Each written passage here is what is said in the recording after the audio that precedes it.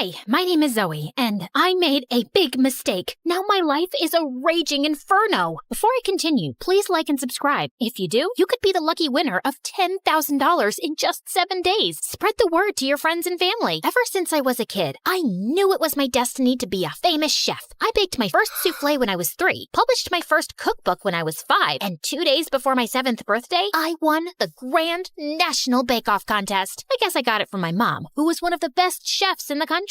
She even had her own cooking show on TV. But my dad couldn't fry an egg to save his life. He was Mom's manager, and they were head over heels in love. Or I thought they were, but when I was 15, my world turned upside down. Mom ran off with a food critic. Dad and I were devastated. Dad sobbed for weeks and couldn't bear to leave the house because billboards of Mom were everywhere. Soon, he lost all of his clients, was fired from his company, and the bills started piling up. How could she do this to us? To me? I don't know, Dad, but it's been 6 months and the rent's past due. Maybe it's time to focus on getting a new job. Luckily, Dad took my advice and got a job online, but it wasn't enough to make ends meet. I tried my best to help out by baking pies and selling them to our neighbors after school. I even reached out to my mom to see if she could help us, but she said she had no money to spare because she was planning a huge wedding. I was so mad at Mom, I deleted her number from my phone. I couldn't believe she was so selfish. And Dad often started falling sick and would mostly stay in bed sobbing. Stupid love had turned my mom into a selfish monster, my dad to a baby, and ruined my life. So I decided I'd never fall in love. My plan worked well until my senior year when I had an amazing glow-up and inherited my mom's good looks.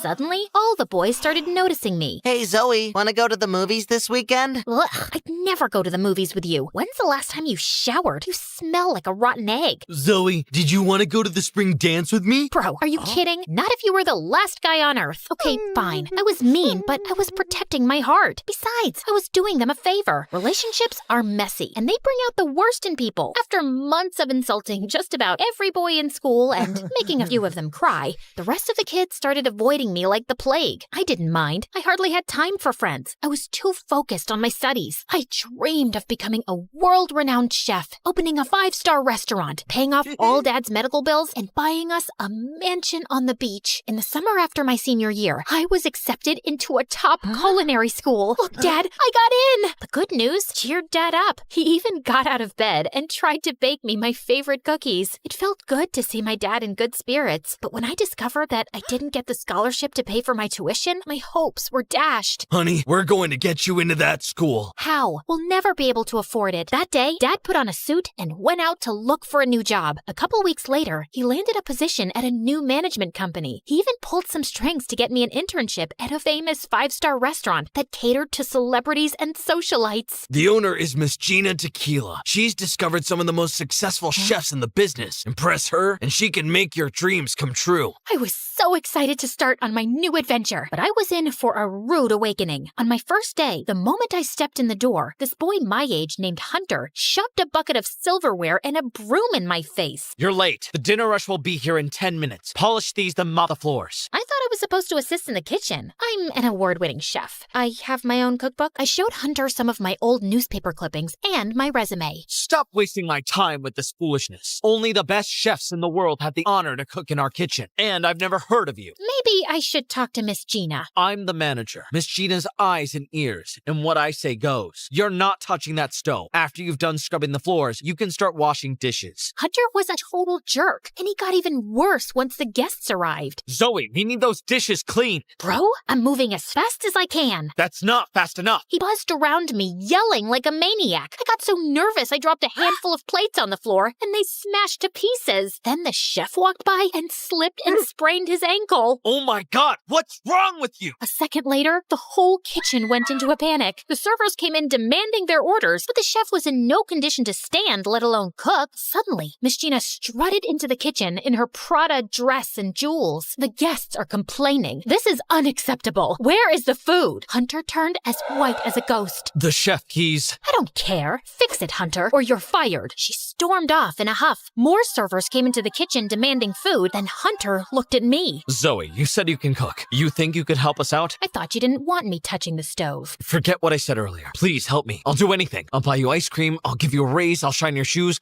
I'll clean your house for a week. Anything you want. I can't afford to get fired. Deal. I washed my hands, put on an apron, and got to work. I filled all the orders and added my own special twist on each recipe. All the customers loved my cooking, and a few of them even asked to thank me personally. This was delicious.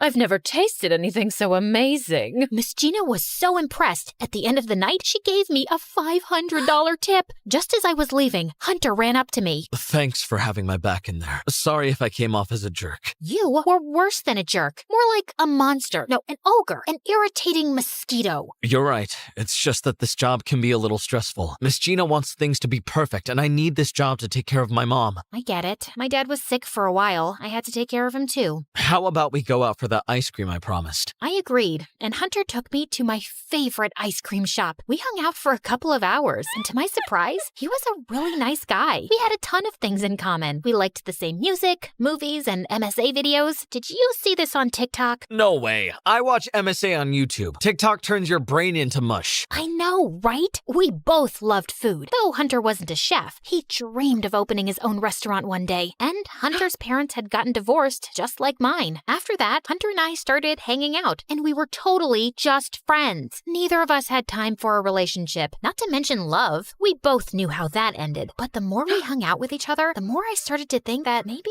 liking a boy wasn't all that bad. One time, Hunter was walking me home. It was really cold, so he took off his jacket and draped it over my shoulders. I looked up at him, and just as I was about to thank him for being so sweet, something inside me started to tingle. Why are you looking at me like that? Like what? All googly-eyed. Oh wow, you're blushing. Do you have a crush on me? No way! You're not even my type! You're lying. No, I'm not. Hunter stepped toward me and smiled. He stared at me with his dreamy brown eyes, and I swear they were like kryptonite. My heart started racing. Then suddenly, we were hugging, and it was amazing. At that moment, I realized that I liked him more than a friend, but we never said the L word. That was totally off limits. As the weeks passed, my life got better by the day. Hunter was great. My job was fabulous. Dad was even doing much better and was making more money than he'd ever made before. Miss Gina was so impressed with my cooking that she gave me a raise and decided to mentor me. She called me into her office and let me help her choose new items for the menu. She even gave me advice on how to be a successful businesswoman. It felt really nice to have Miss Gina take me under her wing. She reminded me of how my mother used to be. But one day, the craziest thing happened. Miss Gina hosted a gala at the restaurant and invited dozens of wealthy guests. Towards the end of the evening, I saw Miss Gina hug a wealthy man with a really expensive watch, but as she pulled away, she snatched the watch off his wrist and slid it into her purse. The man didn't even notice. I couldn't believe my eyes. I thought I must have been mistaken, but then I saw her swipe a diamond ring off a woman's finger, an expensive necklace off an old woman, and a man's wallet. I was shocked. Miss Gina was a thief. Miss Gina caught me staring at her. She rushed over to me, dragged me into her office, and slammed the door shut behind us. You stole from those people. No, I didn't. Yes, you did. I saw it with my own eyes. Fine, but it's not what you think. I need that money to keep this restaurant afloat, and those rich people have more money than they can ever need. Plus, they've got insurance. They can replace anything I stole. It's a win for everyone. I pawn the jewelry and reinvest it into the restaurant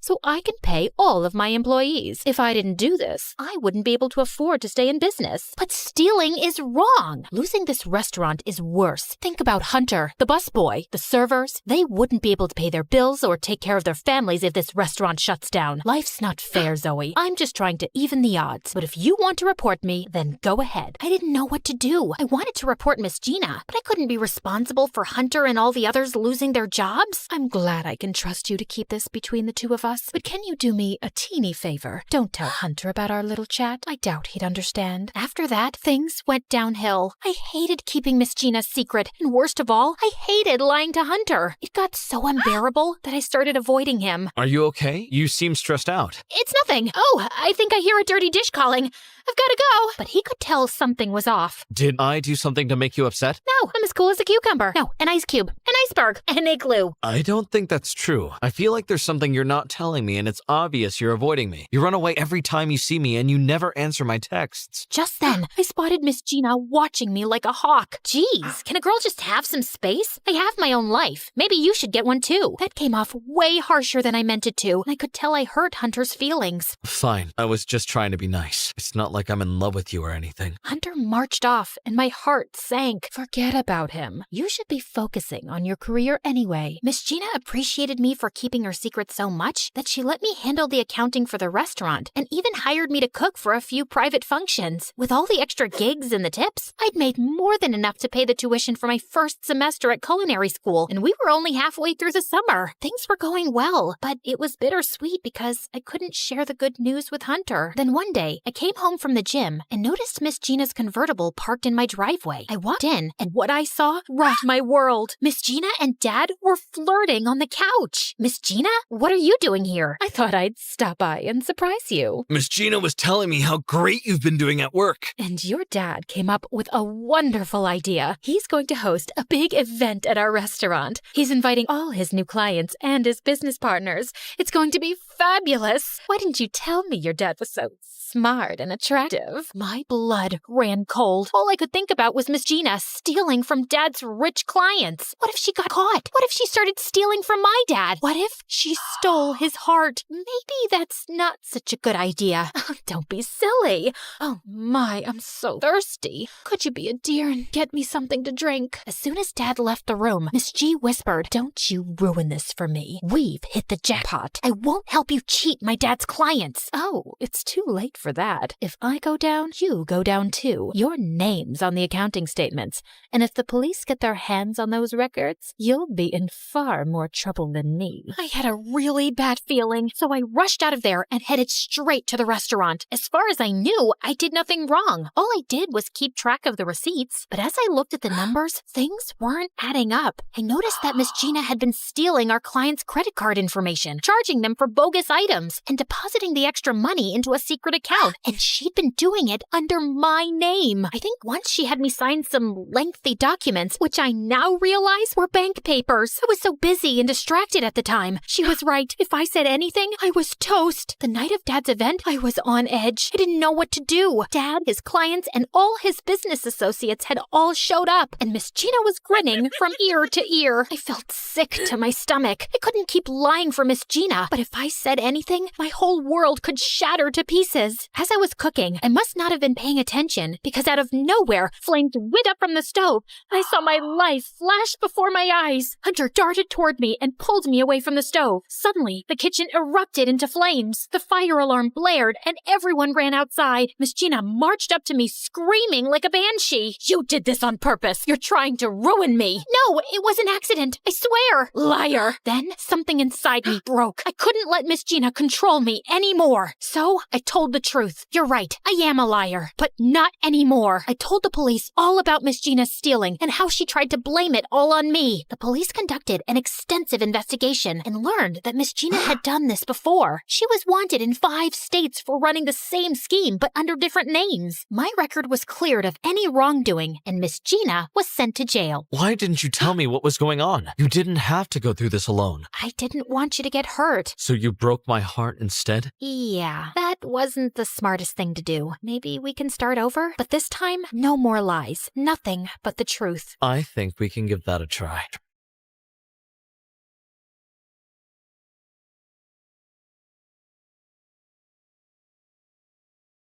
It was all dark and sweaty.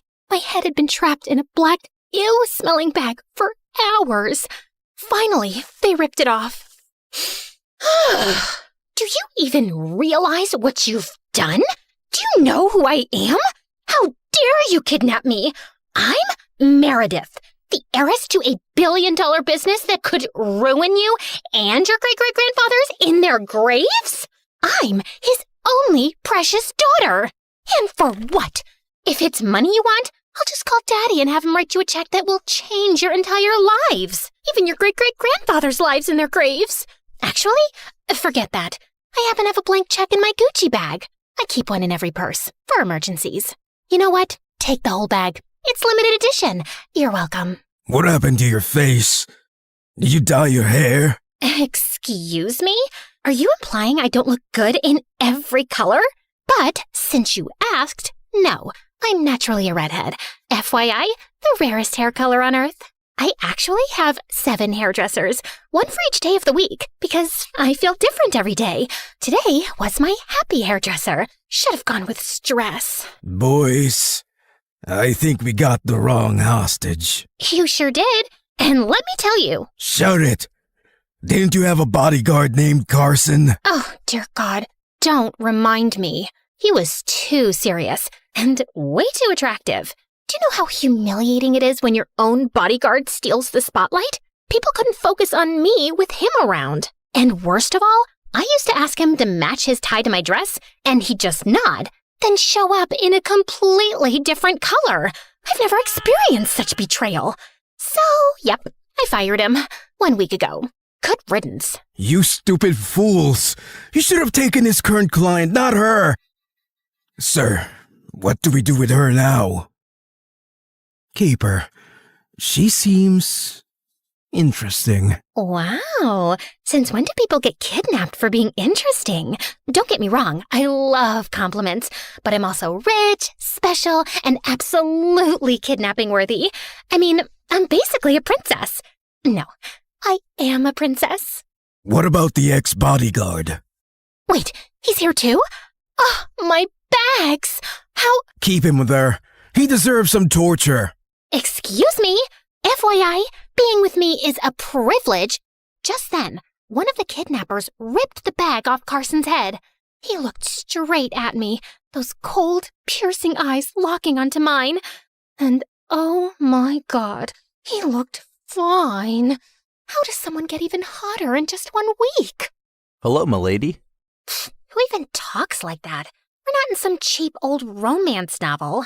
Carson, my lord. When the kidnappers left, I pulled out my handkerchief and handed it to him. Ma'am, what am I supposed to do with this? Wipe the shame off your face? This is all because of you. They knew you were the bodyguard of their target, so they assumed I was the target. Thank God my charm worked on them and they decided to keep me alive. Hopefully they'll realize their mistake and let me go soon. Straight to the afterlife for sure. Ma'am, these people don't joke. They're an organized, dangerous mafia. They kill their hostages. Organized my butt? Yeah, real professionals. Kidnapping the wrong person? Honestly, I feel insulted. I expected better kidnappers. When I get out of here, I'll just tell the media they're terrifying and highly skilled to make my story sound more dramatic and unhinged. We need to escape. I have a plan. Carson spent days silently watching the guards, memorizing their movements, counting how often they checked on us, finding the blind spots of the camera. Me? I was suffocating, worried, and most importantly, bored. Ugh, when is this going to end? My poor boyfriend must be suffering. Oh, babe, David, my Day-Day, my sugar pumpkin, my Shayla, my dumpling deluxe. I know you're absolutely inconsolable without me, but this is life, my peekaboo. We must endure, through pain, through hardship, through 1 whole week of separation. Stay strong, my love. Cry into my sweater if you must. You're still dating that idiot? Excuse me? Can't you see I'm communicating telepathically with him? And I do not allow you to speak ill of the love of my life, my precious— Ma'am, be quiet. Someone is coming. One of the guards, face covered, came in and tossed a tray of food at us. If I were you, I wouldn't give this Meredith woman any food. It'll give her energy, and she'll keep talking. Ah, women. What can they do besides talking and wasting money? How dare he? I sprang up to attack, but Carson grabbed my wrist and pulled me back. The guard left laughing like a hyena, and I fumed. You should have let him keep talking, ma'am. I needed to memorize his voice. He's the weaker one. Our best chance to escape is during his shift. Well, no need for his voice. His shoe print is unique in this dusty, stupid room. I know these shoes. It's called the B for Boring brand. Ugh, what ugly taste. I wouldn't even let my enemy wear them in their coffin. That's a very smart observation, ma'am. Of course it is. Then we're ready. That night, I unleashed my Oscar-winning performance. I started wailing in pain, groaning, kicking the floor, and clutching my stomach. At first, the guard ignored me, but I kept going for hours, moaning like a dying goat until he finally snapped and stormed inside. I dragged myself to the corner. Carson had told me it was a blind spot. What do you want now? You were right. We women are useless, just for talking and wasting money. You know what else? Having periods. You know what a period is? Not the lengthy one, the bloody one. Oh, my tummy. It's like I'm pregnant with a baby elephant. He made a face and took a cautious step forward, and I bit his arm. Just transferring the pain of my tummy to your hand. Oh, Mommy, wish you could see your little baby in pain. Give your other arm to bite, sir. It did make me feel better the first time. The guard was now panicking. He was about to push me away when, bam, Carson came out of nowhere, knocking him out cold. I gasped, then clapped my hands. Woohoo! Okay, let's go. But Carson turned to me. Stay inside. Excuse me? Yeah, right. Let him go alone while I wait here like a sitting duck? Absolutely not.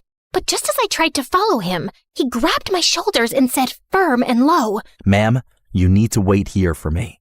Oh, why did that sound so attractive? No, bad heart. Wrong man. Carson changed into the guard's clothes and typed the code in without hesitation. He'd memorized it just by watching the guard's fingers move over the keypad. The lock beeped and the door clicked open. From the next room, I heard punches, cursing, furniture breaking, and then silence. Carson reappeared, slightly out of breath, grabbing my wrist. Let's go. Wait! I need to get my bag and my heels first. How can I walk in public like this? Carson stared at me like I just asked to adopt a shark. Ma'am, I have no time for this. And he threw me over his shoulder and ran. Put me down, you muscular ogre! No. And just like that, we were out. We had been walking for hours, and I was exhausted. Hey, Mr. Fighter, why can't I just go home to my mansion? How sure are you that it's safe there? Maybe they're waiting for you. Maybe showing up will put your entire family in danger. Ma'am, I know these people. We beat them up, we humiliated them. If they don't want ransom anymore, they just want to get their pride back. Pride, prejudice, pickles. I don't care. At least let me make one phone call. I bet my dad has shut down every company under his name, going on strike to grieve me. I need to tell him I'm alive and that I allow him to keep our businesses running. There's a public phone at a gas station 5 minutes from here. When we got to the public phone, I reached into my pockets. Empty. No coins. Ugh. So obviously, I did what any smart, resourceful person would do. I started crying loudly while staring directly at some random guy standing nearby. Maybe he'd take the hint and hand over some change.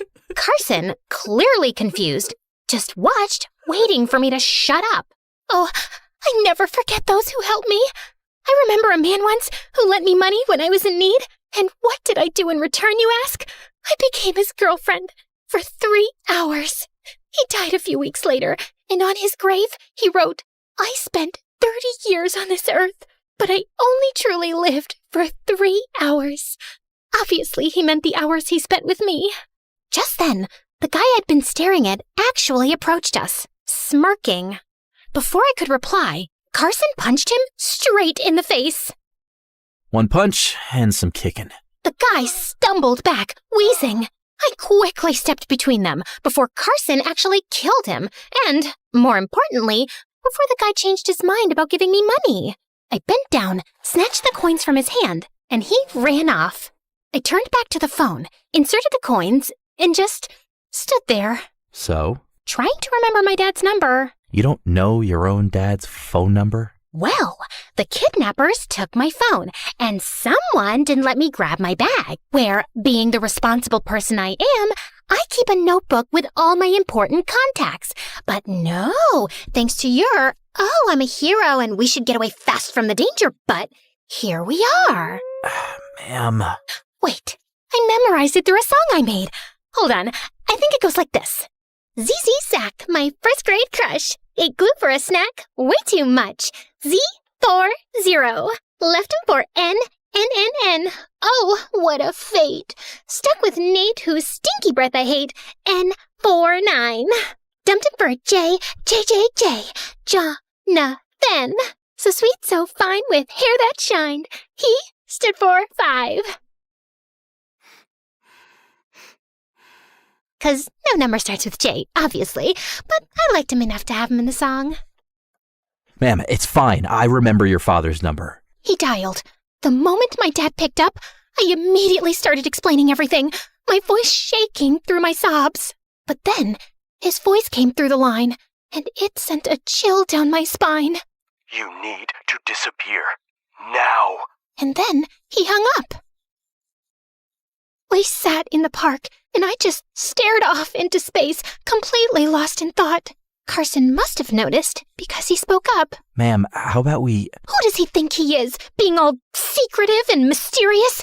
Oh, you need to disappear, now! What is this, Breaking Bad? Should I start cooking in an RV and going bald for dramatic effect? Does he think I have a plan for this? What am I supposed to do now? Is he ever gonna look for me? Should I try calling him again? How am I even stuck in all this? Ma'am, we don't know anything for sure, but what I do know is that we need to lay low. We can't use any of our real documents. We need new IDs, passports, everything. I know a guy who can help. Why are you doing all this for me? You could just leave me to figure it out on my own. Ma'am, I used to be your bodyguard, and honestly, it wouldn't sit right with me to just leave you to an unknown fate. He hesitated before continuing. I have a suggestion. You might not like it, but it's the best option until we figure things out. I narrowed my eyes. Oh no. What is it? We need to get married. Excuse me? A married couple attracts no suspicion. It gives us a reason to live together, travel together, and stay under the radar. It's the safest cover. Oh, I'm not confused anymore. Of course, you want to marry me. And how exactly are you going to introduce me? Meet my wife? Ma'am Meredith? First, you won't be Meredith. You'll need a new name. Something cute. Maybe Sally or Emily. FYI, my name means great ruler. It suits me perfectly, thank you very much. And if we're picking new names, I've already decided on yours. Apollos. I think I'll stick with something normal. Then, in a more serious tone, he explained why this was the best move. If we're married, I'll be legally tied to you. That means if anything happens, I can step in without raising suspicions. You'll be safer that way. After some debating, we finally settled on Sally for me and Adam for Carson. Carson reached out to his contact, who arranged everything for us, including fake IDs and papers. He even lent Carson some money to help us get on our feet. And just like that, I went from kidnapped heiress to Miss Sally Nobody in a single day. Sadly, I had to dye my natural red hair and wear lenses. I went with blonde and blue. Classic disguise chic. On our first day in this painfully boring neighborhood, a girl with wild hair came running straight toward us.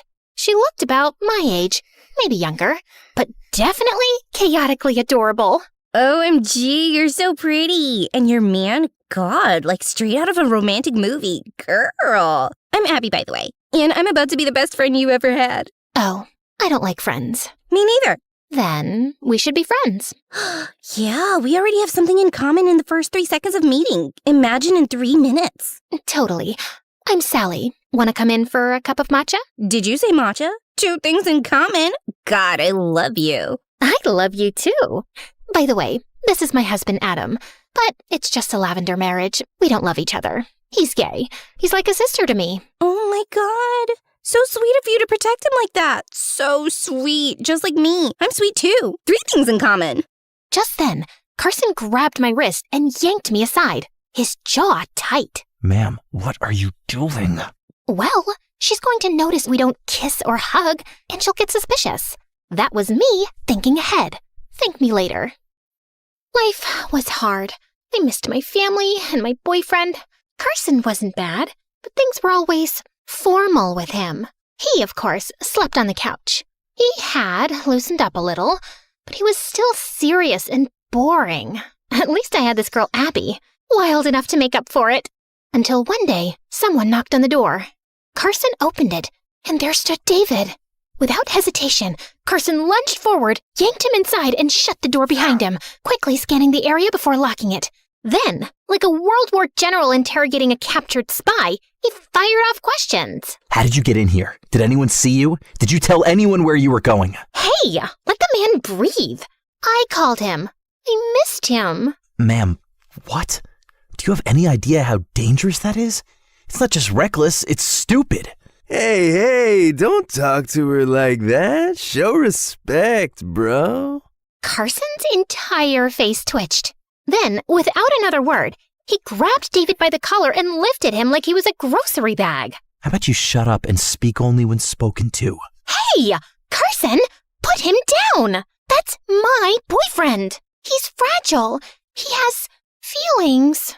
Carson sighed, rubbing his face like he was trying to physically push the frustration away.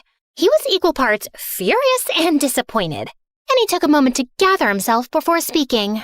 You bringing him here? Your boyfriend? To our house? We're married. On freaking paper? Look, I appreciate everything you're doing for me. I really do. But I missed him. I've always had a boyfriend. I don't know how to function without one. And I trust David. So please, relax. Yeah, man. Chill. Carson shot David a glare so sharp it could cut steel. Then, with a sudden jerk, he lunged forward, startling David so badly that he let out a pathetic yelp and sprinted behind me, grabbing my arm like I was a human shield. Carson allowed David to visit twice a week. Days passed, life grew more boring, and Carson grew more cautious. Ugh, Carson, I'm dying of boredom. I've counted all the ceiling cracks. Twice. Ma'am, I told you to find a hobby. Oh, I did. And like you, it involves us. We've been invited to a neighborhood dinner, a little welcome to the neighborhood thing. It's this Saturday. It'll be so cute. We'll blend in, meet people, and act like a normal couple. We are not a normal couple. Details. Just wear something nice, Apollos. It's Adam, ma'am, and we're not going. How dare you? Are you trying to make us look suspicious?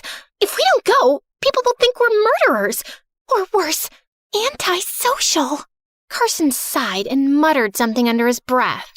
The backyard was decorated with fairy lights, the smell of barbecue filling the air. Families laughed, kids ran around, and we were stuck at the picnic table of doom. Across from us sat two suburban couple extraordinaires, the Sharps. So, Adam and Sally, how'd you two meet? I opened my mouth. Carson opened his mouth. And we said completely different things. We met through it was fate. mutual Love at friends. first sight. He saw me in a coffee shop and boom, instant obsession. Silence. The Sharps exchanged a look. Oh, And how long have you been together? 4 1 year. years. Another silence. well, that's sweet. And how did he propose? Oh, it was so romantic. A candlelit dinner, a rooftop view. He cried a little.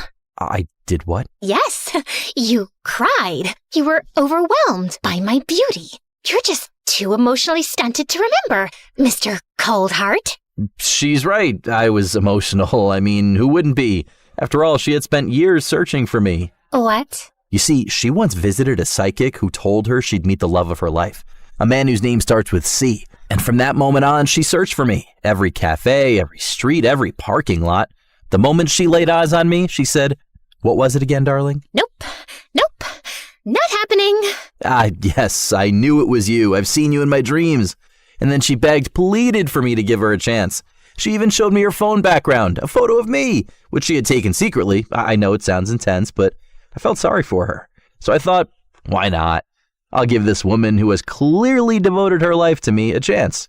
And here we are. Wait, but you said the psychic told her true love's name would start with C, and yours begins with A. I crossed my arms, turning to Carson with a slow, satisfied smirk. Yeah, well, my middle name is Adam. My first name starts with C. It's Caesar. Like Caesar salad. By the end of the night, I was sure they thought we were complete weirdos. But secretly, seeing this side of him was weirdly entertaining. Who knew Mr. Coldheart had a sense of humor? One day, Abby showed up for her usual visit.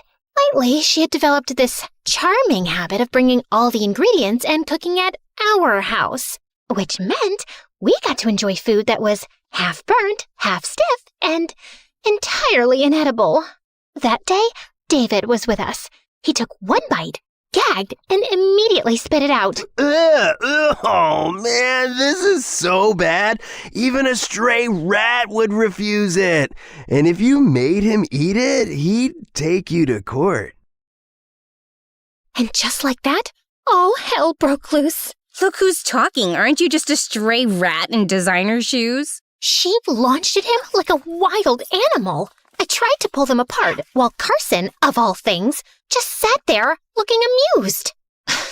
Would you, I don't know, help? Carson finally stood up, but instead of breaking up the fight immediately, he calmly reached for Abby and gently pulled her away.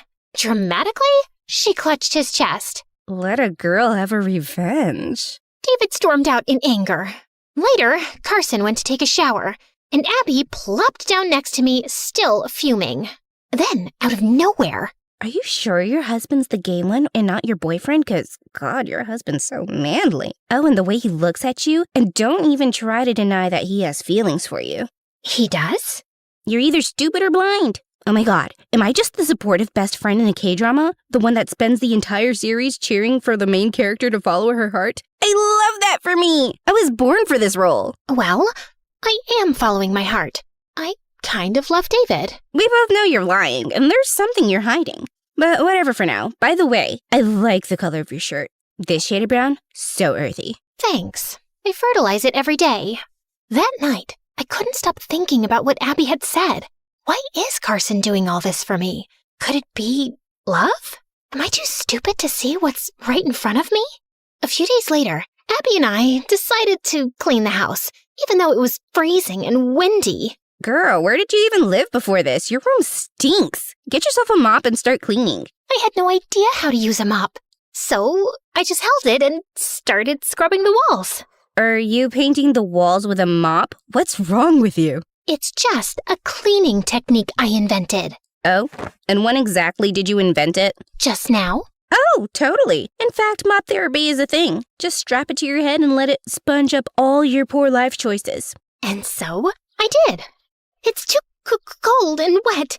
Who even told you about this therapy? Oh, I just invented it. Just now. Oh my God, what is wrong with you? Who are you? Excuse me? FYI, I lived like a princess before this. And Adam is actually your prince, right? Not some gay bestie in a lavender marriage? I paused for a half a second too long. Wait, oh my God, you hesitated. You totally hesitated. I did not. You so did. Oh, wow. Are you, like, in denial? Because the tension, palpable? Like, I don't even need to ship you guys. You've already set sail. I ignored her and continued cleaning. That night, I got sick. I caught a cold. All thanks to that girl, Abby. Ugh, I'm gonna choke her. I was too weak to even make it to my bed, so I just crashed on the couch. Then suddenly, Carson got home. He saw my pale face and red, runny nose and hurried over to me. Ma'am, are you okay? Yeah, perfect. Just thought I'd try a different look today. You know, really up my game for my husband. He frowned, clearly concerned, then hurried off to make me some soup. When he returned, he gently tried to sit me up. I grabbed onto his shirt for support, only to realize, a second too late, that our faces were suddenly way too close. He looked into my eyes and brushed my hair behind my ear. For a second, my heart fluttered. Then, as if realizing the moment, he straightened and spoke in his usual serious, boring tone. Ma'am, you need to eat your soup. I miss my old life, but will everything go back to normal? I might have some leads. The person who tipped off the mafia gang about you wasn't mistaken. He meant to get them to you. He chose you on purpose. Who even does that? I'm nice to everyone. I'm practically a walking angel. Aren't I, Carson? You're okay, ma'am. And then it happened. A tiny smirk. A small side smile that faded as quickly as it appeared. Is that a smile? You smiled!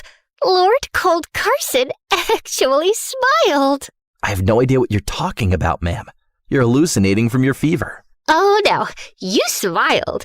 Carson, the smiley, grinning so widely. I started coughing hard from the singing. Carson immediately leaned in and pressed a hand to my forehead. You're burning up. Duh. Glad you finally see it. I'll stay with you all night until your temperature goes down. I was already drifting in and out of sleep. It's okay. I called David. Sure you did. A few days later, I was feeling better, but still bored out of my mind. Ugh. I've been a fugitive for, 3 weeks? And I've already lost my glow. Look at my skin. This is what stress and middle-class living do to a person. Ma'am, you're wearing a silk robe, and you spent an hour doing skincare. And yet, my suffering continues. I miss him. Who? David. My love, my joy, my walking designer handbag. So an accessory. How dare you? He's not just an accessory. He's the whole outfit. That day, I called David and suggested we go out for a walk. A few hours later, he pulled up to our house in his brand new Lamborghini, music blasting, honking like a madman. I was about to walk over when Carson materialized out of nowhere, striding straight past me to David's car. He knocked on the window, gesturing for David to get out.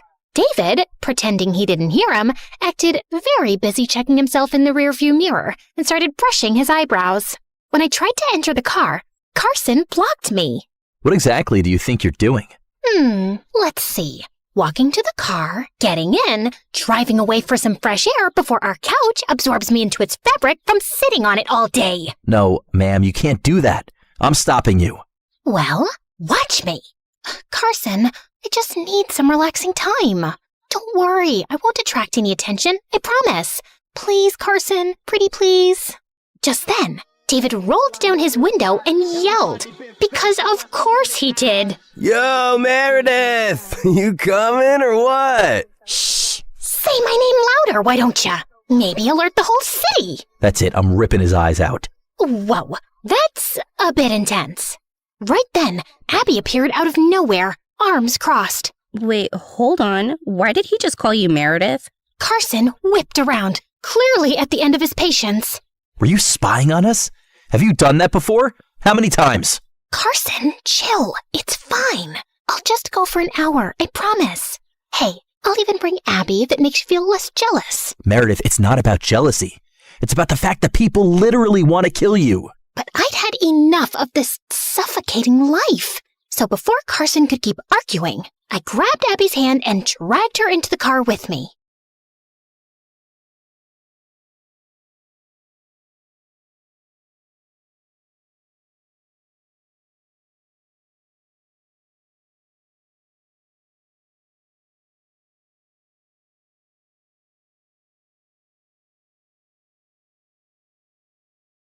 The park was quiet, the cool evening air brushing against my skin. I took a deep breath, stretching my arms. Freedom, at last. Abby had wandered off to buy snacks from a food cart. So, Meredith, crazy how life works, huh? I turned to him, raising an eyebrow. Weird opener, but okay. Yeah, totally. Super deep. Love this chat. Then he grabbed my wrist. Not playfully, not casually, hard. My stomach dropped. David? His fingers tightened around my wrist, his jaw clenched. You really have no idea, do you?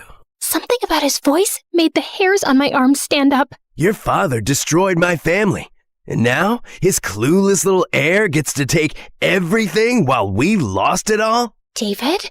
Let go. His grip tightened more. My pulse spiked. No more heirs. No more Meredith. I tried to get rid of you before, with that gang, but your stupid Carson ruined everything. So now, I'm doing it myself. His free hand slipped into his jacket. I tried to yank back, but he was too strong. Panic started clawing at my chest. Then, a blur. Before I could even process it, David was ripped away from me. A loud thud. Carson slammed him to the ground. Hard. David gasped, stunned, struggling against Carson's grip. I had my suspicions about you, and so did her father. We've been in contact this whole time, waiting to catch you red-handed and take you down for good. But we couldn't act without proof. You were too careful, too clean. Until now. David's face fell.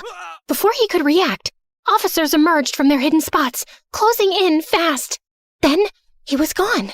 The second the police took him, I let out a shaky breath. Carson's gaze was still locked on me. And then he took a step closer, and another. Before I could react, his hand cupped my face gently, and his thumb brushed against my cheek. His gaze dropped to my lips, and then he kissed me. The world tilted. Silence. Then, Ha! I knew it.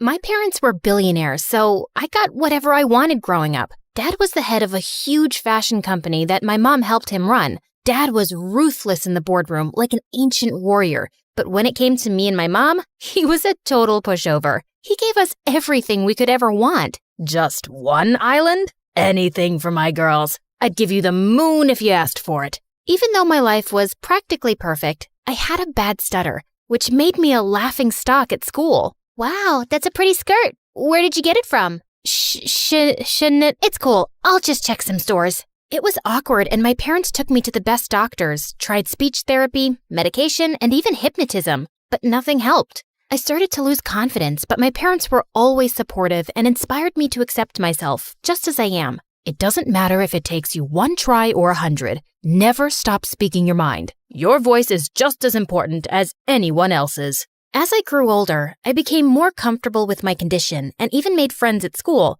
But my favorite thing in the world was being the princess of my house. Life was good, till I turned 13 and everything changed. My parents told me they were adopting from the orphanage, but it wasn't just 1 girl, but 5. I wasn't as thrilled as they were, but I didn't show it to my parents. Besides, it could be fun to have so many sisters. So I got on board. The day they were supposed to come home, I decked up the whole place and must have tried 100 dresses before finding the perfect one. I wanted to make a good impression. The oldest one, Olivia, was my age, and from the looks of it, she loved fashion just as much as I did. I'm Grace. Pleased to meet you. Olivia was so busy sizing up my outfit, I don't think she even heard me. I like your dress, but the ribbons are so tacky. And what's with those shoes? You know what? You look so cute with braids in this outfit, even though it's a little, weird. I think she looks nice. Ignore Olivia. She's just jealous. It was clear from the beginning that Olivia had an issue with me for some odd reason, but at least the other 4 were gentle. Margot and Beatrice didn't care about fashion, but they were easy to talk to.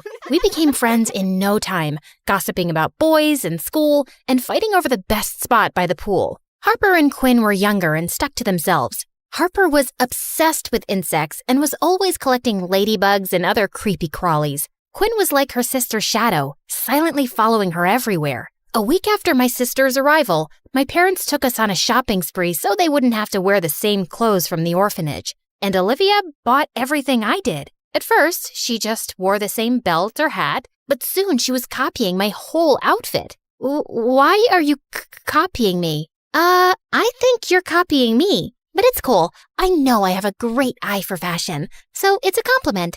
Oh my God, the new Gucci bag. I didn't care if Olivia wanted to dress like me. It just bugged me that she was lying about it. So one day, I pretended I was going to wear the ugliest outfit. But then I changed at the last second. Olivia showed up to breakfast looking like a clown. Wow, Olivia, you look so good. Yeah, right? I saw Gummy Hadid wearing this. You mean Gigi? And I don't think that she would ever wear something this funny. The only thing funny here is the way you talk. Olivia, apologize this minute. Why? It's just harmless jokes between sisters, Dad. Whatever. Sorry, Grace. Please don't cry now. After that day, Olivia stopped copying my outfits. but we just couldn't see eye to eye. I tried to be friendly, but she was just a mean witch. So after a while, I stopped being nice and just ignored her. While Olivia was a pain in my butt at home, in school, I had Pearl. She was the head cheerleader and a total bully. One day, my sisters and I were eating in the food court at the mall when Pearl swooped in like a vulture. How are you doing, Grace? Just leave me alone. What? I didn't quite catch that. Were you trying to say something? Zip it, moron. Don't you have something else to do? Like bore people with your dumb cheerleading moves? Oh, but I'm getting bored. And you're so entertaining. Did I do that right? That was perfect. Before I could say anything, Harper pulled out a jar of ladybugs from her backpack and dumped them on Pearl's hair. What have you done, you moron? Pearl screamed and ran off. Instead of staying with us, Olivia took off to help her. Thanks for sticking up for me, you guys. Of course, we sisters need to have each other's backs. I just wish Olivia wasn't such a blind duck. Oh, she'll come around. Only she didn't. She started getting weird around me. And then one day, something unbelievable happened. Pearl turned into Olivia's evil minion. She followed her around like a shadow. If Olivia made a dumb joke, Pearl laughed. If Olivia wanted a cookie, Pearl brought her one. Pearl would have helped Olivia make a monster in a lab if she asked. This was so weird and fishy. I tried to find out what Pearl's deal was, but then I got busy with school assignments and forgot all about it. They were a match made in hell anyway. A week later, Mom and Dad called us into the study for a big announcement. It's my dream that my girls join the family business one day. And with Fashion Week coming up, I want all my girls to help with their brilliant ideas. The best ones will end up on the ramp, so give it your best shot.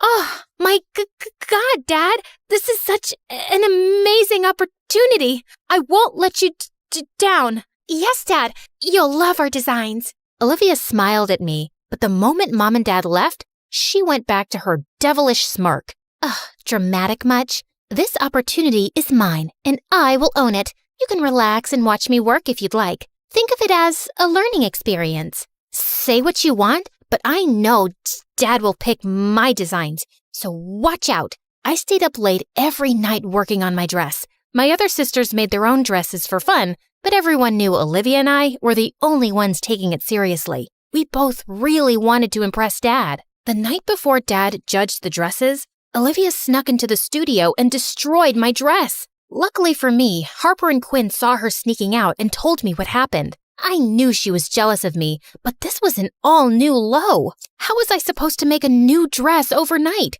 That's when an idea struck me. If I couldn't beat Olivia fair and square, I'd just have to play tricks with her. So, I swapped her dress for my ruined one. The next day, when Dad walked into the studio to judge our dresses, we both took the sheets off of our mannequins, and Olivia's mouth dropped open in shock to see what I'd done. But obviously, she couldn't tell Dad that the dress was really hers without admitting that she'd destroyed mine. Grace, I pick you. This isn't your usual style, but it's certainly beautiful. Olivia, it's a shame you gave up on your dress. It looks like it could have been something special. I know, Dad. Wonder what happened. Oh, don't be a sore loser, Ollie. I'm sure you'll do just as good as the next time, if there is a next time. I wasn't one to gloat usually, but the look on Olivia's face was so satisfying. A few days later, we were all on a flight to Paris for Fashion Week, and Olivia couldn't stop glaring at me. That's my dress that's about to go down the runway. You shouldn't steal credit, and you shouldn't sabotage people. Olivia, why can't we leave this stupid fight and just be friends? Friends? With you? No, thank you. And I know you hate me, so please stop pretending. I don't. Stop talking. You're giving me a headache. Olivia then got up, and for the rest of Fashion Week, she totally ignored me. Pin that hem. Olivia, hand me that hat. Olivia! What? Can't you see I'm on the phone? Can you help? Who are you even talking to? Just leave me alone. This girl was so weird. Even when we got back, she wouldn't talk to me, not even rudely. She'd either stay in her room or hang out with Pearl. And worse was that she'd started inviting Pearl to our place, which really annoyed me. Oops, I got to that first. Ugh. After a successful show at Fashion Week, Dad started getting a lot of orders. He worked for months on a new line, and all the designs were kept under lock and key in his studio, and nobody was allowed inside. But in less than 2 weeks before his runway show, someone leaked pictures of the new collection all over the internet. The tabloids went wild guessing who it could be. I can't believe someone would do this. All my hard work is gone. Nobody has access to my study except you girls. If anyone knows something, tell me now. I took a quick look at everyone, and all of us were equally shocked. Fine, if that's what you want, you're all grounded with no phone privilege or allowance. But we didn't do anything. That's not fair. But Dad simply frowned and left. We all know you did it, Olivia. Just admit it. It wasn't me. I would never do that to Dad. Relax, guys. This is not the time to turn on each other. Dad didn't talk to us for days, and it really hurt me to watch all my sisters so sad and depressed. But Olivia looked extra worried. She would stay in her room, refusing to talk to anyone. One day, I was taking an evening stroll in the garden when I noticed Olivia slipping out of the house, and she looked really anxious. I wanted to stop her, but then I decided to follow her, and she stopped in front of Pearl's house. Ugh, what do you want now? I know you're the one who stole my keycard and then stole Dad's designs and leaked them, Pearl. I should have never taken you into the study that day. Yeah, that was kinda dumb, especially since you know my mom's company is your #1 competitor. You made it so easy to steal your designs. And now we'll be on top, while you guys will eat dirt. In your dreams, you sick psycho. No, not when the whole world would know what big fat cheaters you all are. Olivia looked at me in shock as I pulled out the phone and started playing back the recording with Pearl's confession. Give me that. Not so easy. Besides, I've already uploaded it, so there's nothing you can do. Pearl was at a loss for words, and suddenly her phone started ringing. Must be your mom. If I were you, I'd think of going underground for a few days. Pearl ran away crying, and Olivia turned to me. I'm so sorry, Grace. I should have been smarter. You should have. But right now, we need to figure out how to help Dad. We don't have much time before the show. So are you with me? Yes, of course I am. My sisters and I locked ourselves in the mansion for a week straight, staying up late every night, altering his designs. Harper and Quinn did all the sketching, and Marco and Beatrice gathered all the fabrics and accessories Dad would need. Then Olivia and I helped Dad put everything together. When the day of the fashion show arrived, we were ready. The paparazzi and critics were waiting for the curtains to rise, expecting the show to be a disaster with all the leaked designs. But when the curtain rose and the spotlights came on, the entire audience gasped. The new designs were even more beautiful, and the show was a massive success. And Dad was super proud. You set aside your differences, and you worked hard. You pulled together as a family. I'm so proud of all of you. It was Grace. She's the one who brought us together on this. Team effort. That's what sisters are for. Olivia and I smiled at each other as the rest of my sisters hugged me. I just knew everything would always be fine, as long as we stuck together. The moment my mom gave birth to me, everyone in the village instantly fell in love with me. I was the world's friendliest baby and loved attention. Then when I was 2 years old, my sister Emily was born, and she was a little different. Every time Emily was around people, she would scream and find somewhere to hide. One day, when I was 8 and Emily was 6, Mom and Dad had a royal garden party.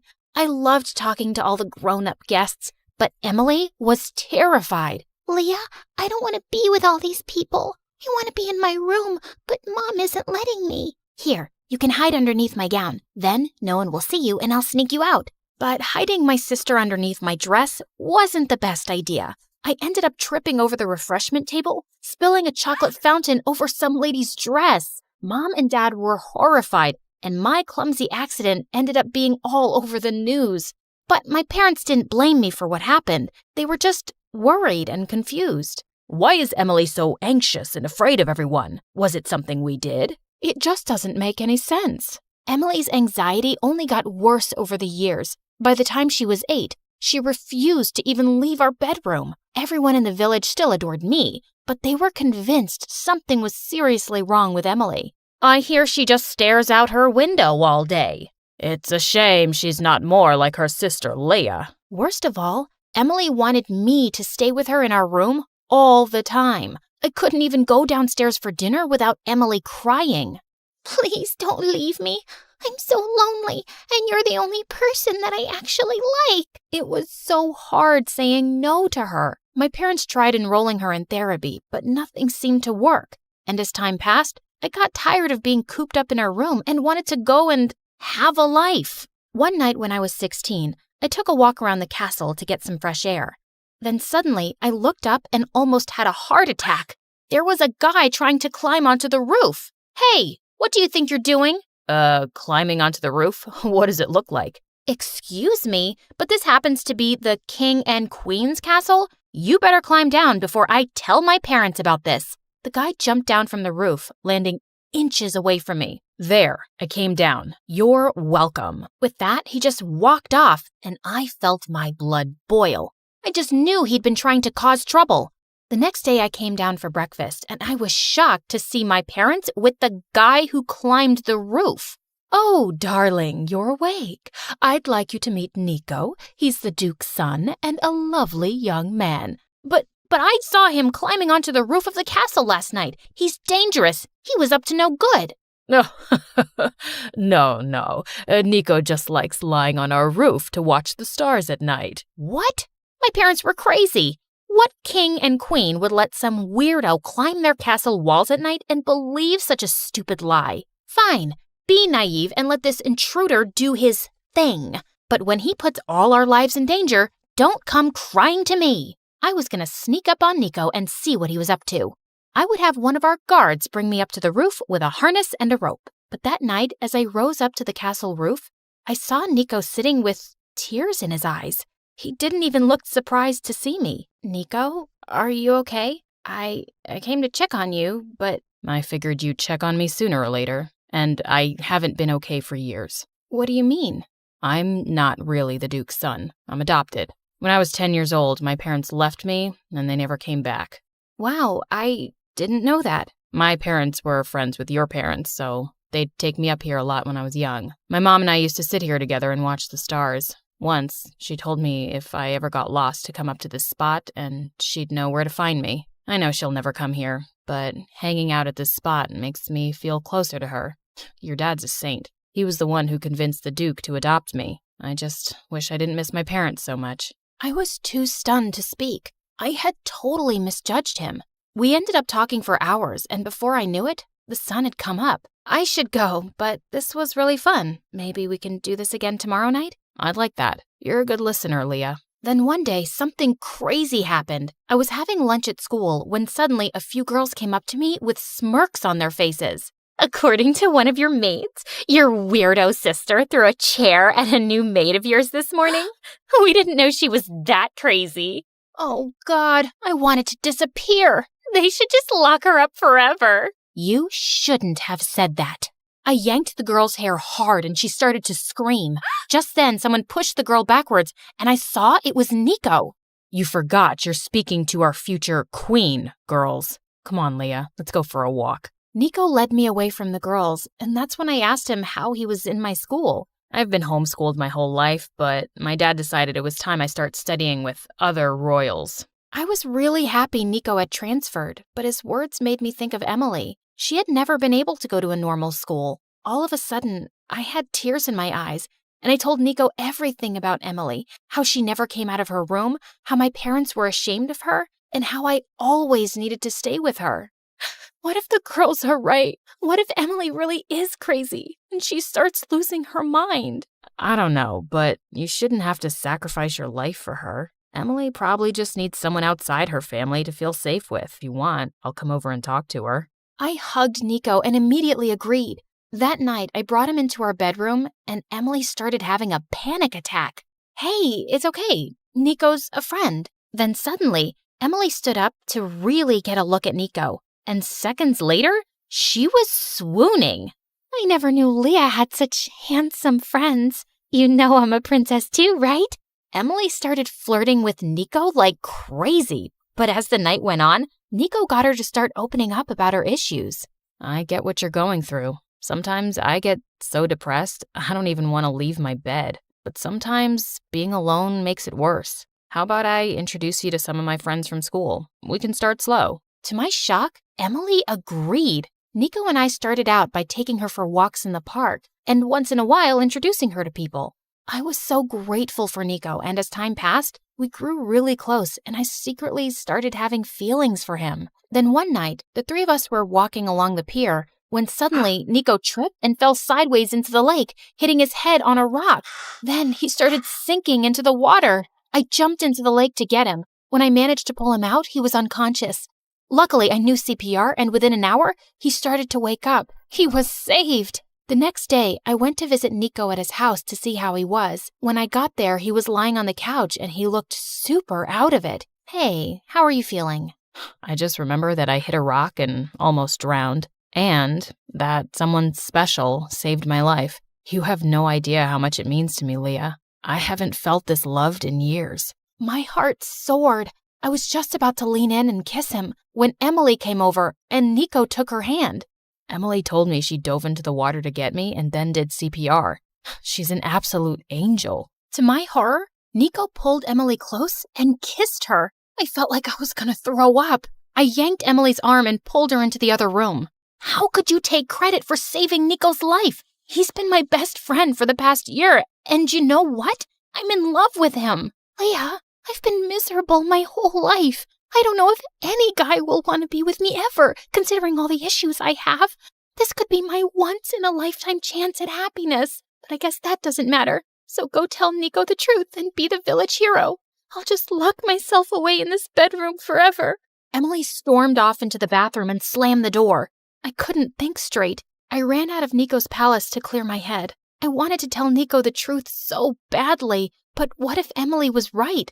What if this was her one chance at a normal life? In the end, I decided to let Emily take the credit. It probably wouldn't be a big deal. She'd get to be the village hero for once. Plus, it wasn't like she and Nico were going to get married overnight. I had time to think things over. Except Emily's fame lasted for more than a week. Worst of all, she and Nico were getting close. The two of them even went out together. He comforted her every time she had a panic attack and congratulated her every time she left the castle. God, was he her boyfriend or her babysitter?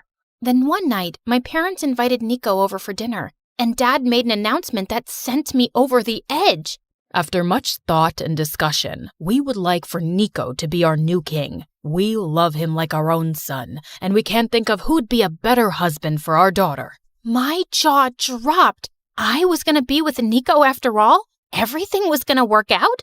But Emily was fuming. You're just going to take Nico away from me? Like that? You mean I'm going to marry Leah? Actually, you're going to marry Emily, and she's going to be the queen instead of Leah. You two make such a beautiful couple, and it was truly a miracle that Emily was able to save your life, even with all her challenges, and that's remarkable. I felt like I'd been punched in the face. That's insane!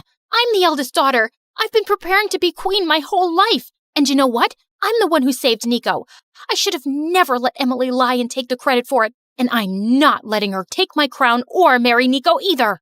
Before anyone could react, I fled from the table and into my bedroom. Then suddenly, I felt someone standing over me, and it was Emily, with fire in her eyes. Why would you rat me out like that? You can still have any guy you want, as long as it's not Nico.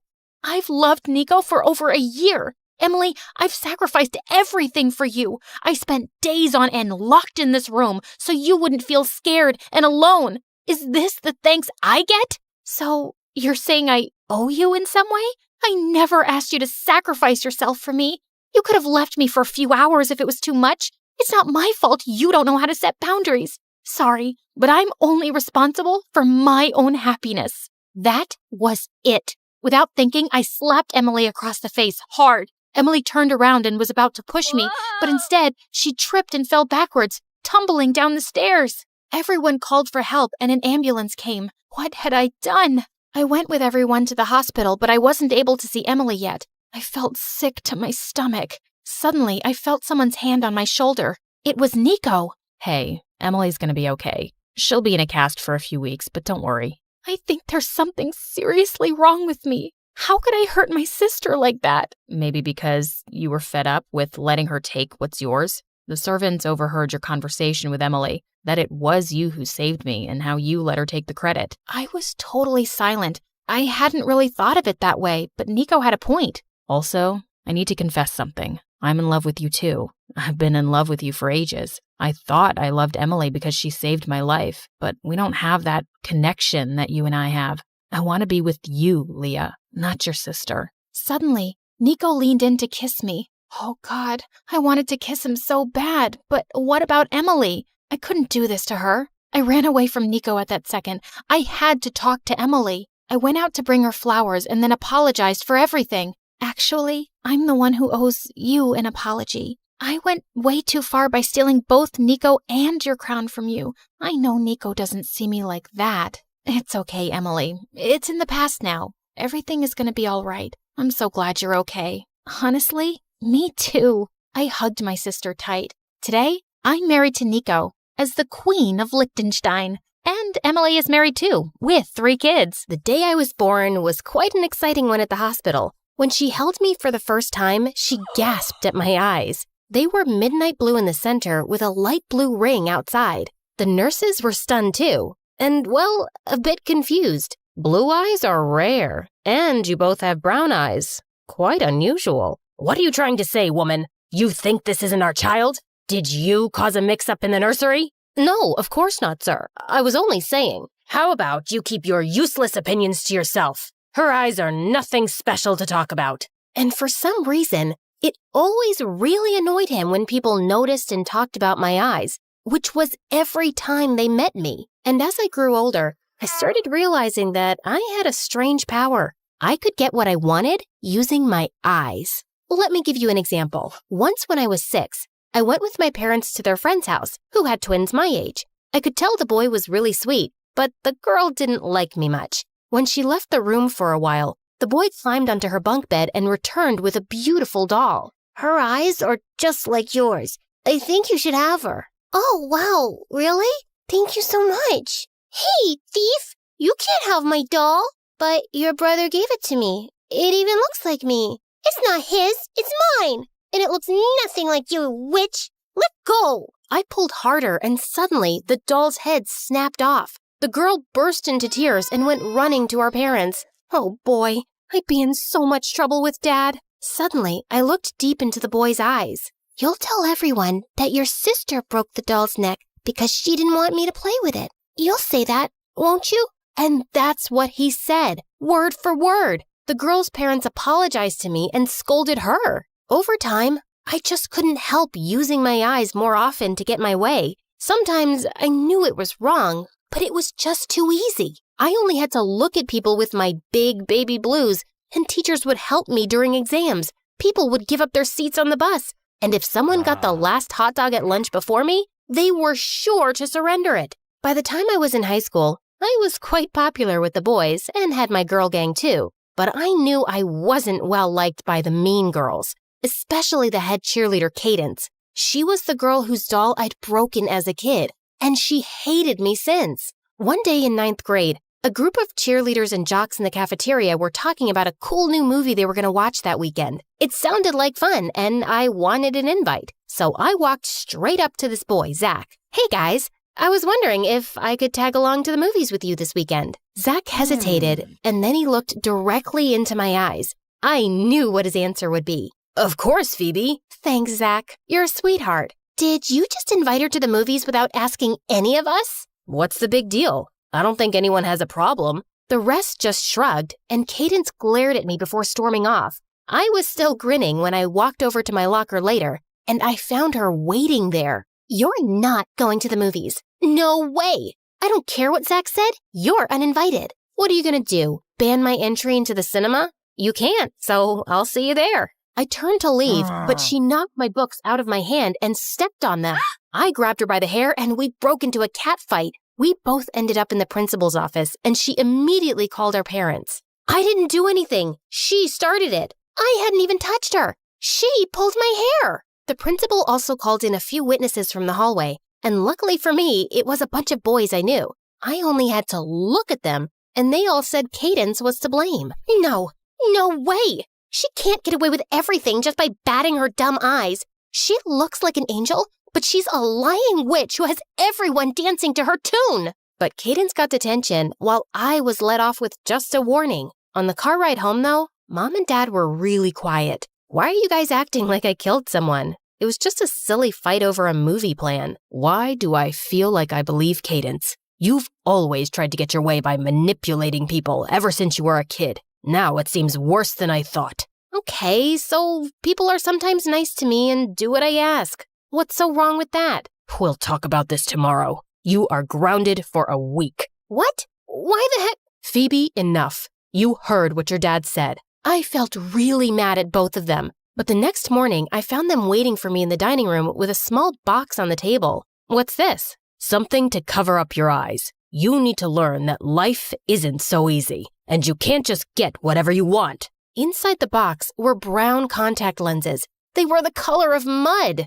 Are you kidding me? You think I'm gonna wear those? You have to wear them if you want to continue going to school. I looked over at my mom, who wouldn't even look me in the eyes. But I could tell Dad was completely serious, and Mom just didn't have my back. With angry tears, I grabbed the box and ran out of there. It took me a few tries to wear the contacts, but I finally managed. And I hated what I saw staring back at me in the mirror. It wasn't me. At school, I was hoping by some miracle no one would notice. But of course, everyone did. Why are your eyes suddenly brown? Did your evil spell finally wear off once you got all your wishes?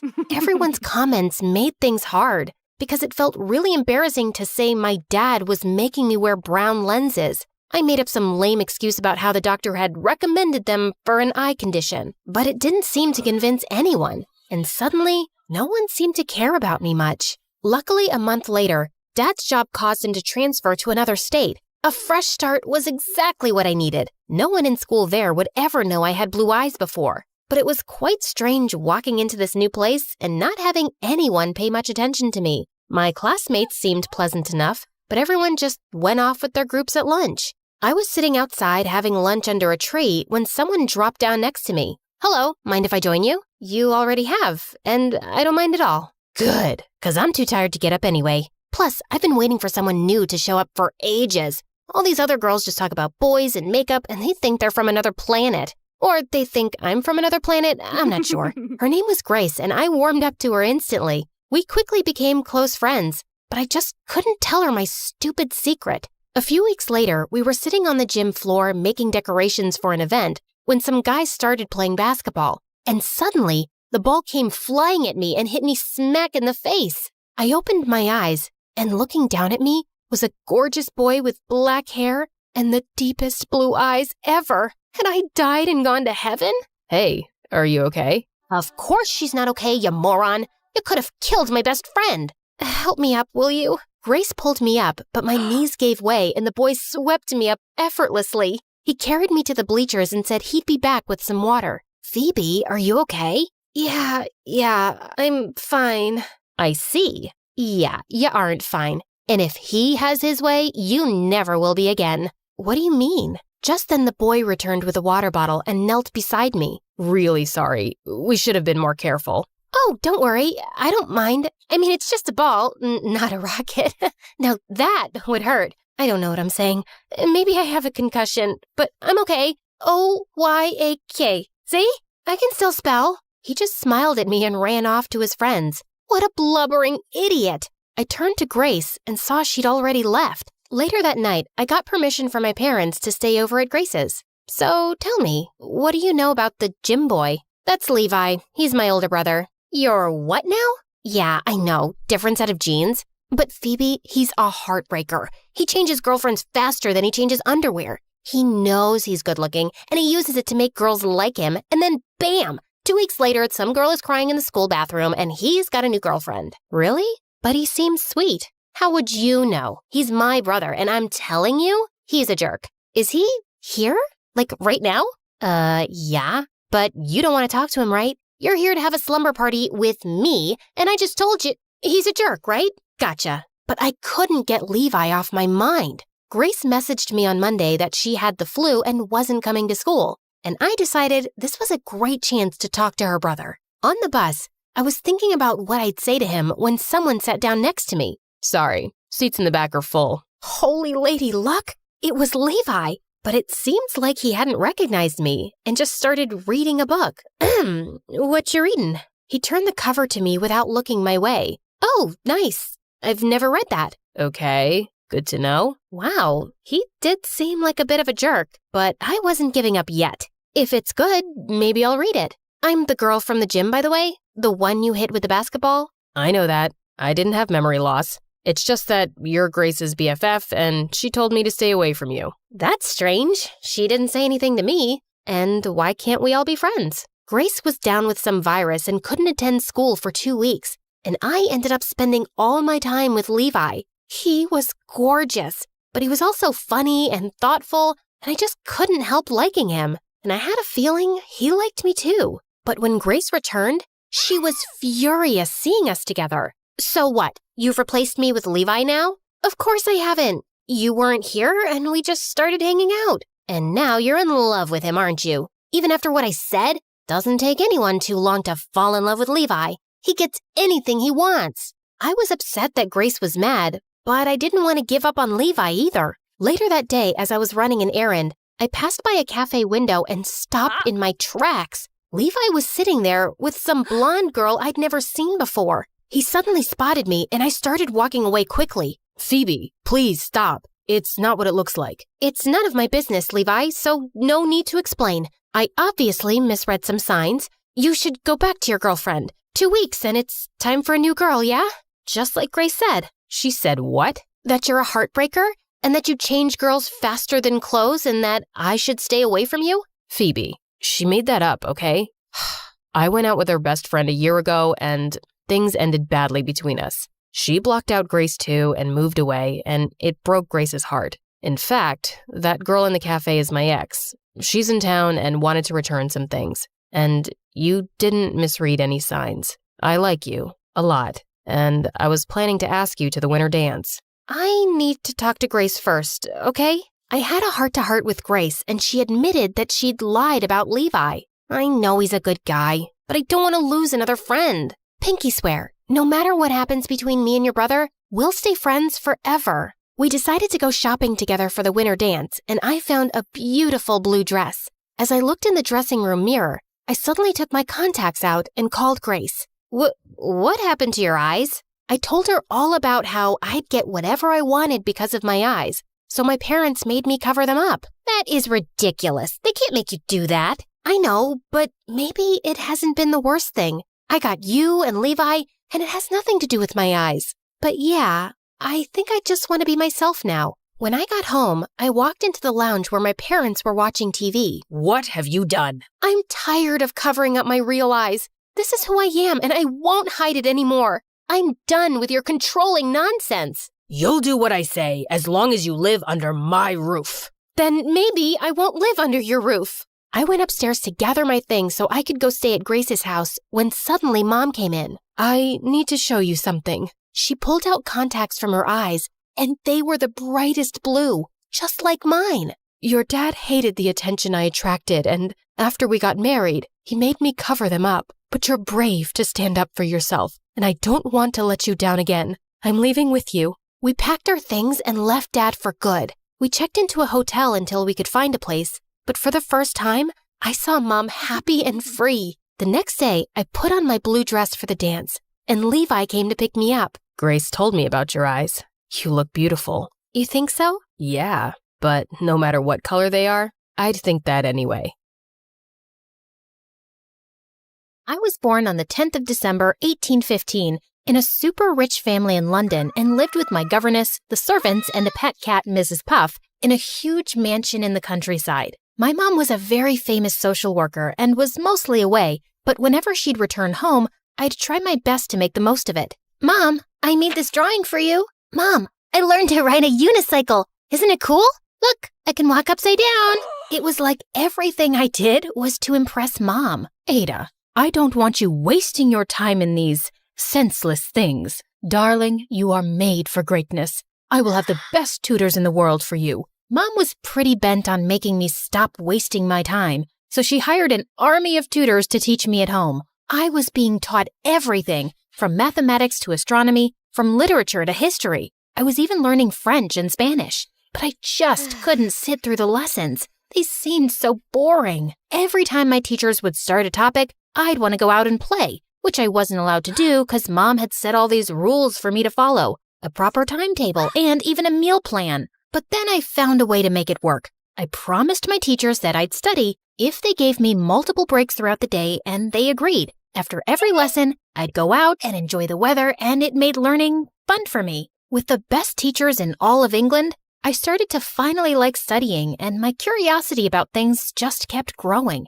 I'd lay my eyes on something and wanted to know how it worked. Why does the wind blow? If the earth is spinning, why don't we spin with it? Why aren't we dizzy? Where does the rain come from? And why is the rainbow always an arc? Why is it not a circle? One time, I wrote a poem about rainbows and read it to my mom. I thought I did a pretty good job, but Mom looked royally pissed. Ada, what is all this? Poetry? I hate it. I am giving you this lavish life far away from all the worries and troubles of the world, and you waste your time writing poems of all things? I hate poems. I'm going to get you new tutors. Looks like you have too much time to waste. Saying that, she went to her room where I was never allowed to enter because she always kept it locked. Mom thought I was some dumb kid who couldn't pick a lock and enter her room. As a matter of fact, I had known what she was hiding in that room right from the start. My dad. Actually, pictures of my dad. I had heard the servants often talk about him. My dad was a very famous poet.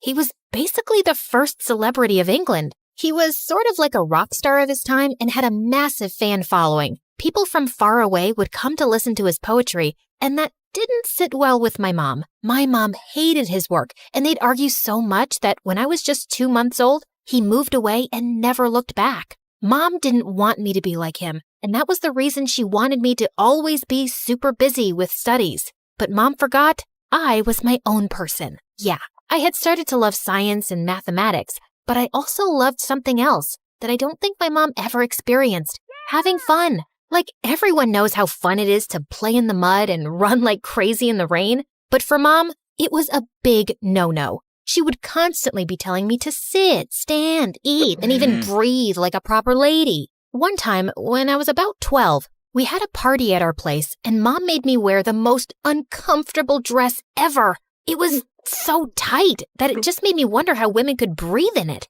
As everyone danced and enjoyed themselves, I just wanted to get some fresh air. So I went to the garden, and it was then that I saw it. A nest on a tree. It was about to fall. I quickly got into action and climbed the tree. Thank God Mom wasn't there. But then, out of nowhere, I heard her yell. Dear God, Ada, what in the world? You are wearing such an expensive dress. Ugh, it's ruined now.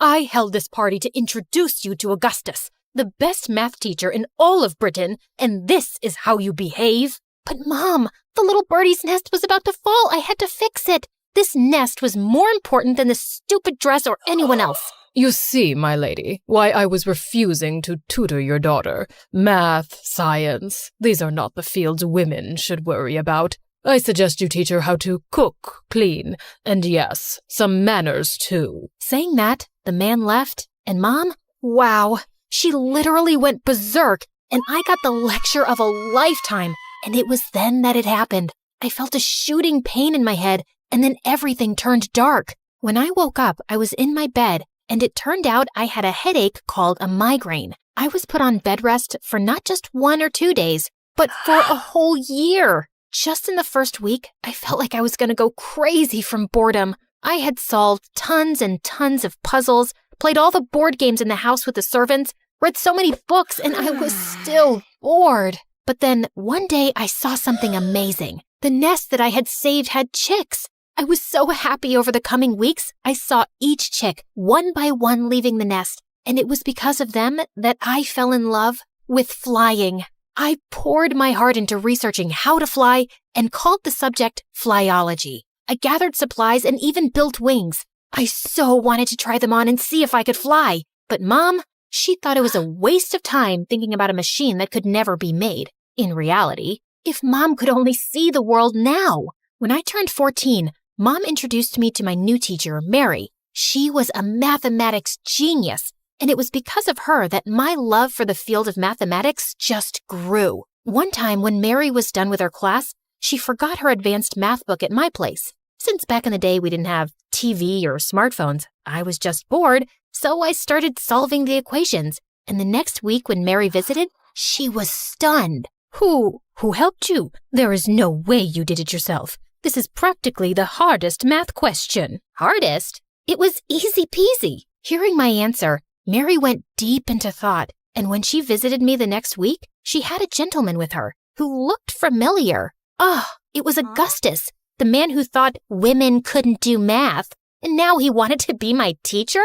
But I didn't. I was about to tell him to leave, but couldn't because Mom was going all gaga over him. She really wanted him to be my tutor. So in the end, I agreed, but I made sure to push his buttons every now and then. So, I have a question. It's a math question, very hard. You asked one silly question just 5 minutes ago. Fine, ask away. Why can't a nose be 12 inches long? What kind of question is this? Because then it would be a foot.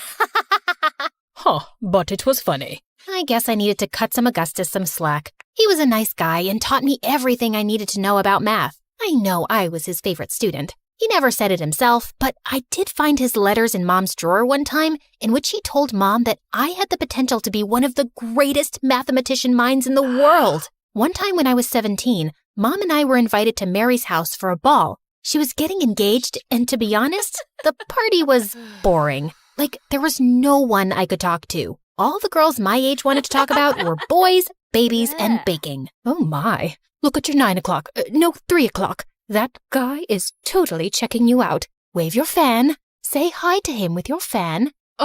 Sweet lady. You look so pretty tonight. My thoughts about you keep multiplying by 10.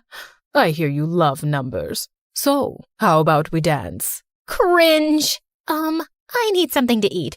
I feel like I'll faint if I don't eat something fast. Saying that, I hurried to the food table, and just as I grabbed the last donut, someone else took it. And when I saw who it was, I felt like a deer in the headlights. It was Charles Babbage, a science genius who had been building a giant calculating engine, or as you call it today, a computer. Oh my God, a big fan of your work.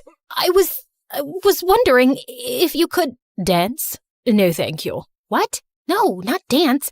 I wanted to see your machine. I've heard so much about it. I want to work with you. Work? With me? That's cute. Please excuse me. What huh? Well, I was determined to see his invention, and when I told Mom, she pulled some strings, and Charles had to finally invite me to a showing of his machine, which was still not complete. The moment I laid my eyes on it, I was in absolute awe. The man was a genius. His machines had like 25,000 parts, and once complete, could perform all types of complex calculations. The man was working on the very first computer, and I wanted to learn from him. It's marvelous. I have never seen anything like this in my whole life. How about you teach me about this marvelous machine, and I can help you make it better? Oh, wow. You think you can just make it, better? I have spent years and years working on this, and you think you can make it better? No way. Are you always such a jerk, or do you just show off when I'm around? Ugh. And by the way, why do you have to repeat the same steps over and over again for a simple addition? Saying that, I turned to leave, but I guess what I said made perfect sense to him, and he stopped me in my tracks. The repeating steps again and again. It was on my mind, but no one, not even the best scientists, could understand that part. But you did. You really want to learn from me? Help me make this machine better? Fine. I'll have you as an apprentice, but only if you first translate the manual book for the machine from French to English. OMG, was this really happening? Oh, yes, it was. I was pretty glad Mom had me take French classes when I was a kid. It took me 9 months to translate the piles and piles of notes. As I understood his designs more and more, I added my own notes on how to make things better. By the time I was done translating, I had over 30 notebooks. But it was all worth it, because I realized Charles's machine, when finished, could even print, create graphics, play music, all along doing complex calculations. The man had hit the jackpot. But when Charles saw my notes, he looked confused. I was so sure I did everything right. Did he find some mistake? Were my calculations wrong? Did I blow my chances of working with the Charles Babbage? Look, I can do it again. Do it again? Nonsense. Ada, this is extraordinary. Everything you've written makes so much sense. With you by my side, I am so sure this machine will be a success and even better. Charles was so happy with my work that he started calling me the magician of numbers. He even got my notes printed and distributed to all the mathematicians and scientists in England. It was incredible. Just like Charles, I didn't go to school, college, or university, and here I was, standing shoulder to shoulder with the greatest minds of all time. After that, there was no stopping me. I officially started working with Charles, and he not only became my mentor, but also my best friend. Soon, we decided to make a new machine called the Analytical Engine. While working with Charles, I developed the first algorithm ever. It could calculate advanced algebra equations. Together with my algorithm and Charles's machine, we were creating the world's first mechanical computer. A few years later, I got married and had 3 children, but I still worked with Charles, even from home. Every day I'd write letters to him since he lived nearby. We were exchanging letters like 6 times a day. It was totally like texting. One day I was home with my kids when I got the worst news ever. Mom was sick, so I visited her. I stayed with Mom for a week, and it was during those days that I told her about what I'd been working on. I wasn't expecting it, but Mom, she looked so happy, and then she said the most amazing thing ever, something I never thought I'd hear her say. You make me feel so proud every day with your courage, kindness, and hard work. Ada, dear, I am sorry for being tough on you when you were a kid. I came from a family where women weren't allowed to study, and I wanted you to have every opportunity to be educated. Ever since you were a kid, I knew you could do far better than your dad or me, and I am so happy I was right. Mom, everything I am today, it's because of you. I love you. Once I returned from Mom's place, I got back to work, but then our big project came to a stop when Charles was out of money to build. He asked me to visit Queen Victoria and ask her to fund our project, but how could I? The woman basically hated me. Yeah, I had beef with the Queen after I stepped on her gown at a party and didn't recognize her. Oh God, this was gonna be so hard, but I had to do it. For Charles. I went to see the Queen and explained everything to her. I wasn't expecting it, but she agreed to help me. I was ecstatic, and when I broke the news to Charles, he was thrilled. Oh my God. Thank you so much. Ada, how can I ever repay the favor? How about you make me the CEO of Babbage's machine?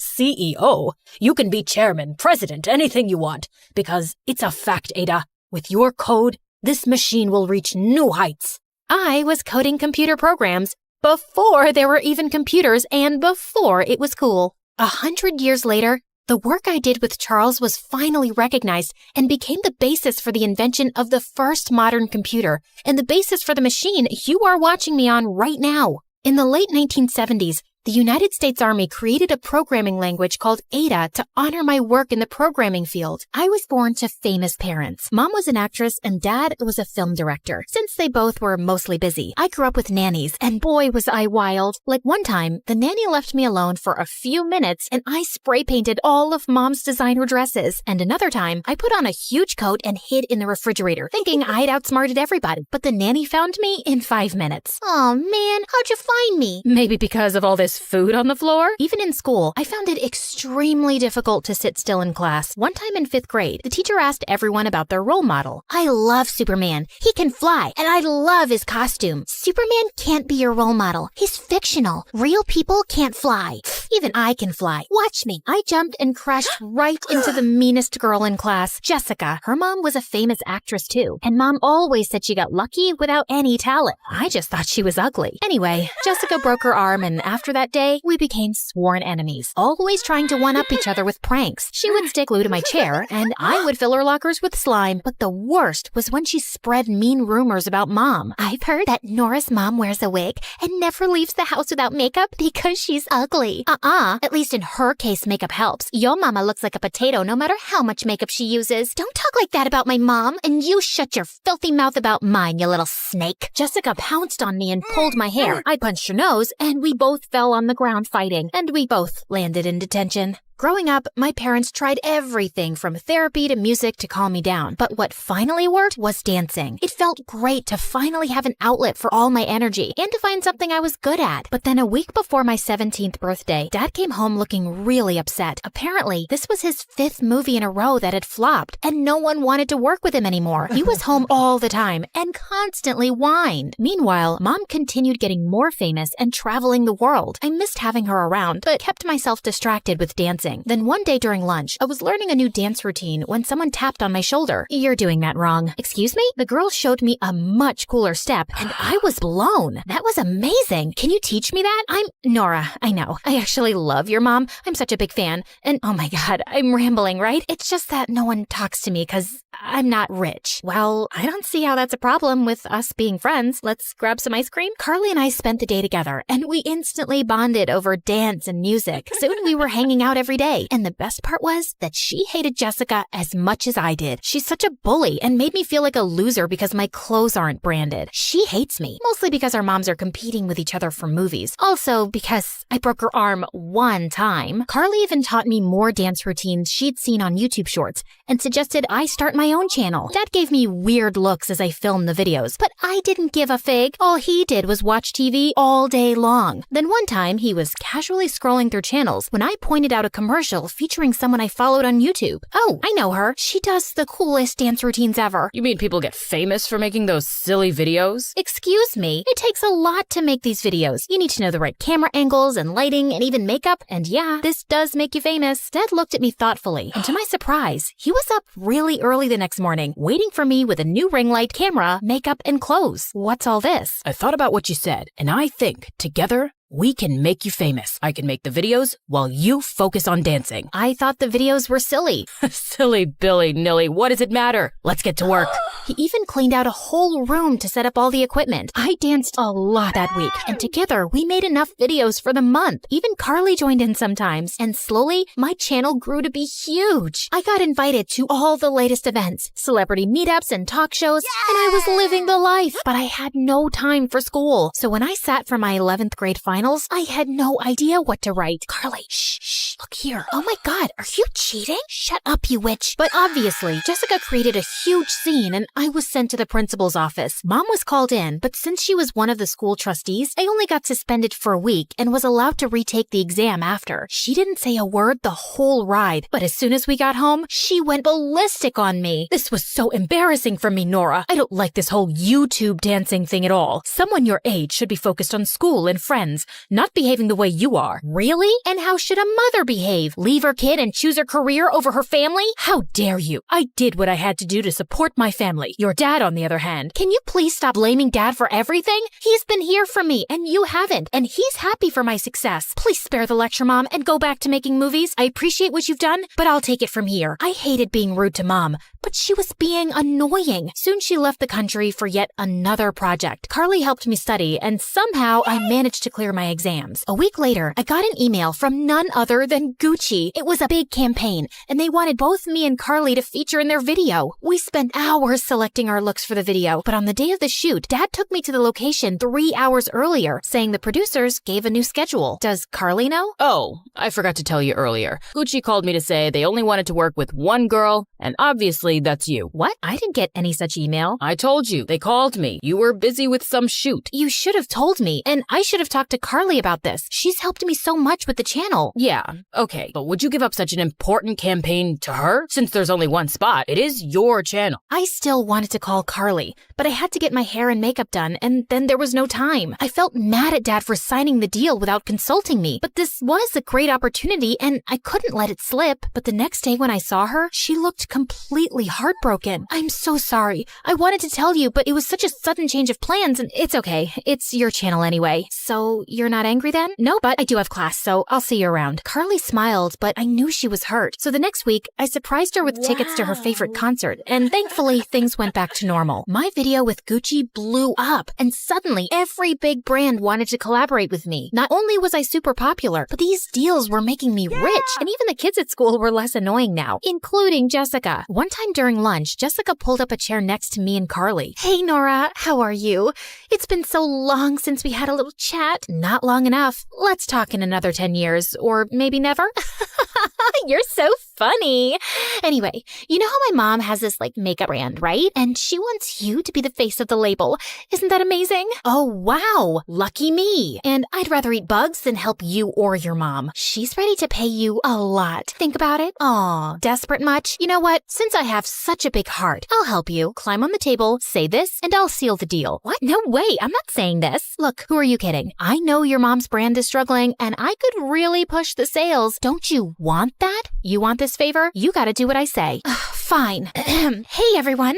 I have to confess something. I have an unhealthy obsession with eating my own boogers, and Nora's amazing because she's helping me get over it. But sometimes I still can't help it. Go on. With that, Jessica dug into her nose and licked her fingers.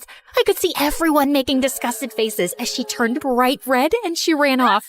I couldn't stop laughing. Now that was fun, right? No, you didn't need to humiliate her like that. What do you care? You hate Jessica just as much as I do. I do, because she was a bully. And right now, you are one too. I only gave her a taste of her own medicine, and I'm not sorry about it.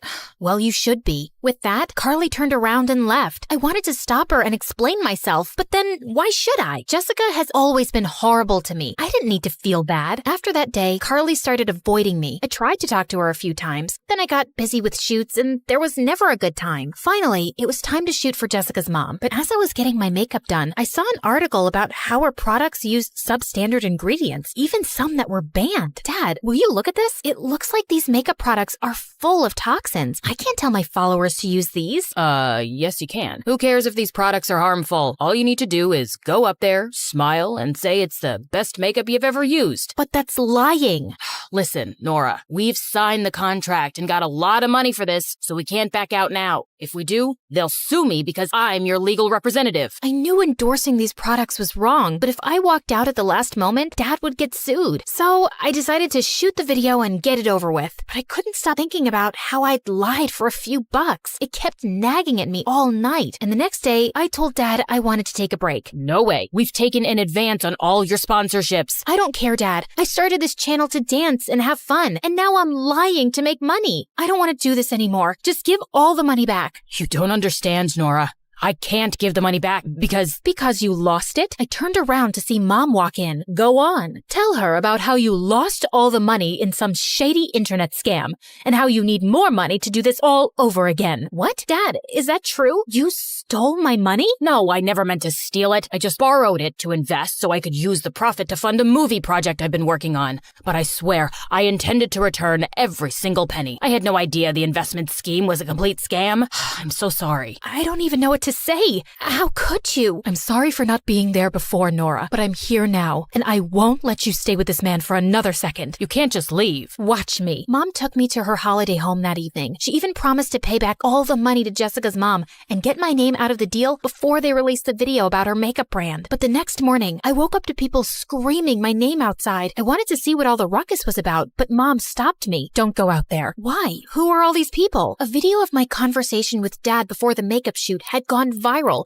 where I was protesting against doing the shoot, and he asked me to lie. I was losing followers, and sponsors were canceling contracts by the second. But it was worse for Dad. People were calling him a liar, a fraud, and much worse. I didn't go to school that day, but when I told Mom to drop me off the next day, she was hesitant. I don't think that's a good idea. Let things cool down. I'm not gonna sit at home like a scaredy cat, Mom. Despite Mom's protests, I left for school, but just as I entered, Jessica jumped on me from nowhere. You witch! How dare dare you insult our brand after we paid you the money and did everything you said? Get off me, you dinosaur. I said those things because that's the truth. And drop the act. It was you who uploaded the video with Dad to ruin my name, so we're even. Are you dumb? Why would I upload something that says bad things about my mom's brand? We're undergoing an investigation now. That did make sense, but if this wasn't her, then who? I was wondering who it could be later that day when Carly walked up to me. Okay, don't kill me, but I did something horrible. I was at your set that day, and it was me who posted the video. You? What? Why? Because I didn't know how else to make you stop working with your dad. He's so manipulative that you just weren't seeing that. He makes you do things you don't even want to do. But you're not a bad person, Nora, and I couldn't stand you turning into one. So I did this. And now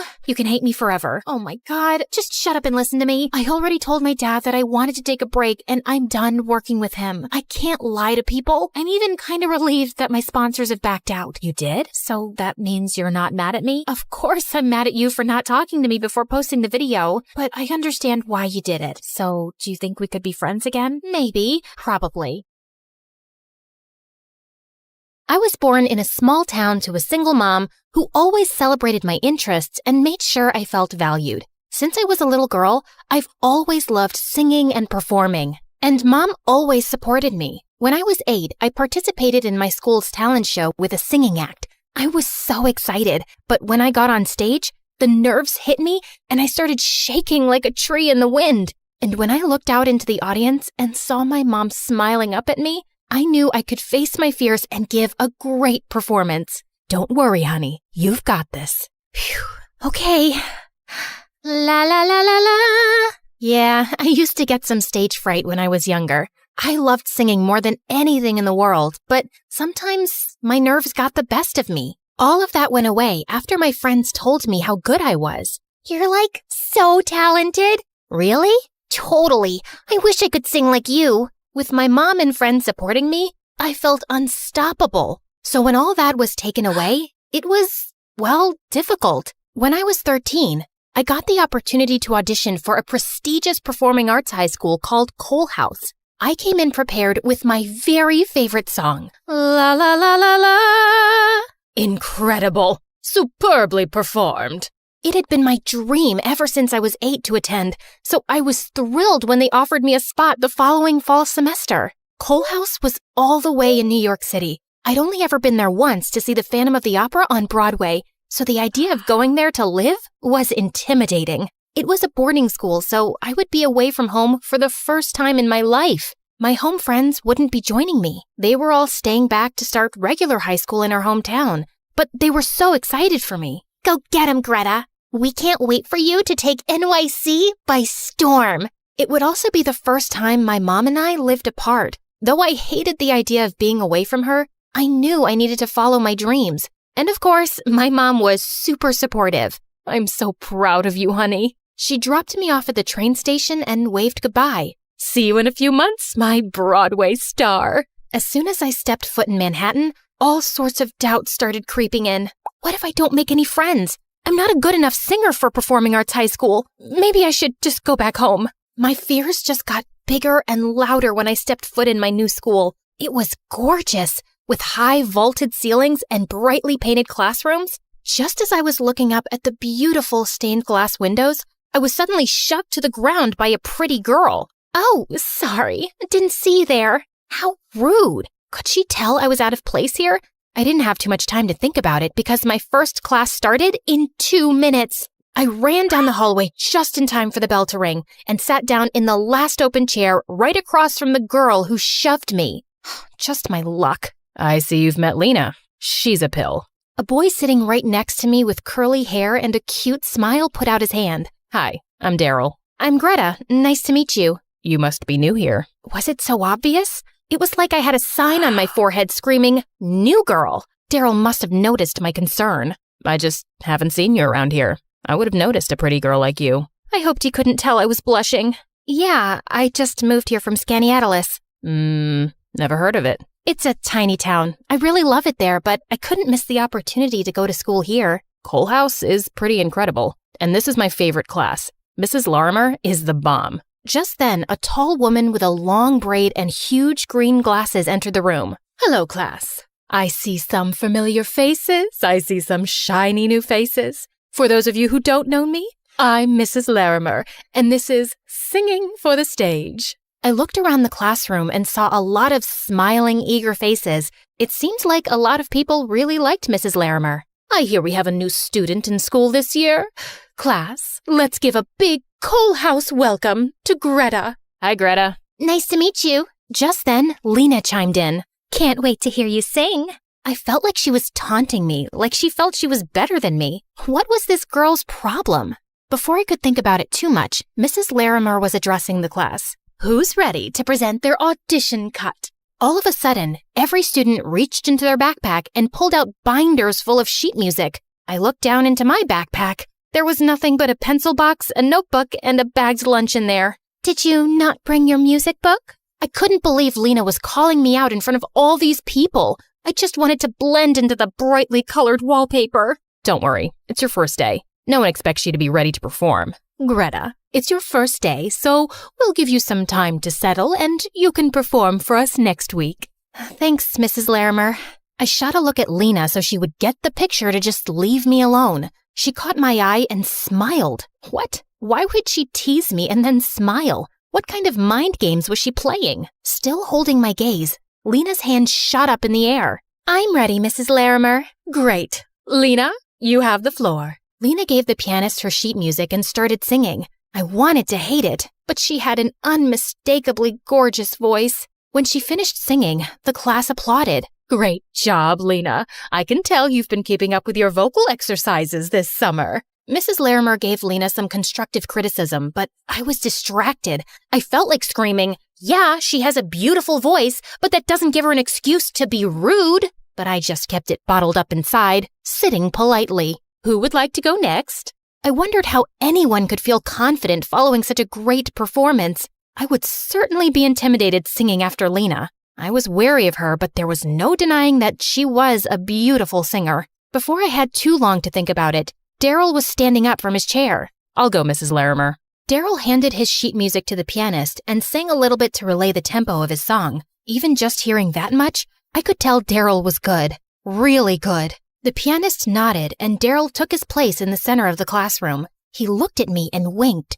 I swear I turned bright red. Did everyone see that?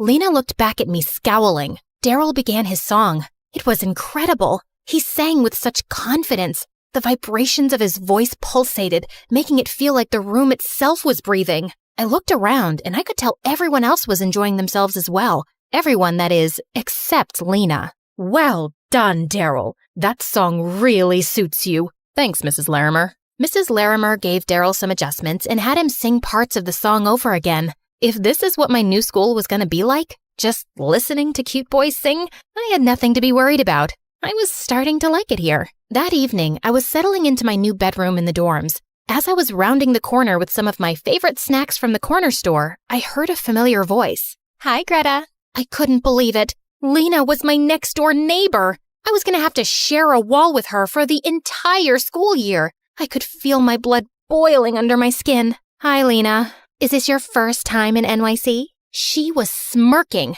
What, did she think she was better than me just because she lived here longer than I did? I had to take a deep breath to control myself. No, actually, I came here to see Phantom of the Opera years ago. Oh, I love Phantom. I've seen it like 7 times. Okay, now she was bragging. Whatever, there was no reason to get worked up. I was just gonna remove myself from the situation. That's really cool for you, Lena. And then I shut my bedroom door and ate a whole bag of my favorite snack, Crispy Crisps. The following week, when I got into the Singing for the Stage class, I made sure to bring my very own music book with me. I was ready to finally perform for my new classmates. Greta, over here. I looked over to see Daryl beckoning me towards him. He had saved the seat next to him with his backpack. Wow, cute, talented, and thoughtful. This guy seemed too good to be true. Lena looked at Daryl from across the room and rolled her eyes. I plopped down in the seat Daryl saved for me and looked back at Lena. What was her problem with me? Don't let Lena give you a hard time. This is kinda awkward, but she and I actually used to date. I was shocked, but I tried not to let Daryl notice. How could such a lovely guy date such a cruel girl? As if he could read my mind, Daryl responded, Yeah, I know. She was actually really nice when we started dating, and she has such a gorgeous voice. We loved singing duets together, but things didn't work out, and now it seems like she's taking it out on you. I'm sorry. It's not your fault. I appreciate you telling me. I had so many more questions for Daryl, but before I got a chance to ask any of them, Mrs. Larimer came into the room. Okay, class, let's get ready to sing. Greta, have you had time to prepare your audition cut? I was ready. I had been practicing all weekend, but now I felt so nervous. I clutched my music binder to my chest, willing myself to disappear behind it. Break a leg, Greta. My vision blurred until all I could see was Lena's stupid, smug face smirking up at me. All of a sudden, I felt like I was 8 years old again. My voice caught in my throat, and I couldn't stop my hands from shaking. I wished my mom was here to give me a reassuring smile. I longed for words of support from my home friends. I searched for Daryl among the sea of unfamiliar classmates, hoping he would provide me with some fortitude. He had been so sweet to me this past week. He was the only person who seemed interested in being my friend. But when I scanned the room, I was shocked to see Daryl whispering into another girl's ear.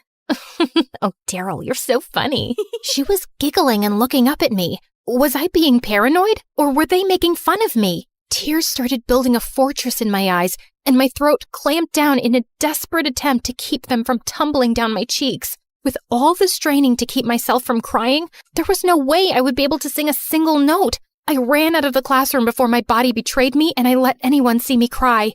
I ran down the hallway and slipped into the bathroom stall. I was finally alone. Leaning against the cool door, I let the sobs escape. Greta, is that you? Lena's unmistakable lilt seeped under the stall door. What the heck was she doing here? Did she just want to rub it in? How I came all the way to NYC and couldn't even sing in a singing class? I felt like my brain was a volcano and lava was about to seep out of my ears. Lena, leave me alone. Haven't you already done enough? What are you talking about? I know, I'm a failure. You don't need to tell me. You're not a failure. You know, my first time in singing for the stage, I got so nervous I sang my whole song off key. What? Was Lena trying to console me? Why are you telling me this? Because I like you, and I don't want you to feel embarrassed. You like me? Then why have you been tormenting me all week? Tormenting you? What are you talking about? You tripped me on my first day. I didn't mean to trip you. I'm nearsighted and my glasses haven't come in yet. I didn't see you until I ran into you.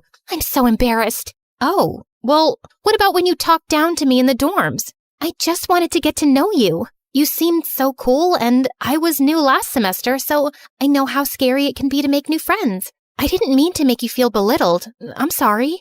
But Daryl said you didn't like me because you and him used to date. Oh, that's so like Daryl. He pursued me last semester when I was the new student. I was so excited to make a new friend, and then it got romantic. But as soon as another new girl started here, he broke up with me. It's like he only has eyes for new girls. I just try to ignore him, but it's difficult because he has so many friends. And I just know he's telling them his own story about why we broke up. I was remembering my first week with a whole new perspective. Suddenly, every mean thing Lena did to me was a misunderstanding or a kind gesture. I felt so foolish to have believed Daryl. I emerged from behind the bathroom stall and looked at Lena with new eyes. She looked so apologetic. I embraced her in a big hug, and before I knew it, we were both laughing at how silly the past week had been. Do you think you're ready to get back to class? Yeah, actually. When we got back to Mrs. Larimer's classroom, I could tell Daryl had been talking about me. Suddenly, his smile wasn't sweet, but a cruel smirk. Hi, Greta. I'm glad to see you back in class. Are you ready for your song?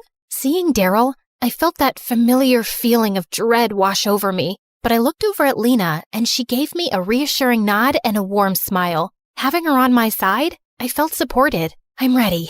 I closed my eyes and started to sing. I felt a quiver in my voice at first, but then it got stronger, and soon I was just lost in the lyrics and the music. When the last note ended and I opened my eyes, everyone erupted in applause. Some people stood up while cheering and clapping, and some people were crying, including our teacher. Even Daryl looked stunned. Greta, your voice is so pure and beautiful.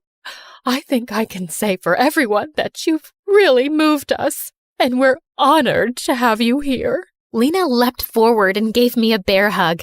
And finally, I felt at home at my new school. My dad was the most special person in my life. He made me homemade milkshakes and taught me how to throw a kick and a punch when I was only 6 years old. He always said that I should know how to take care of myself, and I thought he could do no wrong. Except a day after my 11th birthday, I woke up to Mom crying. What's wrong? Your dad left. Like, left to get some milk? No, he left us, Mare. Look at this note. He'd been stressed for weeks at his job, and I thought he'd be okay, but I guess he wasn't. I tried calling him too, but he left his cell phone at home. What? Dad can't leave me just like that. He tells me everything. I'm sure there's some mistake. He must be around the corner. And I darted outside the house and started running around the neighborhood, screaming for Dad, but he really wasn't around. Finally, Mom caught up to me and took me home, and I was a crying mess for days. We tried looking for Dad for weeks, but it was like he'd vanished into thin air. I was heartbroken, and since then, I just couldn't trust anyone around me. What made it worse was that Mom started dating soon after, and she had the worst taste in men. This one time, Mom invited her boyfriend over, and he ended up stealing all her jewelry. And another time, she introduced me to this guy who was arrested a week later for robbing a bank. So, yeah, my home life was a mess, but at least I had school. I was a good student who loved writing poetry, and by the time I was 16, I was writing poems for a small publication and also leading the school newspaper. Life was good until this new guy Xander joined my class. At first, he didn't bother me at all and always had this permanent frown plastered on his face. He hardly spoke to anyone in class, and a few times he was rude to the teacher and got sent to detention. Then one day in the gym, I was sitting on the bleachers when this ball came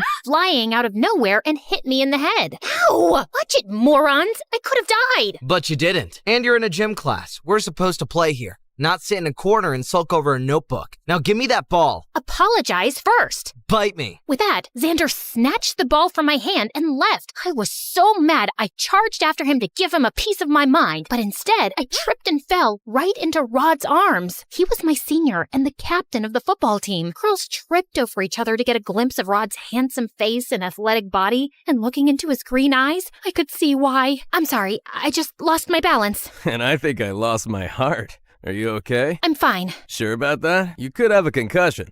You know, we've never had a chance to talk, but I think we'll have a pretty good conversation. How about we find that out over dinner? I don't eat dinner. Coffee? Nope. Water then? I'm late for class, but thanks for the help. And I just quickly left before Rod saw my knees shaking. I knew most girls would kill for a date with him, but all men were jerks, so I decided to ignore Rod. But boy, Rod was persistent. He would send me flowers in class, leave chocolates and notes in my locker, and one time, even showed up at my home in a limousine. I was just trying to figure out how to get rid of him when Mom walked into my room. That boy looks fancy. Yeah, whatever. I'm not interested. He will break my heart like Dad broke yours, and you don't know that. Not all men are the same. Now get dressed and go. I reluctantly agreed to go out with Rod, and it wasn't so bad. He was cute and fun, and he took me to this cool pizza place. So I was wondering, you could date anyone. Why me? 'Cause you're smart. I've never dated smart girls before. Did you just call me a nerd? No, I called you a pretty nerd. You're sweet. Unlike that rude Xander. He's such a brat. You'd know him, actually. He's on the football team. Xander has always had temper issues. If I were you, I'd stay away from him. Anyway, let's not spoil our date by talking about him and concentrate on more important things, like me. Rod reached for my hand, and my stomach felt like it was in knots. We ended up talking some more before Rod dropped me home, and soon after, we started dating. School was twice as fun with Rod around. We'd have lunch together, and Rod would take me to these amazing parties, and things were going well. But then one day, I walked into my class and saw Xander bullying a student. I barged in and pushed Xander off.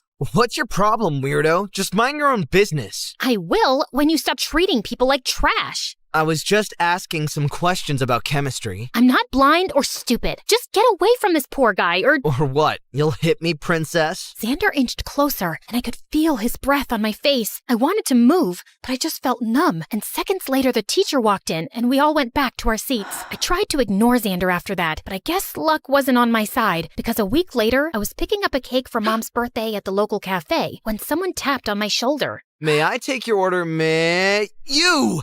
I don't remember the last time I turned around and didn't see your face. I don't like looking at your face either. It doesn't look like that. In fact, it looks like you're stalking me. Excuse me, but Before I could get another word out, my stomach made a loud rumbling noise. Xander's face softened and he smiled. Looks like someone's starving. I'm fine. Just come with me. You can be angry while you eat. I wanted to say no, but my stomach made another really loud sound. Xander took me to the back kitchen and quickly fixed me a sandwich. As I gulped it down, a cat crawled in and Xander filled a bowl of milk for it. I watched him play with the cat and he looked so calm and peaceful and really cute. If you keep staring like that, I'll get uncomfortable. Thank you. You're good. I mean, the sandwich is good. It's my specialty. My mom taught me. And you're staring again. Sorry, I was just wondering. You're rude to teachers. You barely have friends and you pretend like you're mean, but you're actually soft. You're nothing like I imagined. You're nothing like I imagined either. Meredith, why are you with Rod?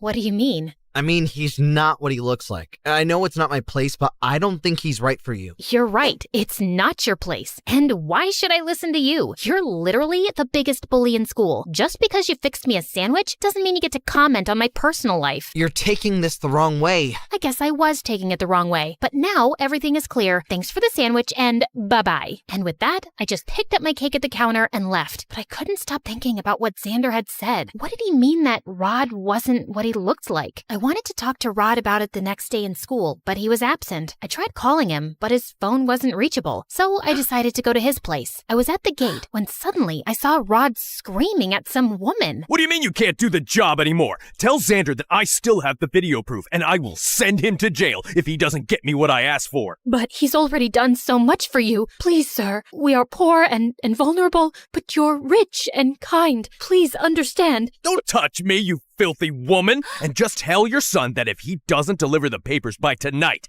I will show the video to my dad and have him arrested. Rod pushed the poor woman away and she fell on the ground while he simply smirked and left. I rushed to help her up, but before I could ask her anything, she started wailing and ran away. What was happening? Xander's mom knew Rod, and from what I heard, Rod had some video he was using to blackmail Xander. What was this video? And what papers was Xander delivering? I wanted to get to the root of everything, so I waited all evening outside Xander's cafe where he worked and then followed him. To my surprise, he parked his bike outside Rod's house, slowly making his way to a slanted door on the ground. Xander opened the lid of the door and jumped in. I left my bike behind as I made my way to the same basement door and saw Xander throw a huge envelope on Rod's face. These are all the exam papers you wanted. We're done. And one more thing, if you ever touch my mom again, I swear I will bury you alive. Don't be so mad, pretty boy. Also, we're far from done. You still have to write me that essay for my college application. Make sure it's perfect, or you know what I can do, don't you?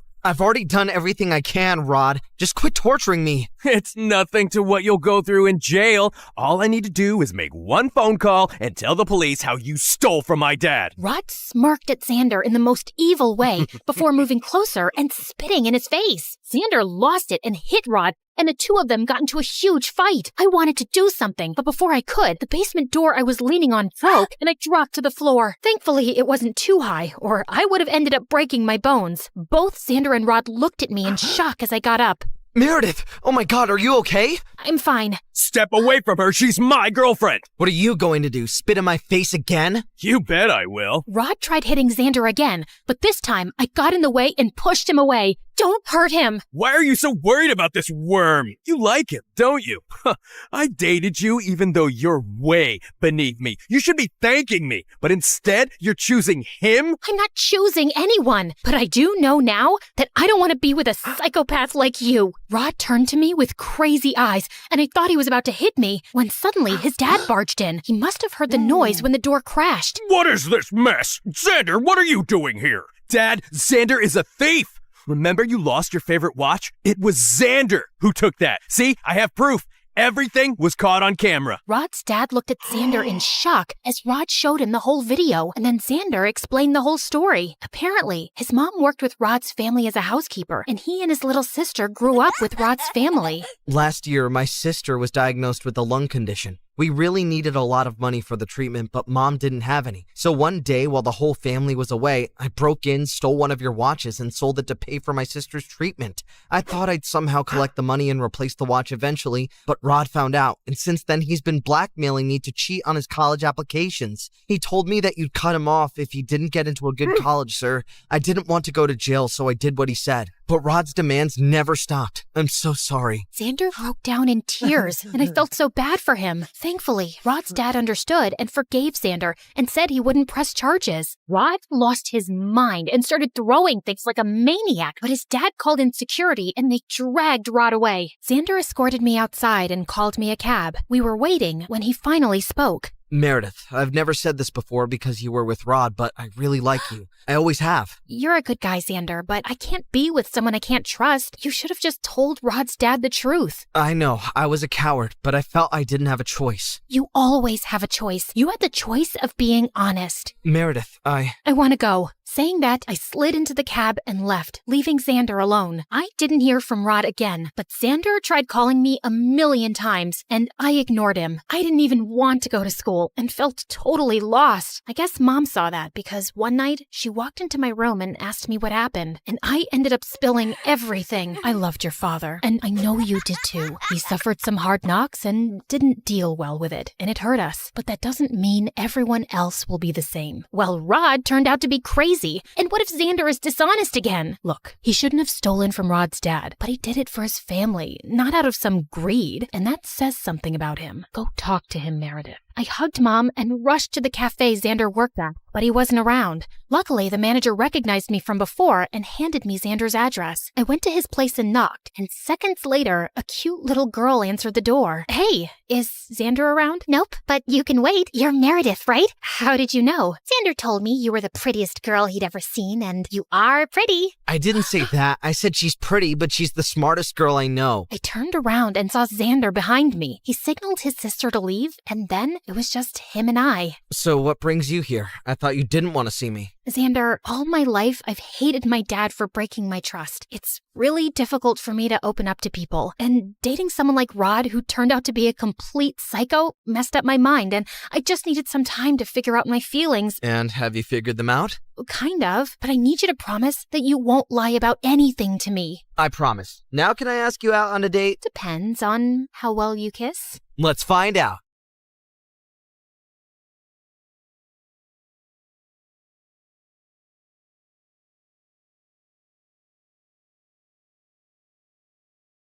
Hi, I'm Catalina Cortez, the only legitimate child of Richard Cortez, a billionaire with the emotional range of a potato. There was a time when we were a happy family, but after Mom left when I was 5, Dad went on a world tour of girlfriends. Some standouts are a Spanish teacher, an Indian yoga influencer, a K-drama actress, and a Russian pop star. His most recent one had gotten pregnant. And since he'd recently announced he was running for mayor, he needed to keep everything hush-hush. And by hush-hush, I mean paying her enough to keep her quiet.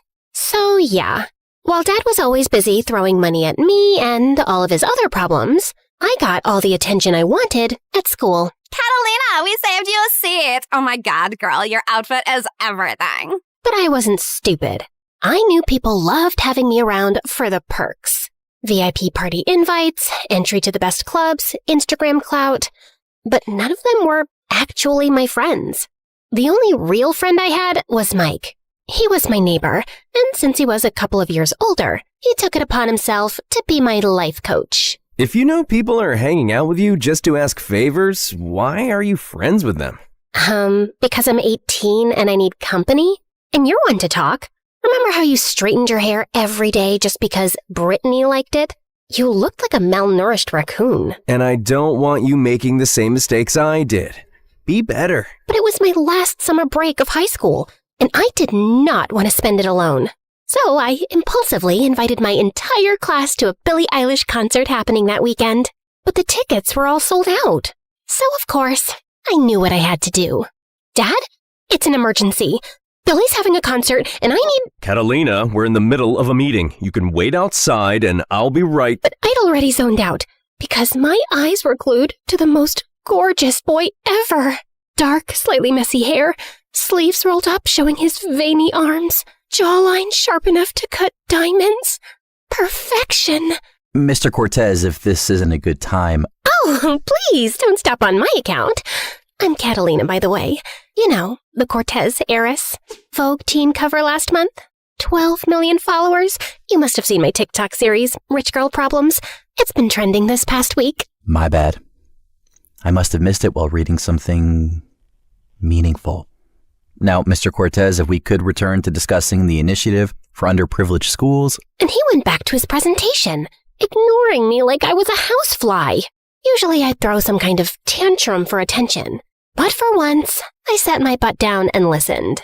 His name was Adrian Carter, and he was pitching a tech-based education platform for low-income schools. Custom tablets, AI tutoring, skill-building modules. It all sounded pretty cool. The idea is impressive, Carter. As you may know, I'm running for mayor this year, and something like this could really benefit the campaign and the community. So, if you can give me a number, we can talk about ownership. Respectfully, sir, I'm not looking to sell. I worked hard to build this from the ground up. Now I'm finally ready to scale it. So I'm looking for an investor who believes in my mission, not a buyout. This means more to me than a few zeros in my account. That was the first time I'd ever heard somebody say no to Dad and no to money. I was super curious about Adrian, so I stalked him online that night. Orphaned at 12, MIT graduate on full scholarship, and a self-made tech CEO before 23? He was quite the guy. And super fit too. So early the next morning, I went straight to the park where he jogged every day. Oh, hi there.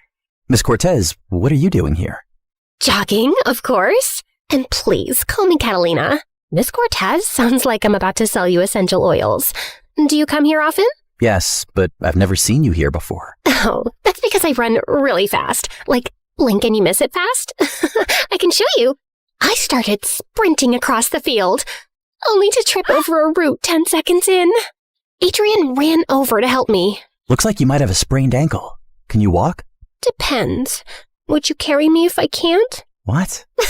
I'm joking. Although I think I am a bit dizzy. Would you mind grabbing some breakfast with me? Also, you know, I'm very persuasive. I bet I can convince Daddy to invest in your project.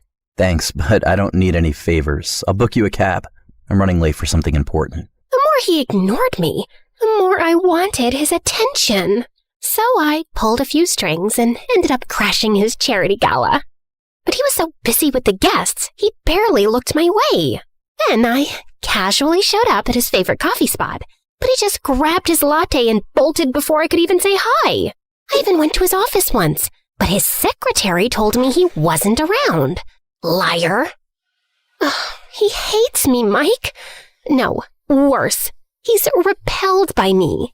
Yeah, totally weird he doesn't like stalkers. Why are you so obsessed with this guy anyway? I wouldn't say obsessed. It's just that he doesn't care my name is Cortez. He's definitely not scared of my dad. And he wants to change the world. He's different, you know? Are you even listening to me? Who are you texting? Sorry. Daddy issues. You're talking to your dad? What's going on? You've been really distracted lately. It's nothing. Look, Adrian is a self-made guy, and you need to show him that you're more than just Daddy's spoiled little princess. That's when it hit me like a pair of Louboutins in the face. Daddy! Daddy's turning 50 next weekend, Mike! Okay, and? Every year on his birthday, he picks up one passion project to fund. What if this year, I pitch an education foundation for kids who can't afford school? That'll impress Adrian. Fantastic idea. Except you know nothing about education or kids or foundations. Please. How hard can it be figuring that out? Turns out, a lot. I had to go through government policy websites, read reports, and understand things like grants. Mike helped, of course. And by the end of the week, I had a fully fleshed out plan, which I presented on Dad's birthday. And everyone was impressed by how solid it looked, including Adrian. That was impressive. I didn't think you'd be that passionate about children's education. What? Of course I love children and education. Everyone needs school, right? You don't want to turn out stupid. Anyway, want to dance? But just as our hands touched, Dad's chauffeur walked in carrying a huge box. He gave it to me along with a note. To the elites who take an act without thinking, here's something you can't ignore. This child is your responsibility now. Huh? I lifted the lid and, oh my God, it's a baby! The room exploded with gasps and camera flashes. Dad was immediately on the phone, talking furiously to someone, and I handed the baby to the nearest staff member and walked over to Adrian. Wow, that was unexpected. Anyway, where were we? Aren't you gonna address the fact that there's an abandoned baby in the middle of the room? Oh, don't worry about that. It's probably one of Dad's exes trying to get attention. The lawyers will take it away and handle it. It? Are you serious? You talk about helping kids, and then a real child shows up and your first instinct is to hand him off like some lost package? What else am I supposed to do? Anything's better than dumping him on your lawyers who will eventually just dump him at an orphanage. You wouldn't know how it feels to grow up thinking no one wants you, but I've been that kid. Excuse me? I grew up without a mother too. Then how is it so easy for you to abandon a kid? Never develop something called empathy, I guess? I looked at the baby. Tiny, helpless, and something inside me just snapped. Fine then. I'm going to look after the baby till we find his real mom. Are you trying to crack jokes now? No, I'm not. I will look after that child by myself. I know what it feels like to be left behind, and I wouldn't wish that on anyone, especially not a baby. But if I do this successfully, you'll publicly admit that you're just a judgmental buttface who was entirely wrong about me. Great, but when you fail, which you will, you'll admit how you're nothing but a shallow, entitled princess. And you'll move to a developing country for a year without your money. Easy. Anything else? Yeah, I don't trust you to actually do the work. You'll probably hire someone and fake it, so you're moving into my house. I'm not a liar. Then it shouldn't be a problem. Fine, but I'm bringing my own bedding. And that's how I ended up in Adrian's penthouse. Dad, of course, hated the idea, but I made him see how this could work in our favor. The press would see how the Cortez family was stepping up and caring about the baby until the mother was found. And once the mom reappeared, we could just pay her off quietly to make the whole thing go away. I packed up whatever I could and left for Adrian's place. He lived in a penthouse, which wasn't bad, and he gave me the biggest room in the house. Don't think I'm doing this for you. The baby needs more room. Now, I have a meeting tomorrow and I need to sleep. So 0 noise and 0 drama. Understood? Wait, you're not going to help me? Why? You're the one who took up the challenge, so you deal with it. Bye-bye. And then he just turned around and left. Rude. I looked at the baby. Aw, the poor thing looked so innocent. But then he let out a fart bomb, enough to take a city down. Oh no, you smell nasty. Ugh, this is literally the worst. I couldn't stop gagging as I got rid of the dirty diaper. And just before I could fasten the new one on, he peed all over me. And then he just started wailing. I rocked him, made faces, did a silly dance, but nothing worked. So I ran to the kitchen for some milk and fed him, and he finally dozed off. I guess I dozed off too, because when I woke up, it was morning, and Mike was staring at my face. Good morning, princess. Love the new hair. Mike, thank God you're here. Just hold on to him. I gotta pee. When I got back, Mike was on the phone with someone looking tense. But as soon as he saw me, he disconnected. Everything okay? Yeah, just college stuff. How are you doing? What does my zombie-like appearance suggest? Why don't you just let your dad handle this whole baby situation? And give up? No way. I need to show Adrian I'm more than some shallow princess writing on Daddy's credit card. Besides, I've got you to help me. Right, about that. I actually have to leave for a college project in Korea for a week. Just then, the baby started screaming. I asked Mike to wait till I changed the diaper, but he said he had to meet someone and left abruptly. Weird. The next few days were the toughest of my life. Between nonstop diaper changes, feeding schedules, and round-the-clock crying, I could hardly eat, shower, or even breathe. Mike wasn't replying to any of my desperate calls or texts, so I had zero backup. Unless you count Adrian's insanely detailed instructions before heading to work. Formula temperature 98.6 degrees exactly. Not 99, not 98.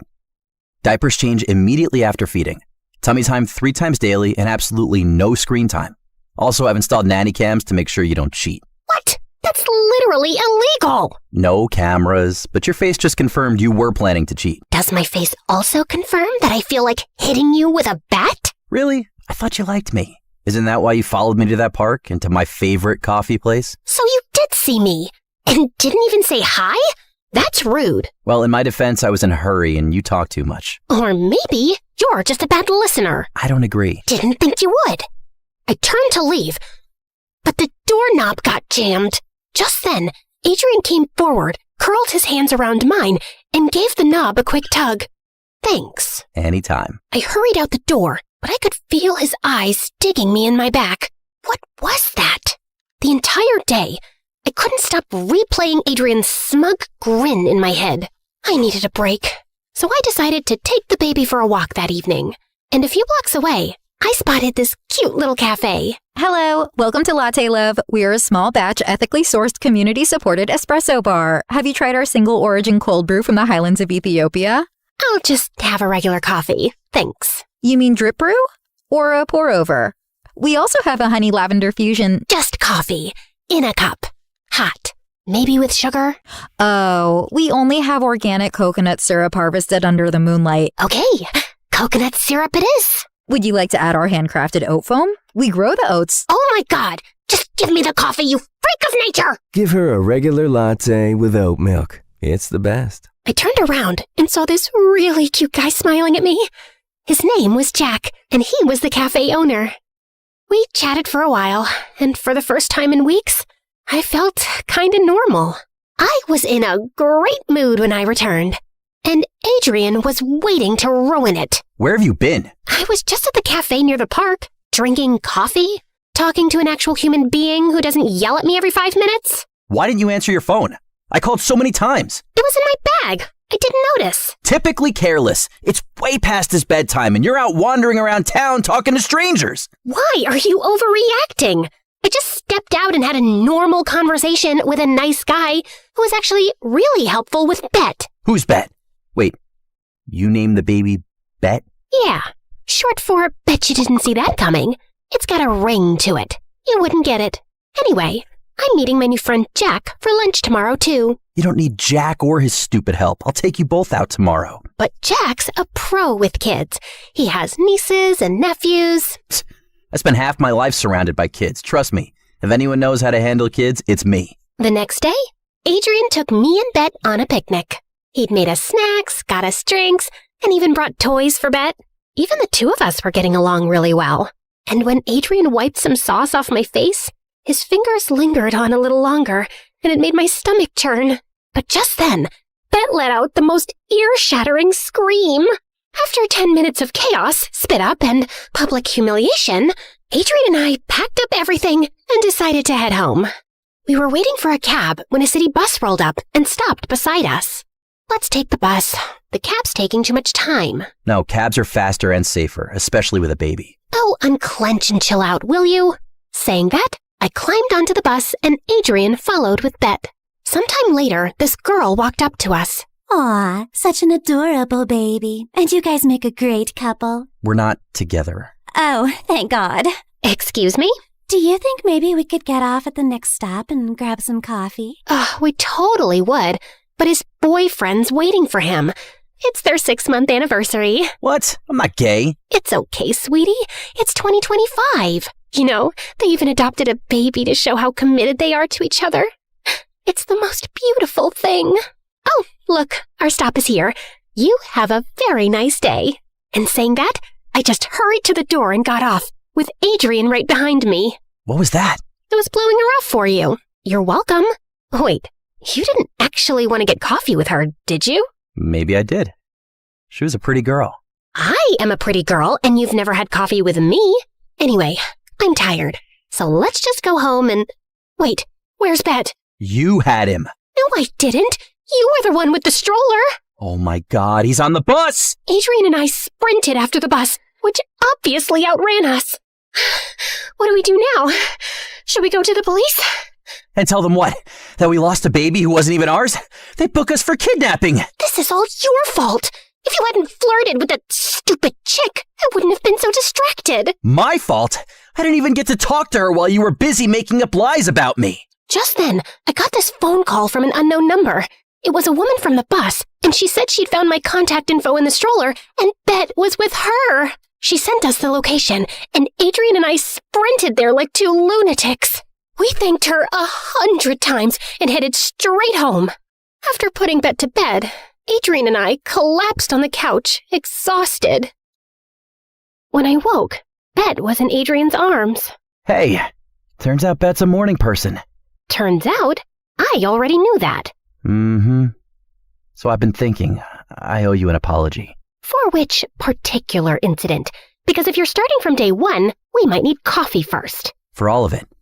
I guess I had this idea of who you were, and I never let you show me otherwise. But yesterday made me realize I've been judging you unfairly. You're amazing. Not because you do everything perfectly, but because you keep showing up. Well, thank you. It's been more exhausting trying to prove myself to you than taking care of Bet. Consider me fully convinced. That day, something shifted between us. He started staying home more often, helping without being asked. Sometimes he'd quietly take over bottle duty or sneak into the kitchen at 2 a.m. to warm up formula while I was dead asleep on the couch.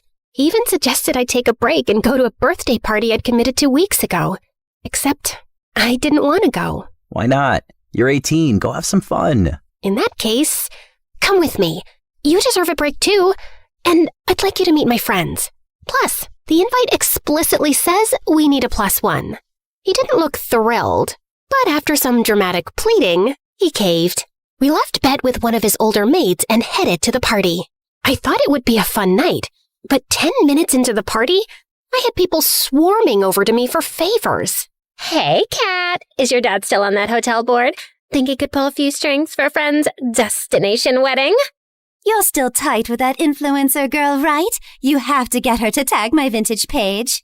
I heard you're babysitting full-time now or something. That's wild. Anyway, do you still have your stylist number? I smiled, I nodded, I said I'll see what I can do so many times, I lost track. And it made me wonder if it had always been this bad.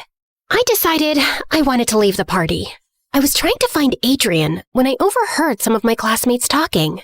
Honestly, I thought Katerina was pregnant or in rehab. Her skin looks kinda dull, right? And she's barely said anything. Didn't even apologize for not answering my text for the concert tickets I wanted. Daddy said her father is dealing with some scandal. Let's hope he doesn't ruin his chances to become mayor. She could be a lot more useful to us as the mayor's daughter. I wanted to slap their faces, but just then, I saw Adrian trip right into them, making them spill their drinks all over their dresses. Oops, I'm so sorry. That was a total accident. Oh my god, you klutz. Where are your eyes? Right here. Are you trying to be funny? My dress is Persian silk. I have no idea what that means, but guessing by the way you're shrieking, I'm sure it was expensive. You can afford a good dry cleaner though, yeah? In case you can't, here's my number. I'll take care of the bill. And then he just turned around and walked away, leaving the girls fuming. That was awesome. Also hilarious to see you tripping so dramatically. Yes, I sacrificed my usual grace and poise for you. But seriously, these people are selfish leeches. You already knew that, right? Yeah, but most of the people I know are like this. And I figured early on that getting people things they wanted made me popular. I sound like a really pathetic attention seeker, right? No, I get where you're coming from, but you deserve better. And you're in much better company now. Let's get out of here and grab some pizza. Sounds like a plan. Over the next few days, Adrian and I got closer. The more time we spent together, the more I liked and respected him. And I genuinely liked our quiet little life together. I certainly didn't miss my fake friends and didn't even need as much retail therapy. But what scared me was that summer break was almost over and Dad still hadn't located Bet's mom. I was beginning to feel really worried about what would happen to him if we never found her. Then suddenly, one evening I got a phone call. It was from a hospital, saying that Mike had been in an accident, and since his parents weren't answering, they'd contacted me. But he's in Korea. Are you sure you have the right person? Yes, ma'am. You're listed on his emergency contact list. When did he get back? And why didn't he tell me? I called Adrian, but he was stuck in a meeting. So I left Bet with one of the maids and rushed to the hospital to see Mike. I found him in the reception area, arguing with someone on the phone. Please, no, you can't tell them. Let me handle this my own way. What's going on? Mike looked startled, hung up, and hugged me. What's happening, Mike? When did you get back? Or you've never left and you've just been avoiding me? No, I came back last night. I was on my way to see you when I got hit by that stupid delivery bike. But I'm fine, and there's something I need to tell you. But before Mike could finish, I got a call from Adrian's maid. She said she was watching Bet when someone attacked her and took Bet away. I tried asking her more, but the maid was so shaken up she could barely speak. Mike and I rushed home, and I crashed through the door to find Adrian already there. We watched the security footage in horror. A woman in her 40s had walked in, pushed the maid, and left with Bet. Oh my God, this is my fault. I shouldn't have left Bet alone. What was I thinking? None of this is your fault. If anything, I should have tightened security around here. How could she just walk in like that? I'm going to the police. We'll sort this out. You don't need to do that. I know where Bet is. What? How could you possibly know that? Because he's my son. Excuse me? That's when Mike finally came clean. Bet's real name was Leo, and he was Mike's son with his college girlfriend, Amara.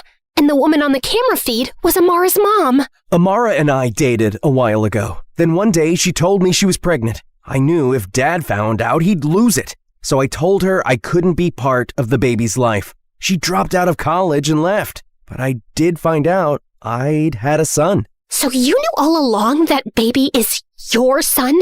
Watched me uproot my life and said nothing? I'm sorry. I didn't want you to hate me. And yet somehow, I want to punch your face. Catalina, I know you're angry, but let him finish. So tell me, why did Amara think it was a good idea to leave Leo at Catalina's place?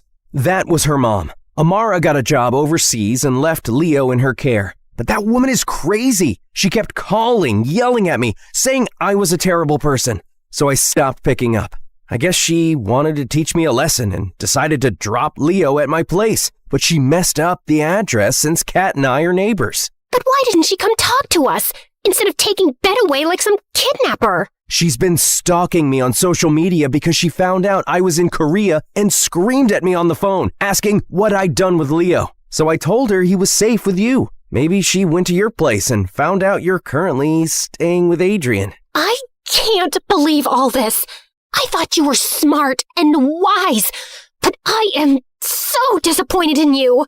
Kat, I know you're angry, but right now we need to see if Leo's okay. Do you know where Amara's mom lives? Mike nodded, and 15 minutes later, we were standing outside a cramped apartment. We knocked, and the woman who opened the door looked at us with the most disgusted expression ever. What do you want, princess? I thought you'd be happy to be rid of the baby your friend dumped on you. And you probably dumped him on your maids. I thought I could teach Mike some responsibility, but if he can't take care of his own child, then fine. He doesn't deserve to be a part of Leo's life. I didn't dump Leo on anyone, and I care about him a lot. You certainly taught me something about being responsible and less selfish for a change, and I'm grateful for it. And we're here to let you know that, starting today, Mike will be stepping up. Financial support, parenting classes, regular visits, all of it. And if it's okay with you, I would like to pitch in too. What's the catch? No catch. We genuinely want to help. Leo deserves a family, not an absent mother and an irresponsible father. But I have college and placements, and my parents will kill me. Well, you should have thought about that before bringing a child into the world, Mike. I know this is really big, but we can do it together. A child needs a village to raise it anyway, right? Mike did step up and came clean to his parents about Leo. And let's just say it was dramatic. But he and Amara's mom worked out a custody agreement between them. And of course, Leo's favorite Auntie Catalina had exclusive visiting rights. Also, my dad agreed to invest in Adrian's idea to help underprivileged kids. And a month later, we had a party to celebrate the launch of his project. So I guess you officially won the bet. Aw, are you sad? Nope. If anything, I'm proud of you. I spent years thinking that letting people in was a weakness. But seeing how brave you were, standing up for Leo, it made me want to take a chance. What kind of chance? The kind that scares me, but also feels exactly right. Like this.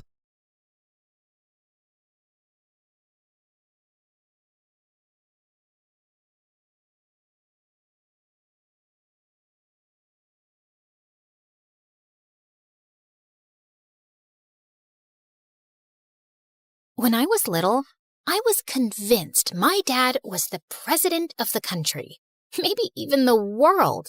He was just that busy, always in a meeting or on a plane or about to hop onto an urgent call.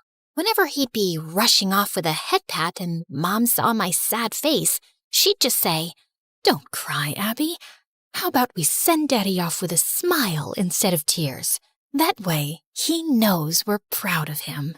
Turns out, he was just the president of his own company. And whatever his reasons, eventually I just got used to him hardly being around. Not even when I was 14 and Mom got really sick. Not even when she slipped into a coma and the house fell too quiet. And when Dad announced a few months later that his girlfriend Kimberly, who looked closer to my age than his, was moving in, I didn't cry or make a fuss. When he wasn't working, he was out, somewhere with her, and I was alone at home, which was nothing new. But soon after I turned 17, my whole world flipped upside down when I found out, on the news by the way, that Dad got arrested for embezzling millions of dollars. I had no idea where he was being held. Kimberly vanished faster than her credit card limit at a Louis Vuitton sale, and none of my friends came to visit. But a social worker turned up soon. "I'm sorry, sweetheart, but we tried Kimberly, your aunt, even a few of your father's friends, but no one on his side is able to take you in right now. Your mom's parents, however, are more than happy to. The only thing is, they live overseas." Yeah, in Thailand.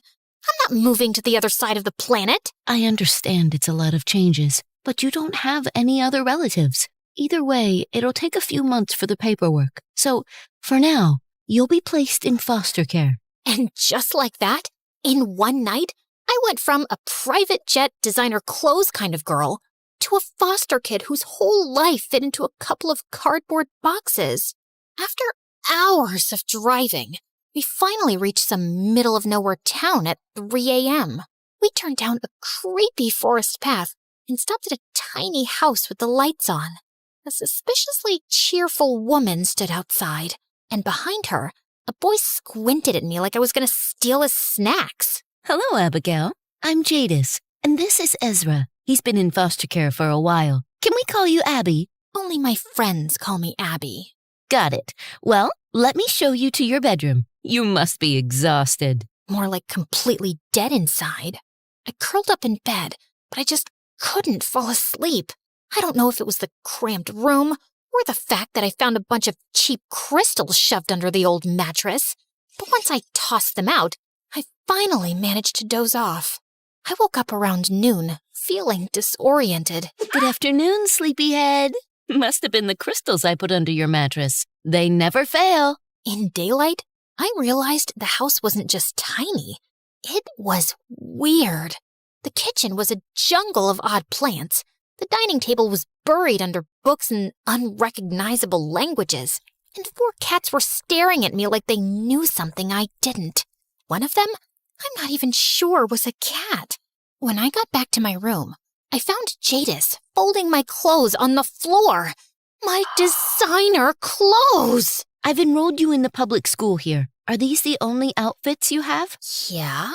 Something wrong with them? She shook her head, but the next morning, I understood why she'd asked. Everyone at school looked like they had rolled straight out of bed. Like, do these people not have TikTok? No way they're that poor. They've definitely got Wi-Fi. But the longer the day dragged on, the more it felt like I was the one completely out of touch.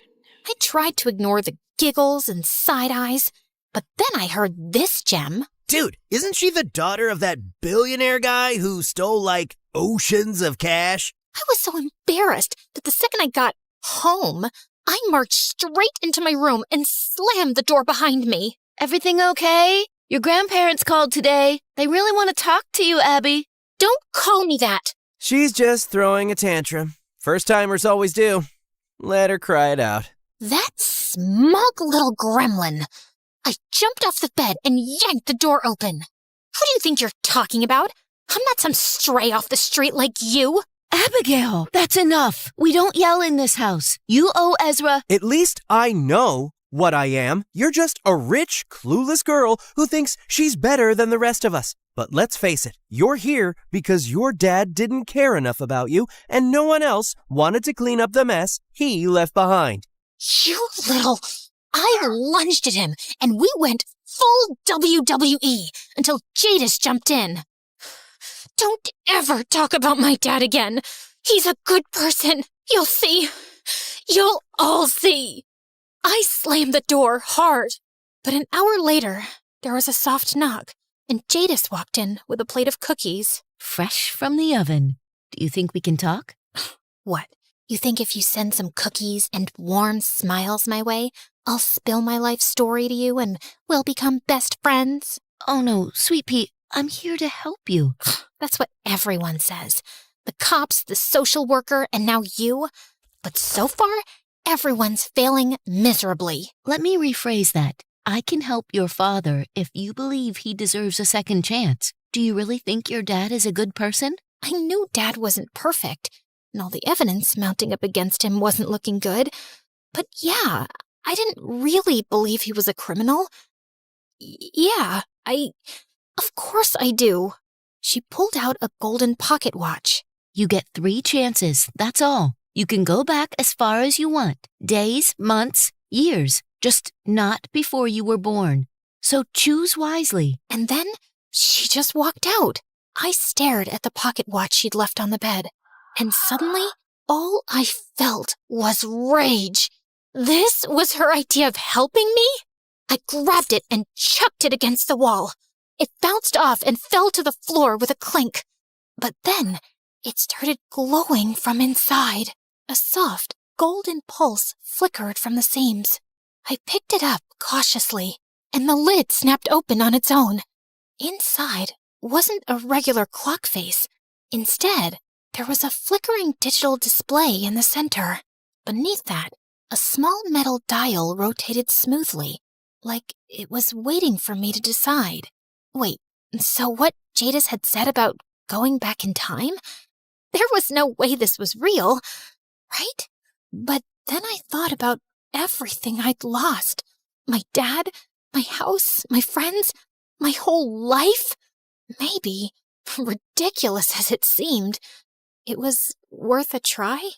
I turned the dial back to a week earlier, took a deep breath, and pressed the glowing button. And suddenly, I felt like I was being yanked down. The room twisted into a blur of light and color, and when everything came to a halt, I realized I was back in my room. My real room, with my lavender walls, my plush rug, and my wall of designer shoes. I just sat there in shock until I heard voices downstairs. Wait, did someone buy this house already? But then, the voices started to sound familiar. No way! Dad? In the kitchen, I found Dad and Kimberly mid-makeout session. I ran straight to Dad, pushed Kimberly aside, and hugged him tight. Abigail, what are you doing here? Weren't you at school? I'm not going back to that new school. It was awful. Just let me stay. I won't tell anyone you escaped prison and came here. Escaped prison? And what new school? She looks upset about something. Give her your credit card, babe. Ugh, Kimberly. His accounts are probably all frozen by now. Huh? Why would my accounts be frozen? Because of the money embezzlement case? What? Me? Embezzling money? Sounds like someone had a bad dream. I promise you, even if your dad was doing that, he'd never get caught. Now, how about that shopping trip Kimberly mentioned? I've got to head to the office. So, it was all a dream? Jadis, the foster home, Dad getting arrested? It all felt so real. But when I got into the car on the way to the mall, I felt Jadis's gold watch in my pocket. Did I just travel back in time for real? Sorry, miss. Didn't catch that. Nothing. Take me to my dad's office, please. I'd never been there before, so after an FBI-level interrogation at the front desk, I was allowed to go up with a security guard. The second the elevator doors opened, I knew something was off. The whole floor felt really tense. Phones ringing off the hook, people typing on their keyboards like maniacs, a woman sobbing silently at her desk. Just then, a man holding a stack of folders came rushing down the hallway, and I bumped into him, sending papers flying everywhere. Look what you've done! Who let this idiot up in the office? Do you think this is a place for a moron teenager to be wandering around? The security guard said something in his ear, and the man instantly turned white, dropping to his knees. Oh, my God. I'm so sorry, miss. I had no idea you were the boss's daughter. Please, forgive me. I'm a worm. A worthless worm. There's a spot on your shoe. Would you like me to clean it? What the heck was happening? After I'd calmed the man down and reached Dad's office, I found him yelling at some employee. When he noticed me in the doorway, he waved at the woman to leave like she was some annoying fly. Gosh, he was clearly a terror around here, and I was already scared to say what I'd come to say. Well, this is rare. Since when does my daughter take an interest in my work? I need you to be honest with me, Dad. Don't ask me how or where I heard this, but people are saying things about you embezzling money. I know you'd never do something like that, right? He just seemed really annoyed and kept asking me where I'd heard such a crazy thing. Obviously, I had no good answer. What was I gonna say? That I'd traveled back from the future?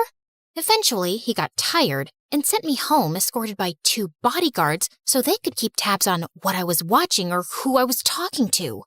By now, I was beginning to feel convinced he was lying to me.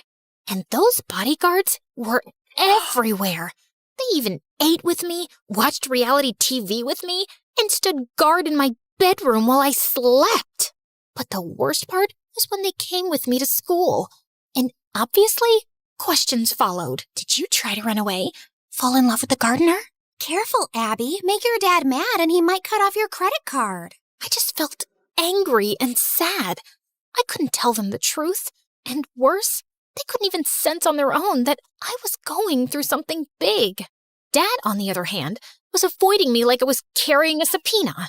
And then came the day of the arrest. I ran to him as he was heading out for brunch with Kimberly. Please, Dad, you have to listen to me. They're coming to arrest you today. Turn yourself in. If you do it voluntarily, the sentence will be lighter. Think about me. Think about my future. He actually paused, and his face went pale. But Kimberly just looped her arm through his and dragged him away. And that evening, I got the news. Apparently, I freaked Dad out so much, he panicked, stuffed a bunch of cash into a golf bag, and tried to flee the country. Tried being the key word.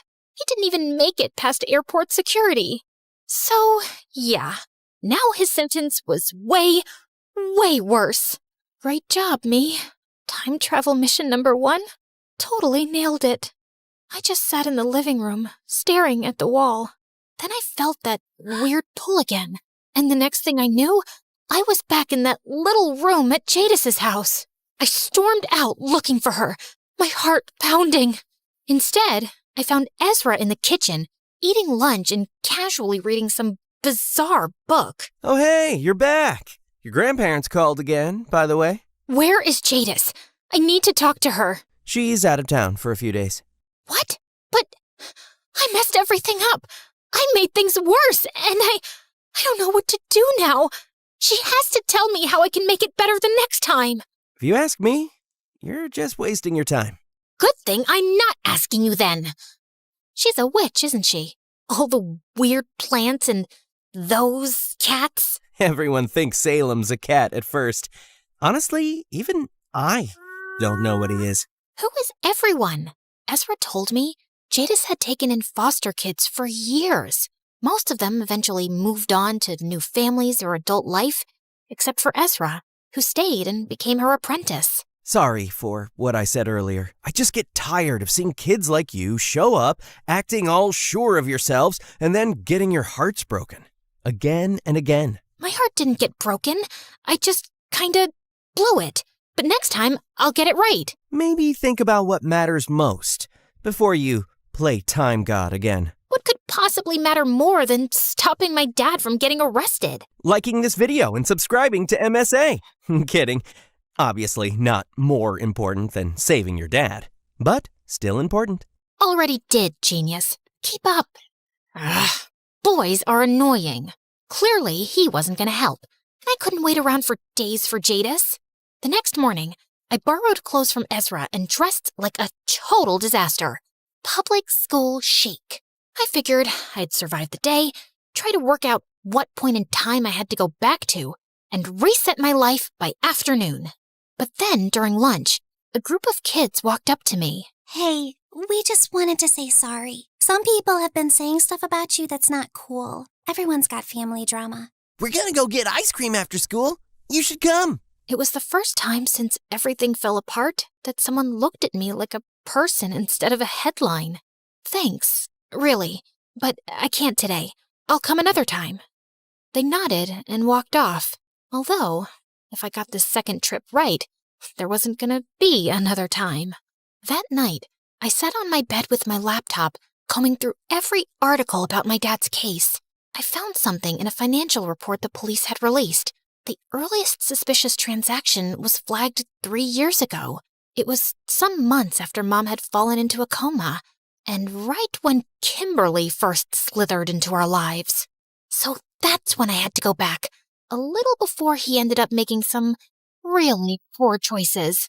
When I landed back in my room, the walls were bubblegum pink, and there were BTS posters taped on every wall. I turned to the mirror. Braces, uneven bangs, and a zit forming right between my eyebrows. Yep, that's me at 14, all right. Let's do this. Just then, a maid knocked on my door, saying my dad wanted to see me downstairs. And I found Dad standing in the living room, next to a woman who looked like she just walked off the set of a reality show called Gold Diggers of Beverly Hills. Ugh. Abby, sweetheart, this is Kimberly. She's a special friend. I know you miss your mom, but just know she's not here to replace her. Hi, Annabelle. It's so nice to finally meet you. And I'm definitely not looking to be your mom, so you have nothing to worry about. I'd apparently traveled right back to the day when I first met her. And just as I remembered, that evening we went to some overpriced restaurant together, which basically felt like me third-wheeling on their date. But the real show started when Kimberly invited me to the bathroom with her. She spotted a diamond ring on the edge of the sink, and she just slipped it on. Ooh, look at that. It fits me like a dream. Shouldn't you give it to the restaurant staff? Someone probably forgot it here, and they might come back for it. Sweetheart, if we hand it over, you think the staff won't pocket it themselves? And come on, have you seen the people who come here? Whoever left this probably has a yacht full of rings like this. Rich people don't even notice when stuff goes missing. Trust me, I know. The first time around, I'd been shocked by her behavior, but I just stayed quiet. Not this time, though. Back at home, I messaged one of Dad's old assistants who freelanced as a private investigator. And 24 hours later, I had Kimberly's rap sheet, a stack of petty theft charges, and a dating history that looked like the Forbes billionaire list. She's been arrested for shoplifting 5 times. She's not just a thief, she's a bad one. Yes, I know all about that. She told me. She was young and impulsive, and she didn't grow up with money like you.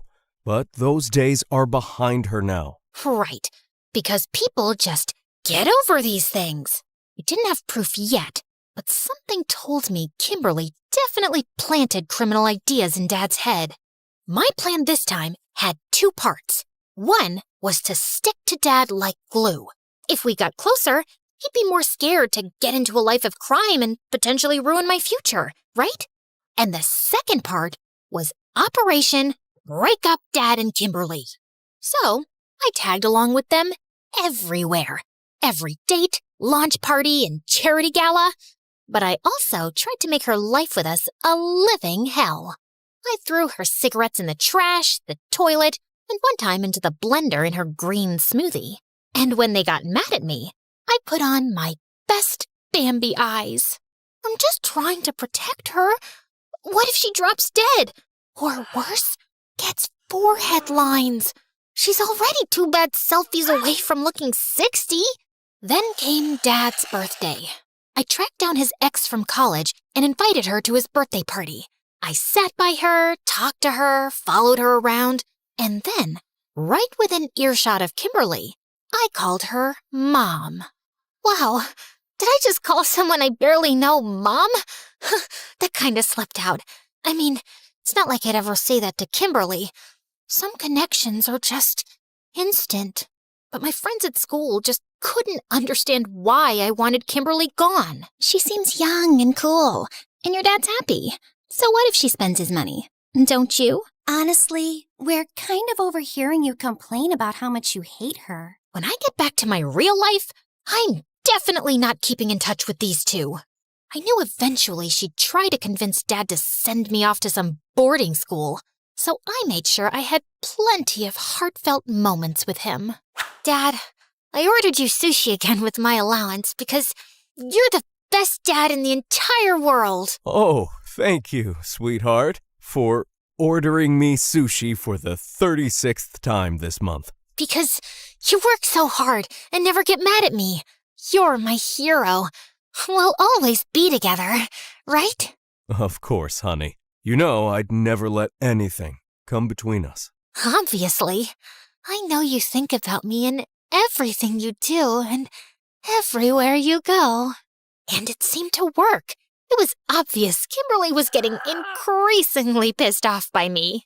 Then one Sunday morning, when Dad and I were having breakfast on the terrace, Kimberly strolled out and unrolled her Pilates mat to find something written on it in glitter glue. Gold Digger Barbie. And she snapped. I've just had it! I can't live like this anymore! Like what? Like this. With her breathing down our necks every second and messing up my life. She replaced my collagen powder with powdered sugar. She made my shampoo smell like tuna. She's a little demon and I hate her. You have to choose now. It's me or her. If I have to choose, it'll obviously be Abigail. Kimberly screamed and stormed off. And when she left the house, he didn't go after her. He picked me. He also became the world's most charitable man, founding his own nonprofits for children, the sick, the elderly, the poor, and even animals. All I had to do now was make sure no future gold digger dragged him back into crime. But then, I got home from school one day, and guess who was waiting for me in the living room? That annoying social worker! Again! Turns out, all those charities he started, yeah, some of the money did go to the people who needed it, but most of it went straight into his own pocket. So it wasn't Kimberly who was the bad influence after all? I didn't get much time to think about it, though, because the next thing I knew, I was yanked straight back to Jadis's couch. Ezra was leaning on the hall doorway, staring at me. Let me guess. Didn't work? I hated that idiot so much. Of course, I wasn't about to give up. Jadis was back, and I really needed her advice on how to get it right the third time. Later, sweetie. Ezra's mom is coming to visit soon, and we just don't have time for time travel right now, okay? Ezra's mom was dressed in knockoff everything, drenched in drugstore perfume, and a full 70% of her hair was definitely extensions. From what I gathered, she'd been in and out of jail for a lot of petty thefts. I get it. You want to stay with Jadis, but if you ever want to come back to me, I can give you a good home. I know I've said that before, but this time it's different. I've really changed. Ezra didn't look too convinced, and she left about an hour later.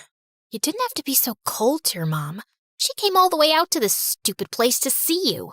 I get that she's done bad things, but she doesn't seem like a bad person. You could have at least given her a chance. Look who's talking. The girl who ignores her grandparents. She always says, "This time she's changed, Abigail, and I've given her way more than 3 chances." Learn the pattern. People like her and your dad, they don't change. They just get sneakier. The next day, I meant to plan my final time travel mission, but after how badly the last one flopped, I needed a distraction. So when my new friends invited me out for ice cream again, I actually said yes. On the way back, we passed the old playground in town, and one of the girls suggested we clean off the graffiti from the swings and benches. So we did. When I got home late, Jadis didn't scold me. She just smiled and said she was glad to see me having fun. That night, though, I couldn't sleep.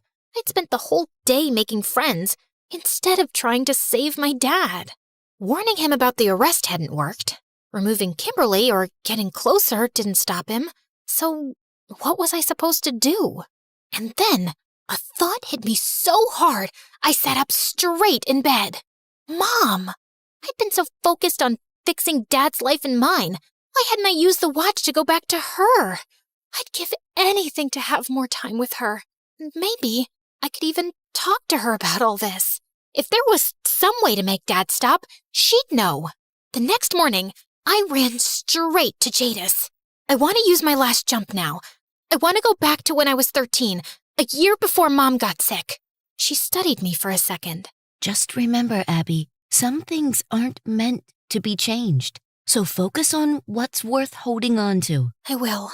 I twisted the dial. The world spun. And when it stopped, I was back in my old bedroom.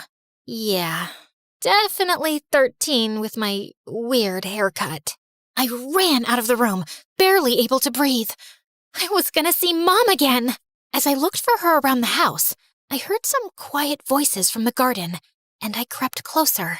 James, I really don't like this. It's nothing serious, just moving money around. A little here, a little offshore. This is exactly the kind of thing that gets people arrested.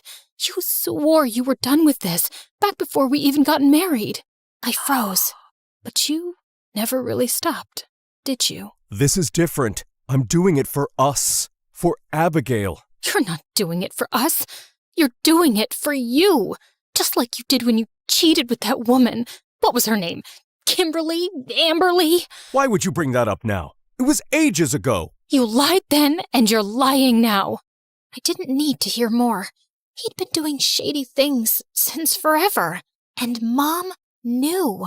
She'd tried to stop him. But Ezra was right. Dad was always like this, and he always would be. Why had I spent 2 time jumps on someone who totally didn't deserve it? Now, all I had to do was hold on to the one person who truly mattered. So I blinked back the tears, ran outside, and flung my arms around Mom. Abigail, are you okay? There's my girl. No, I just want to be with Mom. After that, I didn't let Dad get anywhere near me. Not that he tried much. He was barely ever home. I knew there was nothing I could do to stop what was coming a year later.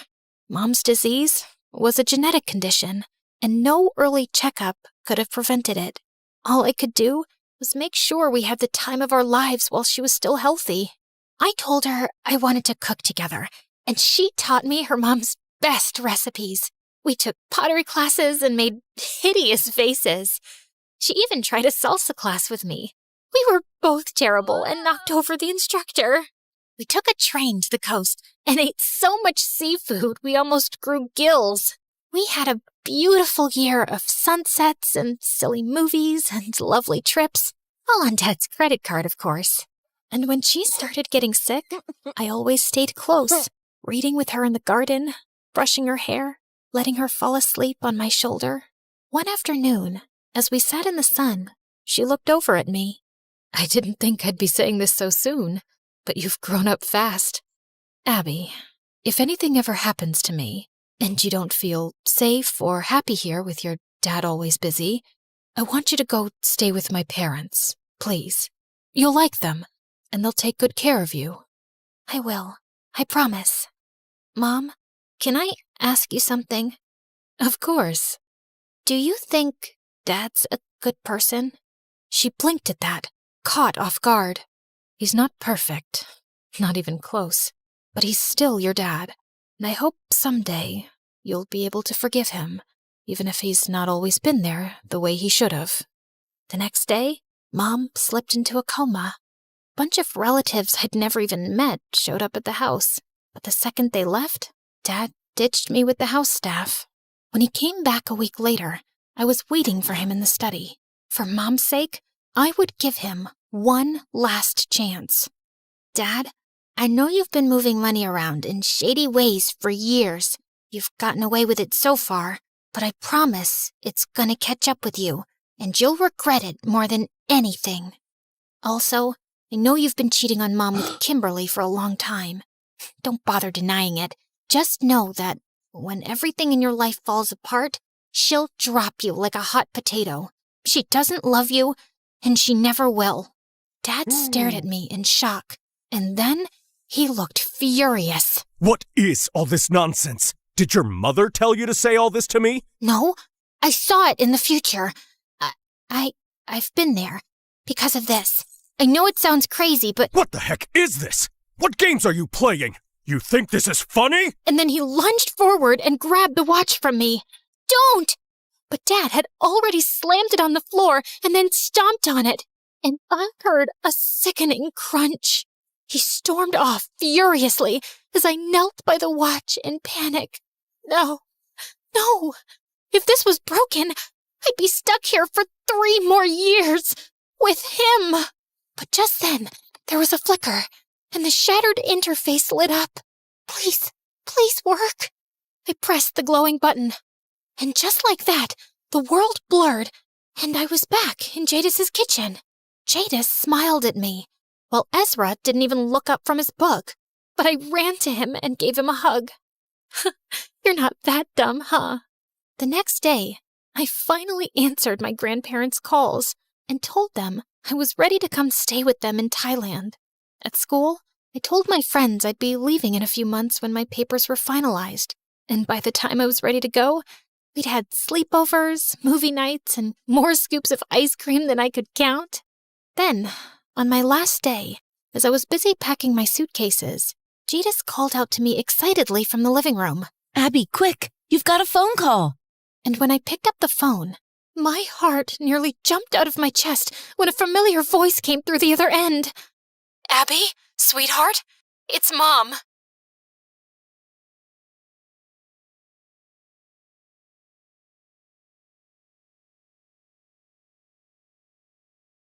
Hey, I'm Iris from Atlanta, and I'm a triplet. Before I continue, please like and subscribe. While Mom was pregnant, she was told by the doctor that she was having twins, but I popped out right after my brother, making 3 of us, Ileana, Isaac, and me. Dad wasn't around for most of our childhood. He was the assistant vice president at a huge music production company and was always busy with some meeting or event. But Mom showered us with love and attention. She would sing upbeat songs in the morning and hum soothing lullabies each night. Plus, she bought us whatever we wanted with Dad's money. One of my earliest memories was when she gifted us with a karaoke machine as kids. The 3 of us sang all the time, and Mom never got annoyed. Encore! Encore! Sometimes she would join in too. She had a great voice. By 8, my siblings and I were called the Turner Threes, and we had some serious musical talents. Ileana could sing just like Mom. Isaac played great riffs on the guitar, and I rocked out on the drums. One day, the live band that was hired to play at our parents' anniversary party canceled at the last minute. Mom suggested we play, and we did. It was awesome. Soon, the Turner Threes were playing at all the family events. Things stayed pretty entertaining throughout middle school, but then life took an unexpected turn during our freshman year of high school. One day, Ileana, Isaac, and I were relaxing by the pool when we heard a loud thud inside the house. We found Mom unconscious on the floor. It turned out that she had a stroke and would need at least 3 months to recover. Then, Dad lost his job shortly after. The company he worked for lost a massive copyright infringement lawsuit. Dad needed to find work soon to pay for Mom's medical bills and keep the roof over our heads. He took up the first job he could find, freelancing as an agent for local musicians. One evening, Dad invited a client over for a business meeting who overheard the three of us practicing our music. I heard him ask Dad about the music coming from down the hall. My kids have a band thing, just for family events. The client requested to hear more of our songs and suggested Dad help us book bigger shows. They're pretty good. If you set up their career now, they'll have some real financial independence in the future. For the first time, Dad took interest in our music and took his client's advice. And soon we were playing at cafes, restaurants, and private events. We weren't making much, but it was a start. Dad didn't have the same positive attitude, though, especially as Mom's recovery was taking a while. The bills were never ending, and his savings were running low. He was always in a sour mood and fell into a deep depression. But despite her health issues, Mom kept cheering us on. Keep playing. Keep sharing your talent. So we stayed consistent. Thankfully, by our junior year of high school, the Turner Threes got more popular. We had enough gigs to keep the house and help Mom medically. But Dad was so depressed that he stopped work altogether. He barely left his man cave. Halfway through the school year, extracurricular activities began taking up a lot of time. Ileana excelled in her studies and joined the AP Physics Club to get a head start on college credit. Isaac was naturally gifted at baseball and became co-captain. And I was one of the best actresses in the theater class. Oh, happy dagger, this is thy sheath. It was getting harder trying to balance school, shows, and home finances, and it seemed like the Turner Three's differences were splitting us apart. I think you should sing at a higher pitch. Baseball puns? Seriously? I don't need advice from you. This band would be nothing without me. You're not that special, Ileana. I have Mom's voice. What do you have? The arguments were getting ridiculous. Then one day, we got invited to a music competition. First place would get $10,000. I was over the moon, but Ileana, I have a test to study for, and I can't afford to mess up my 4.0 streak for some songs. Some songs? Our music has been keeping the bills paid. But Ileana was adamant. Isaac and I went to the competition anyway and tried to make do with what we had. We were practicing in our room backstage and trying to sing together, but we just couldn't hit the right key. Just then, we heard a voice behind us. I could sing, if you want. I turned around, and a girl with a blue afro and a turtleneck was leaning against the door. And you are Kat. Kat was apparently the only child of the venue owner. I never get to perform, but it sounds like you two could use some extra help. You can't just barge in here and join our band. Maybe she can help, Isaac. Why don't you sing something for us, Kat? Kat opened her mouth to sing, and the voice that came out was horrible. Is this girl serious? I couldn't believe such a hideous voice came from such a gorgeous girl. Let's just say nails on a chalkboard sound better. We're on in 10 minutes, and this is what we've got? I need some air. Frantic, I left the room. The view from the balcony was relaxing. I remembered the melody Mom hummed to us as kids and started to sing along to it to calm down faster. Your voice is good. I turned around and saw Kat walking toward me. You know, you could just sing and this entire problem could be fixed, right? And you don't need to sing with Isaac. He's holding you back. And I could play a simple beat on the drums. I promise. I'm better at drums than singing. I mean, I had trouble trusting her after her horrible audition, but maybe it was the only option we had right now. So we decided to follow Kat's plan. Isaac stayed on the guitar, Kat got on the drums, which she was surprisingly not bad at, and I stepped up in front of the mic. To our surprise, the crowd loved our performance. We got second place with a cash reward of $5,000, which was great. And we were invited back in 3 months for the next showcase. Later, on my way to our backstage room, I found Ileana waiting in the hall. I was so mad to see her there. You're bold to show up here, considering you were willing to let us fail. We're the Turner Twos now, Ileana. I wanted to make her feel bad, but what she said shocked me. Good, you've got that sorted out, because I'm leaving the band permanently. What? She explained she wanted to dedicate herself to her studies, and the band was taking too much of her time. This pays the bills. What about Mom? A real job with a real degree also pays the bills. I need to focus on college so I can have a better future and also take care of our parents. Both Mom and Dad didn't graduate from college, and look where they are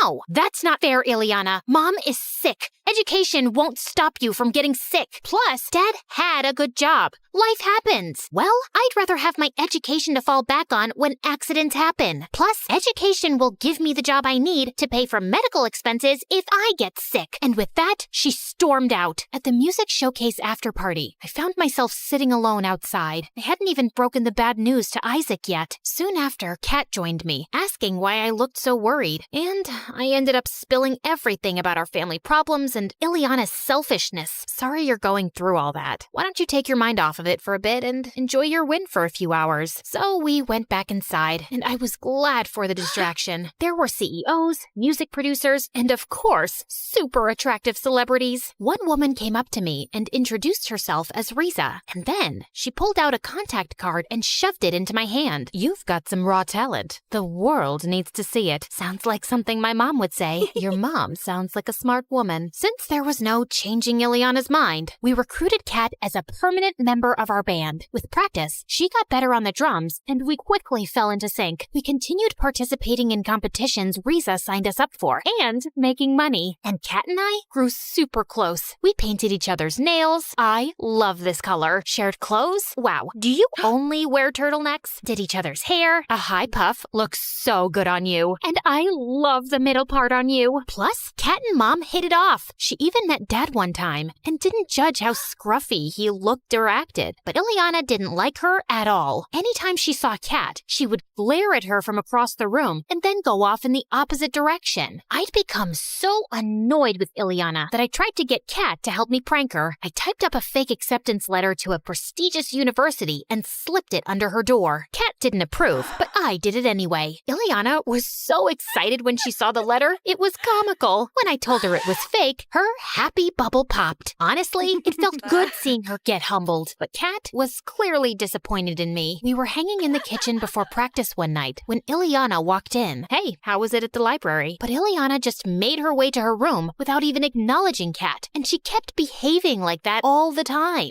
One day, Kat and I were keeping Mom company at the hospital for her checkup when Ileana randomly showed up. Oh, I didn't expect to see her here. Hey, Ileana. Of course, Ileana pushed past Kat and went straight to Mom. It made things so awkward. Even the nurse looked uncomfortable. Mom, how are you doing? Honey, I think Kat said hi to you. Ileana looked Kat up and down, rolled her eyes, and continued talking to Mom. I was so fed up with her. I couldn't take it anymore. What is wrong with you? Kat has helped this family stay afloat by joining the band, and that's how you treat her? I was so angry I could feel my face burning. Calm down, Iris. Yeah, Iris, this isn't the time or place. Let's get some air. What is this turtleneck-wearing weirdo even doing here? And I don't owe her anything. She didn't join the band to help our family. She just did it because she was some friendless loser. I lunged at Ileana, but the nurses came between us. Kat grabbed me by my arm quickly and dragged me out of the room. We went for a walk and then sat down on some swings so I could breathe. You're still fuming. She's just so rude. And since she's my sister, I'll yell back unapologetically. Kat stopped swinging and turned to me with a serious look. She lowered her turtleneck and held up a dainty necklace with a locket. This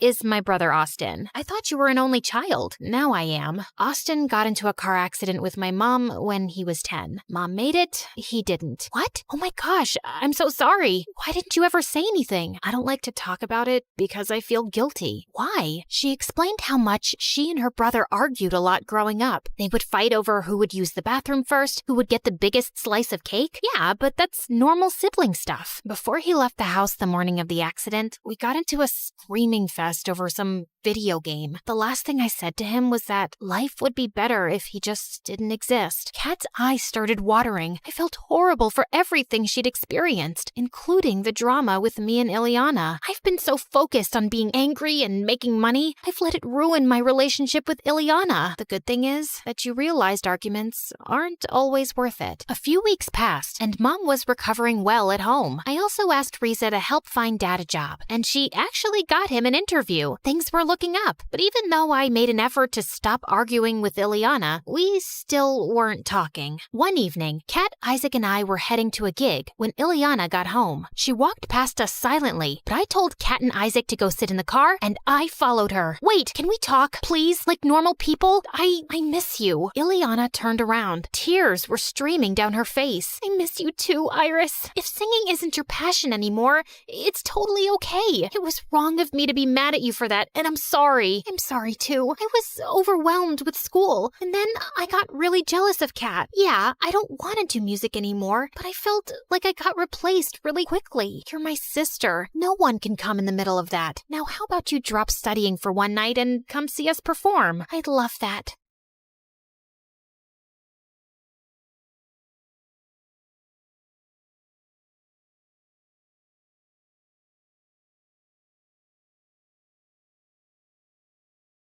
My mom had two passions in life, overworking in her successful tech firm and making up lies about my dad. He left us when I was a baby, and Mom hated him so much she wouldn't even tell me his name. But once when I was 10, I just wouldn't back down and kept asking, and finally she caved. Fine. Your dad's name is Roald Dahl. Can you leave me alone now? I was so excited. I had a name. I'd find out more about him, which I did only a few days later when our teacher said we'd be reading a famous book called Matilda by Roald Dahl. That's my dad. He wrote this book. I don't think so, Mila. He is. My mom told me that Roald Dahl is my father. Then your mom is lying, and you're stupid to believe her. The kids in class started laughing, and I was so mad. I threw the book at my teacher's face, and I got detention for a week. Growing up, I tried asking Mom's friends about Dad, and I snooped through every corner of her room, always hoping I'd find some clue. And when everything failed, I turned to YouTube. People of the world, I need your help. My dad is lost, and my mom won't tell me where he is. I don't know his name or what he looks like, but I do know that he's very handsome, like me. My mom looks like a cross between a Dracula and a very sad clown, so I'm definitely not like her. Anyway, I just want to talk to my dad, and anyone who can make this happen will get my really expensive Barbie collection. You can email me on www.mymomisamonster.com. I did get responses, but they were all prank emails and creepy messages. And of course, Mom found out and got that channel blocked by her team of hackers. All my colleagues saw that video. It's so embarrassing. I wouldn't be if you'd just tell me who my dad is. Your dad is a nobody, and I don't want to talk about him. Also, you're grounded. With time, Mom and I grew further apart. Eventually, I stopped asking her about Dad and focused on school. And even though I was always a good student, my real passion was painting. I worked hard, watched a million YouTube videos, and by 18, I got pretty good. I even applied to a bunch of art schools and got accepted into a really prestigious one. Of course, Mom didn't approve and thought art was for losers. So I decided to prove her wrong and organized a small exhibition for all my paintings. I invited her friends, my teachers, and other artists I knew, and I was super excited until Mom walked in. So,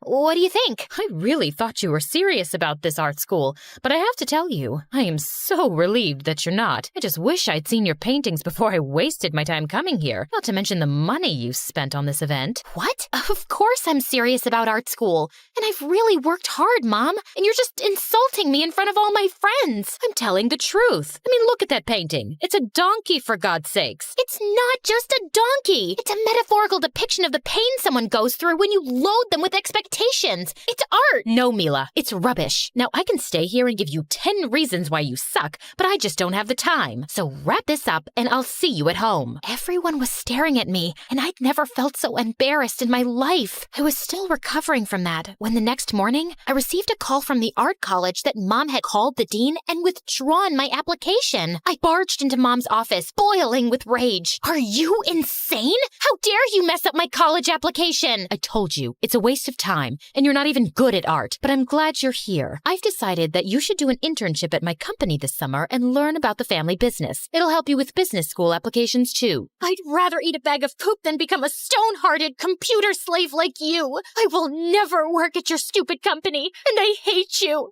I really mean that. I hate you, Mom. I tried talking to the college authorities if they'd consider me again, but they asked me to apply next year. Feeling heartbroken, I was waiting for a cab outside the college when suddenly this hooded figure walked over, threw a note at my feet, and ran away. You're my sun and moon. I'm near you, and I'll meet you soon. Love, Dad. Dad? Jeez, who was playing this idiotic prank on me? I didn't think much of it and tossed the note aside. But then I started getting these dumb notes all the time. With my mail, ones in a restaurant, and even in my school locker. I didn't believe for a second my actual dad would send me these notes. But one day, I opened a book and found a photograph of me as a baby along with a phone number. Feeling curious, I dropped a text fast. And minutes later, I got a pin location. Of course, I was skeptical, and I knew this could be dangerous. But what if it really was my dad trying to reach out? I'd go there with my pepper spray. That afternoon, I took a cab to the location. I nervously knocked on the door, and this young girl opened it. I'm looking for the man who lives in this house. I think I'm his daughter. And I'm Beyonce. Excuse me? Oh, I thought it's a game we're playing. Who lies better? Now get lost, you imposter. I'm my dad's daughter. The only one. You don't. Before I could finish, the girl went inside and started chasing me around with a paintball machine. As I tried to dodge her aim, I tripped and hit my head, then blacked out. When I opened my eyes with some difficulty, I found myself lying on a sofa with a man next to me. I think she's waking up. She's certainly not dead. Hey, ugly eyebrows, open your eyes properly. I'm just 14, and I can't go to jail after killing you with a paintball machine. Stop shaking me. Oh, thank God you're okay. The man hugged me tight and told me that his name was John and that he was my real father. You're really my dad? You sent me all those notes? Yes. You creeped me out. Why didn't you just get in touch like a normal person? Because I was scared of your mom. Dad explained how Mom and Dad started their company together, but then Mom got greedy, started taking on clients for illegal things like hacking into companies' databases and stealing information. When she got busted, she framed him and he went to jail. I was released a few years later, but I couldn't find a job here, so I went to Spain where I met Estelle's mom, but I missed home, so I came back. Mila, your mom ruined my life. Dad started sobbing, and I felt terrible for him. Of course, it sounded just like Mom. If she could crush her own daughter's dreams, she could do anything. The entire next week, I met Dad secretly without letting Mom know. He was sweet and really interested in my life. And it was nice to have a parent who actually cared. And eventually, I told Dad about how Mom had withdrawn my college acceptance and how angry I was. And Dad suggested I move in with him. It'll give you time to calm down and we can bond better. I know my house is smaller than you're used to, but it's full of love and care and— Mold! What? Gold! Like golden hour. So good, it'll make your ugly face shine. Anyway, continue. So, what do you think? I'm in. And the next day, I told Mom I was leaving for a vacation and went to Dad's. I was looking forward to having a peaceful time, but Estelle was a nightmare. She spiked my food with earthworms, trashed my closet, and wrote threatening messages on the bathroom mirror. And one day, I was hanging out in the food court at the mall with my friends when out of nowhere, Estelle joined us. Did you follow me here? Guys, ignore her. She's, my crazy cousin. I just had a few questions for your friends. Did you know that Mila farts in her sleep and snores like a hibernating bear? You don't believe me? I have it here on record. Look! And that's her picking her nose when no one's watching. Isn't she adorable? That's enough. Estelle, please get lost. But I only want to hang out with you. You hate me, right? Is it because I'm not rich like you? Oh my God, it is! My cousin hates me because I'm poor. This is the worst day of my life. And Estelle started howling before dropping to the ground, and everyone was staring at us. I even had security come over to ask if everything was okay, and I literally had to drag her out of there. I went to Dad's room to complain, and he calmed me down. Estelle has had a tough life. Her mom and I never had the kind of money you did, and we were always working to make ends meet. She didn't get our attention and basically grew up alone. She's just acting out. Give her some time to warm up to you. I could kind of relate to that, so I softened towards Estelle and decided to make an effort. I thought I'd pick her up from school one afternoon, but when I got there, I saw a bunch of girls surrounding Estelle. Hey, double eyes, if I take your glasses away, will you turn blind? And what's with your hideous outfit? Wait, I might have something to make it better. And with that, one of the girls threw mud on Estelle, and she didn't even react. The girl charged at Estelle again. I walked in and pushed her away. Don't you dare. Hey, who the heck are you? I'm her sister. Now, if you don't want me to break your pretty nose, I suggest you buzz off. The girls looked scared and ran away, and then Estelle turned to me. You didn't have to do that. I know we hate each other, but you are technically my sister. It's kinda my job to look out for you. Aw, you almost made me cry, which never happens. Care for some ice cream? You're paying, obvi. We actually ended up having a really good time, and Estelle even opened up to me. She told me her mom was in Spain, working to give her a better life. My parents got separated a while back, and I'm only here with my dad for a few months before I return. Will you stay in touch with me after you leave? Don't hold your breath. Estelle had a weird sense of humor, but at least I wasn't the target anymore, and we only got closer. Life was finally looking up, until one day, I walked into the kitchen to find Dad looking tense over a pile of papers. Is everything okay? I have no money, and the bills are just piling up. If things don't get any better, I might have to pull Estelle from school. I'm sorry, Dad. Is there anything I can do? I could give you my credit card. And who would pay for that? My other credit card?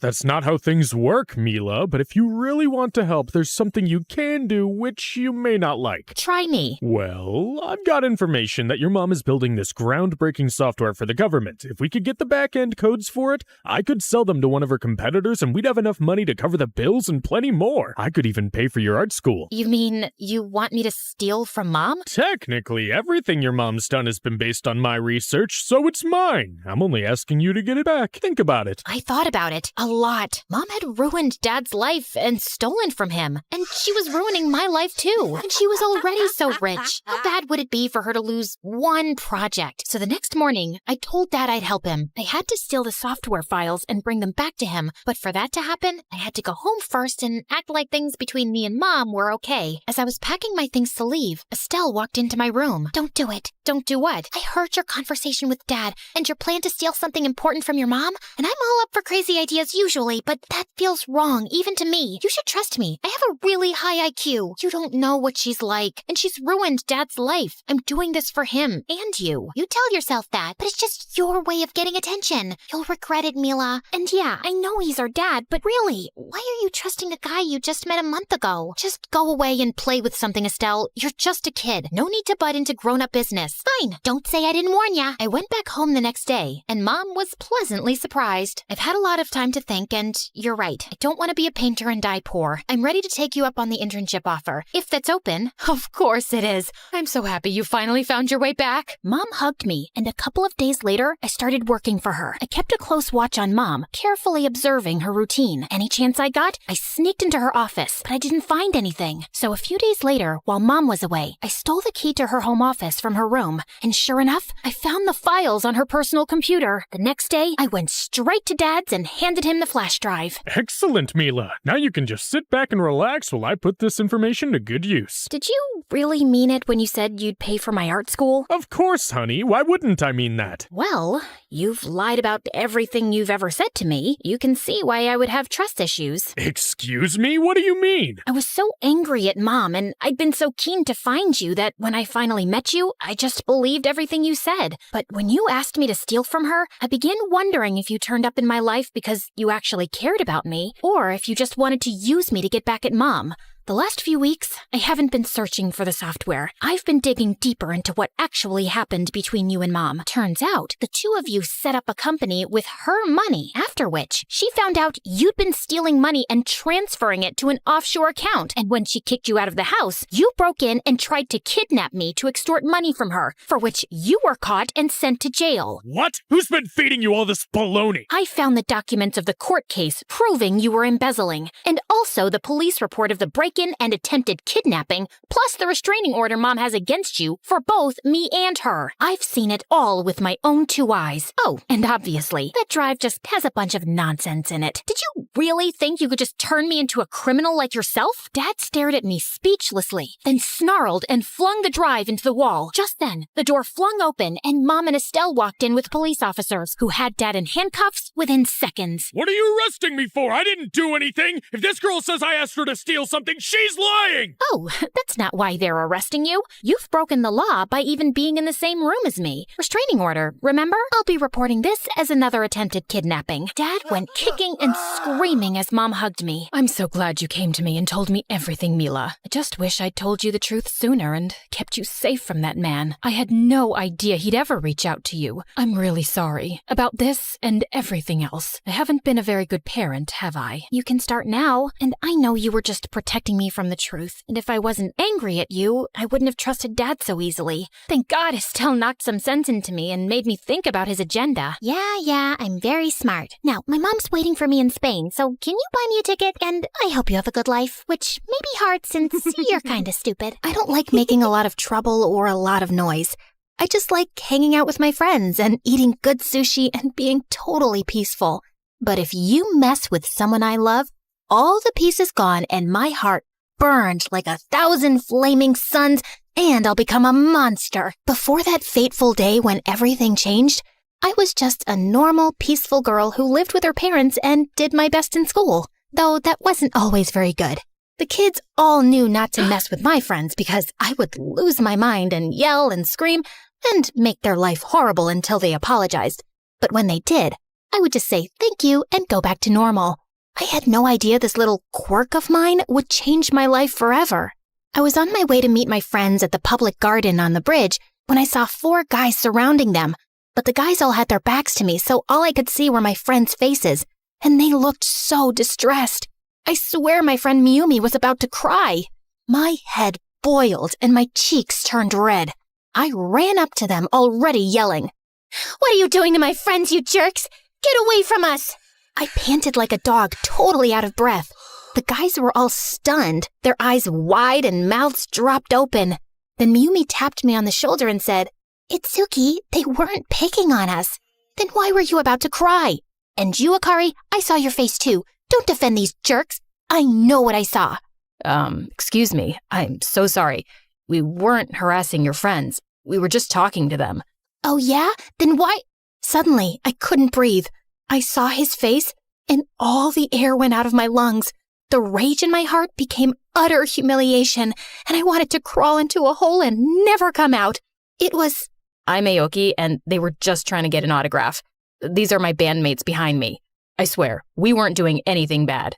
I could barely hear a word he said because all I could think about were the millions of times I danced with my friends in my living room to their videos.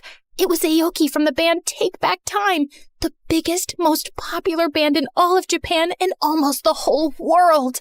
When he saw me freeze up, he smiled. Don't worry. It was really brave of you to stand up for your friends like that. We have to go to prepare for our show tonight, but why don't you guys come? Look, I always carry extra tickets just in case I meet cool people like you guys before a show. And if you want to come backstage after, just say this to the security guard and they'll let you in. He gave me a paper with the words abracadabra. Aoki sent me. I'm so sorry. It's okay. I like your courage. Maybe we'll write a song about it one day. They left and my friends screamed with joy, but I couldn't even think about going. I was so embarrassed. How could I do that? Yelling at someone just for being nice? And to the pop group I love the most. While we went to eat and my friends couldn't stop talking about going to the concert, I just kept replaying the moment over and over in my head. Except every time I pictured it, it got worse and worse in my imagination. I even started to believe I pushed him off the bridge and into the water. Itsuki, relax. That never happened. Plus, it was your crazy defensiveness that got him to give us the tickets in the first place. I'm not going. What? Are you crazy? This is the chance of a lifetime. We get to go backstage. Yeah, and I get to face Aoki again, my hero who I've idolized since I was in middle school. Except now, instead of meeting him like I always imagined, he'll always think of me as the crazy girl who punched him and made him cry. That didn't even happen. Well, that's what I remember, and you can't change my mind. So no, I won't go. I'll stay home and eat ice cream and cry. That night, I was home, eating ice cream and crying, when my phone dinged with a text message from a number I didn't recognize. All the message said was, outside. I looked out my window, and there he was, the black SUV parked behind him. I assumed in case anyone saw him and he had to run away. I thought maybe I was dreaming, but nope, it was real. Even in my house, I couldn't hide from my embarrassment. I opened the window. I don't have makeup on. I can't come out. How did you find me? I asked your friends when they came backstage. I just want to talk. I wanted to talk to you. Talk to me about what? Come down and I'll tell you. I took a deep breath, got myself as ready as I could with such a short amount of time, and went out to meet him. Even now, after doing a whole show for hours of dancing and sweating, he looked perfect. I can't believe you came here. Don't you hate me after I yelled at you for no reason? Hate you? I think you're the coolest person I've ever met. I think your idea of cool and my idea of cool are two very different ideas of cool. He laughed. I wasn't even sure I'd made a joke. What did you want to talk about? Before we get to that, do you want to go to the beach? Now? It's the middle of the night. I know, but when I'm on tour, I almost never have time to go. Today was my only chance, but I wanted to see you, and I figured this way we could do both. So I went to the beach in the middle of the night with a pop star. I guess I still wasn't sure this wasn't a dream. But on the way, we talked about regular things, like how he missed school and what TV shows we liked. And he asked me a lot about myself, and I just blabbed on, and by the time we got to the beach, I actually almost forgot he was famous. He was just a normal boy in my eyes. We sat on the shore, the stars shining, and it was so beautiful, except it was freezing. I tried not to shiver. I didn't want him to think I was uncomfortable and that we had to leave, but I couldn't help it when he asked me, "Are you cold?"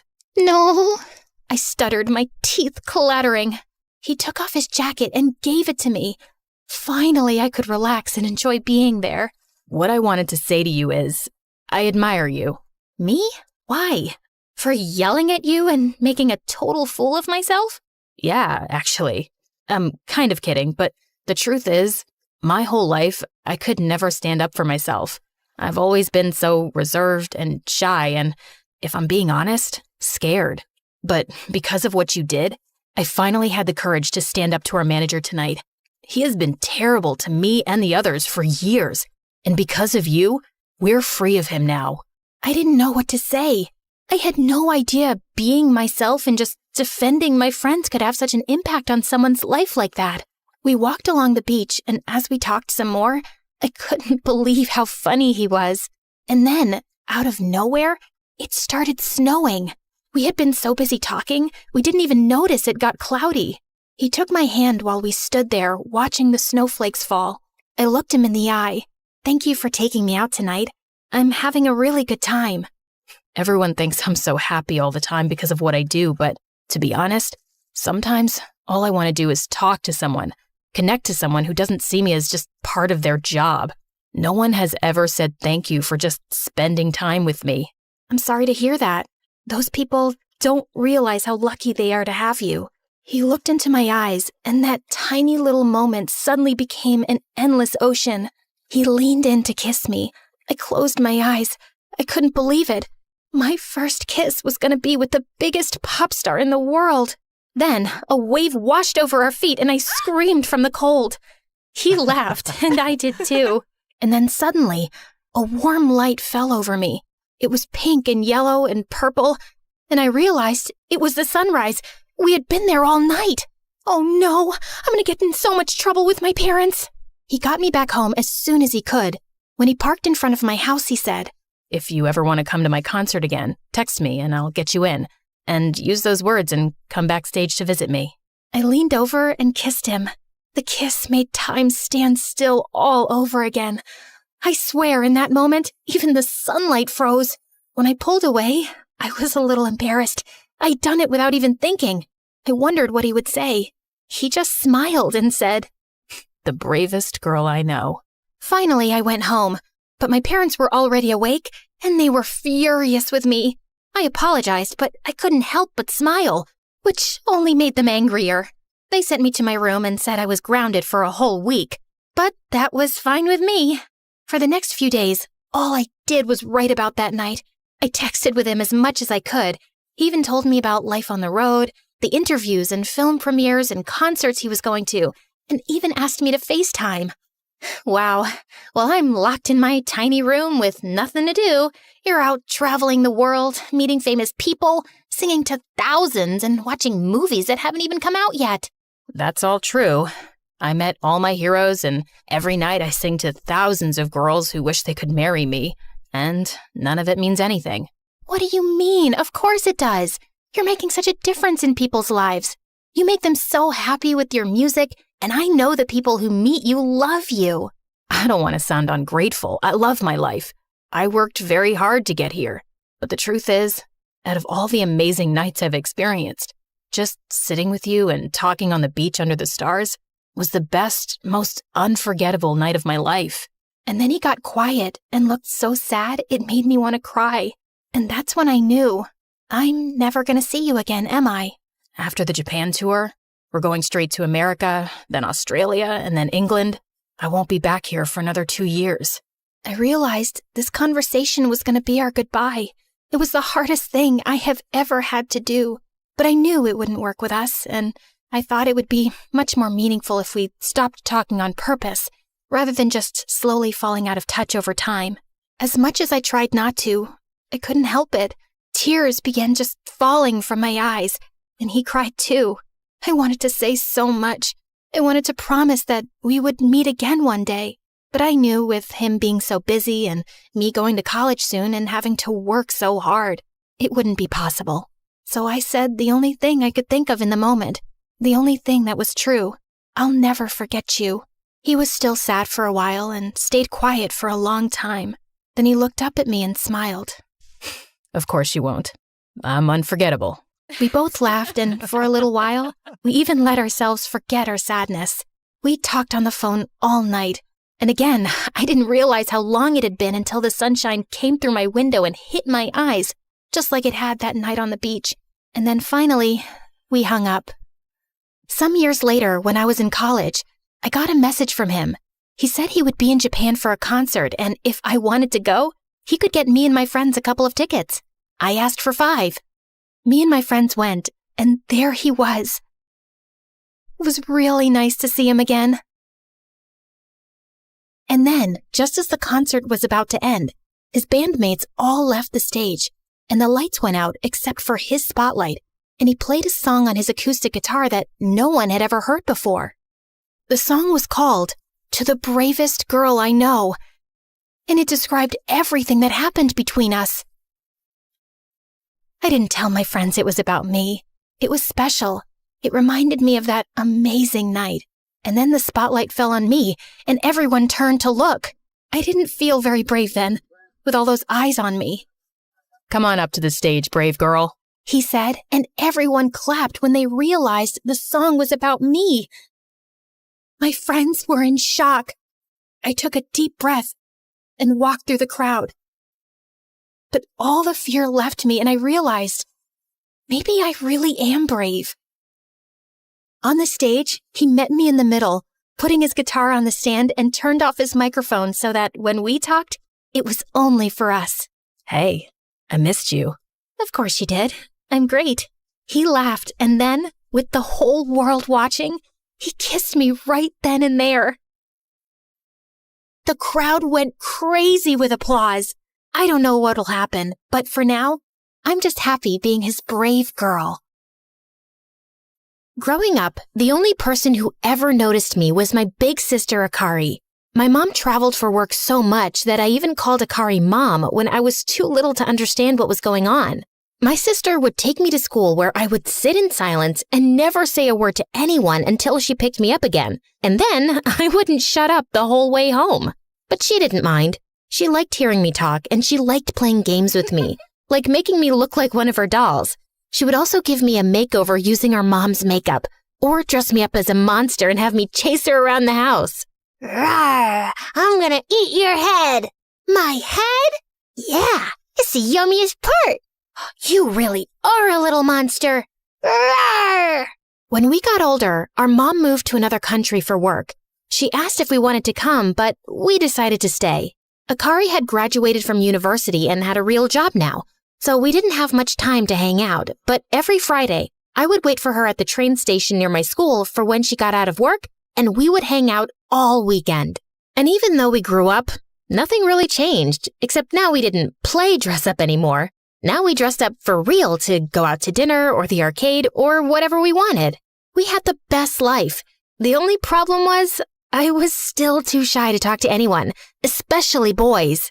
One time when we were at the arcade, I saw a boy staring at us. Akari elbowed me. He's looking at you, Nozomi. Go talk to him. My cheeks got so red, my hands all clammy. I suddenly froze up and couldn't even play the games anymore. Okay, let's go home. You don't have to talk to any boys. But you know, it would make me really happy if you tried, at least once, for me. Maybe you can talk to a boy for me. Then I won't have to do any work. She gave me a dirty look, but she was only kidding. I knew she was right. I just had no idea how I would ever talk to a boy. Then one Friday, the train that was supposed to arrive didn't come, and suddenly I got a really bad feeling. After 30 minutes, the train finally came, but Akari wasn't on it. I called and called, but she didn't answer. Then finally, I got a call, but it was from a random number. Hello? Is this Akari's sister, Nozomi? This is the hospital. Your sister was in an accident. She's in a coma. All the air left my lungs. In the hospital, I found her lying there with her head bandaged. She looked like she was sleeping. They didn't know how, but she fell onto the tracks and hit her head. The doctor said it was impossible to know when she would wake up. From that day on, I started visiting her every day.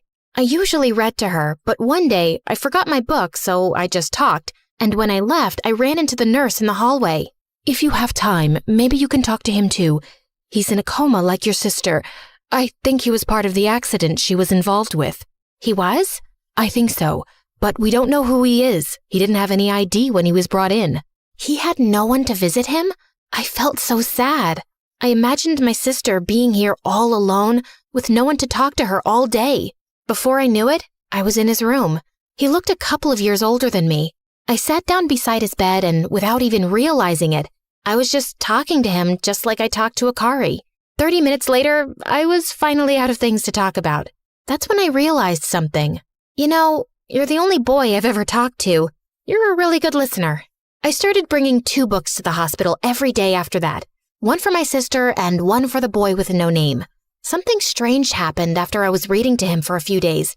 Every night when I went home, I would think about him and even dream that we met and talked and fell in love. I realized it was ridiculous to fall in love with someone I didn't even know. And the next day, when I read to him, I tried to push the thoughts away. But for some reason, I just couldn't help but think, maybe it was love at first sight. That night, I decided to leave the book I had been reading to him in the hospital closet so I wouldn't forget it. But when I opened it, I saw there was a leather sketchbook inside. I opened it and saw that it was drawings of people at the train station. Every page was a different person. I flipped until I found my sister. I couldn't believe it. I realized then that the nurse was right. They must have been in the same accident, and it gave me a great idea. Maybe if I could find out what happened, I could find out who he was. I went to the train station from his drawings. It was the same one Akari used to come and see me after work on Fridays. I saw a woman waiting for the train. Excuse me, do you know about an accident that happened here a few weeks ago? Yes, I was here. A young woman fell from the platform as the train was coming and she hit her head. She would have died, but then the boy jumped down and picked her up. But as he pulled her away, the side of the train hit his back and he fell too. Whoa, the boy I had been reading to all this time had saved my sister's life. Maybe I wasn't so ridiculous for having feelings for him. Maybe it was destiny. Then the woman pointed to an elderly lady. That older woman, I think it's the boy's grandmother. She's been coming here every day waiting for him. We tell her he's in the hospital, but she doesn't remember. I was so sad to see her waiting there for him. I wanted to tell her what happened. Excuse me, ma'am. Are you waiting for your grandson? Yes, he's never late. I don't know what happened. But I decided if she couldn't remember anything, maybe it wasn't a good idea to tell her something so terrible like he's in a coma and might never wake up. But I couldn't leave her there like that, waiting for him. She had a cane and looked very weak. I'm sure he'll come home soon. Can I help you get home? I walked with her as she told me stories about how kind and wonderful her grandson was. His name is Kenji. He's always drawing. He takes care of me. With every word she spoke about him, I was falling more and more in love. But then I realized, oh no, without him, she had no one to take care of her. After I walked her home, I went to the market and bought a bunch of food and took it to her house where we both cooked while she told me more stories about him. I always tell him he needs to meet a girl and have a life of his own, but he says he doesn't have time for girls. He says it's because of his work, but I know it's because he takes care of me every day. But there is one girl he likes a lot. He always draws her. See? She pointed to a stack of drawings. I looked through them all. They were all of Akari waiting at the train station. I couldn't believe it. He was in love with her. My heart broke into a million pieces. The love I felt for him, it was all for nothing. And what was worse, if they both woke up, they would probably end up together and I would have to watch. Still, I couldn't let his grandmother be alone with no one to take care of her. So every day, I would take the train and find her there waiting for him. And every day, we would cook while she told me stories about how wonderful he was. I had to smile, but I wanted to cry. And every night after visiting her, that's exactly what I did. I cried on the train ride home, on the walk, and in my bed. And every day, I would get up, go to the hospital, read to my sister, and then read to him. And then one day, I stopped reading and just talked. You know, Kenji, you're still the only boy I've ever talked to. And to be honest, the only boy I've ever loved. When you wake up, everything will be different. I'll miss spending time with you, but I hope we can at least be friends. One night while I was sleeping, I got a phone call. Hello? Fantastic news. Your sister woke up and she's doing really well. I ran to the hospital and found her sitting there eating pudding. She smiled big when she saw me. I hugged her so tight she begged me to let go. Before we left, I asked the nurse, "Can I come back to see him again?" "I'm sorry, but we don't allow anyone up here except family. I wasn't supposed to let you visit him at all, but I felt so bad." "Oh, I see. Can I say goodbye?" She nodded and went to Kenji's room. "When you wake up, I'll make sure you and my sister meet again. Oh, and don't worry. I'll take care of your grandmother until then. Goodbye, sleeping boy." I asked if Akari remembered anything, but she didn't. "I heard a boy saved your life when you fell." "Really? I would love to meet him one day." "I'm sure you will. Fate has a way of making things happen." After that, Akari was still too hurt to work, so she just lived with me. But I kept seeing Kenji's grandmother every day to make sure she ate and was doing okay. One day, I knocked on his grandmother's door, and when it opened, it wasn't her on the other side. It was Kenji. Hello. Are you looking for my grandmother? Yes. She told me someone was taking care of her while I was sick, but she couldn't remember your name. Thank you. Then he gave me a big hug, and all the thoughts I was trying to push away about being in love with him came back. He invited me inside, and we all had dinner. And this time, he had done all the cooking, and it was delicious. While we sat and ate, I realized all the stories his grandmother had told about him were true. He was kind, sweet, funny. Then he asked me to wait while he put her to bed. After, he asked if we could talk outside. I said yes, but to my surprise, instead of going out the door, he went to a ladder that led up to the attic. "Wait, why up there?" "This is where I go to draw when my grandmother goes to bed. And tonight, there will be fireworks." He went up and I followed him, even though I hated heights. He led me to a window and stepped out. He sat on the roof and I sat beside him looking over the faraway city. The lights twinkled like stars. "So, how did you meet my grandmother?" "Oh no, I hadn't thought about this part. If I told him the truth, I would have to say that I read to him in the hospital. At the train station, she was always waiting for you, which wasn't a lie exactly. But now that meant I couldn't even tell him thank you for saving my sister's life. Maybe if I ask him about the accident, it will all come out naturally. But he said he couldn't remember what had happened. I felt so foolish for not telling him the truth just to save myself from a little embarrassment. All he did was be nice to me. I decided I owed him for saving Akari. So even though I would be humiliated and look stupid, I would tell him the truth. But before I could, he said, "I kind of remember a little. There was this girl. I think she fell. I was in love with..." "I know." "You know? How could you know?" "I saw your drawing of her. Your grandmother showed me. You were in love with her. That's why you jumped and saved her." "Actually, no. I was in love with her sister." I couldn't breathe. Did he just say what I think he said? He looked down at the ground and said, "Every Friday, the girl from my drawings and I would get on the same train. Sometimes we talked a little. She said she was meeting her sister and she started telling me about her, what she was like. She was cool and funny and when she would get off, her sister would meet her and I guess it was love at first sight. Like we were meant to be. Sorry, I must sound stupid." Good thing he wasn't looking at me, or maybe he would have seen the hearts in my eyes. "Why did you draw her sister and not the girl you liked?" "I only saw her for a few seconds every day, but I always tried." Then he showed me his book of drawings, and all the way in the back, there were drawings of parts of a girl, never the full picture, since he drew from memory but never saw her fully. It was me. I couldn't believe it. After the accident, I can't remember what they looked like. I went to the station today, but I didn't see anyone who could have been her or her sister. I guess I'll never see her again. Actually, you're looking at her right now. He turned to me, confused, and then his eyes lit up and he recognized me. But how? I don't understand. I put my hand on his and kissed him. Just then, the sky exploded with fireworks. I pulled away and looked into his eyes.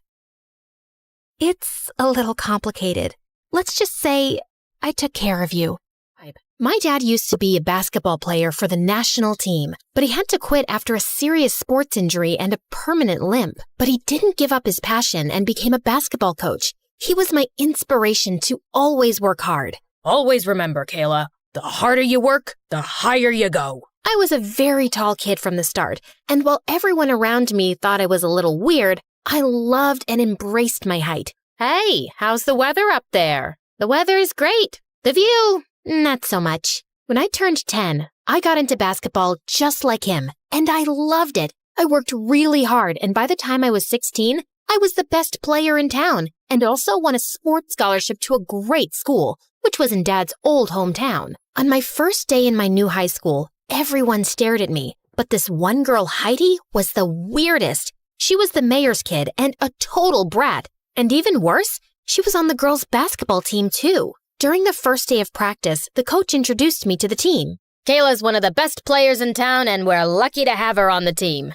As if I can take that giant down in one shot. Excuse me? Did you say anything? I was just saying that being tall doesn't make you the best player. I have the skills to beat you. Really? I'd love to see you try. Heidi and I had a one-on-one match, and I totally owned her. The coach was super impressed and asked me to take over as the team captain. I was over the moon. Wow, that was impressive. I looked behind to see a cute guy towering over me. For the first time ever, I'd seen a boy taller than me. Well, thank you. I don't think I've ever seen Heidi get this angry. You did a fab job. I'm Jay, by the way. Jay was in my class and the captain of the boys' basketball team, not to mention the hottest guy around. After that day, Jay and I started hanging out a lot and even trained together in school. By the time we were in our senior year, Jay was my best friend and we were always together. Things were great, and when I broke the record for highest baskets in a season, Jay was the first one to cheer for me. Wow, look at you.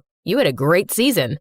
Well, thank you. It wouldn't have been so good if it wasn't for your grueling training. Well, you're welcome. It's been a pleasure to work with you. As we were talking, I opened my locker and was bombarded with glitter shots. My clothes, face, books, and even Jay's clothes were covered in pink sparkles. Wow, looks like you have a secret admirer. More like a hater. We both know who this is. Oh my God, just when I thought you couldn't look any worse, you show up in a full face of glitter. Is that a new makeup trend? For losers? I wouldn't know since I just had the perfect season. How was yours? Scored any baskets? Cheeky are we? But hey, look, you've ruined Jay's clothes too. Just like you're ruining his reputation by hanging out with him. Why don't we ask him? Don't look at me. I just want to get changed. I am terribly late for class. As Jay left, Heidi stared at me with death in her eyes. What is your problem? You've been after me since the day I came here. I want you to pay for what your dad did to my dad. What? What did he do? And isn't your dad like the mayor? Yes, he is. But your dad made him miserable in school. He was a bully, and I'm going to take his revenge on you. Someone's got to pay. I think you're confusing my dad with someone else, weirdo. I walked off quickly. This girl was crazy and just making things up. My guess was that she hated me, mostly because I was close to Jay, and she had the biggest crush on him, which she didn't hide. A few days later, while I was in the locker room changing, I heard Jay screaming my name. What's wrong? Why do you look like someone stole your Air Jordans? It's not funny, Kayla. Do you really mean it? How am I supposed to know? You tell me. Did someone steal your Air Jordans? I'm not talking about that. I'm talking about this note you left me. And I understand how you feel, but this is all just a bit of a shock to me. I was so confused until I took the note from Jay's hand and saw that it was a love confession from me, and I didn't even write it. I had a feeling Heidi had something to do with this. But before I could say anything, I saw her walking out of the gym, so I just grabbed Jay by the collar and kissed him. Wow, that was weird, I know, but just play along. Heidi's watching us. I'm sure she's the one who sent you the note. This is nonsense. Look at the handwriting carefully. It looks like a first grader wrote that. I've seen her assignments, and trust me, she writes exactly like that. Besides, do you really think I'd write such creepy, cheesy stuff? Yeah, but why would she do that? She likes you. Isn't it super obvious? And maybe she thought this note would make you freak out. But the joke's on her. I'm sure her butt's on fire. So you don't like me? And this note is just a stupid prank? Of course. What did you think? Yeah, of course. I was sure it was a joke too. Just then, the craziest idea struck me. We could totally pretend to like each other to piss Heidi off. So for the next few weeks, every time Heidi was around Jay and me, I would hug him or loop my arms in his and pretend to be lost in love. Oh, Jay, your eyes remind me of basketballs. Ew. How about this? Kayla, every time I see you, I feel everything is perfect, and I can stare at you all day, deep in those perfect brown eyes. He was just being lame, but somehow it made my heart skip a beat. How was that? Enough to convince her? Now, if we're done, let's go to class. Yeah, totally. This continued for days, and I could tell that watching me and Jay together as a couple was burning Heidi to a crisp. She was so distracted by everything that her game was at an all-time low. And even the coach decided to bench her for the upcoming championship. Don't you think we've gone too far? We should just let it go now. But the fun's just begun. She's always been mean to me. Have you forgotten the days when she ruined my new shoes? Dad got them for me after saving for months. And what about the time she burned my jersey and the coach screamed at me? She deserves it. But pulling a prank on her only makes you more like her. Think about that. Jeez, relax. You don't have to go all Buddha on me. Besides, it's only for a few weeks. She can stay distracted, and I'll perfect my game for the championship. Only the best player will get to go to a college with the prestigious Stanford scholarship. So that's what this is really about? You want the scholarship? That's not what I meant, Jay. Yes, of course I want the scholarship because I'm not as rich. But you know what? I get it. You're right. It was me who got mixed signals. Mixed signals? What did he mean? I wanted to ask him, but before I could, he flung his bag and walked off. When I tried calling him that evening, he totally avoided my call and didn't show up to school the next day, or for a whole week after that. I left him a text, and all he said was that he was down with a bug. I was sitting in the cafeteria one day watching my favorite MSA videos, when suddenly, Heidi plopped her butt next to me. Trouble in paradise? Where's your boyfriend? Who? Oh, Jay. He's not well. Oh, but I saw him at the party last night, and he looked fine to me. Did he finally realize you're too trashy for him? Or maybe he finally got tired of looking at your dumb face every day. Who knows? I got up and left, but I felt bad about Jay lying to me. He said he wasn't well. Then why was he at a party? Or maybe Heidi was just lying to get under my skin. I had to confirm it, so I went to his place to check on him, but security told me he wasn't around. And the next day when Jay showed up, he totally blew me off. Hey, where have you been? And why aren't you answering my calls? Because I didn't feel like it. Now, can you move? I'm trying to get some practice. The championship is coming soon? Oh, you would know that, since it's so important for you and your precious scholarship. Are you still hung up on that? I said, I'm sorry, Jay. I didn't mean it like that. Is she bugging you? Is my coochie-coo honey bunny getting annoyed? Jay continued shooting as I stared at Heidi in shock and then burst out laughing. I don't know what's funnier, that dumb dress you're wearing or the fact that you just called Jay all sorts of marshmallow names. Oh, I'll tell you. The funny thing is that you're out of the picture and I am Jay's girlfriend. You're what? Oh, please tell me this is just one of your dumb pranks. Can you both take your crabby fights somewhere else? Some of us are actually serious about this game. But you can't date her. Really? Why not? What's wrong with her? She likes me. I tried to think of a better answer than she's a witch, but just then the coach walked in and asked us to get ready for practice. And then there was never a good time. He was either busy with basketball practice or that leech Heidi was always around him. It made my blood boil. But with the championship coming up, I had bigger fish to fry. I started practicing day and night till my body was sore, and it really helped me to keep my mind off the whole Jay situation. One day before the championship, I was walking home when I saw Heidi and Jay outside a cafe. You have to stop looking at Kayla like some lost lover boy. You need to look happier being my boyfriend. I'm only with you because I don't want to mess up Kayla's scholarship. I didn't know I had to look happy about it too. Fine. It's not like I'm really into you either. I just want to make Kayla suffer for what her dad did to my dad. And I know she's hating seeing how close we are now. So you better keep up the act. Just remember, all my dad needs to do is place one phone call and no good university will take her in. She can kiss that scholarship goodbye. Whatever. I'm here, right? I wanted to slap the daylights out of Heidi, but just then Dad called and I had to rush back home. And I really needed to ask him what he did to Heidi's dad. Oh, God. That was such a long time ago. Yeah, I went to school with her dad and we used to bug him a lot. He was always trying too hard to fit in and getting everybody to like him. But he wasn't a nice guy. Maybe I wasn't very nice to him either. But it was decades ago. He's 10 times more successful than me now. Looks like he's still holding on to a grudge and his stupid daughter is taking it out on me. I couldn't sleep the whole night thinking about the whole situation. Jay was my best friend, and that witch was blackmailing him into dating her because of my scholarship. I had to put an end to this. So the next day, I walked straight up to Jay. Kayla, this is the boys' locker room. You need to dump Heidi. I heard you two talking by the cafe last night, and I know she's blackmailing you with my scholarship. But Jay, you don't have to do this for me. And stop blinking like that. You're freaking me out. I just don't know what to say.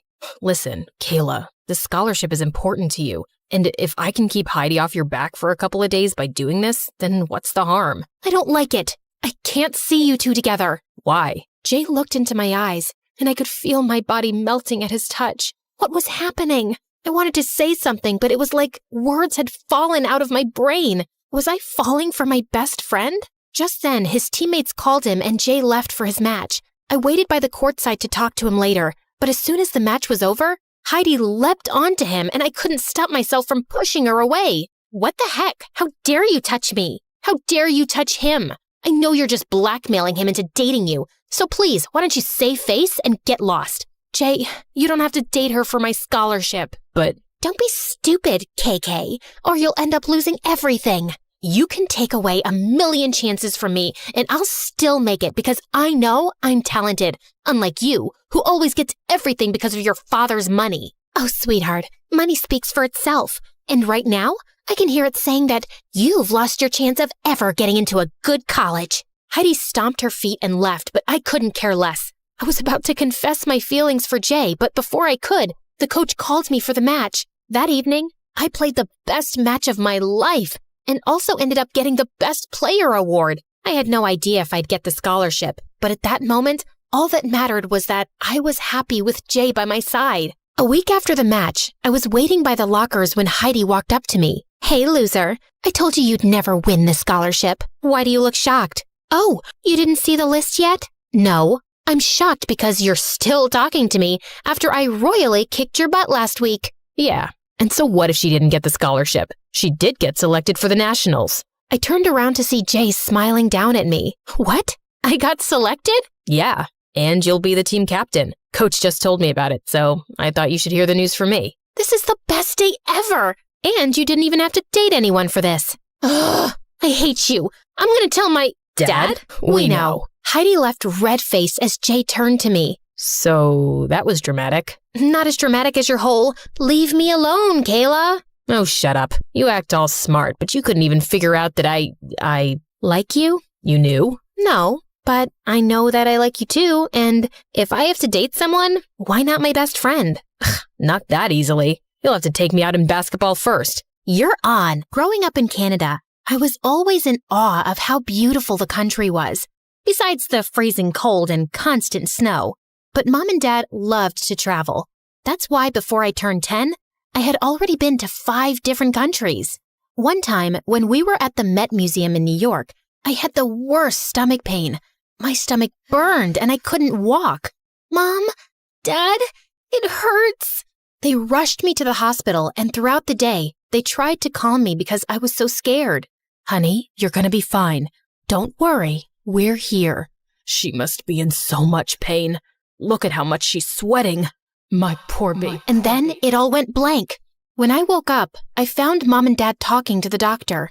What the doctor said left me wishing I didn't hear it. I was diagnosed with Crohn's on my 14th birthday. Crohn's is when your bowels are inflamed and can cause severe stomachache and may also require surgery at times. My parents did everything they could to cheer me up, But I was angry at everything. Even though I knew they were struggling financially and were very stressed, I couldn't help it. I was rude to the nurses and even snapped at my parents.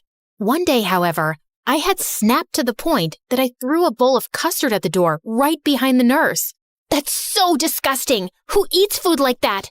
Billy, that's no way to behave. They're trying to help you. I don't want anyone's help. None of you understand how much pain I'm in or what it's like to be stuck in here. It would be an understatement to say my parents were shocked at how much my behavior had changed. I hated everything about my life. I was away from my friends, stuck at the hospital eating tasteless food, and worst of all, my condition got worse. When I turned 15, I had to get a stoma temporarily, which is kind of gross and you don't need to know the details, except that I had several questions for my doctor. Will it stink? Is it safe? It won't cause an infection, right? Honey, give the doctor a chance to answer. Because of the surgery, I had to stay in the hospital for a couple of months so I could be monitored. The pain was getting worse, and I hated being at the hospital at first. One day, I walked out of my room because I couldn't sleep. That's when I heard someone crying. I walked towards the sound and saw it was Mom, and Dad was trying to calm her down. I don't know how to help her. She's so upset here, and the bills will keep getting higher. What do we do? We will continue to be happy around her. She will be irritated, but if we stay happy, maybe she'll feel more hopeful. I felt like the biggest jerk. My parents were struggling, and I had no idea because they were trying so hard to make me happy, make me feel like a normal teenager. That was when I decided to repay the favor and make them feel better about everything. But the only way I could do that right now was to be happy, or pretend to be, even if I'm not. So, to make my parents feel better, I sucked it up and decided to stay happy. I read somewhere that having a positive mindset helps heal faster, and that is exactly what I did. I decorated my room with pictures of friends and family, every trip we went on, and so much more. Billy, I love what you've done with your room. It's so pretty, honey. Thank you so much. I was cut off by some guy yelling and a nurse crossing my room wiping her tears. The nurse told me that there was a new guy down the hall, and he was always angry. I knew how he felt, and I realized what a horrible person I'd been to my nurses before. I knew just how to fix his mood. I wanted to do something for him, to get him to smile, but he wouldn't leave his room. All he did was yell at everyone who spoke to him. I had had enough.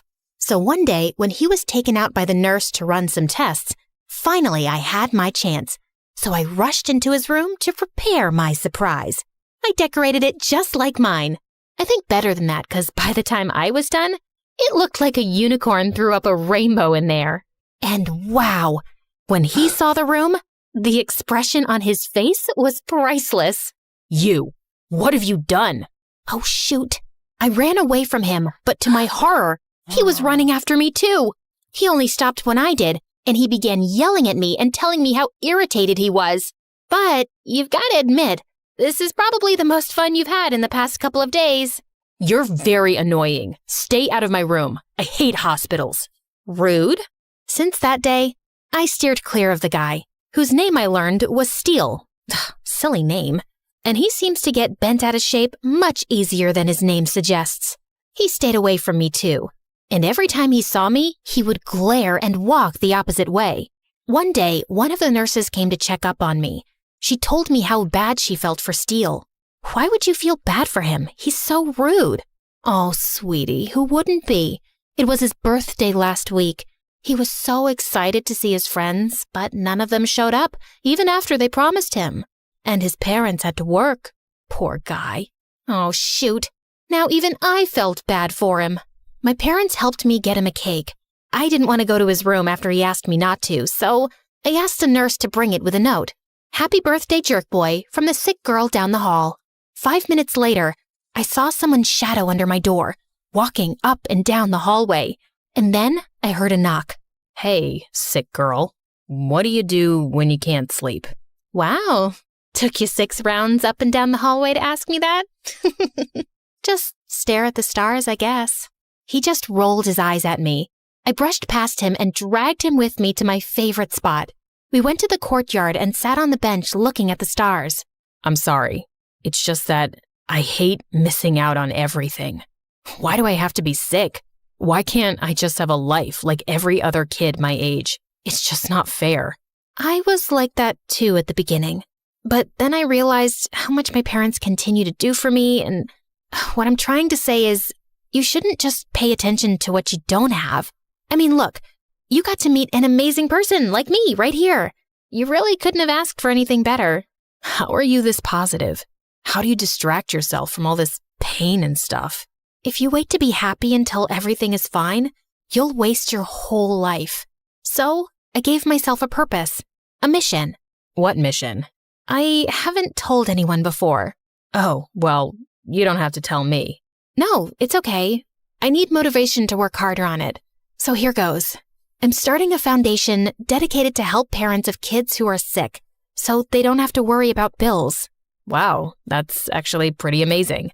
I can help if you want, and would love to join for real once it's up and running. Yes, I need all the help I can get.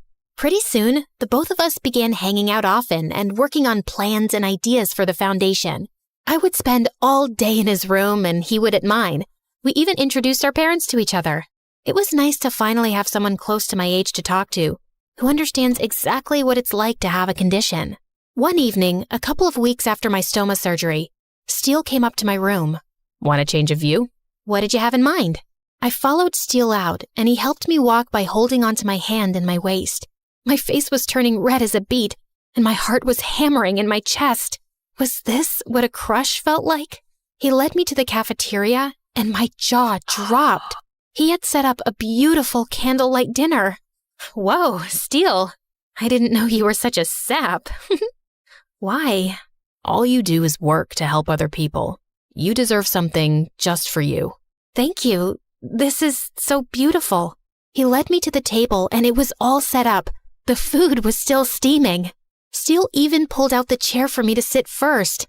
What a gentleman. You know, even before I was sick, I wasn't very nice. I was rude, angry, and took everything for granted. And then I met you. I didn't know anyone could be so fun and positive while things aren't going the way they want. As much as I hate the hospital, I'm glad I'm here. It was so sweet. But then he leaned in to kiss me. I put my hands against his chest. Steele, we can't kiss. You could get sick. The look on his face broke my heart. So I held his hand in mine instead, and he smiled. The next day, I woke up with the biggest smile.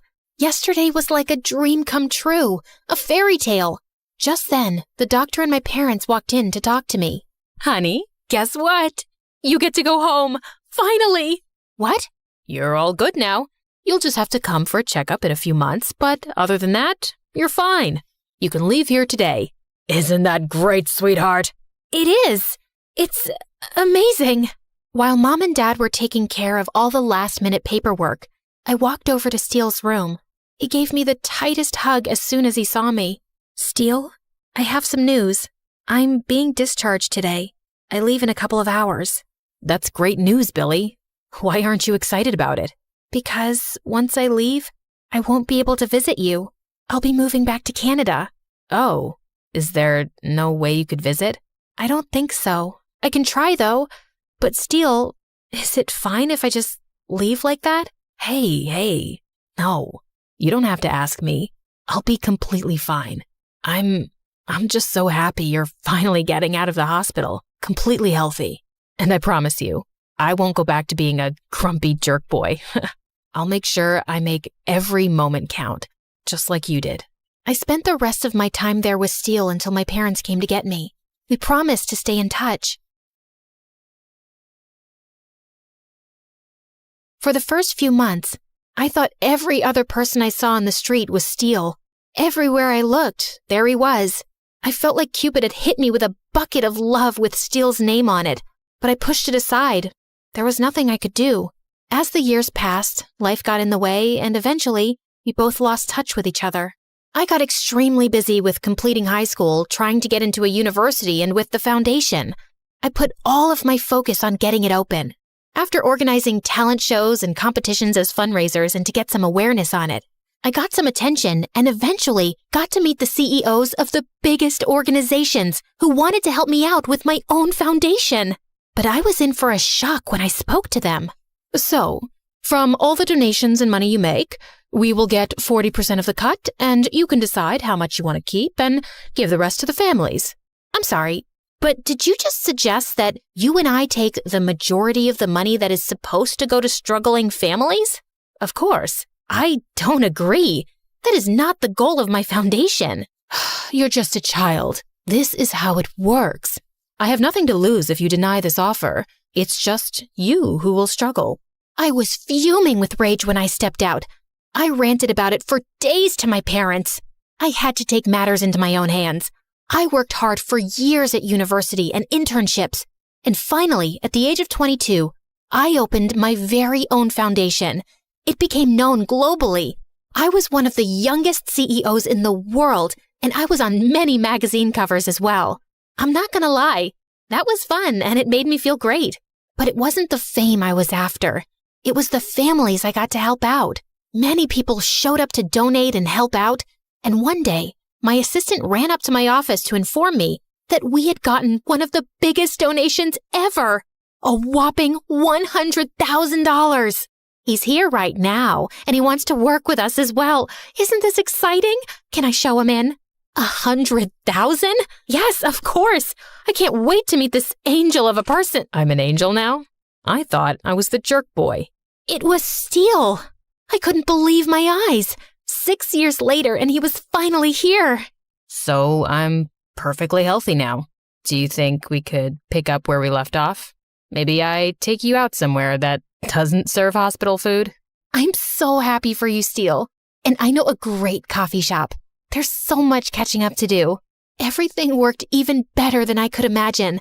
And it was all because a long time ago I decided if you wait to be happy until everything is fine, you'll waste your whole life waiting. They say that when true love comes for you, you won't know what hit you. My girl Lacey came at me like a freight train. Babe, this song is for you. Every girl in the club turned to me with their eyes popping out of their sockets and their jaws wide open, like they thought I didn't deserve him. I don't care what anybody thinks about Walker and me. Well, that's not exactly true. I did care about what one person thought. Bex, Walker's little sister and my best friend. When Walker and I got together, I was sure I'd added a boyfriend and subtracted a best friend. I should probably start at the beginning. But first, please like and subscribe. It all began on the day we were born. Yep, we. Bex and I were born on the same day in the same hospital. Our parents lived next door to each other, and our moms were inseparable. Soon, they were pregnant at the same time. I can't believe we're so close to meeting these little ones. I know. They're gonna be the best of friends. It's as if Bex's mom had a crystal ball because she was spot on. Bex arrived 17 minutes before me, and we've been BFFs since. She's always been kind of motherly to me, and she took her job as the oldest seriously. We should clean up these toys and get a snack. But I was still playing with that. Did you pack your raincoat? It looks like it's gonna rain. When I say we did everything together, I do mean everything. We went to dance class together. Lacey, how are you so flexible? I feel like a statue next to you. Double jointed, I guess. We were each other's biggest cheerleaders, and we told each other everything too. My parents were fighting again last night. I'm worried they won't make up. Don't worry, babe. Your dad'll get a new job and that stress will just go away. But then, one day, when we were 13, life as I knew it changed forever. Bex and I were walking home from school. We were on the crosswalk when suddenly a car came screeching through the red light at high speed. All I remember was the sound of metal, glass, and the smell of burnt tires before I was hit with a huge force, and then everything went black. When I woke up, I found myself in the hospital. Oh, honey, thank goodness you're okay. What if something had happened to you? I couldn't do life without you, bestie. Sweetheart, you just take everything easy now. You need to heal. And I did heal, kind of. My body was fine, but my brain was broken. For some reason, every time I left my house, I was terrified. When I stepped outside my door, I could hear that car and I could smell the burnt rubber. My world world shrank in an instant. The only place I could make it without a panic attack was across the 5 cement pavers that separated Bex's front door from mine. Anything else brought me paralyzing fear, and I even stopped attending school. Bex, can we just stay at my house today? I don't think I can go out. Oh, sure. Yeah, that's fine. I'll just cancel with our friends. Bex, do you want to watch a movie at your house? I thought we might go to the mall. I really don't want to go anywhere. I think that's when Bex started to resent me, which made me feel guilty. I didn't mean to be this way. I didn't want to live the rest of my life inside a house, but everything just felt safer there. At least to me. To Bex, it must have felt like a prison. Ugh, we never do anything anymore. This is boring, Lacey.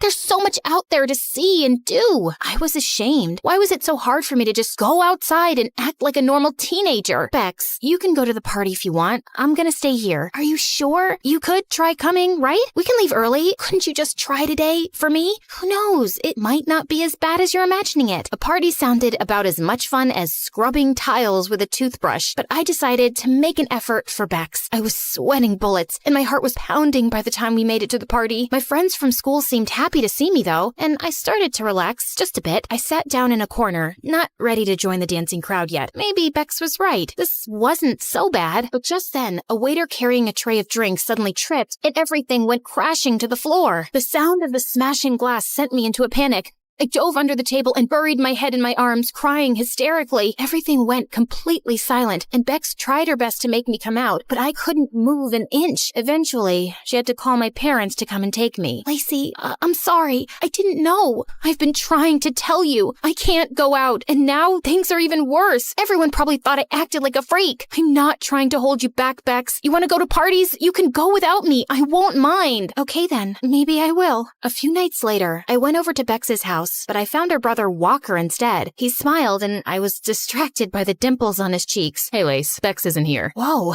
when did Walker get so hot? He was usually always in the garage practicing with his band. He had a major glow up. Right, I forgot she might be out. Is something the matter? You look a little glum. I'm just bored, I guess. Yeah, me too. Come on in. That's how it all began. That night, Walker and I talked. I told him I was scared I'd be hit by a car again. I said that I'd felt trapped in my own mind. I told him I felt guilty keeping Bex from living her life, and about what happened at the party. Don't be so hard on yourself. What happened to you was a huge trauma. Healing takes time. As for Bex, don't worry about her. She's your friend. She'll always be there for you. Hearing Walker say that felt good. You're right, Walker. I just can't help it. Sometimes I feel like a freak from another planet. I'm sure everyone at school now thinks I'm a total weirdo. That was when Walker picked up his guitar and started strumming it. Why does it matter what anyone thinks of you? It should only matter what you think of yourself. But for the record, I happen to think you're pretty great. My heart skipped a beat when he said that, and for the first time in a long time, I felt like I had someone to talk to, someone who cared about me, someone who saw me. The next time Bex came to see me, I tried to bring up Walker. I saw your brother playing his guitar on the porch the other day. He's gotten really good. Also, really cute. Yeah, he's good, but my parents think it's a waste of time and he should focus more on his studies. Wait a minute, you think he's cute? Well, just an observation. He didn't look too bad from my window. You know he's off limits, right? Because the last time he dated a friend of mine and broke up with her, she shut me out completely. I never want him going near any of my friends again. I know all that, Bex. Don't worry. But soon, I was waiting for Bex to leave her house so I could go and spend time with Walker. Part of me felt like I was betraying her, but I was hooked on a feeling. The feeling I had every time I looked into Walker's eyes. It didn't take long for Walker to get hooked too. All these years, and I didn't realize what a cool person you were. Bex kept you all to herself. Walker and I started spending more and more time together. He told me he wanted to be a famous singer, but he didn't feel like anyone in his family supported his dreams. I did, though. No one gets to tell you how big to dream, Walker. You can do anything you set your mind to. I know my sister might kill me for saying this, but I feel like you understand me. I feel connected to you somehow. He leaned in, and in one moment, his lips were on mine. All the tension I'd been feeling exploded, and I almost saw stars. My knees felt wobbly, and my head spun.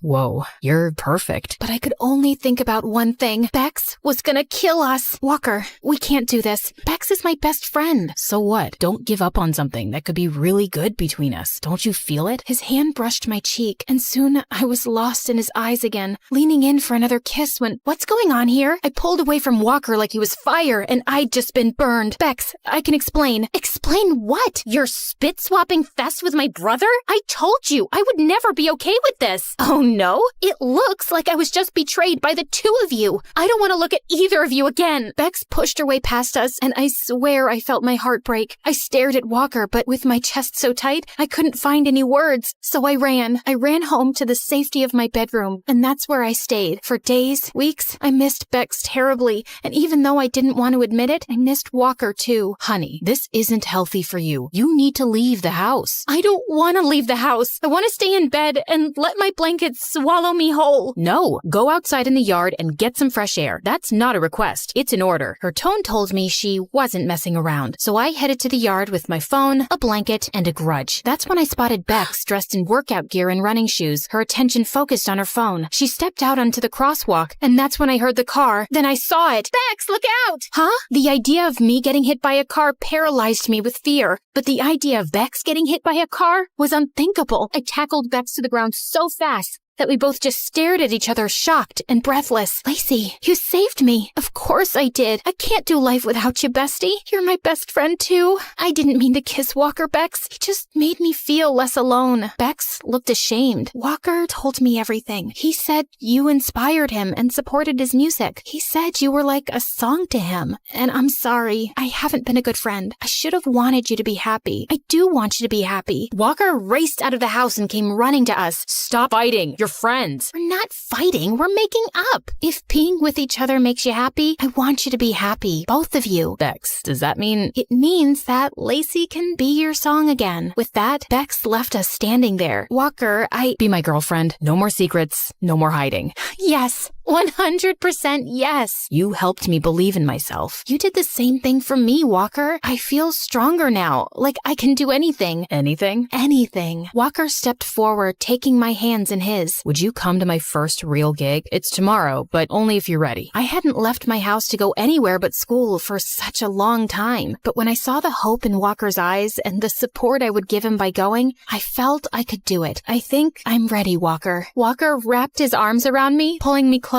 for a kiss. Bex squealed and gave me a big hug. This is it, babe. My brother is living his dream. I was born to workaholic parents, so I didn't see them much growing up.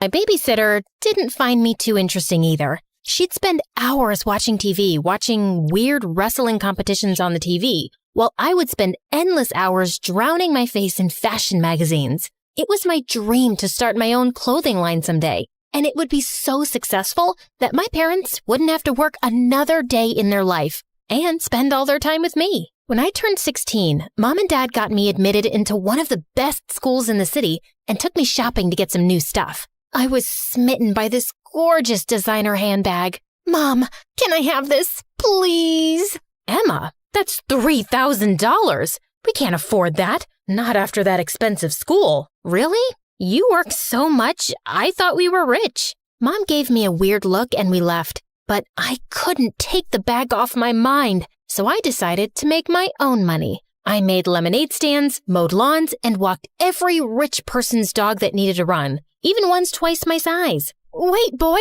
not so fast! Right before the term started, I'd earned enough to buy a fake bag, and it looked somewhat similar. My first day, the entire parking lot was packed, but just then I found a cozy spot in corner. Slowly, I made my way in, feeling like a pro, until I heard an awful screeching sound. I'd hit a car and made a huge dent. While I was reeling in shock, calculating the damage, a tall boy stopped and stared at me. Wow, that's as big as the Grand Canyon. Good job. Sarcasm is not helping, dude. Do you have any idea whose car this is? Let me see. Looks like mine. Sure enough, he unlocked the door and tossed his backpack inside. My mind went into overdrive. How could he be so indifferent after I dented his very pricey-looking car?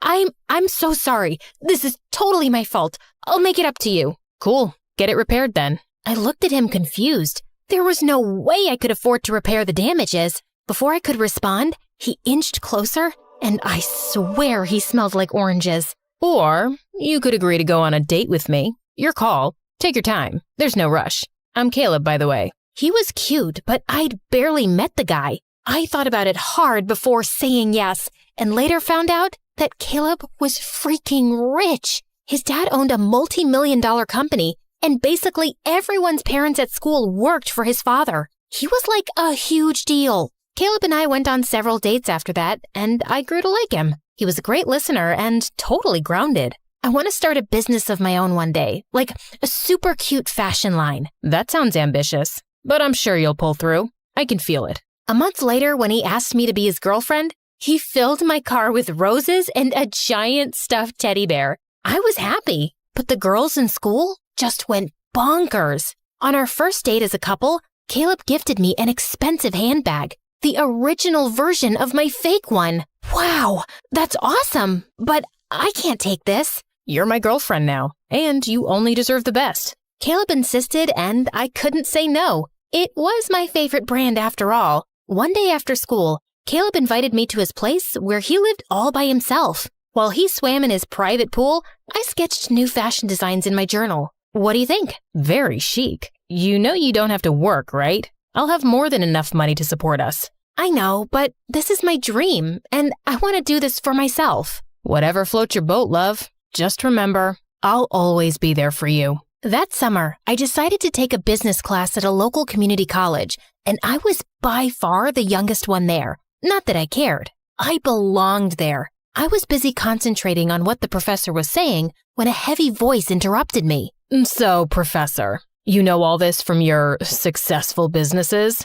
I turned around to see a cute guy in the back corner, leaning in his chair with his feet propped up on the desk. Excuse me? I'm just saying, if you knew anything about marketing, you wouldn't be teaching. They went back and forth for a while. My professor got angrier and angrier while the boy remained calm. I couldn't believe how rude he was, but I had to agree. He wasn't entirely wrong. After class, I decided to grab lunch at the college dining hall. I was finishing a sketch in my journal when that rude boy came behind me in line. Is that meant for a unicorn? Excuse me? So now you're a PhD in designing too? That's designing? Let me show you something. Listen, I don't know what your deal is, but you cannot insult. Before I could finish, he pulled out his phone and showed me a clothing website filled with plain black t-shirts, and they were listed at over $100 each. This is my business. These boring black tees, you could get these anywhere. He clicked a few apps and showed me his bank statements.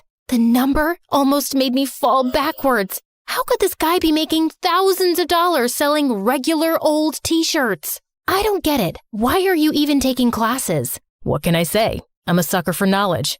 You're crazy. Actually, I'm Eric, and you need a better teacher. Someone who knows how to make big bucks in real life and not some loser professor. He went on to cut me in line and buy the cheapest thing on the menu. For a while, I avoided Eric like the plague. I didn't want my work associated with him, but the more I researched about his business, the more I realized I needed his expertise. He could sell t-shirts just from the hype alone. So that following week, I put my pride aside and asked him to tutor me. Little did I know, it would turn out to be my biggest mistake. He talked way too fast and laughed at all my questions. He even made me work the customer service line for his business to understand how businesses work. I complained about Eric to Caleb all day. He's so rude and mean. I don't even know how to deal with him. Drop his classes then. I can't do that. He's good at what he does, and I can genuinely learn so much from him. Then take his attitude with a pinch of salt. Anyway, I have something that'll cheer you up. I want you to meet my parents. I was shocked. I only ever saw his dad on billboards or on TV commercials. Being nervous was an understatement. We met them at an expensive Italian restaurant in town the next week. His dad stood up to shake my hand, but when I looked over his shoulder, I saw none other than my tutor sitting at the same table. You must be Emma. We've heard great things. Just then, Caleb saw Eric too, and he seemed mad. What are you doing here? Not even a hello, brother? Brother? My head spun in a million circles. Eric and Caleb? Brothers? Caleb looked ready to fight him until their father got in between them. I invited him here, son. He's still family.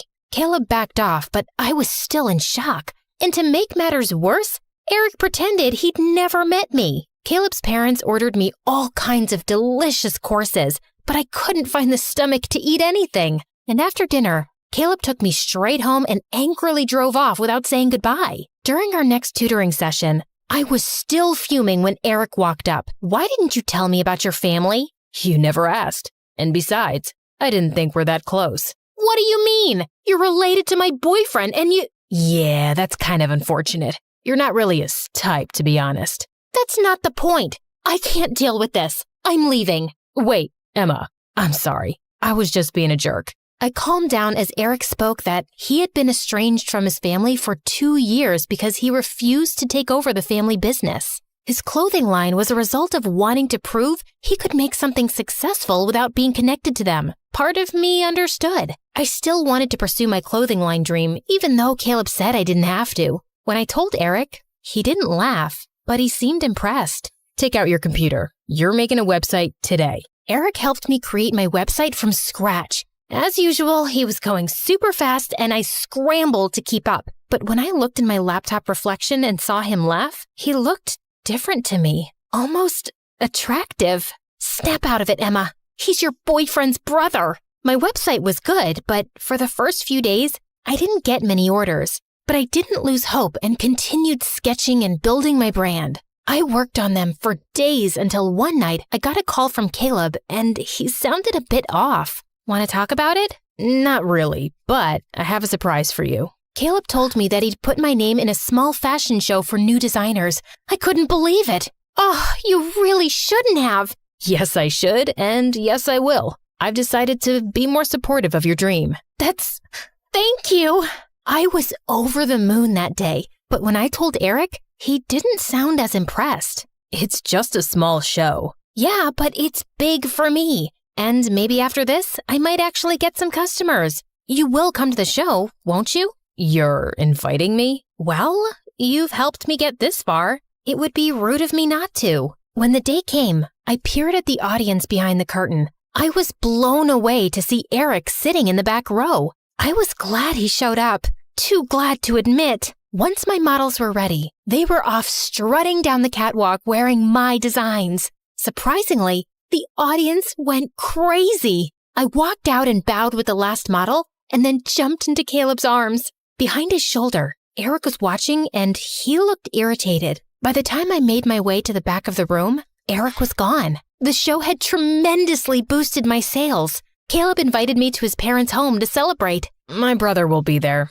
Sorry. Why do you hate him so much? He's a total jerk. Anyone would kill to get my father's business, but he would rather do his own thing.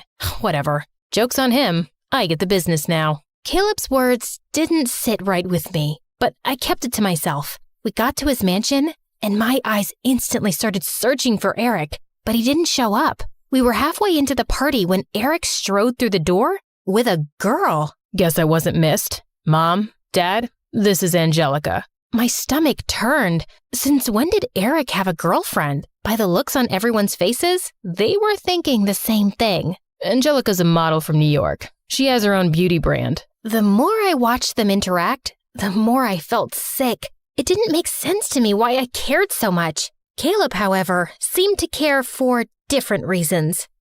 That's so typical. Inviting people without asking Dad? Ugh, spare me for not being Dad's little saint. Suddenly, Caleb's dad flew into a rage, making Eric's date shrink away from the scene. That's enough, Eric. If you don't want to be part of this family, then stay out. Gladly, Father. Gladly. He turned and left the party. I found myself following him. Eric, wait. I'm sure he didn't mean it. And you've known them for what, a week? Now you're an expert? I looked into his eyes and saw there was pain there, even though he tried to hide it. You do care. You act like you don't, but you do. His face was so tense, I thought he would snap. Instead, he sighed and turned away.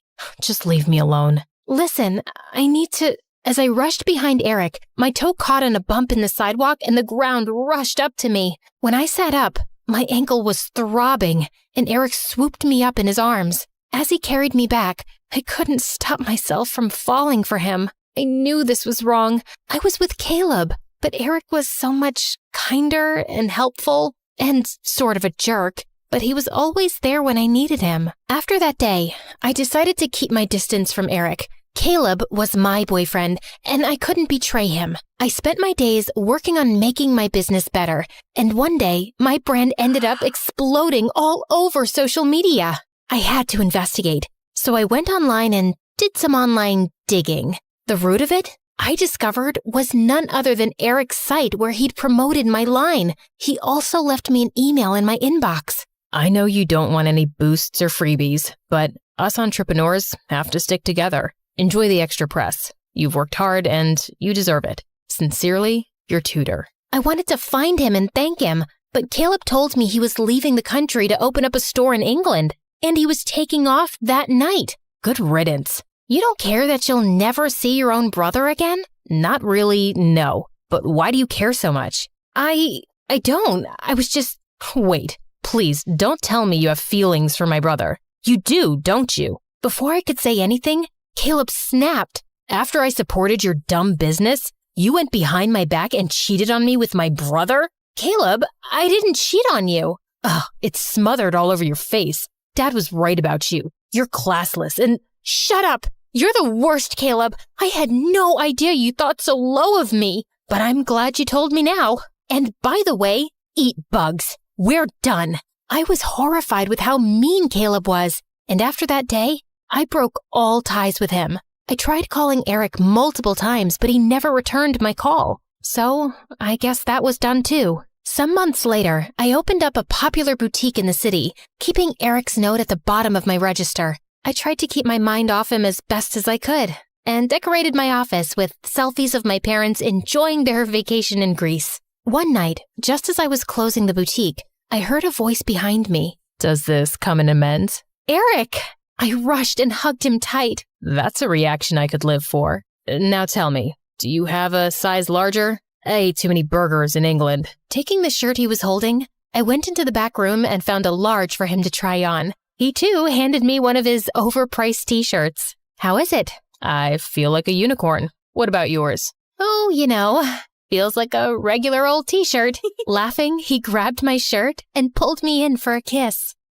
Ever since I was a little girl, I've always loved to sing. My grandma was a professional singer. She sang around the world with the most prestigious orchestras and operas. I miss her and her voice so much. When I got to 10th grade, I became the singer of the family. I went to the most prestigious performing arts school on the West Coast. My favorite class was music, of course, and my favorite club so far was show choir.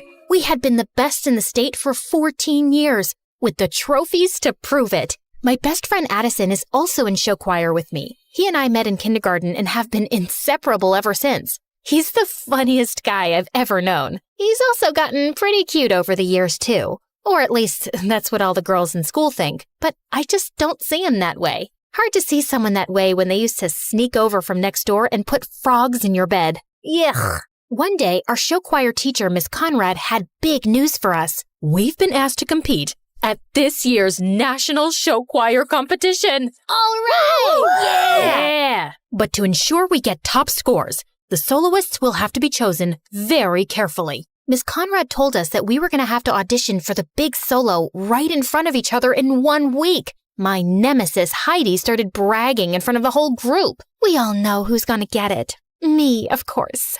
Everyone knows I have the stage presence of a star. I don't know. I think Kaylee might give you a run for your money. She's got star power and the voice to match. The others' eyes widened. Were they about to fight? Just then, the bell rang. As everyone left the class, I swatted Addison on the arm. Don't start fights with Heidi. She's my biggest competition. That's exactly why you have to stand up for yourself in front of her. I just don't want anyone to think I think I'm better than her. Well then, I guess that's why I'm here. To remind them for you. What would I do without you? Good thing we'll never have to find out. I was so nervous, even though I'd sung in front of our choir before, but the pressure was on. The whole week leading up to auditions, I practiced. In the shower, in the car, between classes. I really wanted to beat out Heidi for the big solo at the end of the show. Finally, audition day arrived. I woke up, put on my cutest outfit, curled my hair, and took extra time with my makeup. After all, if I'm gonna be a big star one day, I might as well start dressing like it now. When I stepped out of my house to walk to school with Addison, his cheeks turned super red. What's wrong? Nothing. You, just look different is all. Your hair is... Oh no, does it look bad? Maybe I should have worn it up. I'll just go change. No, leave it. You look good. Great. When I arrived in class, Heidi was sitting in the front row looking totally perfect. What was I thinking? With her shiny hair, big eyes, and as much as I hated to admit it, her beautiful voice, why would anyone ever look twice at me? But I just tried to remember what my grandma would always say. It's not about who sings the loudest or looks the prettiest. As long as your song comes from your heart, people can't help but listen. So I took a deep breath and sat down next to Heidi, right in the front row. She gave me a once-over and rolled her eyes. Who cared what she thought? I knew I looked great. Miss Conrad sat down at the piano and called Heidi up first. After she finished singing, I applauded politely, along with everyone else. Then, it was my turn.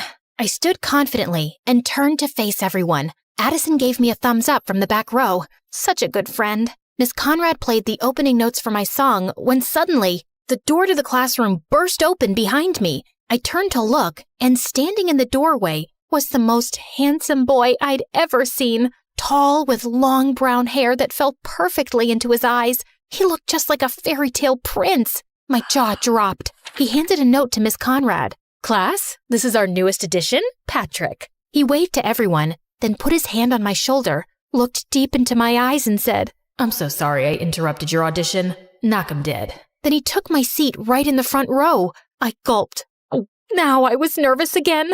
I shook off my nerves, took a deep breath, and nodded to Miss Conrad. As she played, I could feel the music filling me up, all the way to the top. I opened my mouth to sing and let my song come from my heart. When I finished, the whole class burst into applause. I felt like I was walking on air. Patrick got up to sing something last minute. He was so good. The next day, Miss Conrad put up the list, and I had gotten the solo. And she'd even added a duet in the middle of the show for Patrick to sing with me. Looks like it's you and me, Kaylee. I'm so honored to be singing with someone as talented as you. I felt my cheeks turn red, and he grinned.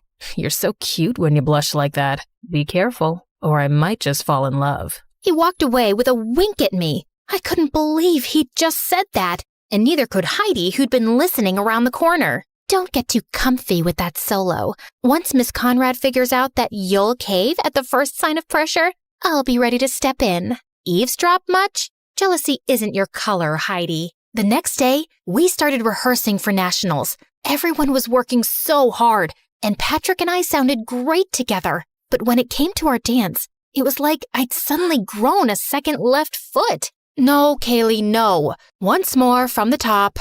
Miss Conrad, I'm happy to come up front and show Kaylee how it's done. Not necessary, but thank you, Heidi. Just here for the team.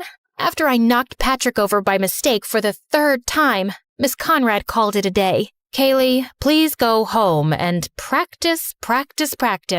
Ugh, I could have wiped that smug look off of Heidi's face. Everyone went to start packing up their bags, and I started to head backstage to get my bag when Patrick came up to me. Hey, gorgeous. Want to stay and practice a little with me? Then it'll be perfect by tomorrow. Oh, I wouldn't want to impose. Your toes must be all bruised. That's okay. I really don't mind. And I wouldn't mind spending a little quality time with my co-star. Well, if you insist. Just then, Addison came up to us. Hey, Kaylee, ready to go? That's okay. I should really practice a little longer. I can practice with you. I could use a few run-throughs myself. Oh, well, Patrick already offered to stay behind and practice with me here. He did he? How are you going to get home? I can drive her. Oh, do you live in our neighborhood? No, but, if it's not really convenient for you, I'm not spending time with Kaylee because it's convenient. Neither am I. I'm spending time with her because she's cool. My face turned bright red. Did he really mean that? Addison, I'm going to stay here too, just for a bit to practice. I'll see you later, okay? Fine, if you insist. I'll, see you when you get home. He turned on his heel and walked out. Patrick turned to me with a grin on his face and held out his hand. Shall we? We practiced more, and I was finally getting good. Patrick swung me out for our final spin, then pulled me in close and dipped me. That's when I noticed his face was just so close, his ice blue eyes staring deep into mine. Was he gonna kiss me? Just then, all the lights in the theater went out. Patrick dropped me in shock, and I shrieked. All of a sudden, the lights came back on, and Miss Conrad stepped back on stage. Oh, hey kids. I'm so sorry. I didn't realize you were still here. Ugh, I couldn't believe she'd interrupted our moment. Still, we waved goodbye to her and headed out. A little while later, when Patrick dropped me off, He got out of his car to open my door. Such a gentleman. It was nice hanging out tonight. I'll see you tomorrow, superstar. Then he wrapped his arms around me and gave me a big hug. Is this what heaven smelled like? Then I headed up the front walk to my door. So do you like him or something? I whipped around and saw Addison waiting on our front porch swing. I don't know, maybe. He's so cute and really talented. Okay. Cool, I guess. Do you still want to practice? That's okay. I think I got it now. Okay then. Well, then I guess I'll see you tomorrow. Here, I got you a milkshake. Hey, thanks. He started crossing the yard towards his house. Is it? Cookies and cream. Your favorite. Thanks. I'll see you tomorrow? You know it. Then it was finally time for nationals. As we arrived at the concert hall, I was overwhelmed by all the other groups here and overheard one girl say to another, "She was a little flat at the end." I couldn't believe it. What if I lost us the whole competition? All night and throughout all our warm-ups the next day, it was all I could think about. If I messed up again, I'd be letting everyone down, including myself. And there were several famous music industry people judging the competition. What if I ended my career as a singer before it even started? And then it was almost time to go up. I tried to calm down, but I was shaking like a leaf. "Miss Conrad, Kaylee doesn't look so good." Miss Conrad came over. She looked pretty nervous herself. Kaylee, you look terrible. Are you going to be able to perform? Of course, Because if you're sick, I can always put Heidi on. I'm ready to go, Miss Conrad. Just then, I spotted Patrick warming up down the hall. I just need a minute. I raced down the hall towards him. He was stretching, shaking out his hands, jumping up and down. Patrick? His expression was so strange. Was he nervous too? I'm so nervous. Do you think we could practice? Kaylee, I'm kind of busy. What if we... I really just need some space here, Kaylee. Yesterday, you said we were a team. That doesn't feel like a team to me. I can't do this right now. Could you leave me alone? Fighting back tears, I ran down the hall and found a corner backstage. I couldn't let anyone see me so upset, especially not Miss Conrad or Heidi. What was I gonna do? Suddenly, Addison stepped out of the shadows. He looked so handsome in his costume. Kaylee, are you okay? I threw my arms around him. He caught me and squeezed tight. I'm so nervous. I overheard one of the other teams say I sounded bad. Miss Conrad is ready to replace me with Heidi. Patrick isn't any help, and there's amazing industry people out there, and...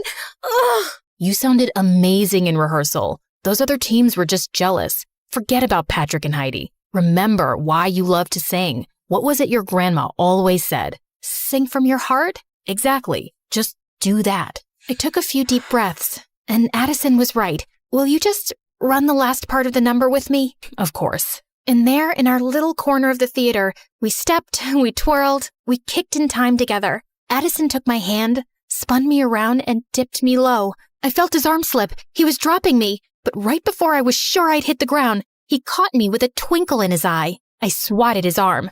You tricked me. I'd never drop you. And even if I did, I'll always be here to catch you. Thank you, Addison.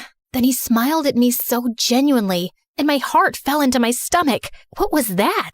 Places, please, students, places. Kaylee, are you ready? Yes, Miss Conrad. As we all rushed to take our spots to start our number, Addison shot me a wink. Knock 'em dead, superstar. You too. As soon as the lights came up on stage, I felt a little thrill of excitement. We danced, we sang, we twirled. Everyone had brought their A-game. When it came time for my duet with Patrick, we totally nailed it. But any spark that had been there was gone. As the opening chords of my solo began, the lights shined down on me, and I opened my mouth, and the music poured from my heart. I knew my grandma was right there with me. I hit my final note and held it out forever as everyone finished their steps behind me. As we struck our final pose, the crowd erupted into applause. A standing ovation. I beamed. We totally nailed it. That night, after all the points had been tallied, all the teams gathered on stage behind the judges. Addison reached for my hand and I squeezed back. Thanks for the pep talk. I could have never done it without you. Of course you could have. I'm just here to remind you. You're always there for me. He leaned in close, and I felt a flutter in my stomach as he whispered in my ear. And I always will be, if you let me. I turned to look directly in his eyes. Kaylee, I have to tell you. Just then, the announcer started announcing the winners. Second place, runner-up. Our whole team clasped hands and took a deep breath together. And the grand prize for this year's National Show Choir competition goes to... As they said our name, the crowd roared. It was so loud I could hardly think. Confetti rained down on us as Miss Conrad stepped forward to accept our trophy. I threw my arms around Addison and he picked me up, swinging me in a circle. We did it! We did it! As we packed up our things in the dressing room and said goodbye to the new friends we'd made at the competition, one of the judges knocked on our dressing room door. He was an exec for a record label back in LA. I was so impressed with you. Your vocals were so clear, and you've got some real presence up there. Give me a call if you think you'd be interested in recording a single. He handed me his card, and I shook his hand, totally awestruck. Maybe dreams really do come true. I felt so relieved. Not only had I not let everyone down, but I'd made myself proud. On the bus, Addison dropped down in the seat beside me, running a hand through his hair. When he saw me watching him, he grinned, and the butterflies were back. I'm totally beat, aren't you? Definitely. I, got you something. Oh, yeah? I pulled out a bag of gummy worms. Your favorite. You're the best, Kay. He ripped open the bag and dug in. Hey, Addison, what was it you were going to tell me earlier? I don't know. I don't remember. Well, I have something I want to tell you. Yeah? I like you. Really? Really. I like you too. I have for a while now. Really? Really. He took my hand, and I know my cheeks turned pink. I got something for you too. Ooh, okay. I love presents. And then he put his hand on my cheek, leaned in close, and kissed me. It was the perfect end to a perfect day. I'm just a normal high school student and have the most normal, boring life of anyone I know. All the other kids at school got to do exciting things during spring break. Sarah B. traveled to Prague with her family. Kara got to go to Cancun. Priyanka went skydiving. The most interesting thing I did was clean up my dog Lulu's poop. But it wasn't anyone's fault but mine. Sure, it's true, my parents couldn't afford to take me on fancy trips like that. They only ran a restaurant together and all their money went back into the business, and they needed me to help out after school. But the truth is, they would have let me do anything I wanted, but I was too scared. I could never go skydiving or even flying to another country like Prague. My whole life, I had been scared of everything, and I was sick of it.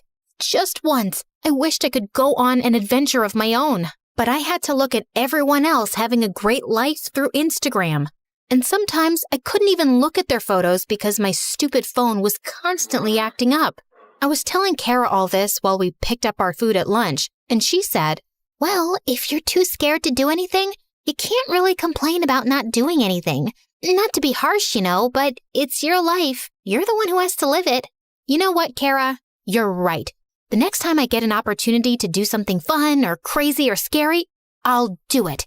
With a newfound determination, I shook Kara's hand. But when I sat down, I sat on my phone and saw that it was dialing some random number. I held it to my ear, but there was only a strange static sound, but it seemed to be mostly okay. After school, my friend Kara and I were at my parents' restaurant studying for the history test. I don't know why you don't like this place. I'd be so happy if my parents had a restaurant and I could eat free breadsticks every day. You're eating free breadsticks now. A man came into the restaurant just then. He wasn't like our usual customers. He had a nice suit on and dark sunglasses. It seemed like he was looking for someone. His eyes landed on me and I looked down at my textbook. It was none of my business. Kara nudged me, and when I looked up again, the man was standing right in front of our booth. "Agent Dark, I'm Agent West. I need you to come with me." I stared at him, dumbfounded. Was this a prank? "Please, Agent Dark, we don't have much time." "My name is Allison." "No real names. In case one of us is captured, the less we know about each other, the better." My heart was pounding. Was this guy for real? None of what he was saying made any sense. Agent Dark and I were just finishing up. She's ready now. What? I couldn't believe it. Why would she do that? She kicked me under the table and looked at me as if to say, "What are you waiting for? He looks like a Greek god." "Would you excuse us, sir?" She dragged me up and pulled me to the corner. "This is your big chance. Adventure, no fear. You said you would take your next opportunity, remember?" "I didn't mean this. I don't know anything about being a spy or fighting. I'm boring, remember? That's the only thing anyone knows about me. And guess what? It's true." "Yeah, but that's not what you want. This is it, Hallie. You either go and do this thing with this random, beautiful Greek god of a man, or you stay boring and safe forever. Remember, in life, nothing changes unless you change it. Maybe she was right. It was time to do something crazy, to finally step out of my comfort zone. I stood up. My mom glanced over from me from the kitchen window. Are you leaving, honey? Why don't you and your friends take some breadsticks with you? I grabbed the sticks and nodded to Agent West, who led me out of the restaurant by the hand. A black car was waiting for us outside. We both got into the back seat, and the car rolled out of the parking lot. I couldn't see the driver. There was a partition separating the front of the car from the back. Agent West breathed a sigh of relief. We were so glad to finally get your signal. We thought you were captured, or worse. What signal? The access code. You called in yesterday. The numbers you put in. We know it was you. Don't try to back out now. I thought hard. What code? What numbers? But then I remembered yesterday when I was eating lunch in the cafeteria. I sat on my phone. The butt dial. That was totally random, though. What were the odds that I sat on my phone in just the right way to dial a secret number and enter the correct 16-digit secret password? Maybe I should buy lottery tickets. Agent West was quiet for most of the ride. I had a million questions, but I was afraid if I opened my mouth, the truth would spill out, and my adventure would be over before it started. Finally, the car slowed down and parked. I stopped and stared as I got out. We were in the circle drive of a mansion, not one of those fake McMansions either. Like a real, gigantic, beautiful palace. It looked like royalty lived there, or at least a really wealthy athlete. Agent West removed something draped over a hanger from the trunk and held it out to me. Put this on. I ducked into the back seat and changed as fast as I could. Thankfully, the partition was still up and the windows were almost as black as the paint. When I emerged, Agent West's jaw dropped. I was in a glittering blue dress. I didn't have a mirror, but judging by Agent West's expression, the dress must have looked pretty good. Everything all right? He pulled himself together and we approached the entrance. Your mission is to distract the ambassador. That'll give me time to crack the safe and steal the device. Distract him how? I'm sure you'll think of something. If anything, the inside was even more gorgeous. Spiral staircase, crystal chandelier, guests in glamorous attire all around. That's the ambassador over there.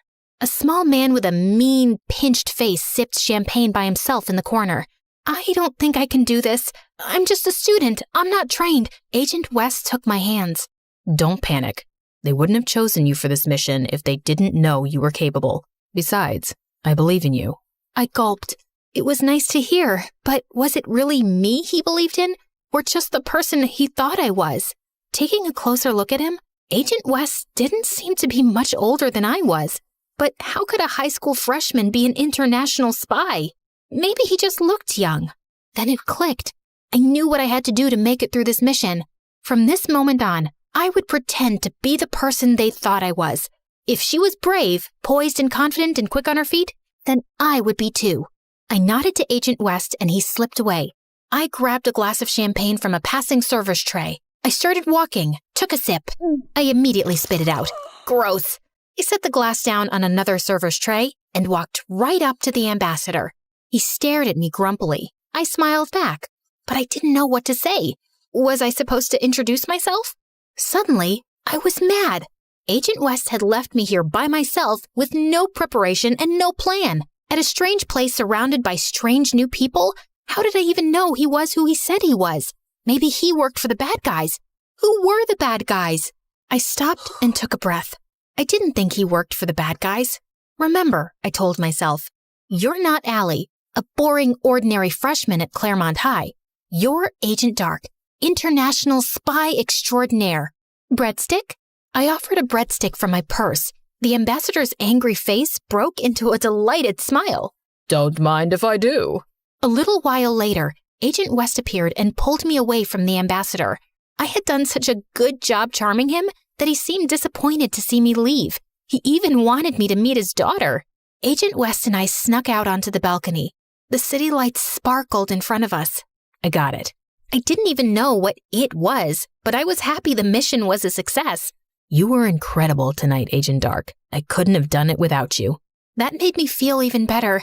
Like maybe I wasn't here by mistake. And I was capable. Can't you tell me your real name? You already know mine. I'm Zane. Nice to meet you, Zane. The sounds of the party were faint. Here on the balcony, it was quiet. Just me and Zane. He peered into my eyes. My heart began to pound. He leaned in to kiss me. An alarm went off just before our lips met. It was a deafening wail. There were shouts inside, people scrambling everywhere. We have to go. He hopped off the balcony railing onto some vines climbing up the mansion wall. I froze. That didn't look very stable. I looked down at the distant gravel below. Then I heard more shouting inside. It sounded angry. I glanced through the sliding glass doors.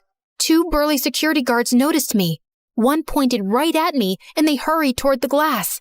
I turned back to Agent West. He held out his hand. The security guards were almost there. I took another deep breath. Remember, Allie, what would Agent Dark do? Just as the security guards crashed through the doors, I took Agent West's hand and leaped off the balcony.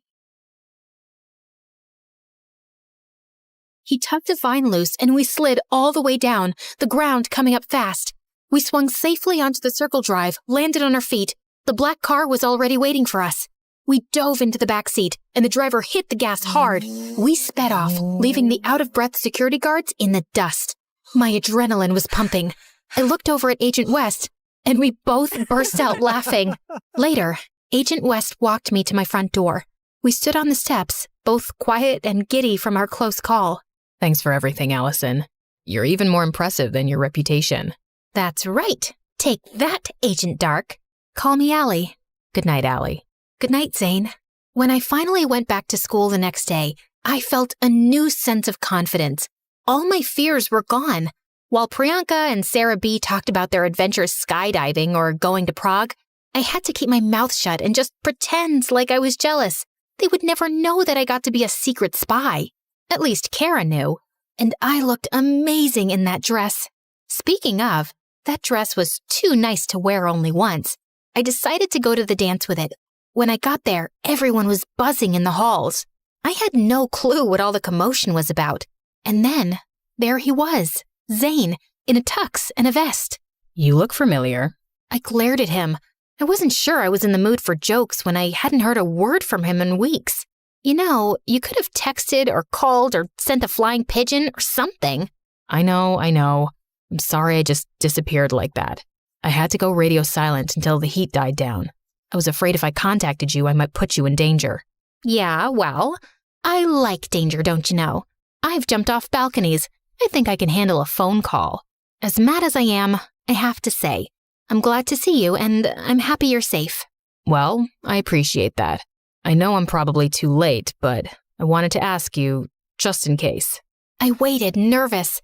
Did he need me for another mission? I wasn't sure I was ready for that kind of excitement again so soon, especially considering we'd almost been caught last time. What would have happened to me if I hadn't taken the leap off that balcony? Jail? Worse? I was okay with life being a little boring sometimes. Do you have a date for the dance? That's one mission I was happy to accept. I do now. Together, we walked in like some power couple from a magazine cover or something. I finally felt like I wasn't just some scared, boring girl who had to get all her excitement from watching my friends' vacation videos.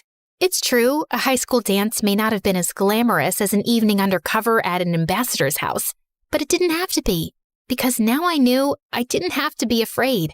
I was much braver than I ever believed. Facing my fears made me realize I can do anything as long as I don't let it stop me. While we danced and I kissed Zane,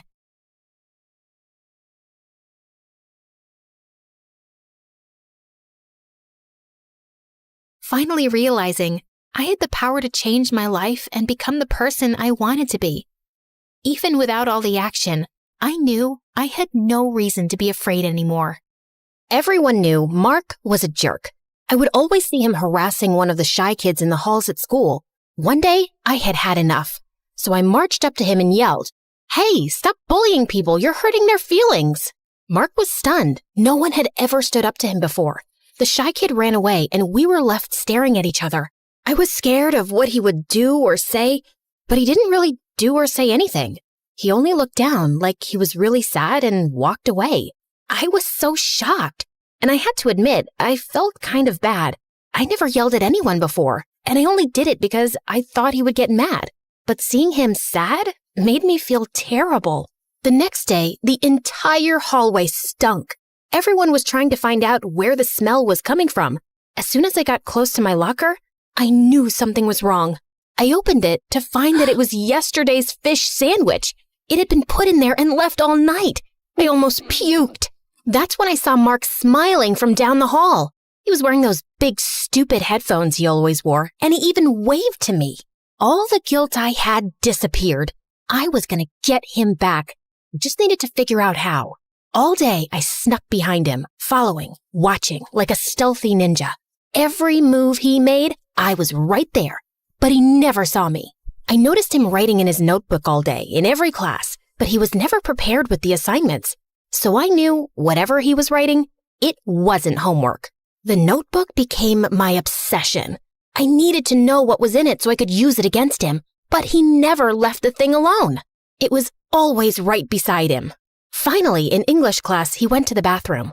But he was smart, or should I say paranoid enough, to put the notebook in his bag. I pretended to drop my pencil and crawled to his bag. I couldn't take the whole notebook without being discovered, so I just opened the zipper, and I hoped that would be enough for the notebook to fall out when he took his bag. And then, when the bell rang and class was done, he put his earphones on again, picked up the bag, and the notebook fell out. He didn't hear it, of course, so I ran and grabbed it. I ran home and read it. It wasn't jokes or anything mean. It was poems, and they were all really sad and beautifully written. I almost cried reading them. Suddenly, I understood why he was so mean to people. It sounded like his dad was really mean to him at home and made him feel like he was nothing at all.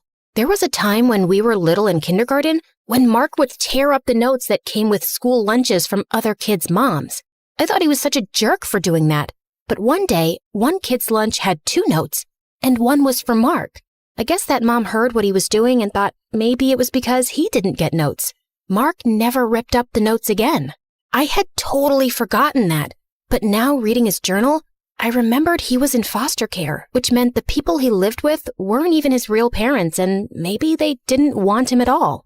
I guess if you feel like an insect, being a bully is probably the only thing you can do to feel like you have any say in your life. I wrote him a letter and said it wasn't his fault that he felt like that. I finished the letter and put it in his notebook. When I saw him at school the next day, I felt totally different about him. I saw the sadness in him and how no one paid any attention at all to him. And I admit, I swooned a little when I realized he was actually pretty cute. I got the notebook out and walked up to him with it. "Is that mine?" "It, fell out of your bag yesterday." "And you didn't give it back?" "I got busy, sorry." I gave it to him. He opened it and saw my letter. He read it there as I stood watching, my cheeks getting redder and redder by the second. "You read my journal?" He kept his eyes on the page, like he couldn't face me. "I understand why you're mean to people, but..." Before I could finish, he ripped my letter from the notebook and dropped it on the floor. "Don't ever read my stuff without permission again." All the good feelings I had for him disappeared. Didn't he know how hard I worked on that letter? How much I cared? Not to mention, I bore my soul to him. I got red again, but this time, it wasn't embarrassment. It was rage. That night, I told my mom everything. She told me, "Honey, you tried to do something nice, and that's great, but you read his private journal without asking. You invaded his privacy. I'm the only person who saw him. Everyone else ignores him." "I understand, but that doesn't make him any less worthy of having privacy, does it?" I went to my room without talking to her for the rest of the night. How could she not see what I had done? I put my heart on the line and got rejected. I did the right thing. All I wanted was to help him and let him know I understood. That night, I couldn't sleep. I kept tossing and turning, thinking about how he acted, but also what my mom said and how violated I would feel if someone read my diary. After barely sleeping a wink and finally calming down so I wasn't so angry anymore, I decided she was right. As soon as I got to school, I would apologize to him and that would be that. I practiced my speech the entire walk to school that morning. Every word I would say, every gesture, I wanted to be understood and let him know that I understood him too. But when I got to school, I was horrified to see that there were printed posters of me all over the halls. They had my school photo and said Maggie is a stalker. Everyone was looking at me. I ran to the bathroom and cried. How could he do that to me? Maybe I was wrong to think he had any good in him at all. I wanted to run away and go home, but we had a big test that day, so I had to sit in class after class while the other kids whispered about me. I sat in all my classes getting angrier and angrier, waiting for my last class when I would finally see him. I couldn't wait to confront that jerk. When I finally saw him, he smirked at me. I stomped right up to him and yelled, "Tell them it was you." "It was me." "Tell them it's not true." "It is true. You read my journal." I was so frustrated. All I could think of was to scream. Ah! The teacher came up to both of us and gave me detention for yelling in class and gave him detention for pulling the prank. When we were both in detention, I made sure I was looking out the window or at the ceiling. Anywhere as long as we were not looking at each other. And of course, he starts whistling. I had to grind my teeth to keep from yelling again. Then the teacher left to get a coffee and we were left alone. It was so awkward. After a while, he took out his notebook and was reading something inside really intently. I had to admit I was curious about what it was. And then he wrote something and I was so mad at myself for even caring, but I did. I wanted to know what it was. As much as he annoyed me, I really did like his poems. But then I remembered his prank and ignored him. It was so mean. How could he do that? "Did you really mean what you wrote in your letter?" I couldn't believe he was actually talking to me. "Yes, of course, but how do you remember? You threw it away."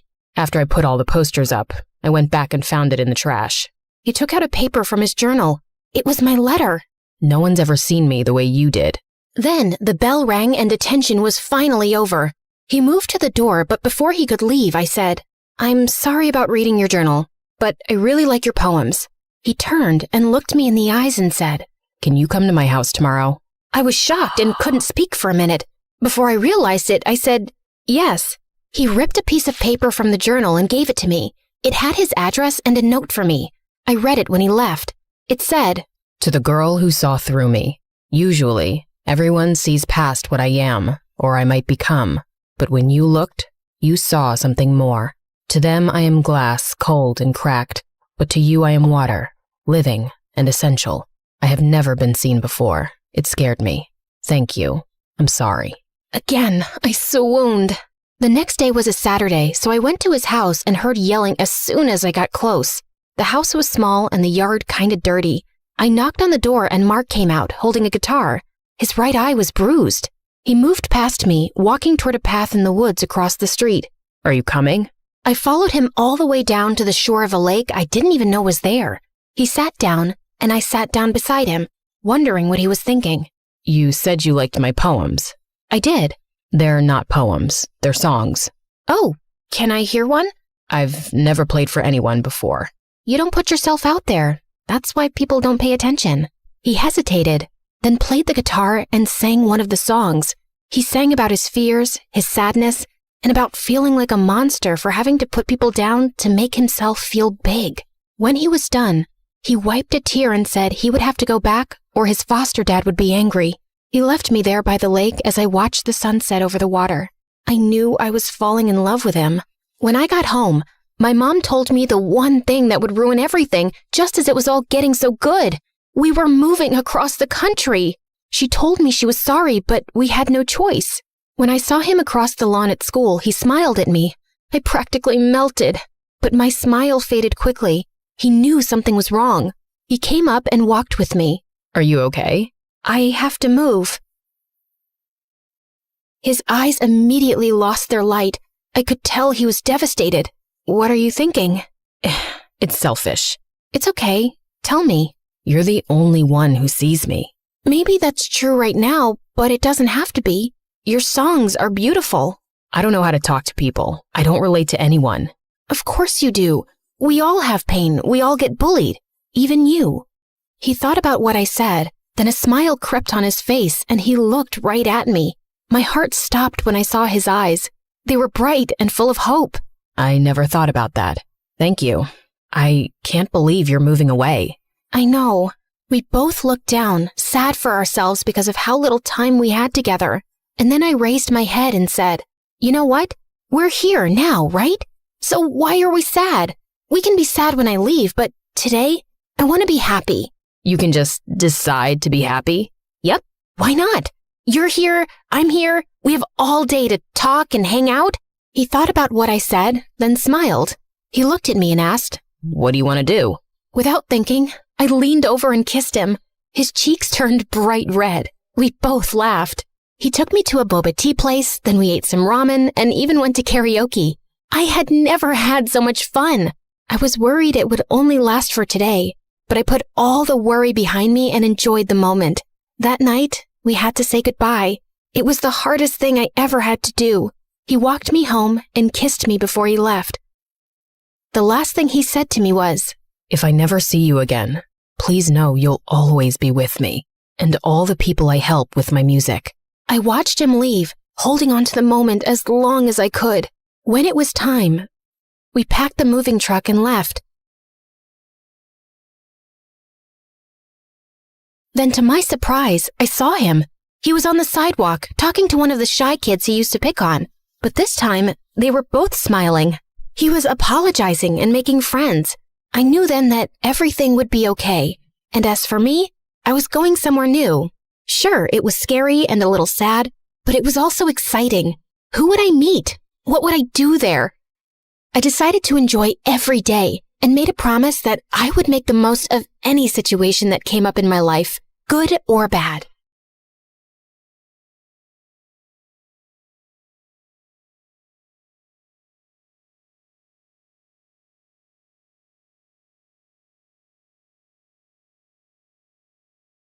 Hi, I'm Emma, the wealthiest girl in town. But I wish I wasn't. Before I tell you my story, please like and subscribe. My parents are insanely rich. They own a mansion, have maids and butlers, and drive fancy sports cars. Dad is always on business trips, leaving Mom and me in that enormous house. And that's the problem with my life. It's okay, Emma Bear. Your mother is only strict because she loves you. Really, Dad? She controls everything in my life. If she's not careful, she'll love me to death. With Dad always working, Mom controlled my whole life. She was always telling me what to do. Emma, you have ballet in 15 minutes. Emma, hurry to your music lesson. I chose a new piano teacher for you. Emma, I threw out all your old clothes. They were so last season. After being the perfect daughter all day, movies were my only escape. I loved teen rom-coms. Being homeschooled by private tutors meant I had no friends and no social life. And actually, I'm kinda awkward. My favorite movie characters are always having adventures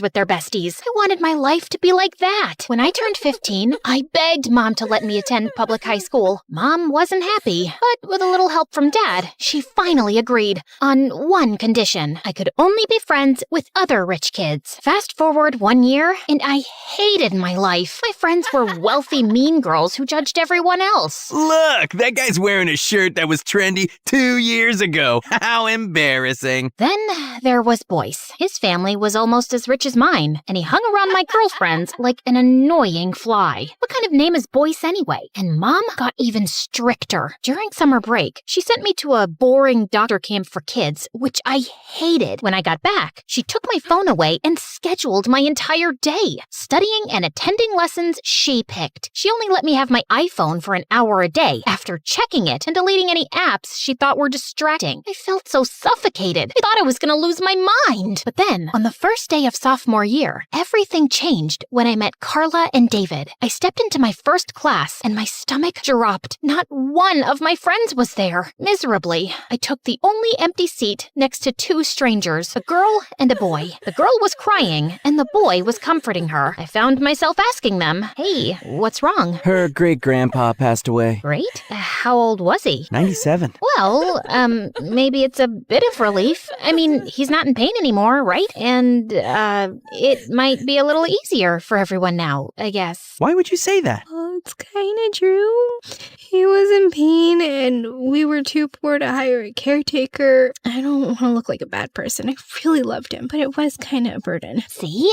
Told you. But of course, sorry for your loss. can I hug you? She hugged me, and I wasn't sure if she was crying or laughing. I'm sorry, I'm just too awkward. You're interesting enough. David's backpack and clothes were worn, and Carla had wild hair and duct-taped shoes, but they seemed kind. I left the class walking with them. Emma, please, don't tell me you're that desperate. Hanging out with the nobodies? Look at their clothes and shoes. Come on, Carla. Let's just go. Wait, Emma, look at him. Do you think it's fair what happened to my great-grandpa and not him? No, Carla, we can't make him join your great-grandpa. Let's start with small steps. Boys, you know what? Buzz off. If that's your first step, then it would take us 100 years to get him to join my great-grandpa. Fine. See this? Boys, clothes, shoes, none of that even matters. You may have the most expensive outfit, boys, but your personality is still ugly. Okay, not bad. I rate it 2 out of 10. Ugh, you'll regret insulting me. Boys stormed off. Oh, it affected him. Okay, then 3 out of 10. You make one scary bodyguard, rich girl. Remind me to stay on your good side. Wow, David, this is your 3rd sentence today. You broke a record. What does that mean? He doesn't talk much. Maybe he likes you. No, I don't. 4 sentences. Then maybe you're too nervous and that makes you talk too much. Nervous because of Emma. I'm not nervous. 5 sentences. Can you stop counting? 6 sentences. Wow, 6 sentences. You've hit your daily limit. Does that mean you won't talk for the next 2 days to balance it out? I looked at him, waiting for him to say another sentence, but he just looked at me and knew what I was waiting for. He shrugged his shoulders and walked away. Only 6 sentences, so give me the $5. Wait, did you bet on me? Ha! 7 sentences. You give me the $5. Carla looked upset that she lost. Fine, don't pay. I'll make it up to you and invite you for ice cream. Sorry, David, we bet on you. Carla told me during class that you don't talk much and suggested the bet. David gave Carla a really now look. What? I needed money. We went to the ice cream shop and ended up having so much fun. It was a good feeling I rarely experienced. The last time I remembered feeling this happy and safe was when I was 5 playing in the park with Dad. It turned out we had one amazing thing in common. We all loved movies. I had always struggled to share my passion with my rich friends, but with Carla and David, I felt like I could talk for hours. So I had a secret life. Weeks passed, and Carla, David, and I grew closer. Boys and my old girlfriends teased me, but I didn't care. I was finally happy. However, there was still one problem. My mom still believed I was her perfect daughter. I thought I could hang out with Carla and David at school and pretend they didn't exist at home, until one day, my mom stepped into my bedroom. Good news, Emma. I've picked a perfect boyfriend for you. He's from a wealthy family, and his parents are very excited for you two to connect. I gasped. This was the last straw. It was one thing to choose my friends, but my boyfriend? That was too far. As if things couldn't get worse, Mom showed me a picture of this boyfriend, and to my horror, it was boys. I couldn't wait any longer. It was time to be honest. Mom, I can't date boys. He bullies my friends. Oh, Emma, why would anyone bully those pretty girls? No, Mom. My real friends, Carla and David. Finally, I explained the truth. Mom listened in silence. When I finished, she grabbed her phone. I'm calling your stupid school. I'm withdrawing you. Tomorrow, you will go back to homeschooling where you belong. For the first time, it wasn't hurt or sadness that I felt whenever Mom controlled my life. I was angry. I looked directly into Mom's eyes. What, Emma? Is there anything you want to say? Yes, Mom. Back off. I pushed her out of my way and left the house. I found myself heading to Carla's place. I thought I knew where her house was located, but I reached a place that looked more like a warehouse. I knocked on the door, and the little girl opened it. Oh, you're the rich girl. My name is Emma. Yeah, but you're the rich girl, right? Well, I don't prefer being called that. Yeah, just say yes. Oh, obviously, Carla's sister.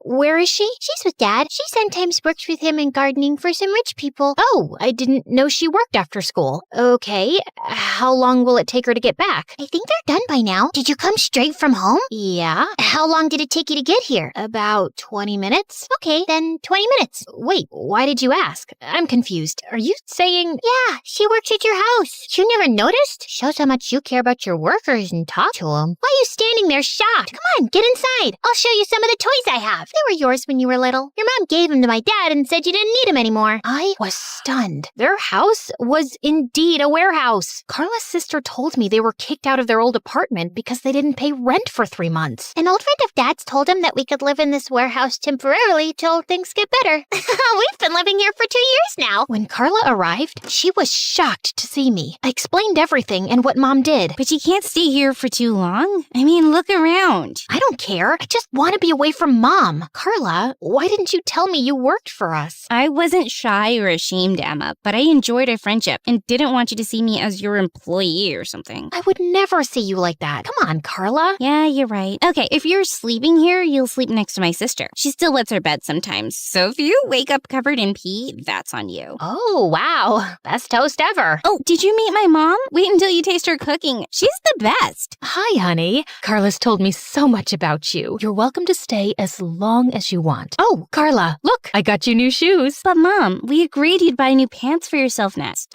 Who cares about an old woman's pants? But you go to school. And I want the other kids to see that you can have new shoes sometimes. Well, I don't care about impressing them if it tires you out. When I see you wearing something new and nice, it makes all the tiredness go away. Carla's mom was incredibly kind and generous. She worked as a cleaning lady, and despite their poverty, she was the most selfless woman, always making sure I was comfortable. Your mom loves you. Don't all mothers love their children? I don't think so, no. That night, we called David and played cards, laughing together. So, David, why don't you talk much? Is there a sad story behind it, or are you just a weird guy? No sad story. Sorry to disappoint you. My parents didn't talk much to me when I was little. I just grew up lonely. And you don't think that's a sad story? That makes it even sadder. David threw a pillow at Carla, spilling the soda she was holding on her, and we all burst out laughing. I spent the next 2 days at Carla's place. I used Apple Pay to buy a lot of stuff for Carla and her family, and also for David. Here, David, I got you a parrot. He talks and repeats words. It'll help you talk more. Who said I'm upset that I don't talk much? I enjoy my life the way it is. Hello, jerk. Hello. Well, no, we don't say jerk. It's a bad word. We say pal, buddy, pal, buddy. Oh, Emma, okay, I see your point. And for you, Carla, I got you this. Wow, thank you. But just then, Mom burst in with police officers. You think you can just kidnap my daughter? I'll make you regret this. Officers, arrest them! No, Mom! No, officer, don't arrest them. I came here on my own. I kept begging, but no one paid any attention, and the officers took Carla's parents away. Carla's sister started crying. I was going to comfort her when Mom dragged me out. She forced me into the car. When we got home, I locked myself in my room and ignored her. That night, I called Dad. If you want me to behave, you have to fix this and help Carla's parents. Otherwise, God knows what I'll do, and no regret in the world would be enough for you to bear. Dad helped them get out, but I just stopped talking to Mom. One night, I heard Dad's voice. I ran downstairs and hugged him. It's been 2 weeks. Isn't it time to forgive your mom? I know she's a bit much sometimes, but she loves you. I don't need just love. I need her warmth and understanding. But she keeps controlling my life, Dad. She even decided who I should date. I've had enough. Carla and David might be poor, but at least they have the freedom to live their life the way they want. And I want that too now, even if it means staying away from Mom. I have to tell you something. When we first fell in love, we had no money. Life was really tough for us. We had to scrape together loose change and lived in tiny, rundown apartments until you were born. The moment your mom and I saw you, we promised to do whatever it took to give you the best life possible. We never wanted you to go through what we did. That's why I work so much and why your mother is so strict. Thanks for sharing, but that doesn't give her the right to control me like a puppet. If you want, you can book me a hotel room to stay away from Mom, or I'll just run away again. Don't say that. You know what? I'll help Carla's and David's family. Will that make you less angry and drop the idea of leaving the house for now? Helping my friend wouldn't fix my problems, but I didn't want to miss this chance for them, so I nodded. Dad got Carla's family a better apartment and increased her dad's salary. Her mom also became our head maid. Mom wasn't too happy about it, but I didn't care. She tried to apologize, but I was still too angry to talk to her and didn't feel she was sincere. Mom gave me some freedom, but she still wanted me to join lessons and host parties to meet new people. I knew it was hard for Mom to change, so I started sneaking out to go to Carla's place. I loved Carla's mom's lentil soup. It was so good. She was also the best storyteller. Sometimes I would would fall asleep listening to her stories, but she'd always wake me up to go home. She wouldn't risk it again. A few days later, while we were at school, Carla's mom had a terrible accident at her house. She fell down the stairs. When Carla found out, she was terrified for her mom. We rushed to the hospital. Carla cried and prayed the entire way. I'd never seen her like that. When we got there, we found her mom lying in bed, looking hurt and tired. She couldn't move, but she saw us from the corner of her eye. Carla, baby. Carla ran to her and cried on her chest, her sister joining in. Her mom cried too. Suddenly, I found myself hugging them and crying as well. Then I heard a voice. You never hugged me like that, Emma. Mom was standing at the door. She was the one who had brought Carla's mom to the hospital and stayed with her all day. Well, you never loved me the way Carla's mom loves her. Of course I love you, honey. I know you've been sneaking almost every night to go to Carla's place, but I didn't stop you. Gee, thanks, Mom. Well, if you love me so much, tell me, what's my favorite color, Mom?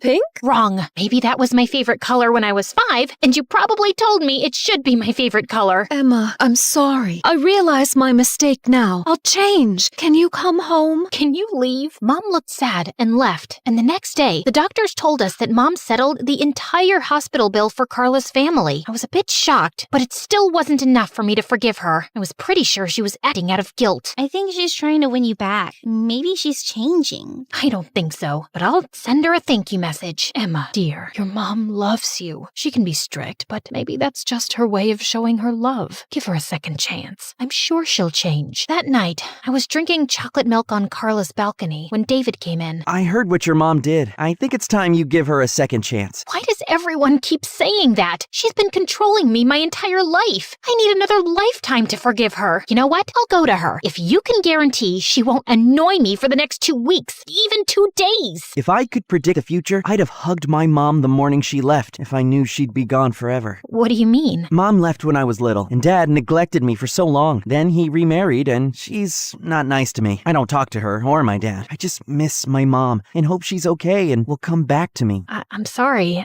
I didn't know. It's okay. Your mom has been trying to get you back for weeks. She calls me and Carla, crying and begging. The least you can do is talk to her. She's inside, waiting for you. I walked into the living room and found Mom crying. She looked tired and depressed. I promise I'll be good. If I bother you again, I'll leave the house myself. I hugged her. Come on, Mom. Let's go.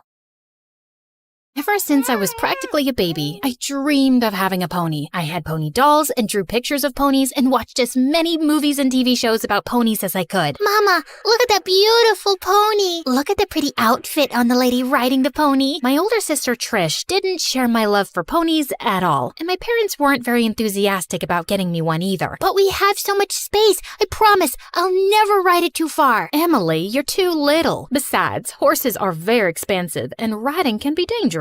Your mom's right. Why can't you be interested in playing with your dolls like your sister? Our house was away from the city, and it had a big yard, and even an old barn which could be used as a stable. It was the perfect place to keep a pony, but they just wouldn't let me. Even though I was a couple of years younger than my sister, our birthdays were on the same day of the year. It was so irritating because I wanted to have a birthday of my own, but it always felt more like her birthday instead of mine. I guess because she'd been around longer. Happy birthday, Trish. Oh, and you too, Emily. Every year for our birthdays, Trish would ask for something frivolous like a makeup kit or a new phone, and she always got what she wanted, even if she was too young for it. Thanks, guys. My iPhone's amazing. Let's all pose so we can take a selfie. Wow, look at all those great photo filters it has. But I only ever wished for one thing, a pony. You gave me a makeup kit? This is what Trish wanted. I asked for a pony. My 8th birthday and Trish's 10th should have been the best day of my life, but my parents found a way to make sure it wasn't. Oh my goodness, it's a pony. You finally got me a pony. Oh, thank you, thank you. Now, hold on there. This horse is for both of you girls. Trish will take riding lessons first, and then you can have your turn when you're older, Emily. You want me to ride that big, scary, dirty animal? But horse riding's great, honey. It may seem awful to you now, but trust me, you'll love it once you get the hang of it. I don't have a problem with the horse. I love him already.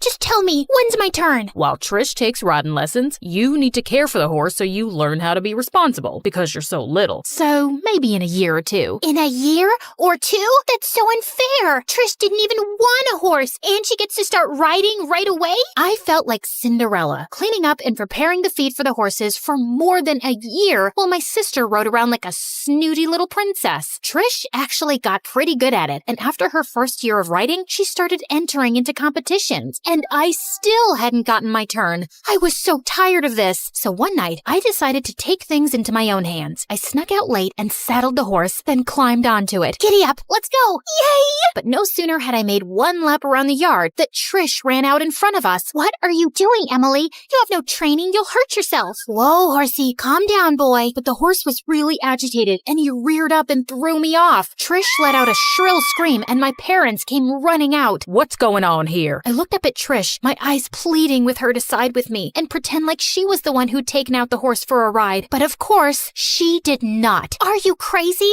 You shouldn't have been riding without taking lessons first. It's dangerous. You were out here riding, Emily? You could have been badly hurt. How could you sneak out like that behind our backs? If you had let me take lessons in the first place, I wouldn't have had to sneak out. You're clearly still not responsible enough to start riding. What? What are you saying? I'm saying we should wait at least another year for your lessons. No, you're the worst. I'm not going to be my sister's maid forever while she gets to live my dream. You don't have a say here. You're still a child. She was right. I had no say, and my tantrums went ignored. Even though I wasn't allowed to ride, I still loved that horse, so I kept taking care of it and watching my sister from behind the scenes, competing in rodeos and winning big, shiny trophies and medals. One day, before one of Trish's rodeo competitions, I was brushing down the horse and singing to it when suddenly this boy who was one of the competitors started playing along with his guitar. I was a little embarrassed, but it was magical at the same time. Hey, I'm Josh. I hope it's okay that I just started playing. Your singing was really pretty and I just couldn't help myself. No, it was perfect. Usually horses are my only audience, but I liked having someone else to sing to. He was a couple of years older than me, but that didn't matter. I could feel the connection between us. It was like electricity. If you want, I can teach you to play guitar. Oh, that would be wonderful, but I couldn't ask you to do that. I'm sure you're very busy. You didn't ask. I offered. Besides, you tend to meet the same people a lot on the rodeo circuit, and I'd like to look forward to meeting you in each new city. Spending time with Josh and learning to play guitar was so much fun. I almost didn't even mind my parents ignoring me or being my sister's servant anymore. Well, I did, but not as much. When I was 15, we went to a huge rodeo in Nashville. I'd never seen such big, beautiful stages and sparkly costumes in my life. But it all turned out to be a bit overwhelming for Trish's horse. While she was doing a rehearsed routine during the opening ceremony, the bright lights flashed right in her horse's eyes and blinded it, and the loud voices over the stadium speakers frightened it even more. It started to panic and act up. Watching from the sidelines, I suddenly had an idea. I grabbed a mic and rushed out onto the arena. Emily, get back. It's too dangerous. What are you doing? Emily, you'll spook the horse more and get Trish hurt. I started singing a country song I'd written myself, and the whole audience went silent with breathless anticipation. The horse almost immediately started calming down at my voice, as if he was entranced by it, and when the song ended, the audience erupted into cheers and applause. I was requested to sing another song, and everyone loved it. After the rodeo was over, a man in a suit approached me. Hi, Emily. I'm a big record executive here in Nashville,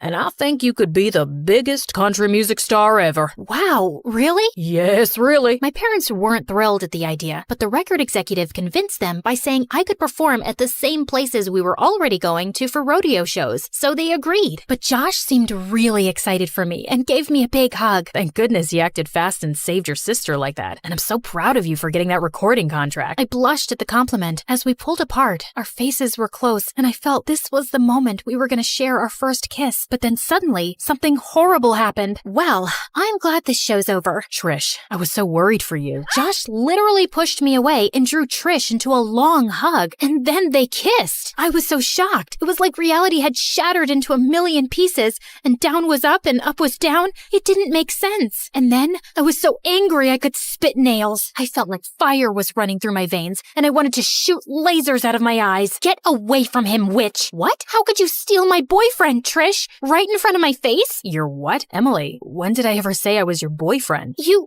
implied it. I mean, I think you did. There's clearly a connection between us. There's clearly been some confusion, but I don't want to get in the middle of sisters. I don't think I can be around either of you. I'm sorry. Josh, wait. I hope you can both work things out. Goodbye. As Josh left, I turned furiously to Trish. Haven't you stolen enough from me already? Did you have to take him too? She just gaped at me like a fish, like I was the one who'd done something wrong. I cried all that night, and I refused to talk to Trish for months. Fortunately, singing and writing songs kept me so busy that I didn't have time to keep dwelling on how Trish had betrayed me, and I poured most of my anger and hurt into my lyrics. I recorded my first album, and when it was released, it debuted at the top of the charts. I was famous overnight. My face was all over billboards, and people were always stopping me in public to get my autograph. I even started a vlog on social media and instantly got millions of followers. By the time I was 16, I was world famous and had more money than my parents ever had. So I decided to move out on my own. My parents tried to stop me. I forbid you to move out. You are still a child and too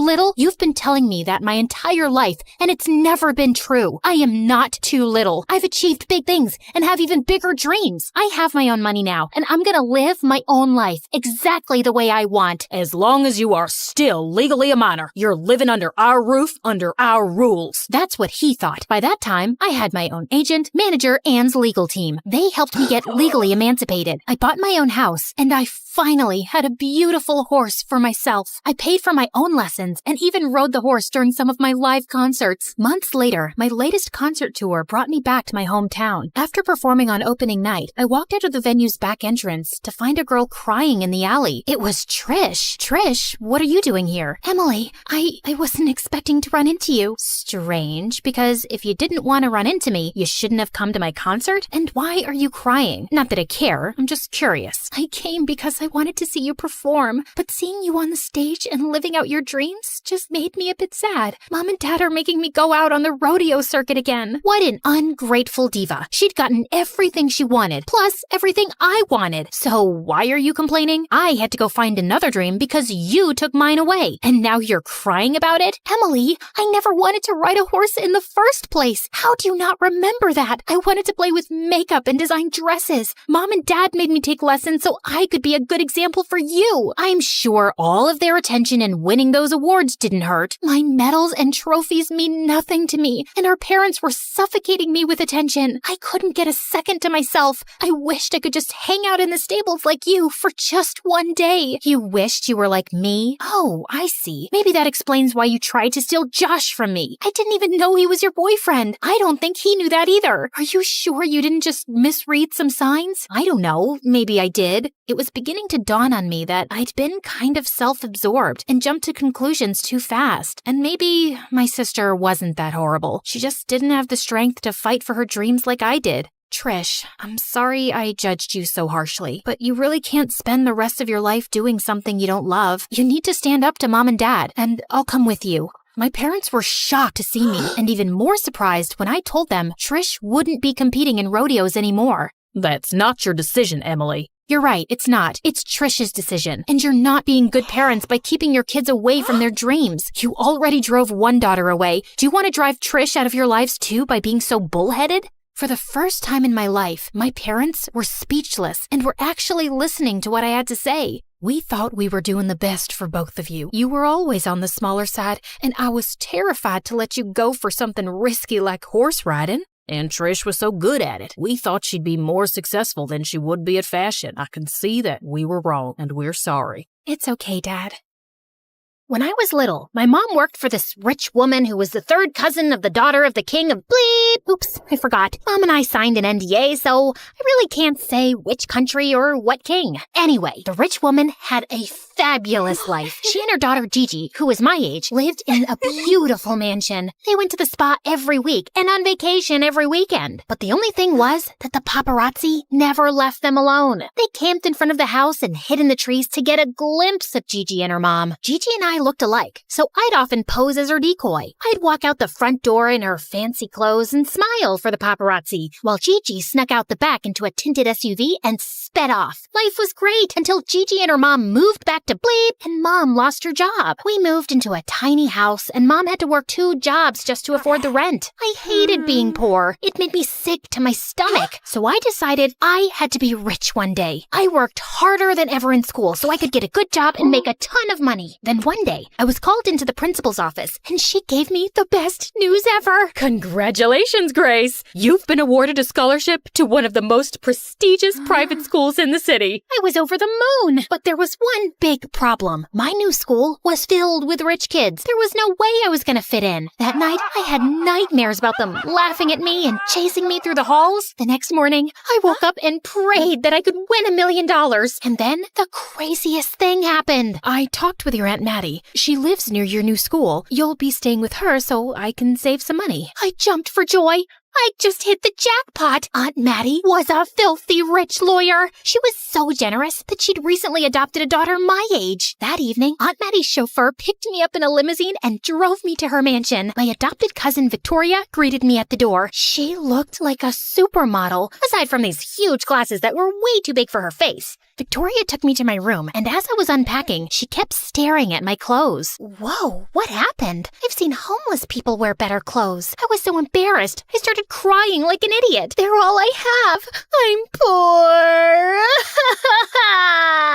Oh, don't worry about it, Grace. I've got your back. You can borrow some of my clothes. I've got plenty. Victoria led me to her room, where she opened a walk-in closet twice the size of my mom's house, filled with dozens of Gucci and Versace dresses, shoes, and handbags. I was in heaven. When we got to school, I strutted like a superstar down the hallway, and all the kids couldn't stop staring at me. In class, the teacher asked us all to introduce ourselves and share something interesting about our families. All the other kids came from wealthy families that owned huge business empires. Some even had parents who were famous celebrities. When the teacher asked me to introduce myself, I walked to the front of the class. I felt really nervous. I couldn't tell them about my poor single mom who worked as a janitor at a beauty salon and waited tables at a 2-star restaurant. Then suddenly, something strange came over me, and the most unexpected words just fell out of my mouth. Hi, everyone. I'm Grace, and I'm an heiress to the throne of bleep. Due to the privacy of the royal family, we cannot... Jeez. Can we skip the legal mumbo-jumbo and get back to the story? Now, where was I? Oh yeah, everyone in class stared at me like I was a unicorn. I took out my phone and flashed one of my photos from a magazine, and the kids went wild. Victoria appeared out of nowhere and pulled me to the side. Have you lost your mind? You just told everyone a big fat lie. My mind is right where it's supposed to be, if you must know. Plus, it's not really a lie. You were Gigi's stand-in. My mom told me all about it. You're stealing her identity. I'm just borrowing it. She won't even notice. Victoria walked away. Then a bunch of popular kids ran over to me. My plan was working like a charm. Are you really in line for the throne? Yep. It's a very real possibility. Everyone in line before me is old and sick. I thought you moved back to Europe. That's fake news. But aren't you living with Victoria?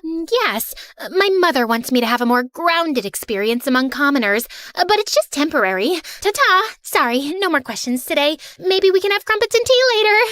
Then Damien, the most beautiful boy I'd ever seen, patted me on my shoulder, and my heart skipped a beat. His sparkly brown eyes and warm smile made my heart flutter. Your Highness, would you do me the honor of coming to my party tonight? He took my hand and kissed it. Yes, please. That night, I raided Victoria's closet and found the perfect dress. I pranced around in the mirror, flashed my prettiest smile, and practiced kissing my hand. What's up with you? I told Victoria all about how Damien invited me to his party, and she looked pissed. Don't you mention that jerk to me. He's not a jerk. He's really cool, and he looks like an angel. Listen, you'll live to regret it if you choose to hang out with that idiot. Are you sure we're talking about the same guy? Damien's at the top of our class. He smells like fresh strawberries. He's super cute and the captain of the football team. He's perfect. Never mind. I'm out of here. Victoria stormed off in a huff, but I didn't have time to figure out what put a bee in her bonnet. I had to get to Damien's party. Of course, Damien's party was awesome. We danced together for hours, and at the end of the night, he gave me the most romantic kiss. You're amazing, Grace. I know. People tell me that all the time. I've never met a girl like you before. Which made sense, because everything I told him was a lie. I must admit, I felt a little guilty for lying, but I wasn't hurting anyone. After that, Damien and I started dating, and we became the hottest couple in school. My popularity was through the roof. Even Victoria stopped shaking her head at me every time we passed each other in the hallway. Life was great until things took a horrible turn. One day, one of the rich kids invited me to an exclusive restaurant. I was busy enjoying my caviar when I looked out the window and saw Victoria and Damien having a heated argument across the street. I was about to go out to snoop on them, but our waiter Brian, this geeky kid from my math class, stepped into my path. Excuse me, you forgot to pay for your food. He gave me a bill of over $200. I had less than $20 in my bank account. I was invited to this party. And we've been told everyone is paying their bill separately. A couple of popular kids started staring at us, so without thinking, I handed Brian my bank card. I'm sorry, but your card has been declined. That's impossible. I'm heir to $1 million fortune. We also accept cash. This is no way to treat royalty. I want to speak with your manager now. I dragged Brian to the side, but I was so afraid he was going to call the cops on me that I decided to tell him the truth. Listen, there's no way I can pay all that money. Maybe we can work something out. You rich kids always try to take advantage of people. Please pay so I can do my job. Aren't you from some royal family anyway? I'm seriously not a rich kid. That was all a big lie. I just wanted to fit in. Suddenly, tears started streaming down my face. Oh, geez, please don't cry. Listen, I know what it's like to want to fit in with the rich kids.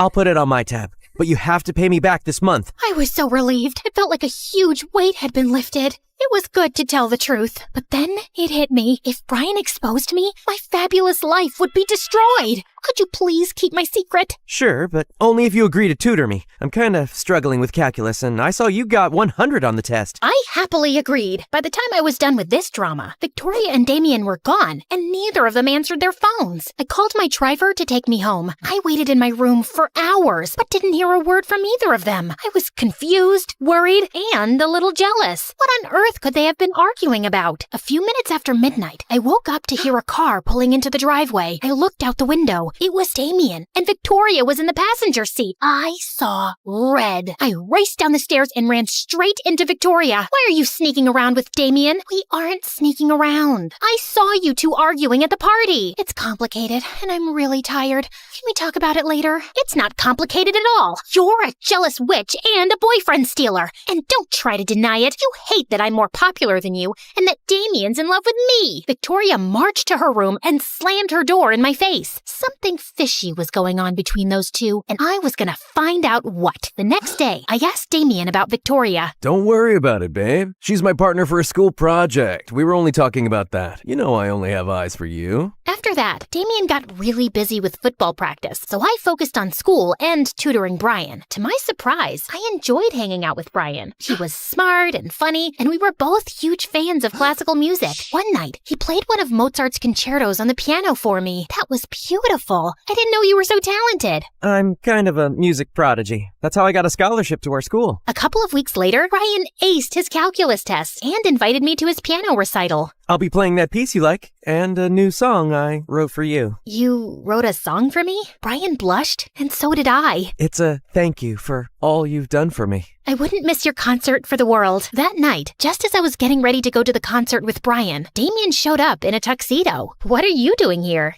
You're funny. I told you I was picking you up. Oh God, I'd totally forgotten that Damien had invited me to be his date for his family's annual charity ball. Come on, we don't want to be late. Damien took my hand and rushed me to his car. When we arrived at the ball, Damien's parents were excited to meet me. They spent the whole night introducing me to all their fancy friends and bragged about how their son had landed the heiress to a throne. I needed a breath of fresh air, so I went out into the back alley for a bit to find Damien and the school's head cheerleader kissing. When they saw me, they turned as white as bedsheets. It's not what it looks like. Actually, it is. Damien and I are in love. I was gonna tell you after the party. I just wanted to impress my parents by saying you were my girlfriend. You're their favorite royal, and they've been dying to meet you. I slapped Damien hard in the face and stormed out of there. The next day, Brian marched up to me at school with a huge scowl. I waited for you for over an hour, and you didn't even call. I'm sorry. I had another engagement. Like what? Your fake royal duties? If you didn't want to go, you should have just told me. You didn't have to play with my feelings.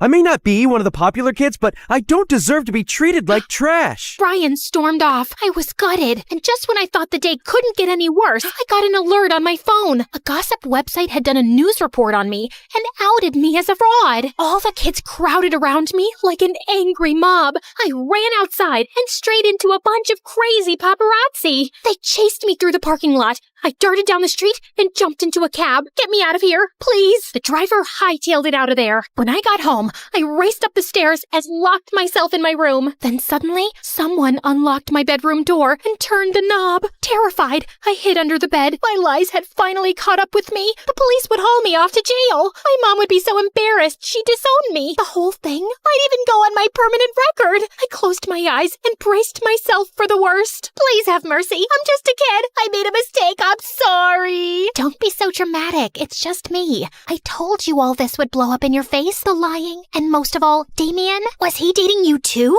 No, gross. Damien and I lived in the same foster home years ago. That night at the restaurant, I got a text about our foster mother. She'd gotten into a bad accident and had to have a major surgery. She'd just woken up and was begging to see me and Damien. That's it. Damien hates that he was poor and he won't tell anyone he's adopted. Or that he and I know each other from a foster home. And he's always trying so hard to impress his snooty parents. You're not that different. He just wants so bad to fit in. That information hit me like a ton of bricks. At that moment, I decided to make a change. I apologized to Victoria and sent Brian a dozen I'm sorry memes. And I came clean to everyone at school. After my truth was revealed, I wasn't popular anymore, of course. I was even mocked and branded as a liar. But I had Victoria, and I eventually made friends with some nice kids, and it took a while. But Brian and I started talking again after I offered to tutor him for free for a year. In the end, I realized that being a popular fake royal didn't hold a candle to being surrounded by friends that loved me for me. My mom comes from a family of geniuses. Both her parents are scientists, just like her. So when I was born, she expected me to be some kind of genius too. Only I wasn't. Kathy, how do you make 7 even? Easy. Take the S out like this. Ugh, no. Let's give this another shot. Mom, I'm bored. Can I go outside and play for a bit? Such a pretty day. No matter how hard Mom tried, I could never give a hoot about books. So Mom got me private tutors. Margot, are you with me? Tell me what I just said. You said, Margot, are you with me? No, I mean, what was I teaching? How am I supposed to know that? You're the teacher. The tutor got angry and swore to never come back, and Mom was just left disappointed, as always. She didn't talk to me for days until one afternoon, her old friend from school, Lydia, paid us a visit with her daughter, Sophie, who was awfully quiet. They'd recently moved to town and shifted to our neighborhood. I was so excited to see another kid in the area, since our neighborhood was full of old, boring people. Do you want to see my room? Oh, wait, that's a mess. We should go outside and play. Sophie won't be going anywhere. Why don't you guys sit down and I'll get some sodas. Sophie passed me a dry smile and did exactly that. I went and sat next to her. Are you okay? What are you doing? So you talk, huh? Please, don't talk to me. My mom doesn't like it when I talk too much. Or at all. I tried talking to Sophie, but she continued to stare at the floor and I gave up. After they left, Mom told me that Sophie was supposed to go to my school and I had to look after her. Why? She's so weird, and her mom kept staring at me like I'd farted in her face. Sophie's new here and she needs your help. That's the least you can do for me after that stunt you pulled with the tutor. Oh, fine. Just like Mom asked me to, I waited for Sophie so we could walk to school together. She didn't say a word the whole day till the teacher asked us the answer to a tough math question in class. It's 7,250. Wow, dude, that was fast. Are you a genius or something? Well, kinda. I study a lot. Then maybe you can be my tutor. God knows I need one, and no one sticks around with me for long. Sophie smiled, and we spent the entire day together. We were poles apart, but somehow clicked, and she invited me over that evening for a study session. But just as I got there, Linda walked up to us smirking. I have my eyes on you girls. Do not close this door. Sure, Mrs. Linda, Sophie's mom. You know what happens when you close the room? Monsters creep up from behind the shadows and eat you up. Have fun studying. Linda laughed, and I just couldn't stop thinking about how weird she sounded. Also, the entire time I was there, she kept walking by the door, sneaking glances. I wanted to ask Sophie if her mom disliked me or something, but I didn't want to offend her, so I kept quiet. Mom got called for an emergency meeting out of town and asked Linda to help. Oh, of course she can stay here. No problem. Work comes first. Tell me that didn't sound sarcastic. Anyway, I was happy to spend some time with Sophie, but as soon as Mom left, Linda grinned and walked in, locking the door from inside. I continued banging for ages till she opened up. What? I just went to get you my sweater. It's freezing. You just shut the door in my face and walked away. I did not. You're an ungrateful, wild kid, Kathy. Didn't your mom teach you how to speak with elders? Oh, wait. She's too busy working. Before I could respond, Sophie came and practically dragged dragged me away. Your mom's crazy. Who talks like that? I'm really sorry. Ever since Dad left us, she's been a little weird around people. Just ignore her. Anyway, are you hungry? I'm starving. Sophie got me sandwiches, and we watched some MSA until we dozed off. But later that night, we woke up to loud noises, and it seemed like they were coming from the kitchen. We went downstairs to check and saw Linda trying to find something. What are you doing? Oh, no. Did I wake you guys up? I was so hungry, and I thought I'd make lasagna. Go back to bed. Who eats lasagna at 3 a.m.? I do. Sophie and I left, but we couldn't get any sleep and were super exhausted the next day. I didn't know what her deal was, but Linda just kept getting weirder over the years. But Sophie and I continued to remain the best of friends. While I was still figuring out what I wanted to do in life, she had already set her mind on becoming a writer. Look at this poem I wrote. I could never explain how much you meant to me for sharing my joys and pain. This is beautiful. You think? It's not complete yet. I think poetry is my calling, Kathy. I don't want to waste my life studying. I think it's amazing. I just wish I knew what I wanted to do too. I'm sure you'll figure it out. Well, I tried to. But finding a passion was more difficult than I thought. I tried auditioning for the drama club, but I had trouble memorizing the lines. Art was boring, and cheerleading was too much effort. I'd almost given up hope, till one day a football hit me right in the head. Ouch! Watch out, jerks! Pass the ball, shorty. You holding up the game. Oh, really? Come and get it. Just as one of the guys walked forward, I dodged him and ran straight to touchdown. Everyone stared at me wide-eyed as the coach suggested I try out for the running team. I wasn't sure I'd do well, but I ended up overtaking everyone on the team, including the boys. By high school, I was good enough to compete in tournaments. After our team had won one of the biggest track events, we wanted to celebrate by going out for a concert. And I invited Sophie too. I don't know. I mean, I've never really stayed up that late, and Mom would never allow it. So we'll sneak out. Come on, it's high school, and you could use the break. What's the worst that could happen? I can murder you and hide your body, or you could be a zombie in disguise. Wouldn't that be something? Sophie and I left with the team, and were having a blast at the concert till I left to go get some drinks. And when I came back, Sophie wasn't around. I started searching for her frantically and tried calling her, but I couldn't get through. I informed security, and within minutes, we had a whole search team looking everywhere for her. We finally found her near one of the stalls, and she had fainted. We immediately took her to the hospital. I informed Mom and Linda on the way, and was sweating bricks when they showed up. Do you have any idea what you've done? You're such a bad influence on her. She has a scholarship exam in 2 days. If they don't let her sit for that, all her hard work will go down the drain. I can't believe this. Your daughter's in the hospital, and all you care about is some dumb exam? Seriously, what's wrong with you? You should be sorry for sneaking out my daughter, and instead, you're giving me an attitude? This is exactly why I told Sophie to stay away from you. If there's anyone she needs to stay away from, it's you. She probably fainted from all the stress you give her. Enough, Linda. I apologize for Kathy. And you, young lady, let's talk at home. But Mom! Just then the doctors walked in and informed us that Sophie had a slight concussion and a minor fracture and would be absolutely fine. I wanted to check on her too, but Mom dragged me back home. A week later, when Sophie came home, I rushed to talk to her. I am so glad you're okay. How are you feeling? I've been better. I'm sorry for leaving you alone like that, Sophie. It's okay. I don't want to think about it. I need to rest now. Let's talk later. With that, Sophie just went to bed and pulled up a blanket. Because of her injury, she couldn't take the scholarship test for college, and even though she didn't blame me for what happened, I wanted to make up for it. I thought about it a lot, and then one day while I was walking by the school notice board, I saw a flyer for a writing competition. The winner would get a chance to apply for a prestigious writing course and win a cash prize. I quickly tore it off and went straight to Sophie's place, but Linda opened the door and refused to let me in. I had to get creative, so I climbed up a tree that led to Sophie's window, and what I saw blew my mind. You have to stop hanging out with that Kathy. I hate her, and I hate her more every day. Stop it, Mom. You don't even know her. I know she'll let you down, just like her mom did. What do you mean? Nothing. They're all the same. You need to be better and smarter. Get a better job, college, and more money than Kathy. That will be my revenge. Saying that, Linda turned around and left. She was worse than I thought. And what was she saying about my mom? I had so many questions in my head when suddenly the branch I was on snapped. Luckily, I caught the windowsill just in time. What the heck are you doing, Kathy? Hanging out? Pull me up, will you?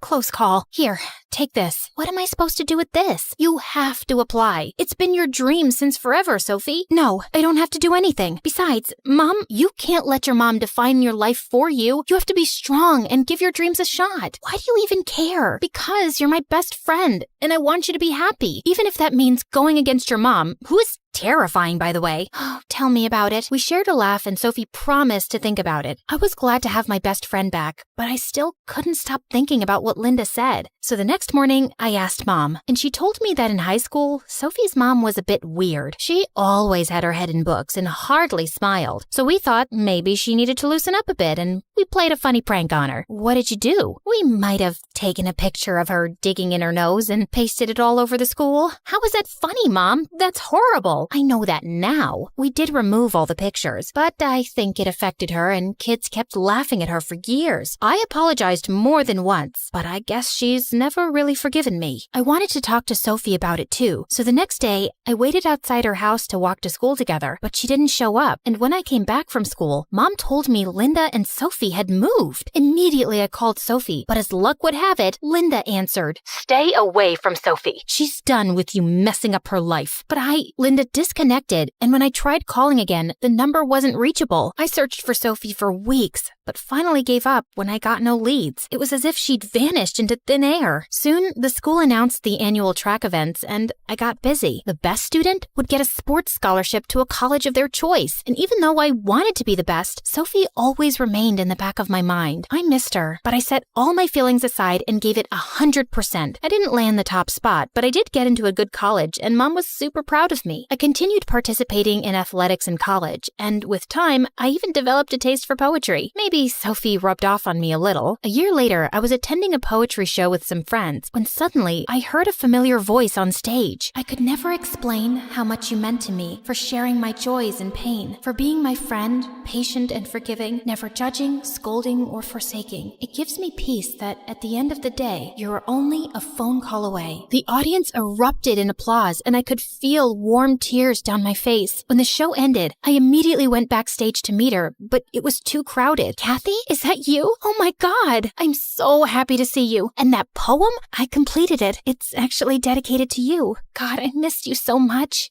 Me too. And I'm so glad you're following your dreams and finally convinced your mom. Well, not exactly. Sophie told me after they left town, her mom got diagnosed with bipolar disorder and had to get admitted to a mental facility. Since they had no other family, Sophie had to drop out of college and pick up a job to pay the bills. I'm so sorry to hear that. Why didn't you call me? You know I would have helped. I tried calling you. I guess you changed your number. And then I got busy with Mom's treatment, and there was never a good time. If it means anything, I'm here now, and I'm sorry for what Mom and her friends did to your mom all those years ago. It was a long time back. I knew Mom wasn't like other moms, but she tried her best to be there for me in her own twisted way. But after she got diagnosed, I realized how short life is to hold on to grudges and ignore what makes you happy. So now that Mom's better, I've finally decided to pursue my dream. I'm so proud of you, Sophie. So what do you say? We start again? This time, let's leave the moms aside. I'd love that. I was born in a tiny town in America, in an old house where my mom had grown up. Our cleaning lady once told me that Mom used to be the most beautiful woman around, and when she walked by, everyone stopped to look at her. She'd left for Hollywood, but she returned when she was pregnant with me. But the version of Mom I knew was not very glamorous. She hardly left the house and spent all day watching soap operas. She was obsessed and was always trying to copy the actress. This woman is the worst actress ever. I can do better. Yeah, that role would have been mine if I didn't give up my career. Mom didn't say it exactly, but I always felt like I had gotten in the way of her acting dreams and a different life. Sometimes I kind of felt bad for her, and I tried not to bother her so much. She came in wearing jewelry and some flowy silk gown that was too tight. Did she think she was at the Oscars? She catwalked down the hallway and flirted with all my male teachers. It was so embarrassing. Why did you have to act that way, Mom? Couldn't you just be normal? What? I'm just being myself. I'm an actress. Looking and being a certain way is all part of it. Mom, I'm just a kid. I don't care about your acting and all that. I just want you to be a normal mom. Over time, Mom and I grew more distant, and by the time I was 12, we were living like housemates that barely spoke to each other. One time in 8th grade, I'd asked to borrow some of her clothes for a talent show, but I didn't bother inviting her. To my surprise, though, Mom walked in halfway into the show, and she looked totally normal, just like all the other parents. But soon after, a girl was performing a one-man show, and suddenly, I saw Mom running up to the stage and grabbing the mic from her. Honey, that was so embarrassing. I just couldn't watch anymore. You have to play each character as if you are the character. Look deep into your soul. Come on now, try it again. And oh, maybe you can do one character with a British accent. She started speaking in a terrible British accent. The girl looked as confused as the audience, and I was beyond embarrassed. Hey, isn't that Diana's wacky mom? I ran away to hide in the bathroom. I couldn't even do my act anymore. Once the show was over and everyone left, I came out to the parking lot to find Mom there. Hey, I was waiting for you. Why did you come here? Was it to humiliate me? What? No, I came to support you. Then why couldn't you just sit quietly instead of jumping onto the stage and snatching the mic from a kid? I was doing her a favor, and she'll remember me forever for those tips. Come on, let's go home. I'm gonna walk home. In fact, I'm gonna walk all the way to China if that's what it takes to get away from you. Diana, watch out! I suddenly felt something hit me with force and I went flying. I saw a blinding white light and then I passed out. I woke up to Mom's worried face and realized I was in the hospital. Mom told me that I'd been hit by a car. I'd broken my leg and I had to use a cane now. For how long? A few months, at least. We can't be sure when it'll be fully healed, and you might end up with a small limp.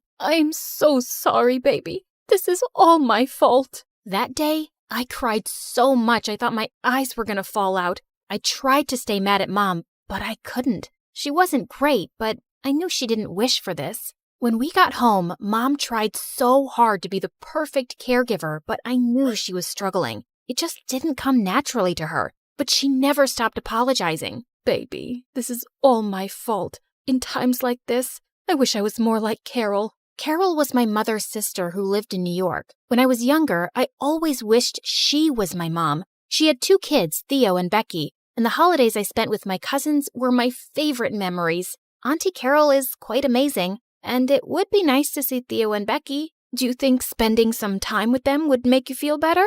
Yes, yes, yes! If that's what you want, love. And soon enough, I was heading for New York. But my first disappointment came at the airport when I saw Aunt Carol wasn't even there to pick me up. When she didn't show up after a while, I called her. It turned out she'd forgotten. I am so sorry, honey. There was a little situation at the kids' school. She still looked like the amazing aunt I remembered, but something about her also felt different. And when we got to her house, it was really quiet. As Aunt took my luggage to my room, I wandered into the kitchen to find Theo making a sandwich. Hey, Theo, it's so good to see you. Theo just looked at me blankly, then walked off without a word. What the heck? Didn't he remember me? Just then, someone almost knocked me out with a bear hug. Oh my gosh, you're finally here. I've been waiting all day. Gosh, I missed you. How are you? Well, I know you're a little sad, but I got you now. Thank God Becky was the same chatterbox I knew. We talked and laughed for hours. Hey, is Theo okay? He was so weird to me earlier. Becky's face instantly fell and she looked like she was gonna cry. Yeah, that's him these days. Mom thinks it's just a puberty phase, but it's more than that. He's changed so much, I hardly know him anymore. But at least I have you now. In the coming days, I got to see the new Theo myself. He never spoke to anyone and spent all his time in his room playing video games. One day, Aunt had to go in to make him clean his room, but Theo started yelling like a crazy person. Leave my room right now! Get out! One day, Aunt was having a garage sale and Becky and I were helping her out when suddenly a police car pulled up with Theo in it. Is this your son? He was caught stealing cigarettes and magazines at the mall. All our neighbors were staring at the spectacle, and Aunt's face was red with embarrassment. The policeman let Theo go because he was a first-time offender, but that day, Aunt snapped. Why have you decided to humiliate me? I work my butt off for you to have everything, and you go around stealing? And what, you're smoking now? That's none of your business. And if my allowance was enough, I wouldn't have to go around stealing, would I? So maybe you're not working hard enough. Hey, stop that. You're being rude. You know your mom works so hard. Who asked you? This is a family matter, and just because your mom dumped you here doesn't mean you get to butt into everything. I was so sick of his stupid attitude. I hit him with my cane and we got into a fight and Aunt had to separate us. That's enough. Theo, apologize right now. From that day, Theo and I were dead to each other. I didn't care anyway, as long as I had Becky with me. Aunt Carol registered me at my cousin's school soon, which Theo looked very unhappy about since we were in the same grade. On our first day, Theo cornered me right after Aunt dropped us off. Listen, just stay away from me. Mind your own business, and as far as anyone knows, we are not related. Understood? It was my first time in school since the accident, and I was nervous, but the students here were really nice. They helped me up the stairs and even helped me find my class. I had a feeling I was going to love it here. But when the bell rang for recess, I noticed the strangest thing ever. A group of boys ordered Theo to pick up their books and put them in their lockers. And he did, without a word, like he was their servant. During lunch, I noticed him with the same boys again. This time, they made him fetch their lunch, and while he was balancing all the trays, someone bumped into him and he fell down, and those jerks all laughed at him. Hey, what's the deal with that boy? Oh, that poor boy is Theo, and that blonde guy in their group is Billy, and the rest are his minions. They've been hurting Theo forever. One time, Theo reported Billy and got him into detention, and since then, it's gotten so much worse. Like they're really trying to punish him. Sometimes I feel bad about not helping him, but we're all scared of those jerks. My heart broke into a million pieces. Theo was being bullied by monsters. And why hadn't Becky said anything? You must know what Theo is going through. Why haven't you told Aunt all this time? Diana, Mom works for the company Billy's dad owns, and you don't know how far Billy can go to make someone miserable. He's a spoiled brat, and if he asks his dad, Mom would lose her job in a second. Theo has forced me to stay quiet and says he can put up with it. He says things will be worse if he doesn't. I tried to understand her point of view, but I just couldn't. This had to stop. That night, I went to Theo's room. Listen, I'm really sorry for the way Billy is treating you, and he needs to be punished. Didn't I ask you to mind your own business? And it's not how it looks. I do stuff for those guys and get paid for it. You get paid to run around like their errand boy? That's humiliating. Let me help you. No, you'll make it worse. It's just for a few more months and then we'll graduate. I'm handling it just fine. No, you're not. You are hurting and everyone close to you is hurting too. Can't you see it? Leave me alone. But I just couldn't. So the next day, I made videos every time I saw Billy bully him, then sent them to the principal's email address. The next day, I felt a million butterflies when I found out that Billy had just been called in by the principal and suspended for 2 weeks. Not long enough, but a little justice.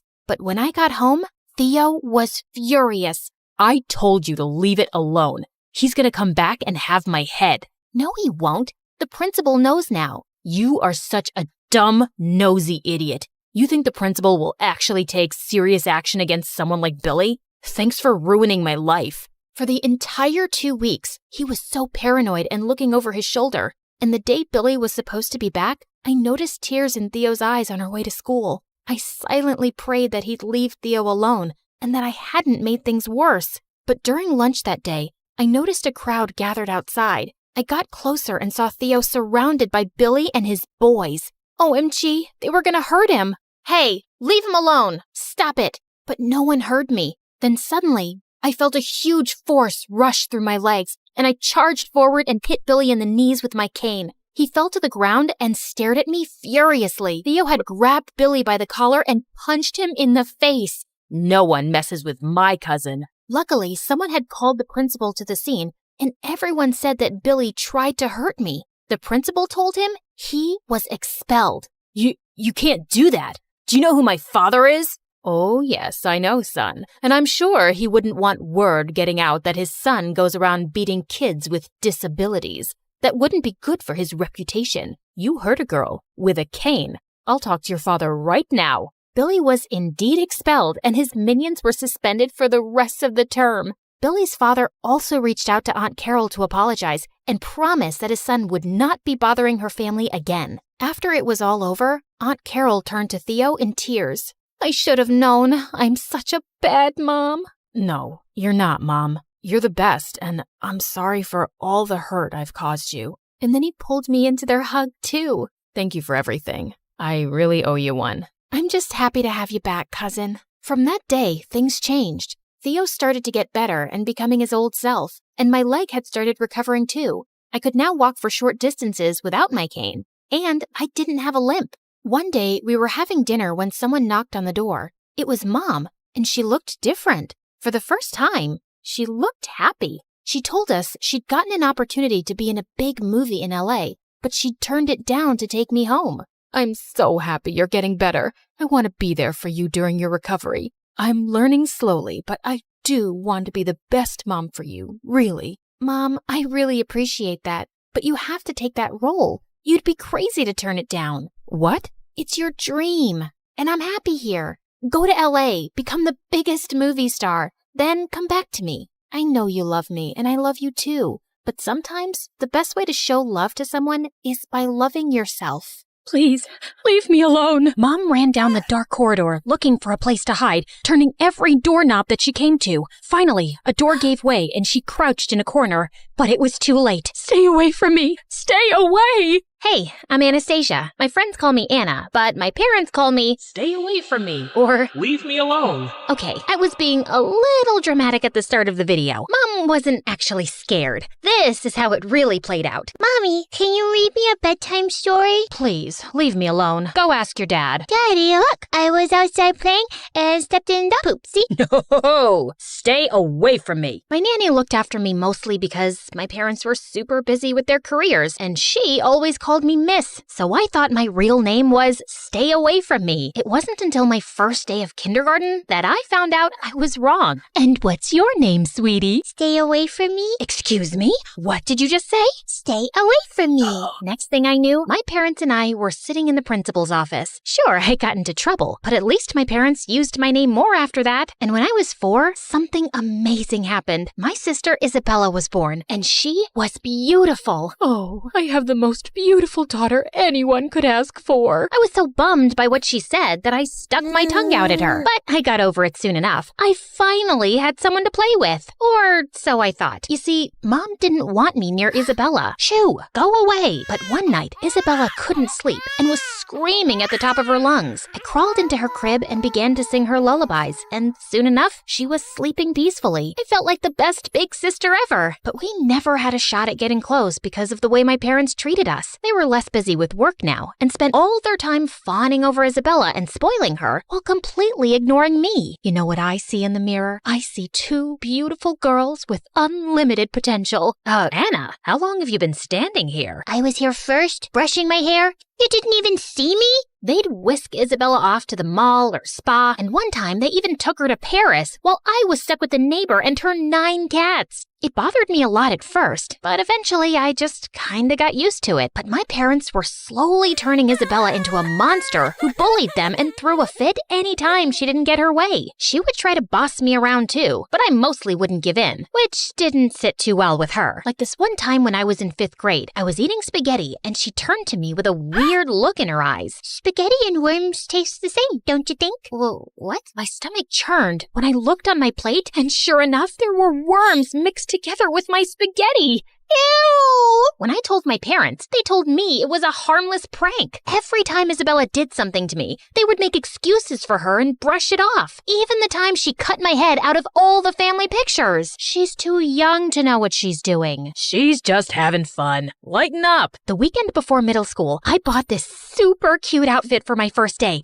and I couldn't wait to put it on. But when I was getting ready, I couldn't find it anywhere. That is, until I entered the kitchen, and there sat Isabella in my outfit. Isabella, that's mine. It looks better on me. I look like a doll. I rushed over to Isabella and tried to pull my outfit off of her when Mom dragged me away. Anna, what are you doing to your little sister? I want her to take off my clothes. Oh, is that what you want? You should have said it nicely. And then she took a pair of scissors and cut herself out of the dress. Oh my God, you're such a psycho. Mom, aren't you going to say anything? Yes, if you knew how to share your things, you could both enjoy them. But now look at what you made your sister do, Anna. I could pull my hair out. There was no winning against this brat when she had some magic spell cast on my parents. As I grew older, I just avoided my family as much as I could and faded into the background. I decided to focus on what I loved best, singing, and I became quite good at it. But I only realized exactly how good I was when I was 16. 2 months before high school started, I'd taken up a small gig at a cafe to sing occasionally, and when I was done, a stunning lady approached me. Hi, I'm Gigi. You have a beautiful voice. I'd like to sign you up as a singer. What? You want me? Yes, I could make you a star. It was an offer I couldn't refuse. I gave Gigi my address, and when she arrived at my house later that evening, my parents were quite surprised, and Isa looked so jealous. Well, why would you want to sign her up? Because she's talented. But her looks can be altered to look the part. What do you mean, altered? By the time my people are done with you, you won't even recognize yourself, kiddo. The following week, I went to the studio with Gigi, and I felt like I was in a dream. And after rehearsals, Gigi's makeup artists took over, and she was right. I barely recognized myself. I looked amazing. When I got home, Mom looked shocked. Oh my God, Anna, you look stunning. My heart flipped with excitement. Did my mother just give me a compliment? As stunning as a chicken in a jumpsuit. Later that week, Mom took me shopping. In fact, over the next 2 weeks, Mom and I spent a lot of time together. We went to spas, dinners, and we even spent a day in Paris. I picked up a few things there for Isabella, but when I went to give it to her, she dumped everything on my head. You think you're better than me because of this music gig? Your days are numbered, witch. Did my baby sister just threaten me? I was too busy to think too much about what Isabella said. I worked hard and released my first album. By the time I started high school, I was already famous. OMG, her skin is flawless. She's such an amazing singer. I can carry your books around, but life just had to give me lemons. And this lemon was Mandy, the meanest and richest girl in school. She transferred to our school the year before and was the most popular girl around. But clearly, I dethroned her now because I had way more fans and social media followers than her, and she just couldn't handle it. Others may have forgotten how ugly you really are, but I'll never forget, and I'll make sure the others don't either. I tried to ignore her and just enjoy my newfound fame. But of course, Mandy did everything to ruin it. This one time after gym class, she filled my body wash with oil. Another time, she filled my bag with live frogs that went crazy in the science lab. She was a lunatic. And then one afternoon, while walking through the mall, I saw Mandy and Isabella together. Mandy was shoving a dress into Isabella's hand and looking over her shoulder. Wait, was she trying to get Isabella to shoplift? I stormed over to them immediately. Mandy, what are you doing with my sister? Mind your business, Anna. She's my friend and way better than you. Isa, she can't be that good if she's trying to get you to steal clothes. You're coming with me. But Isa bit my arm hard and ran off. Stay away from my sister, Mandy. But after that, I'd see the two of them together all the time. If they wanted to run their own Anastasia hate club, then fine. I had better things to focus on, like my very first concert that Gigi has arranged to boost album sales. On the night of the concert, my family came to support me, and I was so excited. I grabbed the mic and stepped onto the stage confidently, and I was totally owning it. Everything was going great until someone from the crowd screamed and pointed at the chandelier above me,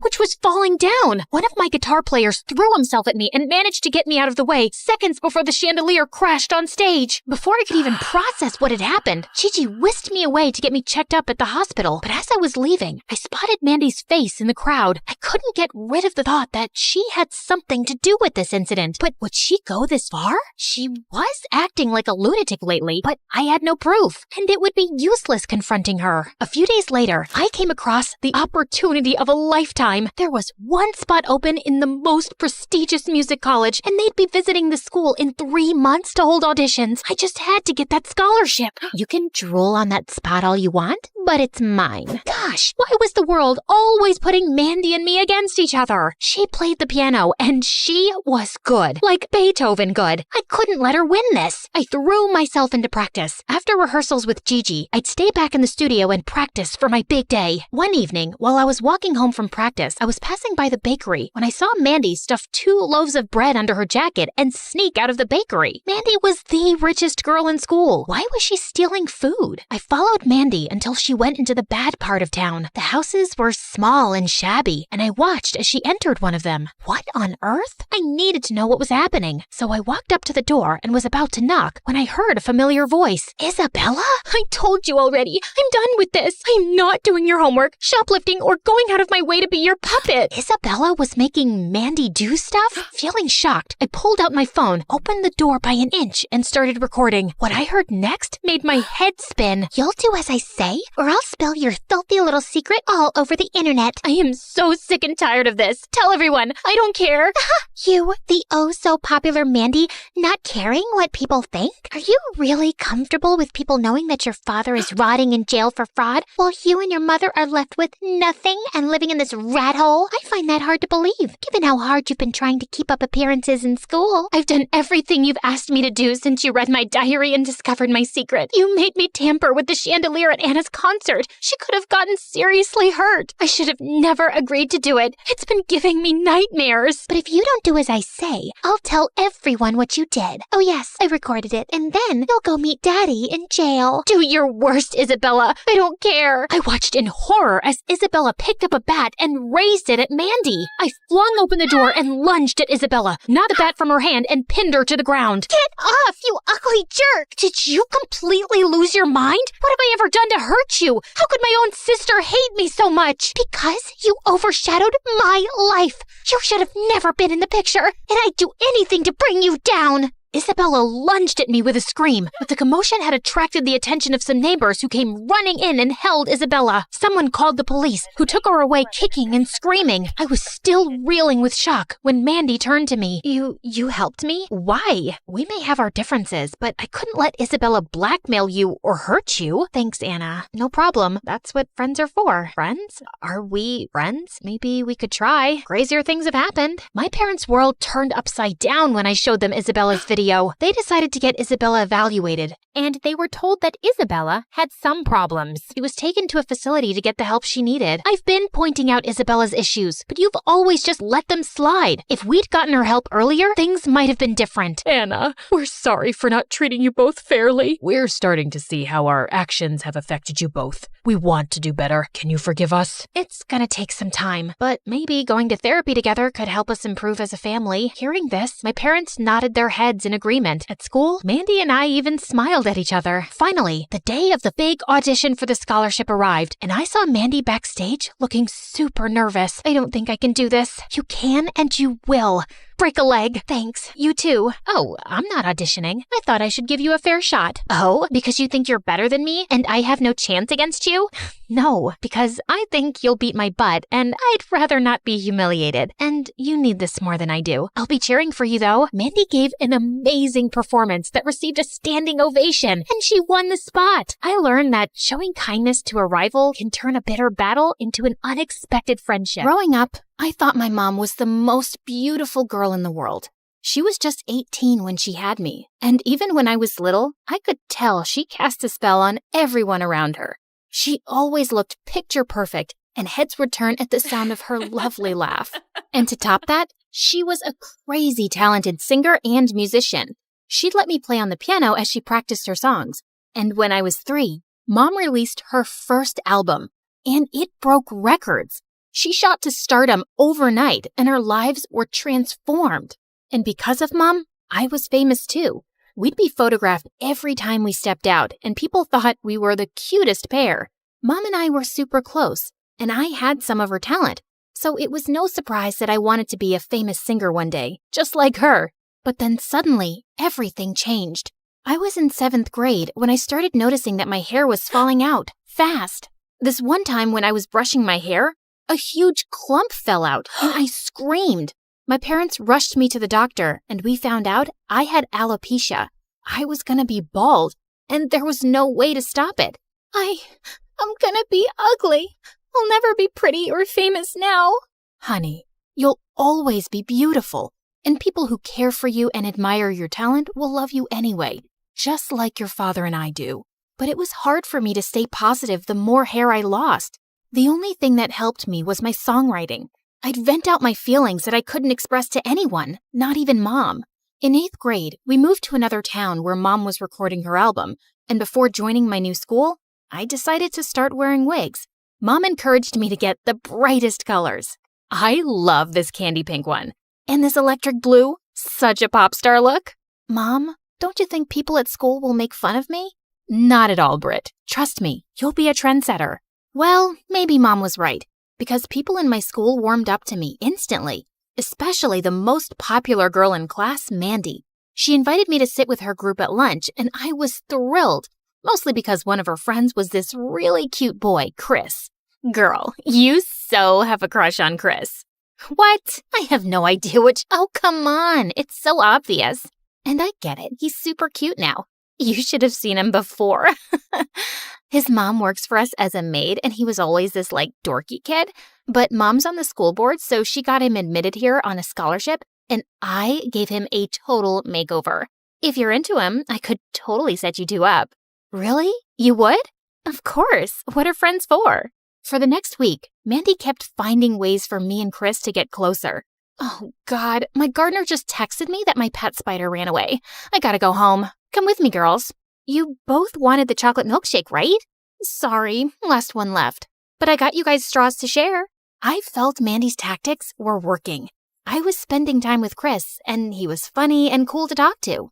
But then one day, Mandy came to me with a really odd request. Listen, Britt, could you get us some of your mom's used lipsticks?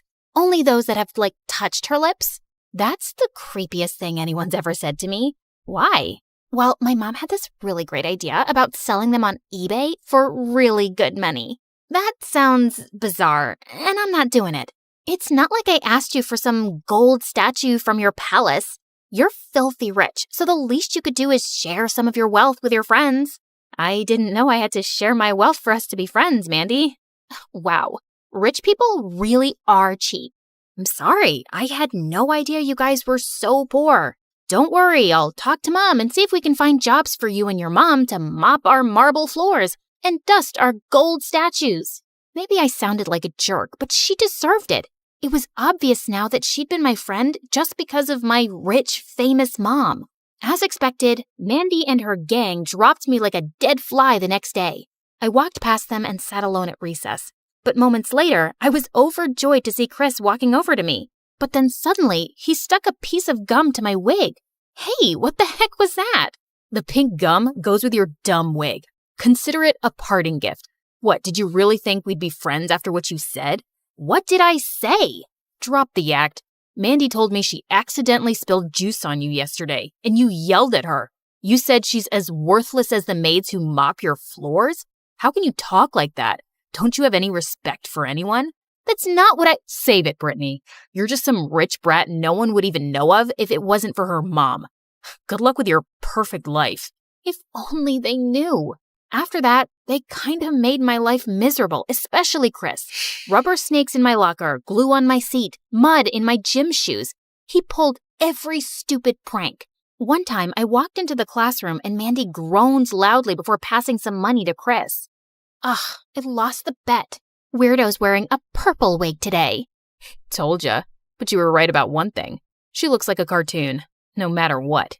One afternoon when I got home, I heard loud voices from the lounge, and I was shocked to see Mandy and her friends surrounding Mom. Sing a song for us, please. How are you so pretty? You and Brittany look like sisters, except you're 10 times prettier. What's going on here? Oh, hi, honey. Your friends dropped by for a visit. Could you quickly get the snacks tray from the kitchen, please? And moments later, Mom was performing as those hyenas screamed and took selfies, and I just stormed off. An hour later, Mom walked into my room. Why didn't you join your friends? Are you feeling sick? I'm fine, Mom. And they're not my friends. They don't even like me. They're vultures who probably came to steal your lipsticks. What? They're just not nice to me, okay? I didn't tell you because you're busy with your album and we'll be leaving as soon as it's done, right? Yeah, but it could take a few months. You know, honey, teenage girls fight all the time and then make up. Come on, why wouldn't they like you? You're amazing. You won't get it, because I bet no one's ever disliked you. Please, just close my door on the way out. It was my 14th birthday soon, and I'd only wanted a small celebration with my parents.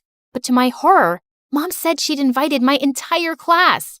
What's a birthday without your friends? They like you. They all said they'd come.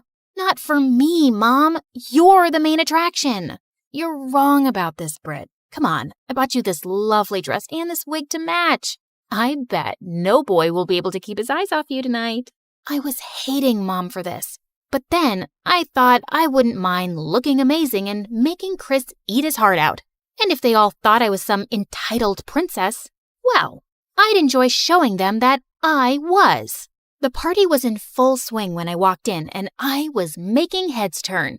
But I caught Chris looking at me with zero interest, and then he just turned away to the food table. Why are you even here? Oh, hi. Didn't see you there. Was kind of hoping you wouldn't show up. It's my birthday party. Oops, didn't get you a present. I just came because Mandy asked me to. What are you, her pet? You believe anything she says and do whatever she asks? Chris looked mad, but before he could reply, Mom stepped onto the stage. Attention, everybody!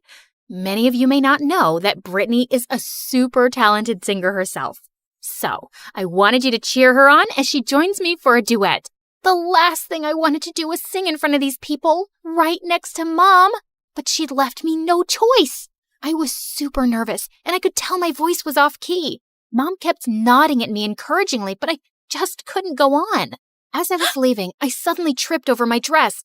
Mom caught me before I fell flat on my face, but then I realized my wig had come off. Everybody was staring at me in shock, and I burst into tears and ran away, with Mom behind me. Brittany, it's not such a big deal if people know. You're beautiful as you are. Gosh, can you just please stop, Mom? I'm so sick of you telling me every other minute that I'm amazing and beautiful. Maybe it's something you need to keep telling yourself because even you don't really believe it.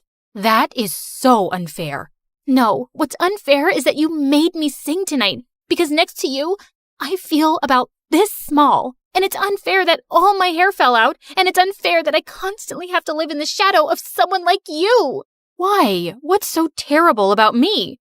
Just that you're you. So freaking perfect. I knew my words were cruel, but I just couldn't stop myself. I was certain I wouldn't be going back to school. But after the weekend, I decided I wasn't hiding. It's not like my life in school was great before. What would be so different now? But to my surprise, I was met with smiles and greetings when I entered the class. One girl invited me to sit with them for lunch, while another whispered, "I think you're brave, girl." I was touched by everyone's kindness. Mandy and her group didn't say a word to me, and I didn't even look their way. But that afternoon while I was waiting for my car, Chris came over to me. I tried walking away, but he blocked me. Please wait. You don't ever have to talk to me again, but I just want to say, I'm sorry for judging you when I didn't know anything about your life, and for blindly believing Mandy. I know she can be mean to people she doesn't like. I'm just sorry for being a jerk. He sounded so sincere that I forgave him, but I wasn't sure I wanted to be friends again. But after that day, Chris was always around me, and it was hard to ignore him. Plus, it seemed to make Mandy really mad, which was a bonus. Things were looking up for me at school. But at home, Mom and I hadn't talked in weeks. I felt guilty, but I just didn't know how to fix things. But one day while I was studying, Mom came in. "Brittany, I've been thinking a lot lately, and maybe I don't really understand what you're going through. I just wanted you to believe that your condition doesn't define you, and it doesn't have to take over your life. Also, I never meant to overshadow you.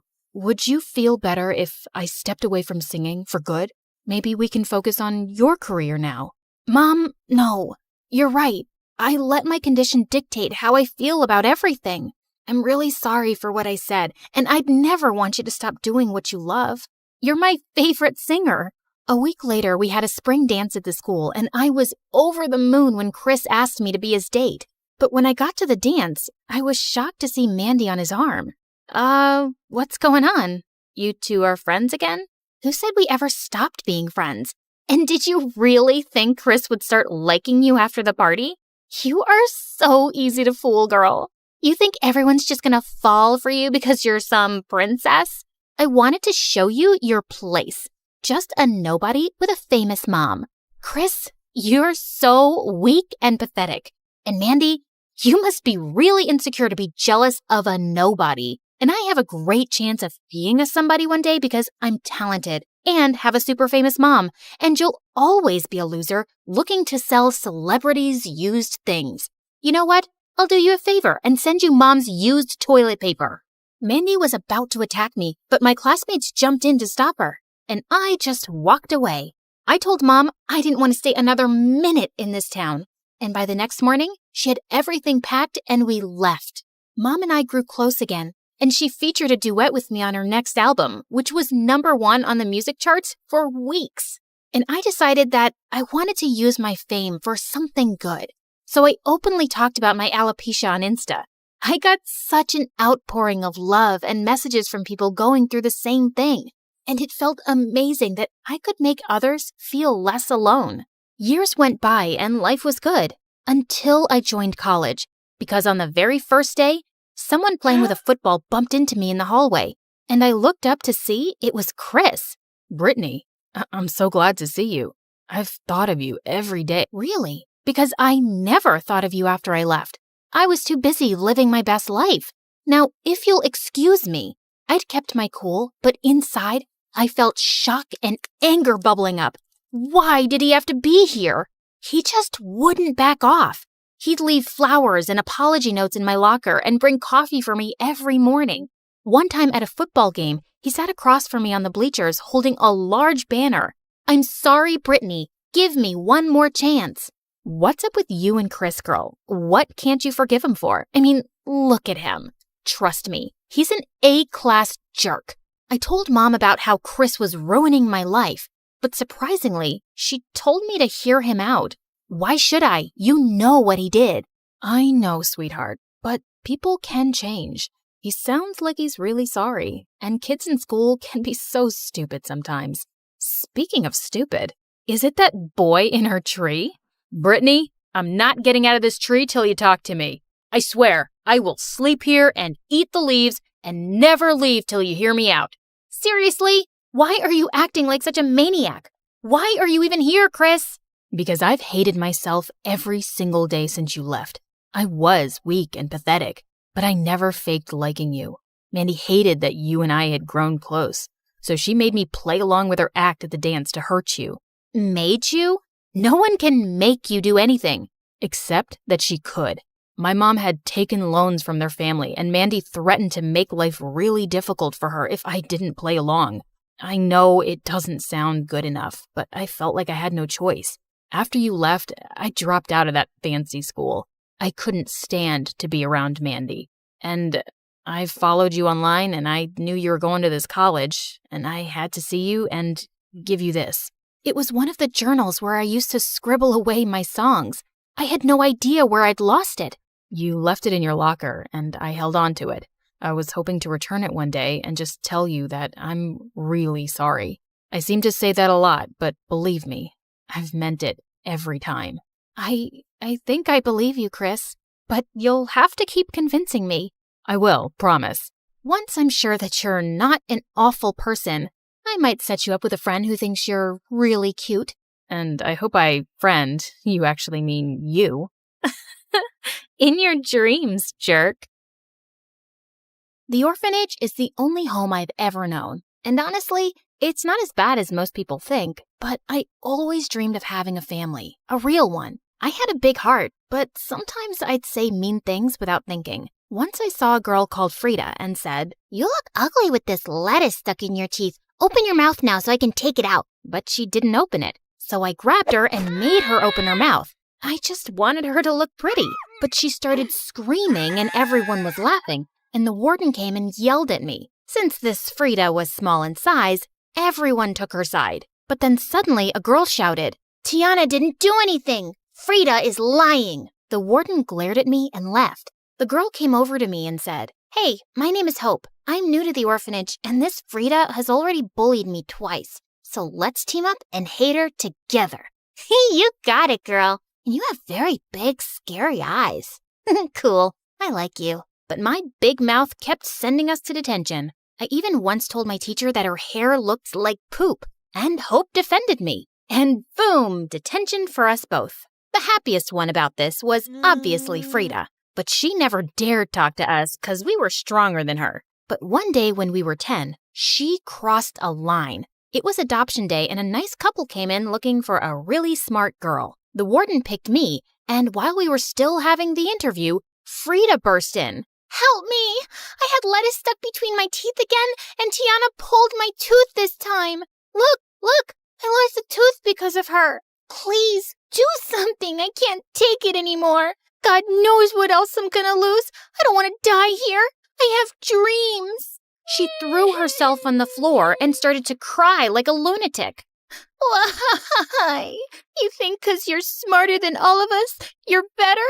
Okay. Frida had been annoying for years, but this was the height of it. The nice couple was becoming uncomfortable, and I had to make Frida leave. I moved closer and took her hand to lead her out, but instantly she fell to the ground and started yelling.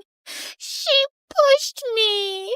Okay, that was it. I pushed her hard for real this time, and poof, the couple ran out. Why would you do this, you witch? If you think you're going to get adopted before me, think again. I was so upset. Frida ruined my chance of having a family, and I wouldn't forgive her. One day, Hope and I were playing in our room when we got called to the warden's office. When we got there, we saw this glamorous couple and Frida. The woman was so nice and hugged all of us, but the man just kept staring at his phone. They wanted to adopt 2 of the prettiest girls, and the warden brought us. 2 girls? That meant Hope and I would get to be sisters forever. But the craziest thing happened. You all seem lovely, but I'm going to adopt Tiana and Frida. What? This couldn't be happening. What? Her?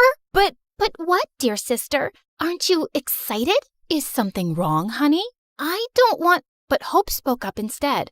She is fine, ma'am. Super excited. We stepped out of the room and Hope couldn't contain her joy. You finally got a family. I'm so happy for you. I can't leave you. Everything is going to be different now. You have a family. Don't let Frida ruin your dreams again. Hope was right. So I said yes. On the day we left the orphanage, Hope and I cried till we ran out of tears.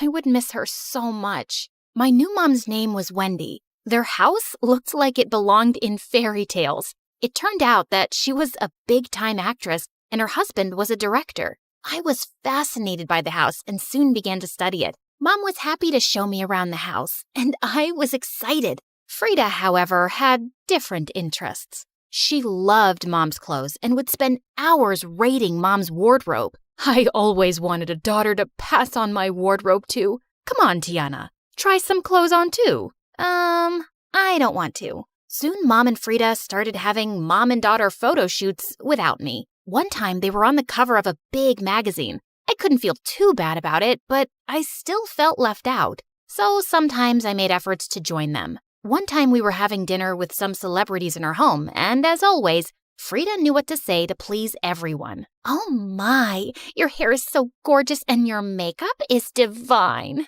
Oh, Wendy, this one is just like you. Smart and beautiful. Thank you. Tiana, darling, do you like the food? Yeah, it tastes nice, but it's ugly and it looks like horse poop. I could feel everyone's eyes on me. Mom laughed and tried to distract the guests, but I knew I'd said something wrong. One person even stopped eating the food. Oh, God. After that day, Mom hardly invited me to come out with them. Not that I blamed her, but Frida couldn't hide her joy at being the favorite. My new dad was never home, and when he was always locked up in his study. One day I was watching TV when I heard a loud argument from Mom's room. You don't even try to get to know them. They are your kids. I never wanted them. This was all your idea, and I'm supposed to love these kids I just met? They're annoying, and I can't deal with this. Not long after that, a huge moving truck came to take his things away. He had left us. Mom was sad for some time, but she had me and Frida, and soon returned to her cheerful self.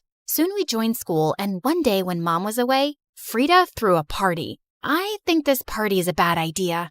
Not as bad as the idea Mom had when she adopted you. I spit at her and left. Our house was packed full, and everything was so loud. I stayed in my room, and while I was reading a magazine, someone barged in. Oh, I am so sorry. I thought this was the bathroom. Hey, is that magazine about houses and construction? My dad has a lot of them, and I read them all the time. Is this the one about the skyscrapers? Yeah, it is. His name was Tom. We had so much in common and ended up talking all night. A while later, someone kicked down the door. See, Mom? I told you.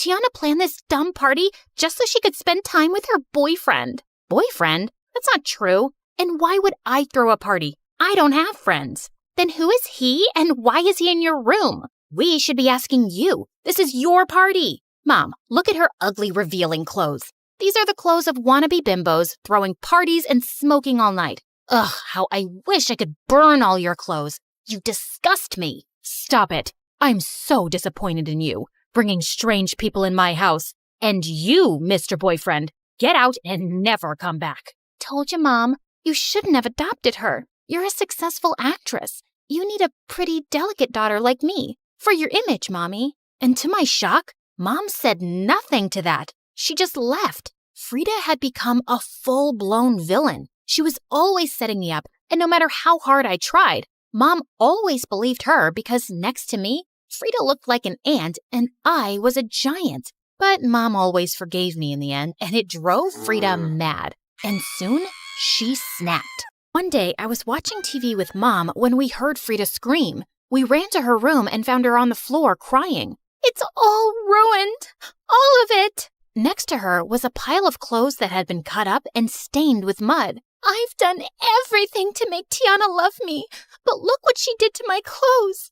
She said she'd ruin them the other day, Mom. You heard her. Yeah, but I'd have burnt them, not cut them and thrown mud at them. Ain't nobody got time for that, except you. Immediately, Frida pounced on me and we got into a catfight, till Mom stepped in and separated us. Okay, I am tired of all of this. If you both cannot live in this house in peace, then we need to change this up. I think you both need a break from each other. The next day when I got back from school, Mom had moved my things to a room all the way across the hall. I was happy to be away from Frida, but it meant I was far from Mom, too. My fights with Frida stopped, but then bigger fights started between her and Mom. One day we were having dinner when Mom said, Tiana, your teacher called. Your college aptitude test score was amazing. So proud of you, honey. Thanks, Mom.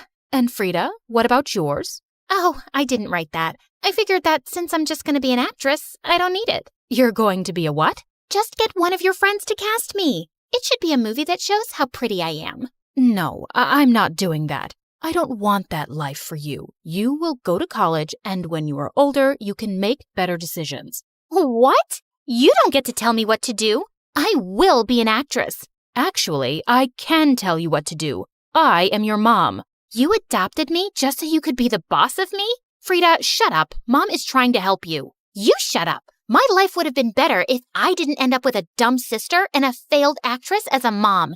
Before she could blink, I gave her a hard slap. How dare you? If it wasn't for Mom, I'm sure you would have ended up working as a waitress for the rest of your life, you ungrateful brat. Apologize now. I was ready to fight her, but instead, she moved to the mantel and threw down all our pictures. I hate you both.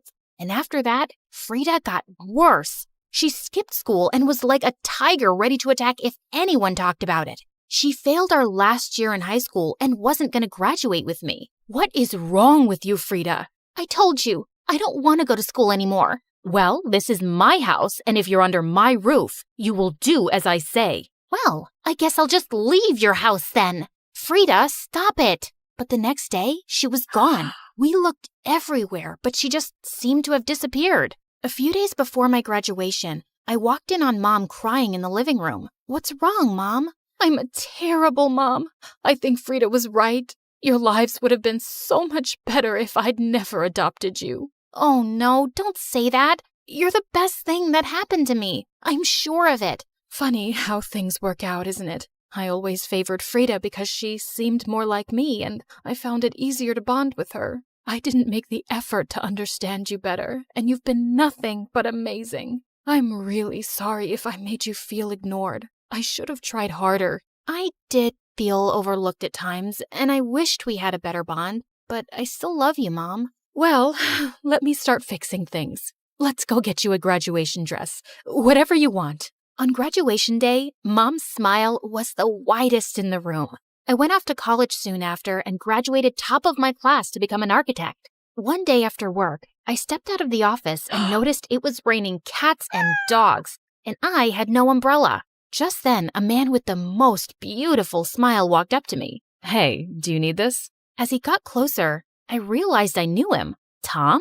Oh my God, it's you. The girl with the magazines. I'm really happy to see you again. We went on a date the next day, and it wasn't long before we were in love. A year later, we got married and moved to another city, and soon I was pregnant. One night, Tom and I were sleeping when we heard a loud crash downstairs. Tom immediately ran down holding a baseball bat, with me right behind him. Who is that? Show yourself. Wait, Frida?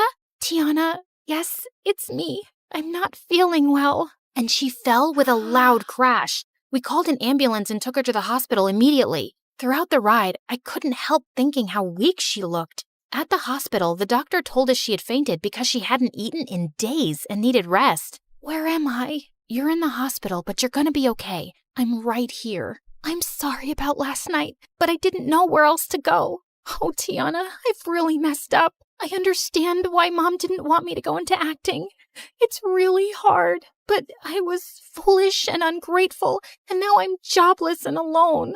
And believe me, I've really missed you and Mom. I'm so sorry. Will you give me a second chance, please? Will you beg Mom to forgive me? She must hate me so much. It's okay. Well, you're really messed up, but everything will be fine now. Of course I forgive you, and Mom could never hate you. I'm sure she'll be really happy to see you. How is Mom? She's fine. Ouch! I think I'm having my baby now. Oh my God, really? I'm gonna be here the whole time, Tiana. Yeah, and call Mom.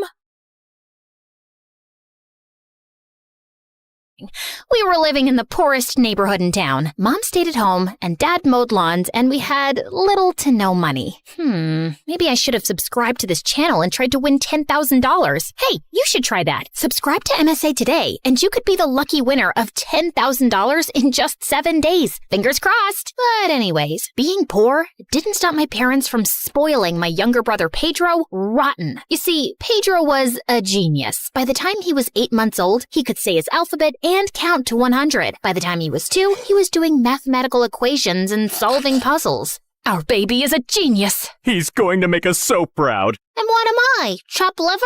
On my 5th birthday, instead of the princess house with the car and pool I wanted, Mom stitched me a doll from old clothes. We just don't have the money, sweetie. But Pedro received a brand new remote control car. Sweetie, we had to get Pedro something as well. That wasn't even the worst of it. Pedro was allowed to go to school, and I wasn't. My parents said it was because Pedro had a special gift, so they used all the money they had to send him to a private school for gifted children, and they couldn't even afford books for me to go to a public school. Life was so unfair. I felt so invisible. The only time my parents saw me was when they wanted me to do some chore around the house. Over time, I just got used to it. And since I couldn't read books to myself, or I didn't have a phone to watch videos, I started to sew to pass my time. Camellia, what did you do to my curtains? I fell in love with creating new things from old stuff.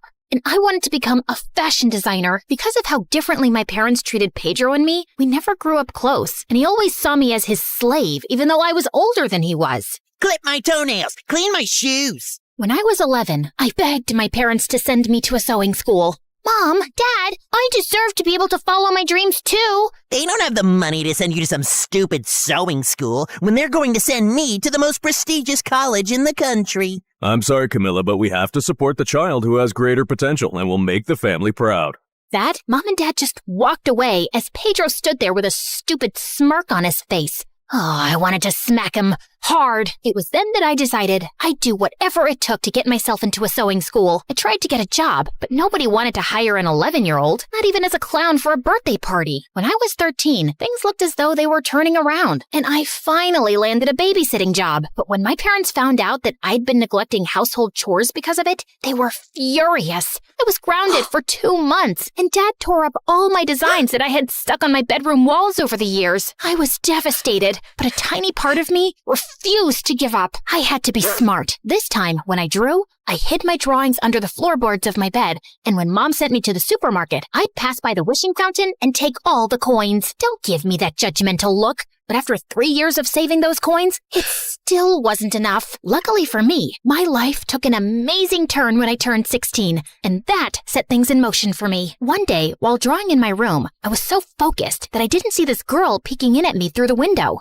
Wow, that looks amazing! Ah! I toppled out of my chair and fell to the ground. The girl then did a backflip through my bedroom window and came in. Did the circus come to town? What do you want? Did my parents send you to spy on me? No, silly. I'm the new neighbor, and I didn't even let her finish. I just picked her up, threw her out of the window, and closed the curtains. As much as I wanted a friend, I didn't want anyone to know that I couldn't read or write. What would she think of me? But that didn't stop the crazy backflip girl. Over the next few days, she did everything she could to get my attention, even juggling 3 cats while she balanced a mug of water on her head. What a weirdo. One day, I decided to take a shortcut home because I had seen a lady with the most amazing outfit, and I wanted to get home and sketch it. Just then, I heard a man yell behind me. Watch out! As I turned, I saw a huge crane ball coming my way. I froze in place, but luckily for me, someone pushed me to the ground just in time. Girl, are you crazy? This is a danger zone. Can't you read? Oh God, I was sweating like a bald man in spring. Can you read? I sighed heavily and shook my head. That's okay. I can't draw amazing fashion designs like you can. Let's go and grab some ice cream. My treat. While eating the ice cream, crazy backflip girl, Sophia, told me that she had moved next door with her parents and older brother Harrison. Also, that Harrison was a rotten egg and always got himself into trouble. She also told me that her father lost his job after his boss accused him of stealing money from his office and then blacklisted him so no one else would hire him, while her mother worked as a maid for some rich lady. I told her that my parents hated me and wouldn't even let me go to school while they treated Pedro like he was a prince. What do they think this is? The 16th century? No girl left behind. Woman power. Over the next few months, Sophia taught me how to read and write. She was a great teacher, and I was a quick learner. Sophia's mother even supplied me with her old drapes to practice my designs on. As much as I loved my bestie, there was a downside of being neighbors with Sophia. Harrison and Pedro became best friends, and they'd go out of their way to make mine and Sophia's life a living nightmare. So we stayed out of their way as much as possible. But then one evening, when I was coming home after getting groceries, I saw 2 guys push some guy to the ground and grab his keys. Hey, stop it! The guys looked around, and I was shook. Pedro? Harrison?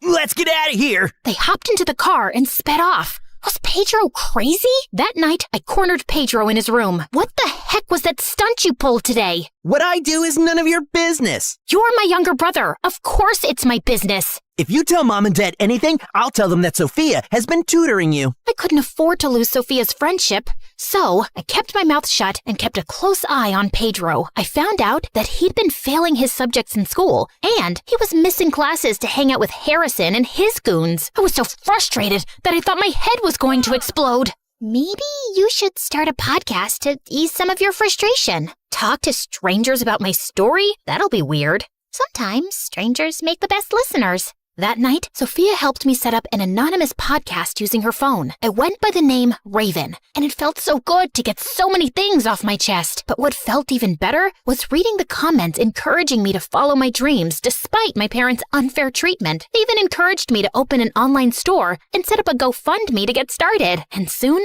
my clothes were being sold faster than I could make them. Yeah, I set up a secret workshop in Sophia's basement where I worked at night. Over the next 2 years, it was a roller coaster. First, Harrison was arrested for pickpocketing, and his father shipped him off to the Navy. When he left, Pedro got 100 times worse, and he was even kicked out of school. And he continued to hang out with the wrong crowd, and my parents always made excuses for him. But my life was super awesome. I saved up enough money to get into the most prestigious fashion school in the country. The only thing left to do was to send in my application, which required me to create any design of my choice. You've got this, bestie. I'm rooting for you. Over the next 2 months, I worked endlessly to create the most beautiful ball gown known to man. I needed to get into this school. I had something to prove to myself. A few nights before the submission of my dress, while at Sophia's, I saw Pedro enter her parents' bedroom. I snuck up to the door and peeked through the crack. I watched in shock as Pedro was stuffing his pockets with jewelry. Pedro, what on earth are you doing?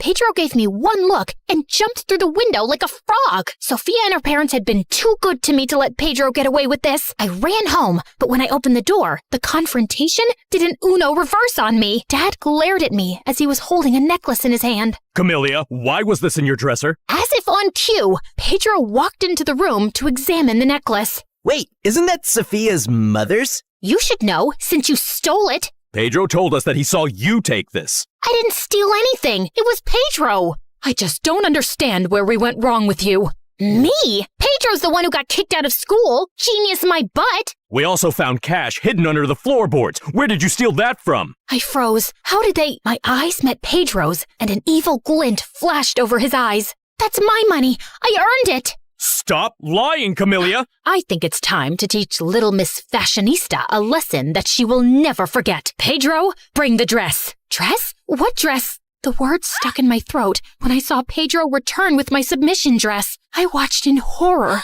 as Mom lit the fireplace and took the dress from Pedro. Mom, please, don't. You will learn your place in this family, Camellia. My mother threw my dress in the fireplace, and it lit up quicker than a barbecue on Independence Day. I tried to get it out, but Dad and Pedro held me back as I kicked and screamed. After a while, my dress was nothing but ashes. As an avalanche of tears ran down my face, I knew that my time in this family was up. I wanted to attack my parents and Pedro, but I decided to pack my bags and I went to Sophia's. That night, after bawling my eyes out, I did a live podcast and revealed to my listeners what I had just endured under the hands of my parents. This time, I used their real names. Yep, I was done being the nice guy. By the next morning, my parents were chased out of the neighborhood, and the rich lady Sophia's mom worked for pulled some strings, and she got me another submission date. Bestie, this dress is even better than the last one.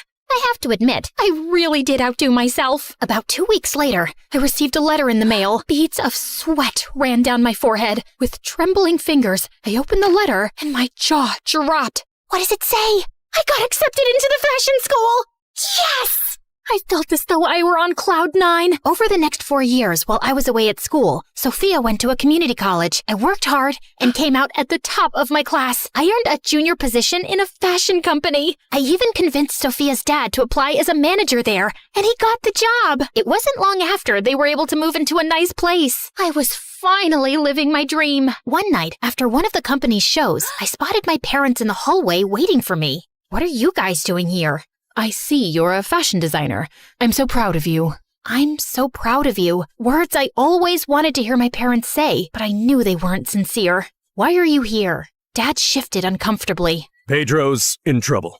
He and some of his friends got caught breaking into a bank, and we need money to bail him out. And after everything you and Mom did to me, you think that I would help you? Sweetheart, we're family, and that's what families do. They help each other out. But where was my family growing up? Where were you when I needed you? Are you going to help or not? Not. Had you done your job as parents and parented Pedro instead of letting him wrap you around his finger, he wouldn't be in a jail cell now. As I looked across the room, I saw Sophia and her parents waiting for me. Now, if you'll excuse me, I'm going to join my real family. I pushed past my parents and walked toward the people who helped me and never turned their backs on me. Family is not just about blood, but those who stood by you through thick and thin. Have I told you guys how amazing you are? Not recently, no.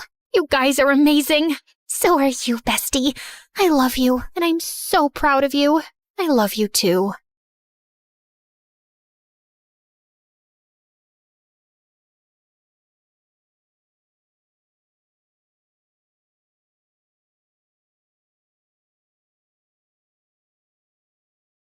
All right, let's clear this up. This whole Goldilocks and the Three Bears story, total nonsense. Bears, please. If I'd seen one, I'd have bolted. Want to know what really happened? Well, it involves uncovering the biggest secret of my life. And yes, meeting a ridiculously handsome prince. Hey, why should Cinderella and Rapunzel get a prince in their stories and not me? I'm Goldilocks, and I'm from Belgium. I grew up in a tiny cabin in the woods, surrounded by endless trees and animals that, spoiler alert, don't burst into songs like in the movies. It was just me, Mom, and Dad. Dad was a carpenter who made furniture out of fallen trees, and Mom sold crafts at fairs, our version of Amazon Prime. We lived simply, growing our own food, reading by candlelight, and with no electricity or Wi-Fi. I had no clue what I was missing out on. I was always super curious by nature, and Mom always warned me that it would get me into trouble, but I never listened. Goldilocks, what are you doing? The door says, do not enter. Remember, curiosity killed the cat. Yeah, but don't cats have 9 lives? I'm just trying to live my best one. What happened when I told you not to touch the beehive? But we get honey from there. How cool is that? Not when your face swelled up like a balloon. Some things are better left alone. You should play it safe, like your dad and me. We work hard and life isn't always easy, but at least it's real. And by being real, you'll always fit in. But everything changed when I started high school in a small town outside the forest. After being homeschooled, I knew things would be different. I had an epic meltdown before I left. Please, just button up your shirt. You don't want to be late on your first day. But it's too tight. Then wear the blouse. It itches. I know, my t-shirt is just right. Oh no, but it won't match my shoes. High school was a whole new world. No more dodging tree branches or picking berries. Suddenly, I was navigating crowded hallways and trying to crack the code of cafeteria clicks. No matter how hard I tried, I just didn't fit in. Also, it took me so long commuting back and forth from school, and it was super tiring. So when I spotted a neon flyer at school advertising available spots in new on-campus housing, I saw my chance to make some real friends. Sure, there would be chaperones around, but I'd also finally have a little space for mom and dad. Be yourself, and please, trust that your new roommates will see how brilliant you are. And maybe this time, try not to do the whole which seat is the most perfect analysis out loud. Noted. I was bouncing with excitement to meet my new roommates, praying they'd like me. Turns out, I had nothing to worry about. The door opened to the most handsome guy I'd ever seen, with blonde waves and sparkling blue eyes. Hi, I'm Rupert. Let me get those bags for you.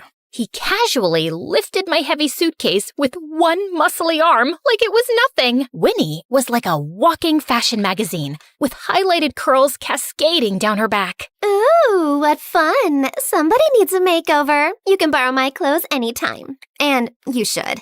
Teddy was this cute tech hippie who was always meditating in designer clothes. Your aura is amazing. Now, tell me everything about yourself. Finally, someone who wanted to know about me. We all clicked instantly. Even when I started my usual Goldilocks seating analysis, they didn't flinch. Okay, so sitting on this end of the sofa would give me a chill because it's by the door, and the other end is no good because you can't see the TV. But the middle, it's just perfect, halfway to the kitchen and the exit. Wow, I've never thought about it that way. So cute. You should live in my pocket. Please, tell me more about your seating philosophy. At first, they seemed like an absolute dream. Winnie and I would spend hours laughing as she styled me. You're practically my twin. You must come to New York and meet my family. They'll probably want to adopt you. Rupert always offered to help put up shelves and fix stuff and always wore a tool belt. Sometimes it's hard being this beautiful. I've heard it can stall your career. Teddy always complimented me and had my favorite frothy coffee in hand. Here's a little thank you. Now that you're here, the room's brighter, and the energy levels have skyrocketed. I felt most at ease with Teddy. I couldn't help wonder if he liked me, and a part of me hoped he'd ask me out. But just as I was settling in, things got weird. I started wondering where Winnie got all her clothes. She rocked the latest trends daily without repeating outfits, and kept giving me tons of clothes too. Seriously, how could she afford that on a high school budget? Oh, my mom has a boutique in San Fran. I thought you were from New York. I noticed Winnie blushing. Oh, yeah, they moved because of bed bugs. Then one time, when I asked Teddy to fix the Wi-Fi, I caught him frantically searching YouTube for a tutorial. I was just double-checking. Old electrics. Better safe than sorry. The building was brand new, and wasn't he a tech guy? But the real head-scratcher came when I found Rupert coming out of a room I'd never noticed before. He was locking it up when I caught him. Oh, it's just my personal gym. I'm a bit funny about people using my equipment, so please respect that and don't go in. Here's the thing. He was never sweaty afterward. My curiosity got the better of me. And one day, when everyone was out, I stood in front of the mysterious door. Rupert must have forgotten to lock it. Mom's warning about curiosity killing the cat echoed in my head, but I couldn't resist. Just as I reached for the doorknob, I felt a presence behind me. I spun around to find Winnie. You will love this top. Let's try it on. I saw her impeccable timing as a sign to stay away. I soon had no time to think about the door, as Teddy roped me into organizing his costume party. He kept piling on tasks. Food, entertainment, costumes, and I didn't have the heart to tell him I was struggling. I spent most of my time fixing my mistakes to make sure his party was perfect. Finally, on the day of the party, as my roommates were getting dressed up, I was sitting out snacks when something shiny caught my eye. The key to Rupert's room. I grabbed it and rushed to the mysterious room. I put the key in and the door opened. Inside was a dimly lit room with monitors showing live feeds from the communal areas. The lounge, kitchen, hallway, even outside Rupert's so-called gym. Has Rupert been spying on all of us? Why? Then, I noticed a desk cluttered with files, each labeled with our names. I flipped open Winnie's. Her real name was Lisa, and she was an actress from San Francisco. The scripts, planned scenarios, and highlighted drama moments told me everything. I wasn't just living with strange roommates. I was the star of a reality TV show. My heart raced as the truth hit me. The friendships, the laughs, the attention, it was all a setup. No wonder Winnie had endless clothes, Rupert posed with tools, and Teddy paid me attention. Because of the cameras. Just as I was about to leave, I turned and saw 3 bears. I grabbed something to defend myself when I heard a familiar voice. Looks like the cat's out of the bag. I'm sorry for giving you all those tasks to organize my party, but I wanted to distract you from finding out about the reality show. I bolted, not wanting to be around them. No, wait! Goldilocks, let me explain more! I ran out the door, and to my surprise, they followed me. I stopped and turned to them angrily. Go away! You used me! Winnie stepped forward and put her paw softly on my arm. Listen, if you sign this contract agreeing to be in the show, you'll make tons of money. Just think about it. You could give your parents everything they've ever wanted. You've told us how much they struggle. They'd never have to work another day in their lives. Please, Goldie, don't take this away from us. From me. Modeling is my dream. But it was Teddy's silence that struck me the hardest. He couldn't even look me in the eye. My dad's hands have calluses from years of carpentry, and Mom puts in long hours for almost nothing. But if signing only changes things for me and leaves their quiet life in the woods untouched, then I think I can go through with it. I promise nothing else will change. I know I was supposed to act like your friend, but I really do feel like we are besties. Really? Really. Also, you'll be the most popular girl at school because everyone loves a celebrity. It's what you've always wanted, to fit in somewhere. I mean, I guess so then. Wait! No, Teddy, don't. Once this thing airs, everything will change for you. The paparazzi will be camping outside your parents' house, hoping to catch you on a visit. Oh no, the trees, the woodland, it'll all get disturbed. Come on, who really cares about nature? Goldie and her parents would have better lives. They could even add a pool in the backyard. Aren't you curious about how much their lives could change? Just sign the contract. I thought about telling Mom and Dad they could finally live in luxury, but would they really want that? Would I? No, because the woods don't deserve it, and I won't be the girl who traded everything real for fake friends and a pool I never wanted. I'd rather be alone and live in the forest. I ran off. Behind me, I heard the roars and cries as Winnie and Rupert realized their TV reality dreams were over. I had reached the forest when I heard someone behind me. It was Teddy, now out of the bear costume, who'd followed me all the way here. Just hear me out, then I'll go. I'm sorry, Goldie. Hurting you was never my intention.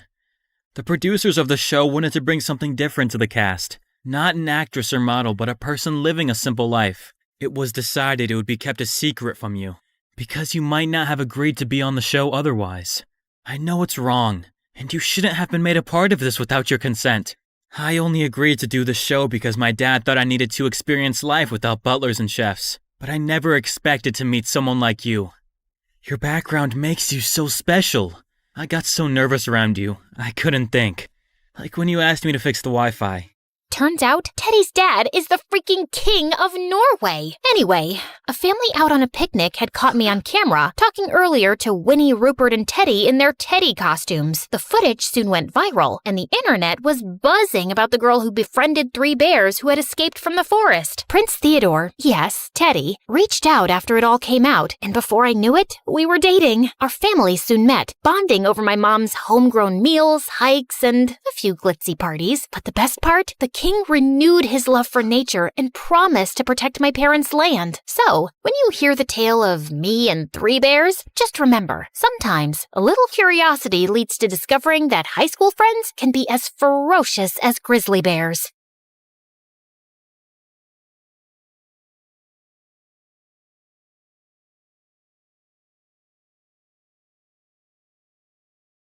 The school day ended, and I was walking to the bus when I got a message from my crush, Carter, the school jock, who never even knew I existed. Hey, I need to tell you something important. Meet me in the warehouse behind the school. Now. Why would Carter send me something like that? But I told myself, maybe he finally realized how cool I am and decided to ask me out. So, without even hesitating a bit, I ran to that warehouse like I was late to my own wedding. I got there, only to find darkness. The warehouse was small, with no windows or anything. I started calling out for Carter when I heard noises behind some shelves. I peeked, and there was Carter, hugging and laughing with his girlfriend Zoe. She was the queen bee and the head cheerleader. She was mean, and everyone was scared of her. But then I wondered why Carter sent me that message. Was it an accident?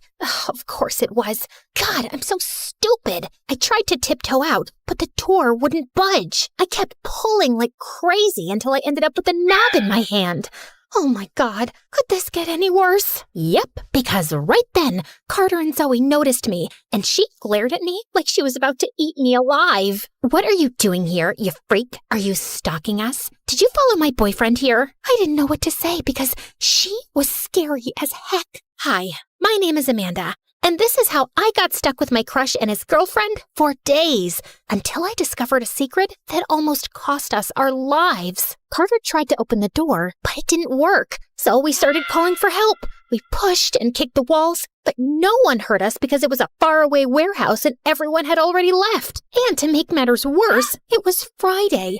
And to make it even triple worse, it was the last day before winter break, meaning the school would be closed for 2 freaking weeks. And to make it even quadruple worse, oh wait, there's nothing worse than that. Don't worry, guys, I'll call 911. I took out my phone, only for it to die on me. Or, never mind, my phone just died. Can you guys call for help? Oh, we have a genius here. Don't you think we would have if we had our phones on us? Why don't you? Not like we owe you an explanation, but we just wanted some private time, alone without distractions. So we left our phones outside and brought only our bags. I even made my baby boo some food in case we talked for hours. Oh, I'm so sweet, aren't I, Pookie Bear? We sat in silence for what felt like forever, until Zoe leaned on Carter's shoulder and started crying like a lost puppy. Babe, tell her to move. It's cramped and I'm claustrophobic. Babe, tell her to fold her legs. Her feet are disgusting. Babe, tell her to stop breathing so loudly. I literally cannot. And he actually comforted her. What an absolute fake. But then my stomach growled, and I laughed nervously, trying to play it off. Zoe pulled some sandwiches out of her bag, and I thought she was going to give me one, but she just handed one to Carter. Then they both started chewing like monkeys. I'm here, but they ignored me. Seconds later, Carter looked at me like he felt bad and started gesturing and making faces at me like he was hinting at something. But I couldn't understand what he was trying to say. Man, speak up. He face-palmed while Zoe turned to me and warned me not to ever speak again. I got so annoyed by her bossing me around. Like, what would she do? We were both stuck and miserable. So I started singing to annoy her. La la la la la la la la la. I was walking with a group and I stepped in poop and I tried wiping it, but I still smelled like poop. So I cut off my pants and I still smelled like poop. Turns out the stink came from the group. They smelled like poop, poop-a-doop. La la la la la la la la la. Zoe looked so annoyed, I could swear I saw Carter smiling. She grabbed him and they went to sit across from me. Good riddance. Later, I felt tired, so I just fell asleep right there, hugging my bag. I woke up in the middle of the night to their kissing noises. Apparently, Zoe had bad dreams and Carter was comforting her. I had a dream that a dumb blonde with a mole above her lip came into our lives and stole you from me. Babe, I can't live without you. Was she describing me? And Carter just went ahead and kissed her again. Blech. But I really had to pee, so I grabbed an empty bottle near them and went over to a shelf to do my business behind it, when Zoe yelled at me to bring the bottle back. When I was done, I turned around and saw Carter standing there. I literally jumped. He whispered that Zoe was asleep and wanted to tell me something. I like you, Amanda, and I wanted to talk to you about it today. Wait, you like me? For real? So his message was on purpose.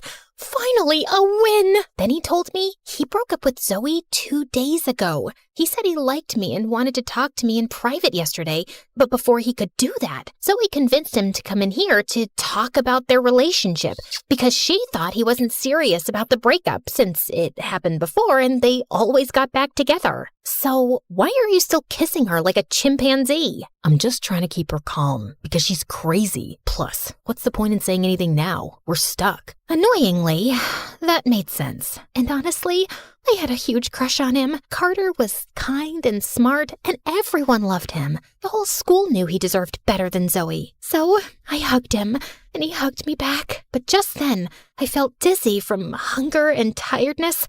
Carter caught me before I could stumble and held me steady in his arms. You okay? I nodded. Wow, you smell amazing. Let's get you to sleep. He carried me to my spot and gently helped me lie down. Then he looked straight into my eyes, and I thought he was going to kiss me. But right then, Zoe shifted in her sleep and Carter pulled back. He left, but not before winking at me, and my heart fluttered. I woke up to find Carter had slipped a snack bar into my bag. I ate it in one go. Zoe was extra fussy because her foot still hurt from yesterday's cheerleading practice. So she was relying on Carter for physical support to get behind the shelf so she could do her business. She was rubbing his hair and his neck and his back like a psycho, and I literally gagged. I got up and wandered around to distract myself, and that's when I stumbled onto something, a knob that opened into a storage room below. I climbed down. The space was small, probably for extra storage, but it was cleaner and nicer than the warehouse, so I stayed there for a bit. Carter noticed and followed me once Zoe fell asleep. Nice place you have here, cutie. I blushed, and he smirked as he offered me a soda can he'd stolen from Zoe.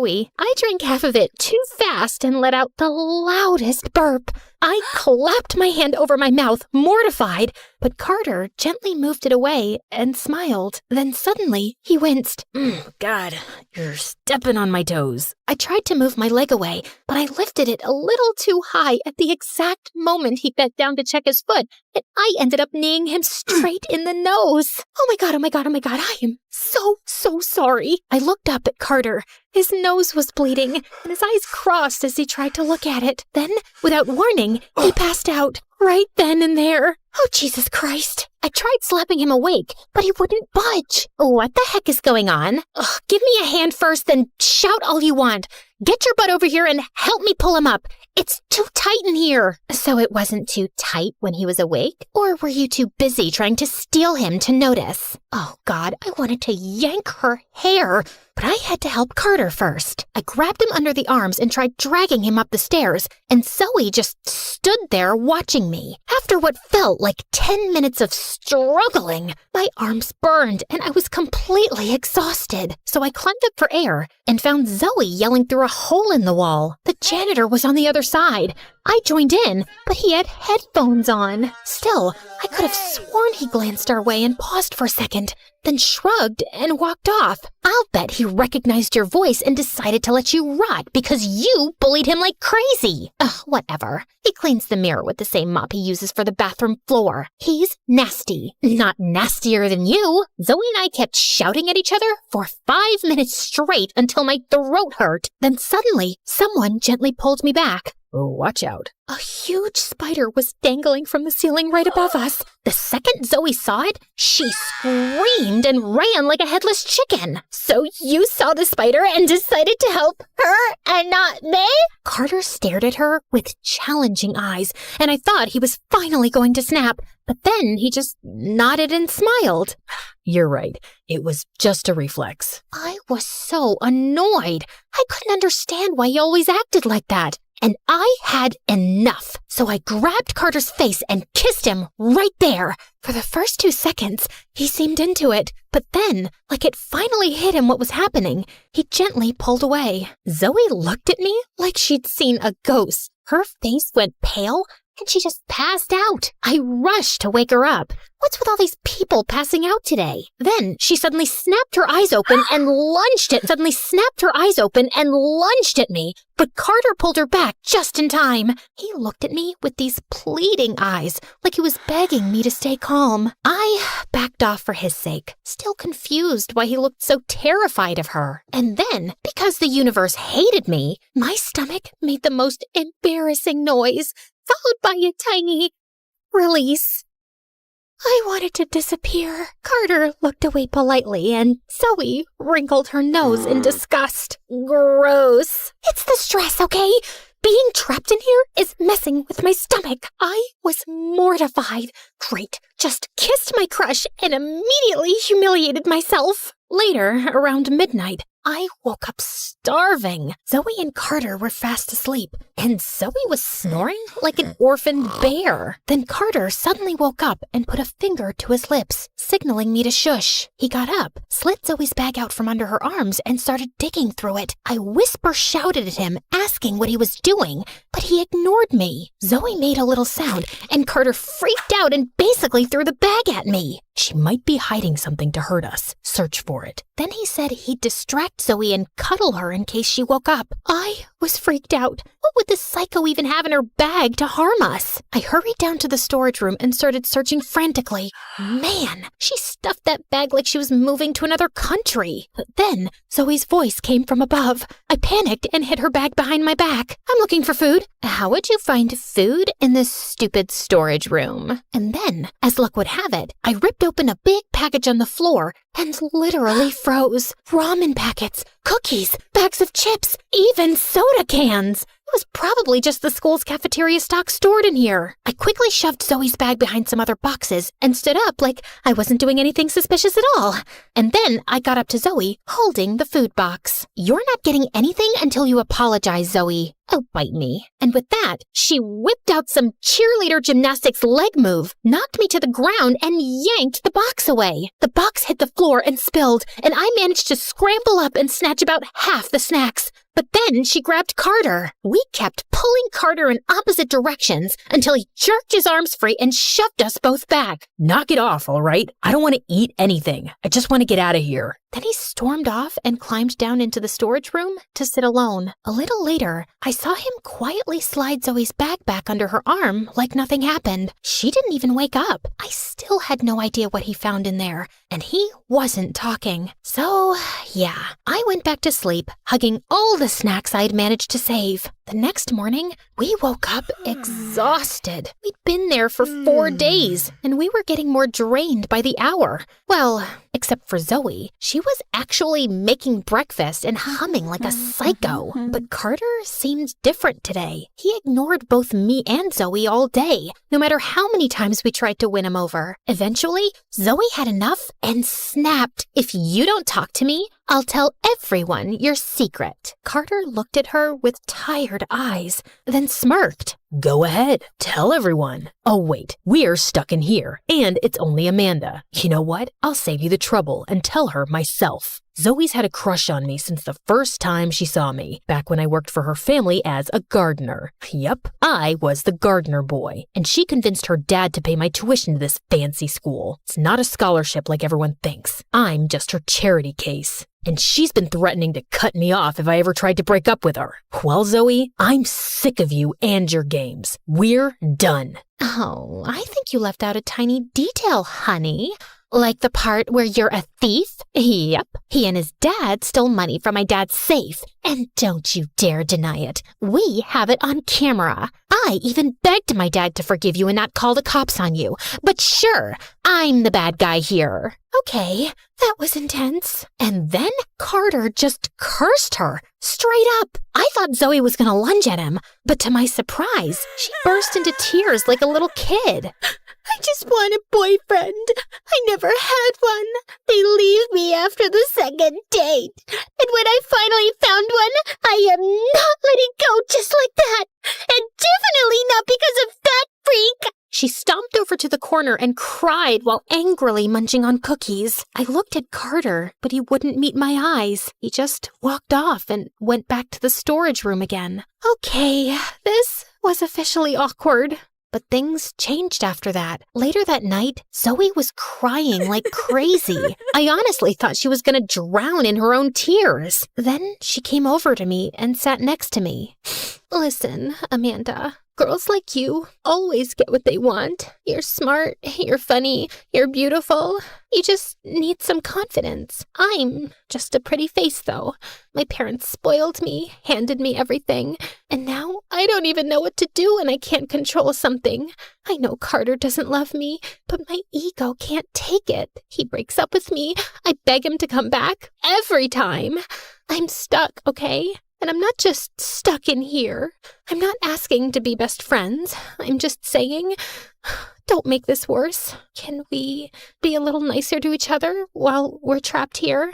I couldn't believe my eyes, but she looked genuine, and I figured I might as well give her a chance. I mean, what other choice did I have? At first, it was just quiet nods and polite little smiles. Then she started being nicer and nicer, which honestly felt kind of amazing. She even shared some of her homemade cookies with me. Here, girls gotta look out for each other, right? But Carter kept to himself. He got weird. And then I remembered how he used to talk about Zoe, how he cursed her, and how he was ignoring both of us like we didn't exist. And on top of that, he was searching through her bag without her permission. Wasn't that manipulation? That night, Zoe made a dinner out of whatever snacks we had, and we sat together and actually talked like normal people for once. Have you liked and subscribed to MSA? Not yet. Well, too bad, because if you had, you'd know a lot about psychos. So guys, like and subscribe now. I didn't know what she meant until later that night after we went to bed. Someone started shaking me awake. It was Carter, and he looked mortified. I shifted, and my stomach made another horrible noise. Before I could stop it, oh God, sorry. It's these cheap snacks, I swear. Get up. Zoe is going crazy. Then he explained they'd gotten into another fight, and it got so heated that Zoe went digging around and found a lighter and a bottle of gas. I'm gonna burn this whole place down. If you're not mine, then no one else gets you, Carter. See? I told you she's a psycho. I tried to stop Zoe while Carter looked around for a way out. He found a hammer and went at the wall like his life depended on it. I tried to push Zoe back, but that girl was strong. I sent you that message, Amanda, not Carter. He's always liked you, and I knew the second he broke up with me, he'd come running to you. I needed to get rid of both of you. I just didn't know this stupid warehouse would lock us in and you two idiots would start bonding and just ruin my plan. So basically, Zoe wanted me and Carter in the same place so she could do God knows what to both of us. But the warehouse locked by accident and the whole thing backfired on her. Before I could even process it, she lit some boxes on fire and the flames spread fast. I grabbed another hammer and ran to Carter to help. The hammers were mistakenly put in a box labeled scientific equipment, so we didn't open it earlier. Not until our lives literally depended on it. We hit the wall with all our strength. Once, twice, then finally it gave. Come on, let's go. But I looked back at Zoe. She was on the floor, crying. Carter, you never loved me. You lied. But you were the most beautiful lie in my life. Oh my freaking God. Get up now. I ran back as the fire kept crawling up the boxes. I managed to haul Zoe up and drag her outside. The fire caught the neighbors' attention, and someone called the fire department. Everyone was safe, and Zoe was taken for investigation. I told you she wasn't stable. And yeah, I was checking her bag because she keeps pictures of me and my dad next to her dad's safe. The thing is, we didn't steal anything. My dad was desperate. Zoe's dad was a jerk to him and fired him unfairly. I followed my dad that day because I was too scared he'd do something stupid. He opened the safe and took the money out. And that's what Zoe has on camera. She was threatening to show the whole school. But I stopped him. I made him put the cash back and begged him to leave before it got worse. Sorry if I was unkind to you, Amanda, but I had to keep the act up. Just then, the cops told us they found something weird in Zoe's bag, a small bottle of digestive drops. They asked Carter about it, but he had no idea. Then it hit me, the embarrassing gas moments. Every single time Zoe had given me food or touched my drinks, she'd been putting drops in them. Oh my God. She was trying to make you think I was disgusting. Well, it didn't work. I still think you're perfect. I couldn't believe it. Even her nice moments were part of her twisted plan. Well, I'm just glad we're safe. And wow, we couldn't use these hammers before. We have the survival instinct of a fart. Speaking of farts, I liked your singing. Maybe you can sing to me on our next date. But no poop included. Happily. And with that, he kissed me. And for once, nobody was there to ruin it. Until my parents showed up and hugged me so tight I couldn't breathe. I learned 2 things. In tough situations, you don't argue with the psycho. You nod, you survive, and you deal with your feelings later. And never, ever trust somebody who's suddenly too nice to you, especially when they're offering you food. Don't leave. 'Cause the time is running out, and the lives are running out.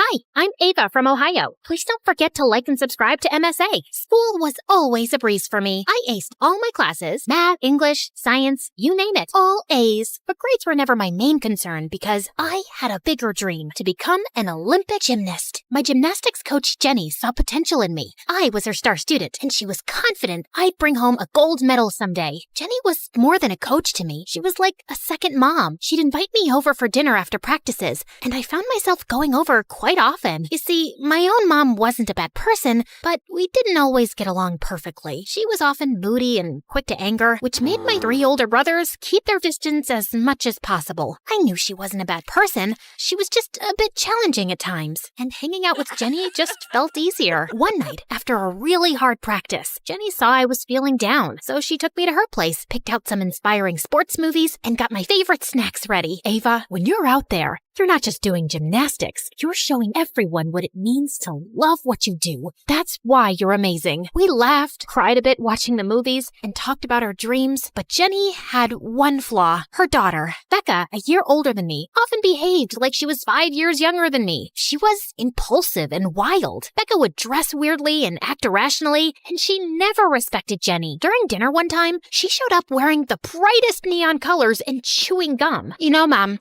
I always thought I looked like you, but today I looked in the mirror and I suddenly realized that I was pretty, like model pretty. So there's no way I look like you because, Mom, let's face it, you're ugly. Well, I'd love for my daughter to be prettier than me. Any real mom would love that. Real Mom? Yeah, right. You're a hypocrite who's too busy kissing her trainee's butt for some extra money. No, she's nice to me because I'm good with her and treat her well. So why don't you go home and be good with your own mom? This is not normal. You have your family. Spend time with them. Try it. That's enough. It's okay, Jenny. I'm leaving anyway. Are you joining us for breakfast? Then maybe Mom might make breakfast for a change. Otherwise, she's hurrying off every morning for your training sessions. And with that, she left for some late party. Jenny apologized to me and I said it was fine. I kissed her cheek and left. But after that day, Jenny suddenly changed. She became distant and colder towards me. Then, unexpectedly, she said she couldn't be my coach anymore. With the Olympic trials just a month away, I couldn't understand why. Why, Coach? Why are you quitting on me now? You're amazing. Really, it's just... Is it because of Becca? I promise, I'll stop hanging out at your place. She wouldn't spill what was really going on. She just kept crying and saying she was sorry and then shut down her gym.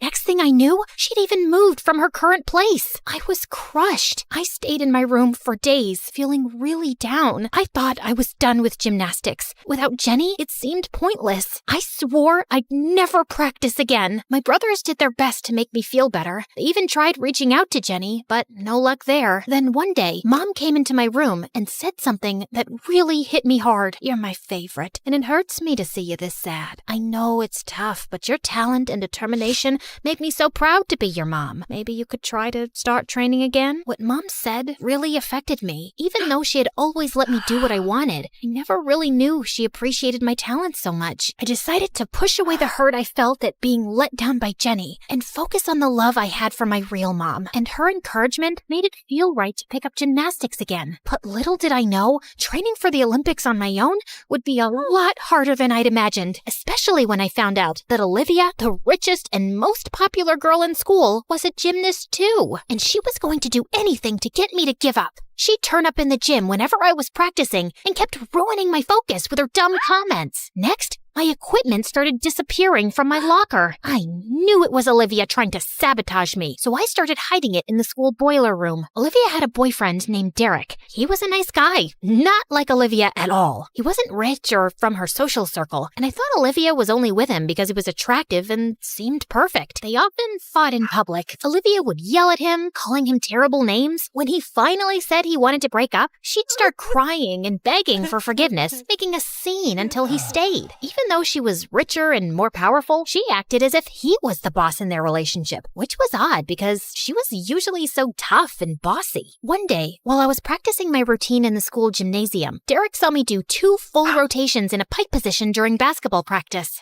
Whoa, Ava, that was amazing. How'd you learn to do that? I told him I was naturally good at most sports, and we were having a good time talking when Olivia walked into the gym. And when she saw the two of us together, she got jealous. Nice shirt, Ava. Where did you get it from? The Lost and Found? Whoa, babe, that wasn't very nice. Are you joking, Derek? It looks awful. I don't think it's awful at all. Why are you always like this? As the two of them started fighting, I walked out of the gym to avoid their drama. Then, later that day, Derek caught up with me and said he and Olivia had broken up. Ava, would you like to have dinner with me sometime? Are you asking me out? Yeah, is that okay? Isn't it too soon? You just broke up with Olivia. I've broken up with her 100 times before, Ava. Our relationship's been over for a long time, but if you don't feel comfortable with this, I understand. I guess losing my coach and training alone had made me feel quite low lately, and Derek seemed like a nice guy, so I said yes. That was a huge mistake. At first, Derek was great. He was fun and seemed to care a lot, and I appreciated his love and support. But after a few days, Derek started to act like I owed him everything. He got super clingy and always wanted me to hang out with him. I can't today. I have practice. I don't get it. I left Olivia for you because I thought you were nicer, but you're just an arrogant snob. Suddenly, I could see through him. He was just trying to mess with my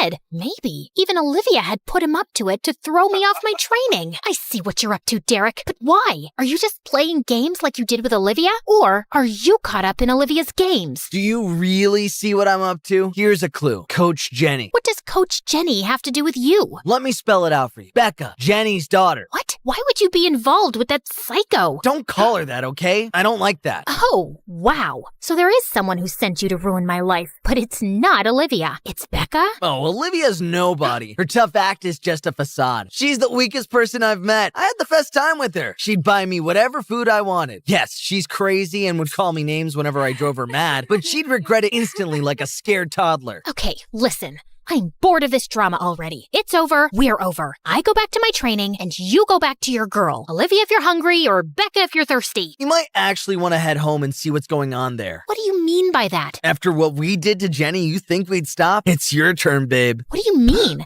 What did you do to Jenny? Man, you're annoying. I'm out of here. Just go home. With that, he stormed off. I felt a mix of confusion and worry. What had they done to Jenny? And what was happening at my house? Driven by fear, I rushed home. And upon arriving, I was shocked to see smoke billowing from the house. I ran to my neighbors, who immediately called 911. The police and firefighters arrived on the scene in minutes. Fortunately, nobody was home, so there were no injuries. And because I got there when I did, the house didn't suffer much damage. I shared Derek's comments with the police, but they got back to me later saying he denied having said anything of the sort, and they had no proof to take any action against him. Also, when they'd tracked Jenny's address down and gone to her place, her daughter had answered the door, saying she was completely fine. Becca can't be trusted. Can you please give me me the address so I can make sure? That's private information, ma'am. We can't disclose it. You are not related to Miss Jenny in any way, and if her daughter says she is okay, we have no reason to believe otherwise. After the fire incident, I felt upset and lost and unable to focus on anything. Finally,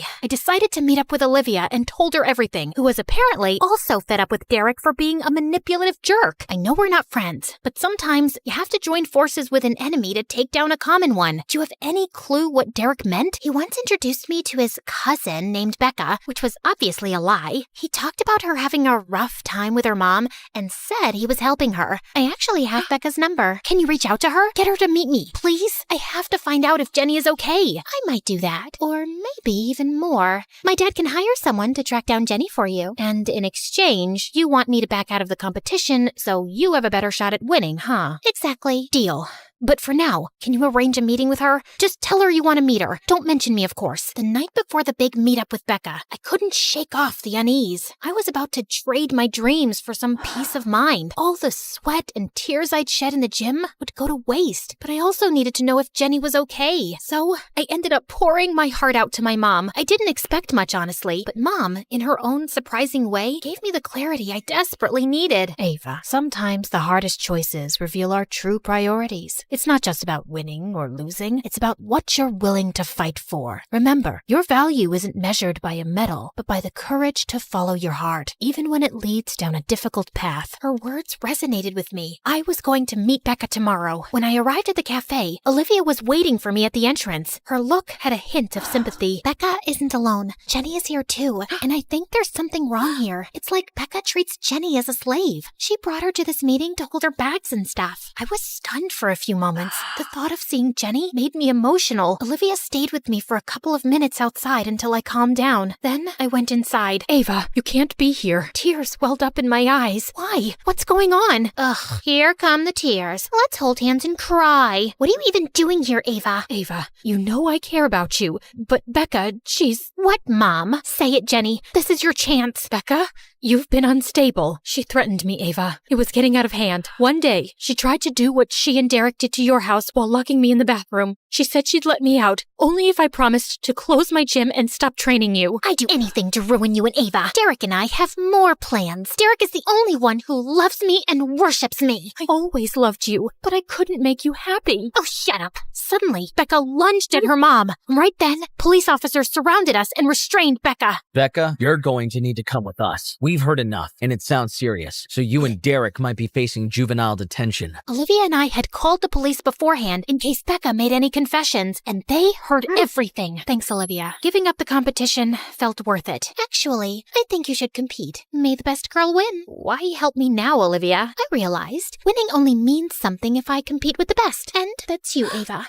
I guess this is me trying to do the right thing for once. So this is about respect? Yeah, respect. And maybe a bit of trying to be better myself. I'm sorry for everything, Ava. She winked and walked away. Overwhelmed with gratitude, I hugged Jenny again, although I could feel how hurt she was over Becca. Looks like we're back to the hard training, just like old times. And Becca, she'll always be my daughter. I'll do my best to help her, even if she pushes me away. 2 weeks later, standing on the stage, I won first place. Surrounded by my proud mom, Jenny's joy, my brother's support, and even Olivia's half smile, I felt on top of the world. True victory comes from within, beyond any medal